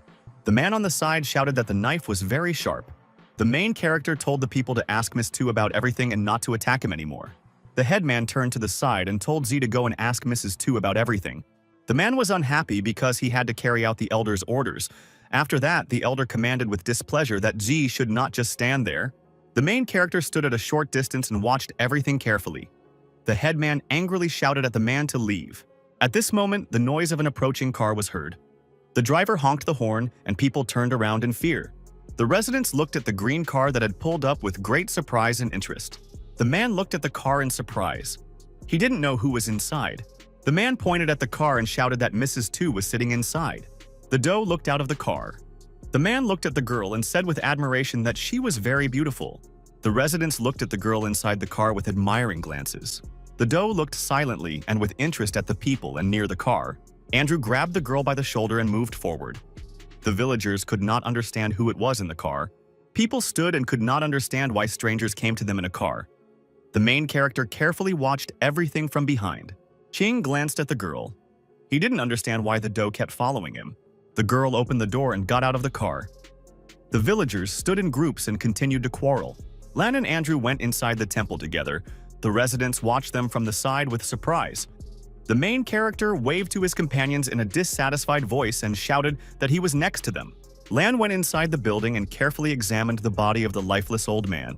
The girl looked at the photograph and compared it with the beggar's appearance. She identified him. Lan asked the guy on the street how the main character was able to defeat Dulong. The main character was trying to fight off people who wanted to send him to the police station. Andrew turned away with displeasure. He decided to go and help the main character. Andrew walked up to the crowd of people and said that they could hand the boy over to him. The man asked his partner very sternly who he was. Andrew showed his police ID. The man demanded that the people let the main character go. The villagers released Chin, and he immediately ran to Andrew. The villagers stepped aside. The protagonist was glad that the people finally let him go. Andrew told his friend that it was time for them to return.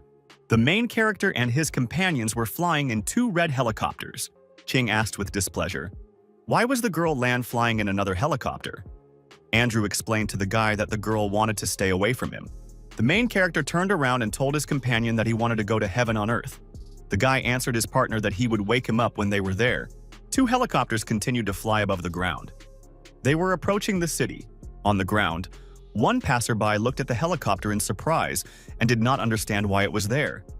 Surprised women were standing nearby. Tan looked ahead in surprise and realized that the helicopter was landing nearby. He realized that someone wanted to get out. The main character climbed out of the helicopter onto the ground. A friend next to him joyfully called him by name. King ran at full speed to his friend. He shouted that they hadn't seen each other for a long time and he missed him. King ran up to his friend, who hit him in the face with all his might. Tan asked the main character, "Where was he?" The guy answered his friend that he should take him to the sauna and he would tell him everything. 2 friends were relaxing in a huge pool in a sauna. There was no one else around. Tan turned around and looked at the great blade that was lying on the shore. He asked the boy where he got such a treasure and wanted to buy it. King returned and told his friend that he would not sell him the sword for any amount of money. Tang slyly asked the guy to tell him about the situation with the helicopter. The main character was sitting in the pool. He told his friend that his master's friend asked for a favor. They sent him back when everything was done. Tan thought to himself with excitement that he shouldn't ask his friend about the master of the bath. King glanced at his friend and realized that he was afraid of Master Wang. He didn't need to mention it out loud.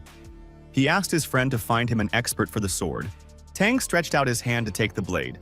He said that Master Wu was drinking tea upstairs and could be asked to come here. The main character told his friend in a sly voice that the master was very old and might pull his leg when he went down. They themselves should go to him. Tan told his friend that he was going to fight in 2 days and that he should go with him. Qing didn't want to go and watch his friend just beat someone up. The fighter angrily flexed his arms. He said that several foreigners had hurt a dozen people. Tomorrow he wanted to teach them a lesson.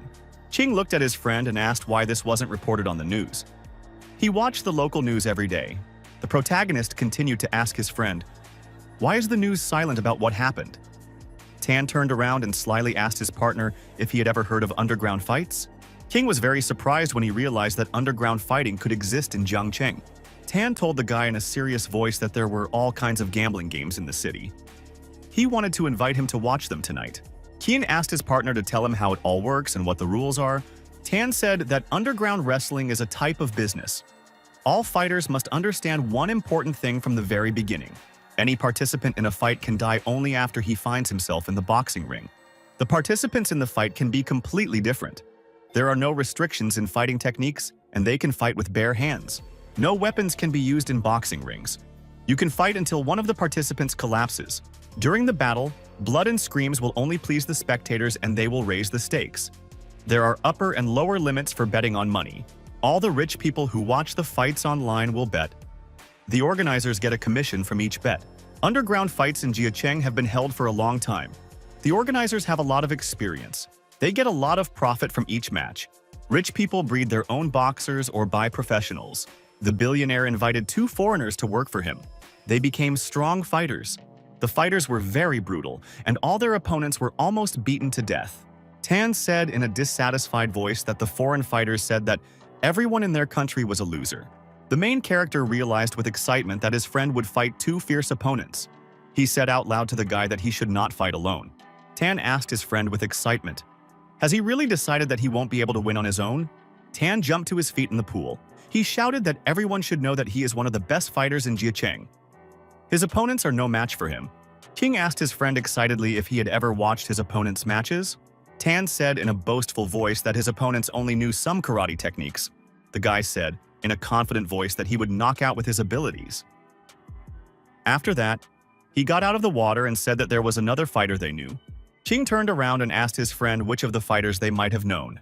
Qing climbed out of the water and said to his friend that their acquaintances could be Luo and Bao. Tang asked his partner if he remembered the Falcon Boxing Club. The main character immediately remembered. Tan told his friend that there would be a match between Sakano Takeo and Chi Mingyu from Falcon Boxing Club. The main character asked his friend, "Why is the head of the boxing club doing all this?" Tan told his friend to get dressed. He walked to the edge of the pool and prepared to take the blade in his hands. The old man was sitting in a chair and drinking tea. He said in a happy voice that he still had a slight fruity taste in his mouth. A waitress with a tray came up to him from the side. The main character appeared next to him with his companion. Tan came up to the old man from the side and asked, "Is he really evaluating tea again?" Mr. Wu turned around and looked happily at the guest. The old man told the boy that he could have tea with him. Tan told the master that he had brought a treasure for him and that he should look at it. Mr. Wu once again offered his partner to have tea. The guy took a sip of tea from the bowl. He said in a joyful voice that it was Da Hong Pao. Tan sat in a chair. He said that the tea was made from the best variety. The old man asked the guy what he wanted to show him. The guy took out the blade and showed it to the expert. He said it was an ancient sword. Mr. Wu looked at the blade and said that it was very worn. The expert looked closely at the sword and said that it was just trash. The guy told the master not to rush to conclusions. He suggested that he take a closer look at the blade. The old man saw that there was an inscription about Lunyuan on the handle. He asked the boy with excitement, "Where did he get this sword?" Tan replied to the old master that his friend had bought this sword at the market. Mr. Wu said that the long sword is a long sword. The blade in the boy's hand is short. The master looked at the guy with the sword and said that he was holding a fake in his hands. The master said that the king ordered Aojizi to forge swords. The master made 3 masterpieces. Long Yuan was his first masterpiece. Mr. Wu said to the boy in a stern voice that Long Yuan is called the king of swords. The old man told the boy that the blade in his hand could not be real. Tan looked at the weapon in his hand and said that it was real. Tan, with a blade in his hand, told the old man that Master Wu might have made his sword first and hidden it somewhere. The guy told his teammates that Master Wu could have thrown out 3 more long balls for King Chu. A man came up from the side. He said that the swords from Master Wu Jizi could cut through anything. He wondered if the guy's blade was capable of that. Tan grabbed the blade with his hand. He decided to check if it could cut anything. The guy quickly cut through the furniture in front of the surprised old man with a sword strike. Tan told the surprised guests that the blade in his hand was real. The old man was collecting the remains of his expensive table on the floor. The man said in a thoughtful voice that the sword was indeed sharp, but no one had ever seen it before. The old man at the side said that the sword had only cut the corner of the table. The old man told his partners in a thoughtful voice that they had to determine if the sword was real. Tan looked at his partner with displeasure and asked what he meant. The guest drank tea from the bowl. Then he wanted to tell the guy something important. The old man said that the Long Yuan sword should move by itself in the water, so they need to bring some water here. The guest put the saucer and cup on the table and said that they would look at the sword. The boy turned around and shouted at the maid to stop washing the floor. The girl looked at the guest in surprise. The guy demanded that she bring water. The old man thought happily that he could use the legends about the sword to laugh at the rude and smug guy. King demanded impatiently that they bring water quickly. Long Yuan was still his treasure. Tan demanded that the girl put the vessel with water on the ground. He held the blade in his hands and wanted to check if it was fake. The guy carefully placed the blade into a vessel with water. People around watched all this closely. Suddenly, the sword inside the vessel began to swim very quickly. Water splashed out. Tan looked ahead with admiration and said that this was all amazing. Qing stuck his hand into the vessel and wanted to remove the blade. The main character grabbed the blade and shouted to the disgruntled people that it belonged to him. Old Man Wu told the boy that he wanted to take another look at the sword. Qing grabbed his friend and told the old men that he had to leave. Tan asked the main character on the go what happened. They were heading towards the exit of the room. Qing told his friend that if they had stayed in the room, the old men would have continued to pester them.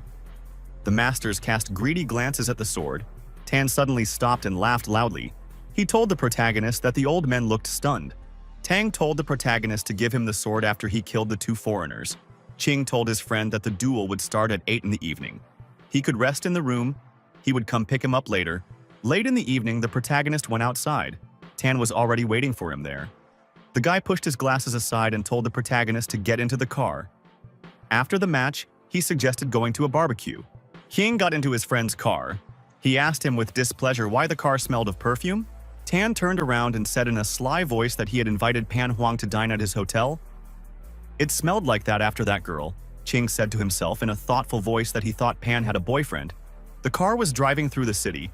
Tan slyly asked his companion how his relationship was going. Qing answered his friend in a dissatisfied voice that all this was none of his business. The car pulled up to a luxury restaurant. The guy opened the side window in the door. A waiter approached him. The waiter pointed to the side with his hands and invited the guests to come inside the establishment. The main character looked ahead with admiration. He saw some girl. The girl in the red dress approached the guy and said that she hadn't seen him for a long time. Qing stood to the side and felt very embarrassed. He coughed discontentedly. The girl turned around and said in a displeased voice to the main character that his throat hurt. Tan looked at the guest with admiration and said that they were now going to a boxing match. The main character, accompanied by his companions, walked through the hall of a luxurious establishment. Qing entered the elevator with the girl and his friend. They prepared to go up. The worker approached the control panel and began dialing the number of the required floor. Qing stood behind and watched the girl closely. He couldn't figure out on which floor the boxing match was taking place. The main character was riding in an elevator with his companions. He looked around carefully. The girl in the elevator pressed the right button and the cabin began to descend very quickly. The main character got out of the elevator and realized that they had gone down to the bottom of the hotel. There was a huge boxing arena and a lot of spectators. Tan turned around and told his friend not to stand still, but to follow him to the balcony. The worker approached one of the doors and held out a VIP card to open it. The girl opened the door to the room. She told the guests that they could watch the entire match in real time. The room attendant told the guests that they had massage services. There was food and drinks in the refrigerator and the wine cabinet. You could place bets on the computer. The main character became very excited when he heard about the computer. He immediately sat down at the table in front of the monitor. Tan fell into a chair and looked at his phone. He told the protagonist that the computer contained information about two needed guys. The main character sat and carefully looked at information about one of the fighters. King read on the internet detailed information about the masters against whom Tang was supposed to fight in the ring. Sakano Takeo was from Japan and his age was 43. Ching read detailed information about him. Ching looked at and analyzed the fighter's physique very carefully. Most people assumed that Takeo would win the fight. The guy looked at his phone and told the main character to help him put 200,000 on Chi Minyu. Ching answered his friend from the spot that he would do so. King thought with displeasure that his friend was throwing money away. Tang looked at his phone and said that he should support his friend. King was sitting at the computer. He made a bet at the request of a friend. Tan sat on the sofa and took the TV remote control. The guy saw a boxing match on TV. He called the main character to him. Tan, in his place, shouted joyfully to his friend that the match was already starting. The guy looked at the video broadcast of the ring and said that his friend would beat his opponent. The girl entered the arena and carried a sign in her hands. The athlete stood in the ring and prepared for the fight. There was a huge crowd of spectators around. Tan was watching the fight on TV with excitement. The main character asked his friend, "Why is there no judge in the ring?" Tan explained to his partner that if an athlete falls or loses consciousness, then the opponent becomes the winner. King sat on the chair and said that this was really cruel. At this time, Takeo began to attack his opponent. The fighters rushed at each other at full speed and began to fight. The fighter very quickly dodged Takeo's attack and prepared to hit him back with all his might. Takeo was unable to dodge his opponent's powerful blow. He took a blow to the neck. Tan was watching the fight closely. He said with excitement that the fighter would definitely lose consciousness now. Ching looked at the fighter and said that he looked simply wonderful. Takeo glared at his opponent. He thought that Chi might not have time to dodge. The fighter grabbed his opponent's leg sharply. He swung his arm to finish the athlete. King watched the fight and shouted that if Chi didn't manage to dodge, his shin would be broken. Chi swung his leg and tried to attack his opponent from the side. Takeo dodged back and watched with horror as his opponent's punch flew right in front of him. Chu jumped up and tried to attack his opponent with a flying kick. Chu fell down and to the side and tried to kick the fighter in the chest. Tan watched the TV with great excitement. He shouted with excitement that this was a very good fight. The main character and his friend were sitting on the couch and watching the fight on TV. Takeo stood in the ring and felt his strength gradually leaving him. His legs were already shaking.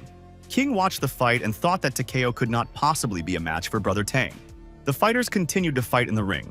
Chu suddenly rushed forward and tried to knock his opponent down with a punch. Takeo took a very powerful kick from his opponent and jumped back. Tan watched the fight and was very unhappy with the athlete. Ching told his friend from the side that the fighter was lucky. The guy turned around and told his friend that he would help him register. The match was in 3 days, and they could beat their opponents. Qin explained to his friend that they would not bully other people. Tang told his partner that the rivals were very arrogant. Tan said that athletes always boast that they are the best fighters in Asia. He was sure that very few people bet on Takeo.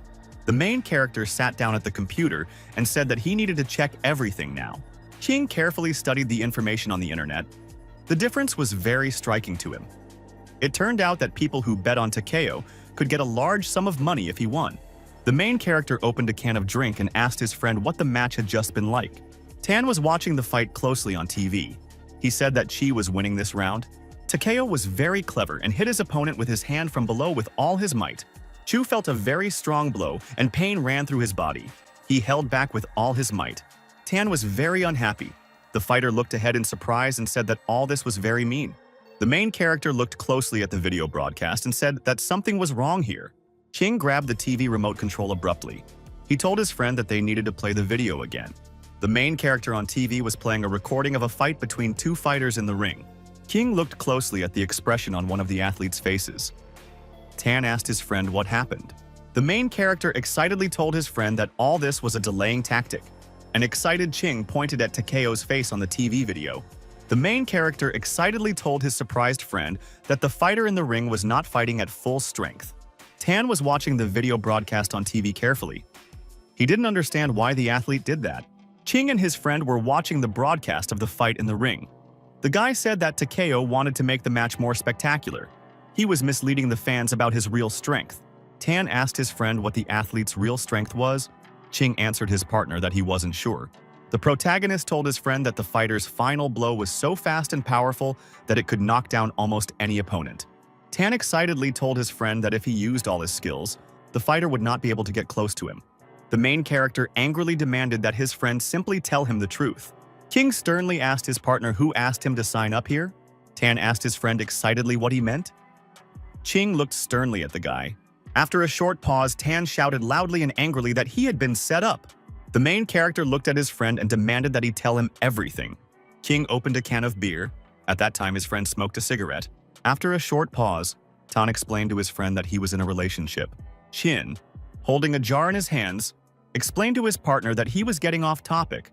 Tan took a drag on his cigarette and said that he had recently met a beautiful girl named Liu Mengyao. Her father was the boss of Longhu Villas. Tan said that he made several proposals to his girlfriend and was always refused. Very unexpectedly, Liu asked a guy out on a date 3 days ago. She handed the guy a document during a meeting in the park. If he had defeated the foreigners, she would have been his girlfriend. Tan looked at the contract in his hands and said that his opponents were no match for him. Tan secretly registered for the sake of his girlfriend and took the main character with him. The guy took a drag on his cigarette and said that he would destroy his rivals for the sake of the girl. The main character thought that the billionaire signed up for a boxing match for his girlfriend. He became interested in what Liu looked like. Tanzak stubbed out his cigarette and said in a thoughtful voice that a man rarely goes crazy in his entire life. The guy said in a romantic voice that you can go crazy for the love of your girlfriend. Ching asked his friend if the girl had asked him to personally deal with the rivals. Tan looked at his friend from the side and thanked him. He decided to fight against the fighters personally. The main character carefully warned his friend to just be careful. The main character was sitting on the sofa with his friend. They were getting ready to watch the next round of the fight on TV. The fighters stood opposite each other in the arena. They prepared to fight. The athlete took a fighting stance and prepared to attack his opponent. At that moment, Chin-Yu had an idea. The main character abruptly headed for the exit. At that moment, the guy grabbed him by the hand. Tan held his friend and asked discontentedly where he was going. The protagonist explained that he would go down to see the fighter's true strength. Tan took the sword from his friend and gave him a card in return. Ching could use such a card to get a seat in the front row. The main character was running at full speed along the corridor. He was heading towards the right door. The guards asked the guy to put the metal objects in the locker. King stood near the metal lockers. He realized that even here there were safety rules. The guards checked the guy with a metal detector. They allowed him to go further. The protagonist was heading towards the arena. A worker in a suit asked the customer to follow him. The security guard led the guy into the arena and showed him his place in the chair. Ching sat in a chair and watched the fight closely. The guy thought that Gao Minyan had been training the 12 consecutive Shaolin kicks for more than 2 decades. The fighters fought in the ring. Ching recalled that Gao had achieved domestic success 5 years ago. Since then, he had not lost a single match. The main character watched the fighters closely and realized that something was wrong with them. Ching became increasingly worried. He felt very clearly that something was wrong in the arena. The guy activated his magical vision. He realized that the athlete was pretending to be weak. King analyzed Takeo's body. This fighter was in the middle of the Huang Kingdom and was even close to the top. The main character sat next to the ring. He realized that the fighter was good at deceiving people. Gao would eventually lose sooner or later. The protagonist watched the fight in the ring closely. He remembered that his friend Tan had not yet achieved internal success. King secretly hoped with excitement that his friend would listen to him and give in. Suddenly, Takeo rushed forward and swung his arm with all his might at his opponent. Takeo very quickly dodged to the side of his opponent and swung his arm. The fighter hit his opponent with a very powerful blow. The athlete missed a powerful blow. The fighter felt that his leg was broken. He could not fight any further. Takeo decided to go on the attack. Takeo swung his arm very powerfully and wide. He hit the fighter in the head with his hand and he flew to the side. Takeo said in an angry voice that the Huaxia people are very weak. His angry opponent began to rise to his feet. The Japanese angrily shouted at his opponent to go to hell. He hit him in the face with his hand. The athlete, after a powerful blow, began to fall dead onto the ring. The people in the stands were very angry. They were shouting at the Japanese man to get out. The main character looked at the arena very frightened. Someone threw a shoe into the ring and hit him on the head. The fans were very angry. The medics dragged the beaten fighter away on a stretcher. The main character was very scared. He headed towards the exit of the ring and went home. The main character was walking down the hallway and heading towards his room. He thought that someone might hurt him by mistake. King entered the room and saw a stranger sitting on a chair. He asked where Brother Tang was. The stranger held a knife in his hands. He said that he would take the protagonist home at the request of the Thane. Ching held the phone in his hands. He asked his partner, "Did something happen?" The main character couldn't get through to his friend. Ching looked at his phone. He couldn't understand what his friend was doing. He turned around and asked the stranger where Tang went.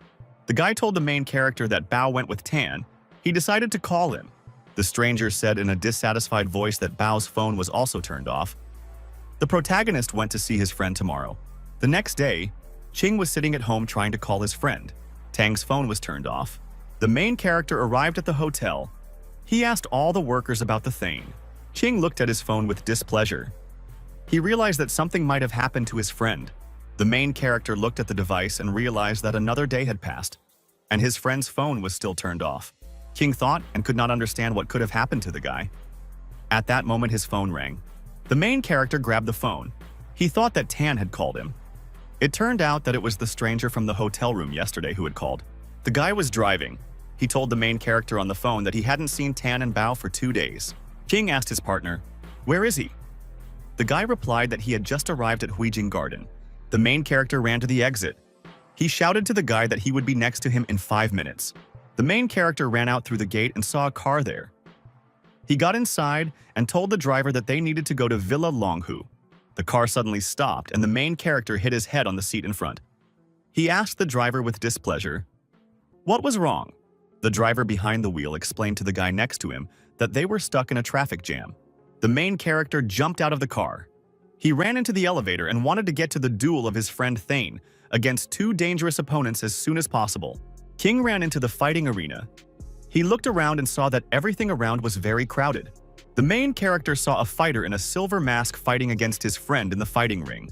The masked fighter hit Tanya with all his might with a powerful fighting move. The main character watched the fight with excitement. Tan fell unconscious onto the ring.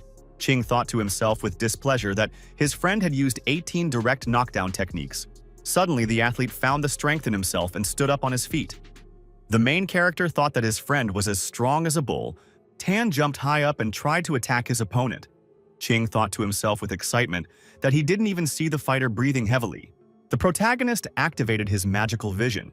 He wanted to take a closer look at the fighter in the silver mask. The protagonist looked closely and saw that the athlete was in the early stages of development of the Kingdom of Huang. Tan rushed to attack the athlete. Ching realized that his friend could not win. Tan flew to the side after another attack from his opponent and fell into the ring. The spectators in the hall admired the fighters in the ring. Someone said that the fight was very amazing. The athlete stood in a fighting stance. Ching thought that Tang was running out of energy, but this warrior was steadfast and resilient. The main character looked at the ring where Tan was lying. He decided to help him somehow. The athlete ran very quickly to the side and was able to jump behind the tank. The athlete hit the Tan in the back with a powerful kick from his legs with all his might. The main character looked at his beaten friend in the ring from the stands. He decided to help him. King got into a fighting stance and used the first palm technique, Zhenyang. Tan looked at his friend in surprise and realized that he was not an easy guy. He received a boost of energy from him in the corner of the ring. The masked fighter approached his opponent from behind and swung his leg from above to finish him off. The warrior hit his opponent in the back with all his might from above. A bright yellow glow appeared around. The beaten Thane thought that his opponent had broken his body shield. It was really painful for him. The audience in the hall shouted words of encouragement for the masked warrior. They demanded that he fight. Tan was lying in the ring. He decided to try to break his opponent's arm and leg to avenge the beaten fighters. King watched his friend with fear and realized that his opponent would use a sneak attack against him. Tan reached out to the athlete to break his leg. The protagonist protected his friend with the energy flow of Zhenyang. A powerful stream of energy flew past the athlete and caught his leg. The masked fighter turned around and saw the main character near the ring. The athlete realized that he could not miss such an opportunity. He began to beat his opponent with all his might. The fighter beat Tanya with all his might with his hands and feet. He still couldn't defend himself. The referee called a 3-minute break. Tan lay unconscious in the ring. The spectators shouted support for Silver Mask. The fans in the stands shouted loudly their support for the Silver Mask. The main character turned around and was surprised when he heard all the fans shouting about the Silver Mask. King sat on the sofa and listened to the audience's words. He thought to himself discontentedly that his genuine palm would not be able to hurt Tetsuo Azaki at a distance. The main character grabbed the phone and decided to call his friend. He thought that Tan should give up this game. The main character realized that his friend's phone was switched off. He didn't know how he could help him. King took out a cigarette. He decided that he could help his friend outside the boxing ring. King was sitting on a chair and looking down. The guard shouted to the guy that someone was entering the ring. The audience in the hall was shouting loudly. A judge in a suit appeared in the corridor. The fans could not understand what was happening. The referee entered the ring. The fighters stood opposite each other and prepared to fight. The spectators couldn't understand why the referee appeared in the ring. Someone said that the referee wanted to make sure that Tetsuo Akaki wouldn't be killed by the Silver Mask. The main character was watching the arena from the stands. The referee commanded the fighters to start the fight. The fighter swung his arm and tried to knock his opponent off his feet with a punch. Silver Mask jumped back sharply and dodged his opponent's attack. The Japanese man swung his hand very wide and hit the fighter on the leg with all his might. Silver Mask was very scared. He realized that his opponent's hand was harder than his knee. The athlete jumped back. The Japanese looked closely at his opponent and prepared to attack further. The fighters continued to fight fiercely in the ring. The main character stood on the side and watched. The audience was very surprised. They could not understand why the Silver Mask could not fight back. Tan swung his arm sharply. His opponent dodged to the side in time. Mask looked at his opponent and felt powerless. Tan rushed forward to attack. He had the same feeling when he fought with the main character. The fighter swung his arm with all his might and hit the ring. Cracks appeared on it. The main character was watching the fight closely. He realized that he had to help his friend. Ching stood near the fence and shouted to the athlete to come to him quickly. The fighters continued to fight fiercely. Ching looked closely and could not understand why Tang was moving in the opposite direction. The referee turned around and told the main character to move away from the ring. The athletes continued the fight. The main character squeezed his hand and it caught fire. He decided to somehow help his friend in the ring. King stretched his palms forward and a bright fiery radiation came out of them. He wanted to help the fighter. A bright blue light appeared around Tanya. His energy improved. Bach looked at his opponent and realized that he had stopped attacking. He decided to rush into the attack. The athlete viciously punched his frightened opponent in the stomach with all his might. The main character shouted in fear to his friend to watch out. He stretched out his hands to grab him. The protagonist reached his hands through the ring's net and grabbed his beaten friend to keep him from falling. The viewer looked ahead in surprise. He realized that the guy had broken through a soft steel wire with a diameter of 2 centimeters. The fans in the hall were very surprised. They realized that the guy jumped on the wire and saved the Silver Mask. Ching turned around and sternly demanded that guard Luo take Tang to the hospital as soon as possible. The main character turned around and looked angrily at the fighter in the ring. He decided to beat him up later. Takeo stepped forward towards his opponent and asked angrily, "Is this really true?" The athlete raised his hand and asked the fighter to show him what he had. The spectators all around were shouting that he was a master. Ching looked at the athlete and decided to make him pay for everything. He shouted to his friend to hold on. The ambulance was already on the way. Tan was lying unconscious on a stretcher. The protagonist knew that his friend had broken his left leg and dislocated his shoulders. An ambulance arrived and loaded the patient. The protagonist told the guards to take care of Tanya. The guard handed the protagonist a card as a farewell. The main character grabbed the flying card and shouted to the guy not to worry. After this, Ching turned sharply and ran back to the fighting ring at full speed.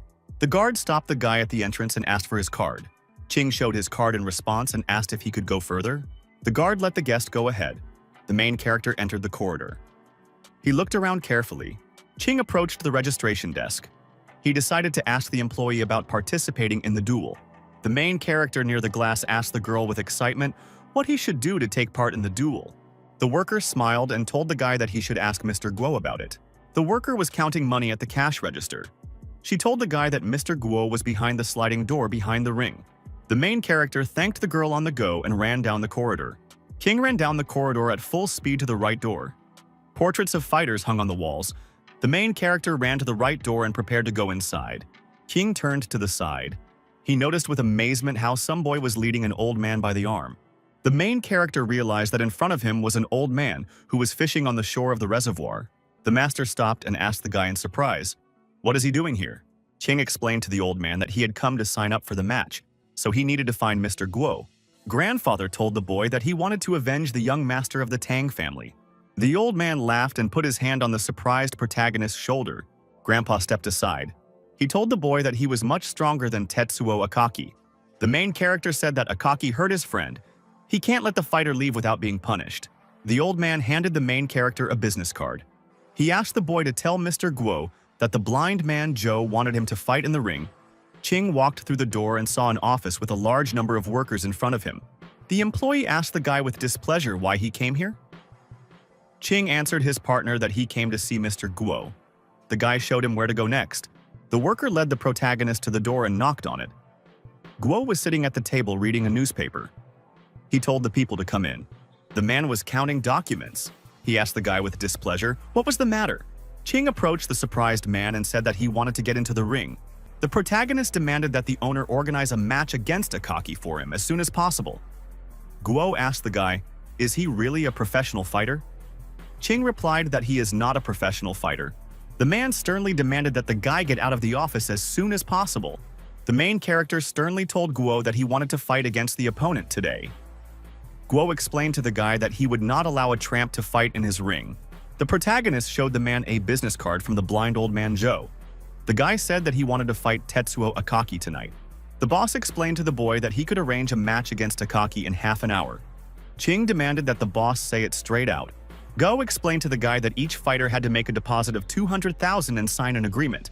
Ching demanded that the boss just give him the papers. The main character held a piece of paper in his hands and said that it was done. Near the exit, he told the man in the office to tell him when the match would start. The main character was heading towards the ring. He heard the fans talking. Ching stood on the balcony and looked at the battle arena. The spectators were waiting for the next duel and were talking with intrigue. The main character took the phone and decided to find out how his friend was feeling. The guy called on the phone and asked Lo how Tan was doing. The partner said that the doctor was going to operate on the master. The main character listened on the phone and realized that there was someone else next to Lo. King was very excited to hear that Tang Qingsheng answered the phone. The main character held the phone in his hand. He repeated the name of Tang Qingshen to himself. The guy asked his partner, "Is he really Tan's brother's father?" The protagonist wanted to ask the man about Tang's injuries. The partner asked Chin sharply, "Did he really want to sign up for a boxing match?" The main character stood on the balcony. He sternly told his partner that he was going to beat his opponent. The man asked the guy if he could win. Chin said in a confident voice that he had to win. The man stood and looked at the patient on the bed. He promised the guy on the phone that he would come get someone for him when the match was over.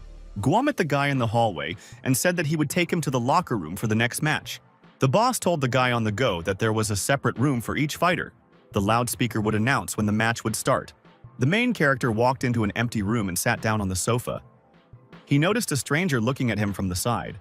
The worker opened the closet and told the protagonist that there were clothes for fighting in there. He had to put them on. Ching looked at the guy next to him in surprise and realized that he worked here.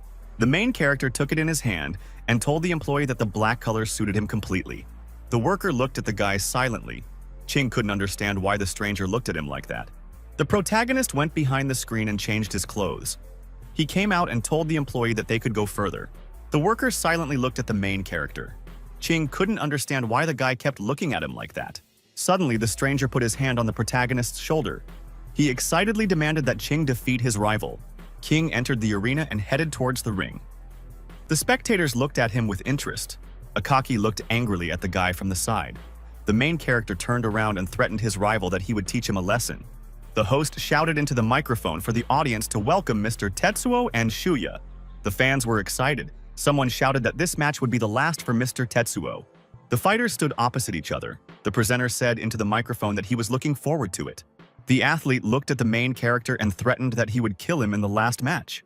The spectators were very surprised. Akaki said that he had made a promise to kill his opponents in the last match. Ching would be his ideal opponent. The spectators looked at the fighter in surprise. Someone shouted that Akaki was very angry. The main character assumed a fighting stance. He told his opponent that he had no chance of returning home now and that he could hand in his ticket. The main character stood in the ring opposite his opponent. They looked at each other in silence. King rushed forward at full speed towards the fighter. He wanted to know his true strength. The fighters hit each other with their hands, Chin thought, in fear that his opponent had almost knocked him off his feet. Akaki jumped back. The protagonist realized that the opponent was much stronger than he thought. Ching clenched his hand into a fist. His other hand began to shake. The guy thought that his opponent might have hit with full force. The main character glanced at the opposite side of the ring. He did not understand why the fighter was standing so far away. King looked closely at the fighter and realized that he was defending himself from his attack. Akaki became more vigilant. The protagonist decided to end the duel as quickly as possible. The main character suddenly took off and ran at full speed towards his opponent. Chin swung his arm and hit the fighter in the face with all his might. Akaki bounced back after the hit and crashed into the net. The main character happily thought to himself that he moved faster than his opponent. The spectators in the stands were unhappy. Someone shouted at the fighter to leave if he didn't want to fight. The main character wanted to hit his opponent in the head with a powerful blow. He decided to attack him when Akaki became angry and impulsive. 5 minutes later, the spectators looked at the battle stand in surprise. The main character ran at full speed after his opponent in the ring. Akaki tried to fight him off. King thought to himself with displeasure that he couldn't even touch his opponent. Akaki could win if things continued like this. The main character waved his arms and tried to hit his opponent in the head. He wanted the arena to be bigger. The guy's eyes lit up. He realized that he had to use his best skill against his opponent. Akaki got into a fighting stance and defended himself with his hands. He moved very quickly around the ring. The main character looked at the fighter and realized that he was moving with some kind of pattern. The athlete jumped far back. Ching watched him closely and carefully counted something to himself. The main character gradually became more cheerful. He had already counted to 47 and 48. Akaki looked at the main character and did not understand why the guy stopped. He decided to start a test attack. The fighter ran forward very quickly.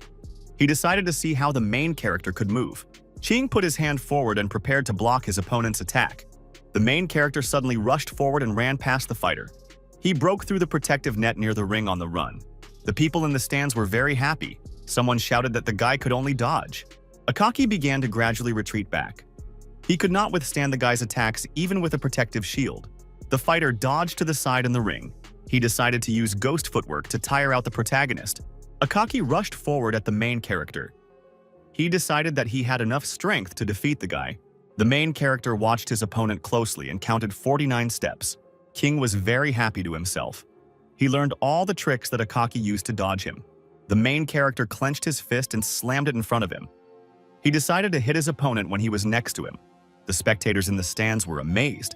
Someone shouted that the guy punched the air. Akaki was very scared. He saw that the guy's blow was approaching his head. The protagonist swung his arm with all his might and hit the fighter from below with an uppercut. Akaki couldn't understand how the opponent could see his phantom footwork.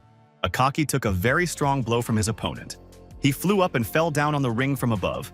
The main character angrily told the fighter that he would break his arm and leg to avenge his friend. After a successful fight, Ching left the ring and returned to his hotel room. Guo entered the room and congratulated the guy on his first winning match. The protagonist told the man that all this happened thanks to him. Otherwise, Akaki could have escaped. Guo handed the protagonist a check for 500,000. He slyly asked the guy, "Will this be enough for him?" The protagonist reached out and grabbed the check from the man's hand. He handed Guo a cigarette and said that he would return if anyone insulted their country and people again. The man lit a cigarette and asked the main character for his number to keep in touch. The guy suddenly disappeared somewhere very quickly. King ran very fast along the road. He remembered on the go that his opponent ran very fast. The main character recalled his last fight in the ring. His opponent had very fast footwork.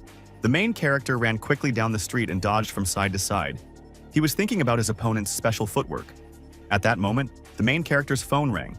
King picked up the phone on the go. Luo called him and said that he had just arrived at Longhu Villa. A car was driving towards the protagonist from the side. The main character answered his partner on the phone that he would not move. Lo, driving the car, told the guy that he would not move either. Qingyi got into the car and asked the driver what was wrong with Tan now. Luo replied that the guy was still undergoing surgery. It would be over when they got there. The main character and his companion arrived at the hospital. There was still an unconscious patient lying there. Tang Qingsheng was the president of Tang's group. He sat and looked at his son on the bed with excitement. The man recalled how he was sitting at an important work meeting. Suddenly, someone called him.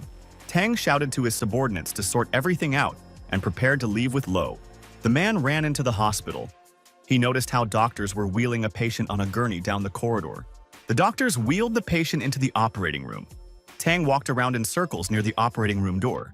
Very excited, the doctor came out. He told the man that the patient had many fractures and a bruised chest. The man remembered that his son had never shown any interest in kickboxing. He realized that someone had forced the boy to do it.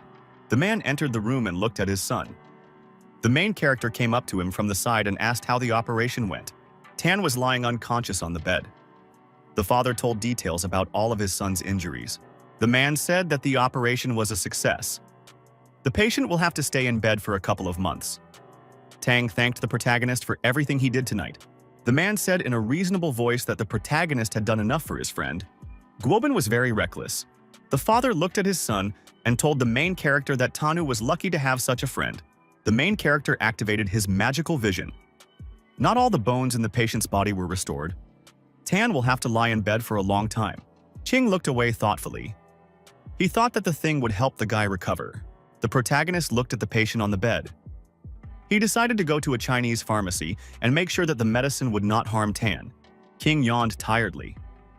The man told the boy that it had been a long day for him and that he could go home now.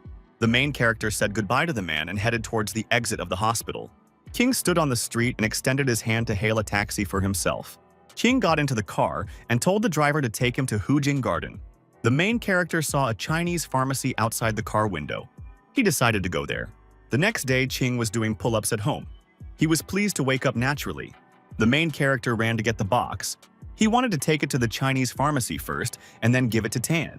Inside the box on the pillow lay a ginseng root. The box itself was made of dark and pure jade. King carried a box in his hands. It was worth millions. The guy decided to himself that the ginseng in the box must be very valuable. The main character took the box with him and went outside. He had received it from Dulong some time ago. First, he had to ask the master to check the ginseng root. After walking around the city, the main character approached the building of a Chinese pharmacy. The customer inside approached the vendor and asked him to help her with the medicine. Qin looked carefully at the sign near the entrance. This pharmacy had been here for several decades. The main character approached the old man behind the counter and asked him to help him with a plant. The other customers were unhappy. Ven told the guy that he would take payment from him. The main character asked how much all this would cost. The old man demanded 50 yuan from the guy at a time, unless the client brought something valuable. The protagonist demanded that the master examine the artifact as quickly as possible. Ven looked at the guy with a sad look and said that he agreed. The old man opened the box and looked with great admiration at the ginseng root inside. Wen carefully examined the root through a magnifying glass. Qing asked the master, what did he find in the box? The old man realized that he was dealing with an amateur. He decided to deceive the guy. Ven thought excitedly to himself that he could make millions on this artifact. The old man looked through a magnifying glass. He decided to take the root and give the guy a fake. Ven looked at the main character and said that he could not understand it with the naked eye. The old man told the boy that he would go inside his pharmacy and examine the root with the device. Qing slammed the box shut and told the old man that he wanted to go with him. The owner told the guy that he couldn't let him in. Qing could leave, but he wouldn't get his money back. The main character told the owner that he understood everything. The old man looked at the guy and realized that the client did not want to waste money. He realized that he could take the ginseng for himself. Qing looked at his master with concern and realized that he should be more careful with him. The main character grabbed the root and headed for the exit. He said that he would make chicken soup from it. The main character headed towards the exit with his bag. The old man wanted to stop him. Ven thought to himself with disappointment that he had just missed the most valuable thing. The old man grabbed the phone and called Zhang. He told him excitedly that he needed help and money would not be a problem. The main character was walking down the street with a bag in his hands. An old man was watching him closely from behind. Qing realized that Wen was watching him from behind. He still wanted to take the ginseng from him. The master followed the guy closely behind. Qing decided to find out in more detail what kind of root he had in his hands. Qing went into the store and approached the counter. He asked the seller for 2 cans of Coke. The main character went outside. The old man was still hiding around the corner and watching him closely. Ven looked out from around the corner carefully. He watched the guy's every step. The main character approached the alley. The old man could not understand what Qing had planned. The guy turned into an alley. Suddenly, he noticed someone riding a motorcycle approaching him. An old man appeared. He told the bikers that this was the guy in front of them. The main character happily remembered to himself that last time these bikers were beaten by Brother Tan and Lo. Now they wanted to fight him. The guy looked at the bandits and realized that they wanted to take the ginseng from him. The main character heard a noise from the side. Another motorcycle was approaching him. Ching hid around the corner. Another motorcyclist with a passenger was approaching him from the side. A stranger on a motorcycle reached out his hand to the guy's backpack and shouted that the ginseng would be his. Ching jumped to the side with a powerful blow, throwing the biker and his passenger to the ground. The main character hit the lying bandit with all his might and shouted that he was no match for him. The old man turned around angrily. He demanded that the bandits come and take the ginseng from the guy. The main character went into an alley. He called and wanted to report a crime. The main character called and told the police that he had been robbed. He demanded that they send people here as soon as possible. The bandits behind him got scared. The frightened bikers started running away. They realized that the guy had called the police. The main character walked after the criminals. They tried to escape on a motorcycle. One of them dropped his wallet. King bent down to the ground and looked at his wallet. He was surprised that someone still carried cash when there were cards. King threw his wallet aside. The money would have been enough for a taxi ride home. The bandit approached the old man and asked who the guy was that had just been in front of them. Another fighter complained that Ching had called the police. Wen, in an angry voice, demanded that the fighters quickly find the guy and take the ginseng. The bandits ran down the alley very quickly. They wanted to find the guy as soon as possible. The fighters ran out into the street and looked around. They had lost their target. The main character was riding in a taxi and holding a can of drink in his hands. He just pretended to be calling on the phone, and this scared the criminals. The driver looked closely at the guy behind him. He decided that the client had money that he wanted to spend. The protagonist visited his friend in the hospital. Tang happily thanked Chin for avenging him and breaking the fighter's arm and leg. Tan felt a very strong pain in his body. The main character told his friend to be careful and not to break his bones again. Tan told his friend that he could still visit him. He would have to stay in the hospital for a couple more weeks. The protagonist took off his backpack. He told the patient that he had brought ginseng for him. The guy opened the box. He told his friend that the root would help him recover. Tan waved his hand away from the root and said that it would soon recover on its own. A doctor came up from the side. He told the boy that the integration of Western and Chinese medicine would help him. The patient shouted with a joyful voice that he was ready to do anything to get well soon. The doctor told the patient that he would ask to see Dr. Gu and be cured with acupuncture. Tang thanked the doctor. As he was saying goodbye, Ching turned around and asked his friend, what kind of doctor was Gu? Tan said thoughtfully that Dr. Gu was the best herbalist in their city. He had once cured his father of migraines with acupuncture.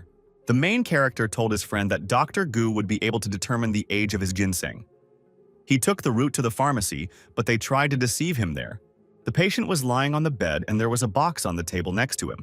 Tan asked his friend, where did he get the ginseng? The main character explained that he found the root in the basement. Tan didn't really understand why the protagonist had just given him a valuable root. He turned around and looked at Chin with displeasure. The main character looked at the patient cheerfully and told him to remove the sad expression from his face. Ching pointed out the box to his friend and said that it could be worth millions. The ginseng inside the box could be worth even more. It could be used to bring the dead back to life. The patient asked his friend with displeasure, did he really think that he was going to die now? Tang shouted angrily at the protagonist that he was talking nonsense. Ching jokingly replied to his friend that if he died, he would not be able to pay his bills. The door opened and Dr. Gu entered the office with his assistants. The patient greeted the doctor from his seat. Gu told the boy in a didactic voice that he had mastered some techniques and decided that he was invincible. Pain would now teach him a good lesson. Tan sadly fell silent. He looked ahead and did not answer the doctor. The nurse opened the box of drugs. The doctor reached into the box and said, let's start. Gu looked back and noticed that the main character was standing in the corner of the room. The nurse told the boy to go outside. The doctor began the treatment. Tan explained that his friend was Mr. Wang's disciple and could stay with him. Gu was surprised to hear that Wang had a disciple.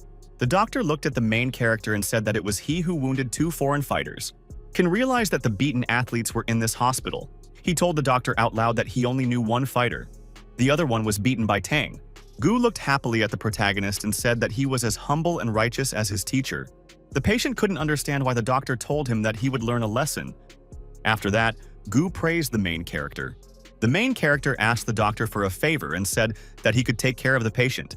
Tan looked at his friend with gratitude. Gu told the protagonist that the patient had fully recovered after a 3-month rest. He asked the guy what he wanted. The protagonist turned around furtively and glanced at the patient. The doctor studied him carefully with his gaze. Tan thought to himself with displeasure that he would have to lie in bed for 3 months. His muscles could atrophy. Tan handed the box to the nurse and said that he wanted to give the ginseng to the patient. He wanted the doctor to look at the root. The nurse approached the doctor from the side and prepared to open the box in front of him. The doctor looked inside the box at the root with great surprise and admiration. The doctor looked at the box with great surprise at the ginseng. He asked the guy, "Did he really find this root in the basement?" The main character told the doctor that he had found the root and now it belonged to him. The guy thought to himself that Dulong was already in prison anyway. Gu held the box in his hands. He looked at the ginseng inside silently and with admiration. The nurses handed the doctor a magnifying glass. He decided to examine the root carefully. Gu studied the ginseng in the box with admiration. He joyfully shouted that the history of the root is at least 800 years old and this is rare. The patient asked the doctor how much an 800-year-old root could cost. The nurses supported the medic under the arms. Gu said that the root is very ancient and no one will sell it. It can save lives. King looked inside the box. He told the doctor in a distrustful voice that he did not see anything special in the ginseng. The doctor looked at the root and told the boy that any ginseng older than 100 years can be called the best. But if you treat the plant incorrectly, it can kill. Tan reminded the doctor that he had just said that the root could save his life. Gu excitedly said that a small piece of ginseng could save an injured or dying person. This would give a little time to try to cure the patient. Gu explained to the main character that if he took all the ginseng at once, the excess energy could kill him. Qing asked the doctor, how soon could Tang recover if they treated it properly? Gu explained with a smile that the patient would fully recover within a month. The doctor told the main character that if he practices martial arts, he can nourish his life force and heal his wounds. If the root is put into a cauldron with other herbs and turned into tablets, it will work better. Qing told the doctor that he should know how all this could be done. Gu told the guy that he would like to help him finish the root if he wanted. The main character handed the box to the doctor and told him to take care of the patient for now. He promised to buy the necessary herbs. Gu smiled and answered his partner that there were no problems. Gu looked at the box and said that it was okay to sell the box for now. It should be enough to buy some herbs. The doctor promised that he would give the pills to the patient when everything was ready. Qing explained to the doctor that he had given the root to his friend Tang. The patient turned around and told his friend that he would only take half of the root. He was willing to share anything with Qin except girls. The nurses laughed cheerfully. The doctor stood and looked at the patient with a smile. Gu turned around and asked the girl Hua to put away the ginseng. The doctor asked the guy to wait outside. Qing replied that he agreed. The doctor held needles in his hands and his eyes lit up. He promised to cure the patient right away. Qing headed for the exit and told his friend that they would see him later in the hallway. He heard the patient's screams from the room. The main character was talking to a doctor in the hallway. The doctor said that the patient would be able to walk within a month. Qing entered the room and noticed that the guy on the couch already looked much better. Qing took the apple and decided to peel it for his friend. He said that Dr. Gu was a truly great master. The protagonist reminded the patient not to move unless absolutely necessary.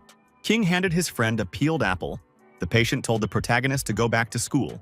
Qing was very annoyed. He asked his friend, "What is he talking about?" Tan shouted at the guy with displeasure, telling him to shut up. It was late evening. Suddenly, the patient shouted to his friend to stay. Qing replied to his friend that he must now return to school. At midnight, the main character returned home. He decided to go to school tomorrow and find out how Shenmo was doing. The guy got ready to turn off the light and go to bed. Qing was walking down the school corridor. He approached the door and realized that someone was snoring loudly there. The main character entered the office and saw that a student named Shenmo was sleeping at his desk. Qing walked up to his sleeping friend on the table and shouted for him to wake up. Shen suddenly woke up and couldn't understand who was in front of him. He asked the main character in surprise, "Is he already healthy?" Qing couldn't remember when he had been sick before. Qing thought about it and decided that the dough had helped him. He took the box out of his backpack and told his friend that he was now back at school. Shenmo held a pack of cigarettes in his hands. He thanked the protagonist with admiration. The main character sat down at the next desk. He told his friend that he hadn't slept all night and looked tired. Shenmo put a cigarette in his mouth and told the protagonist that he had been reading books all night. The main character looked closely at his friend and saw that his hands were shaking very badly. The main character told his friend in a stern voice that he had not slept at night because his body ached after he had been beaten. Shen was surprised when he heard such words. Shen said in a dissatisfied voice that Cao Gang regularly beat him at the gate and demanded 500 yuan. The protagonist asked his frightened friend if he had told the teacher about this. Shan answered his partner with excitement that he had not told the teacher yet. Shan said that if he had told the teacher everything, she would have punished them both. He also had to wait out the exam.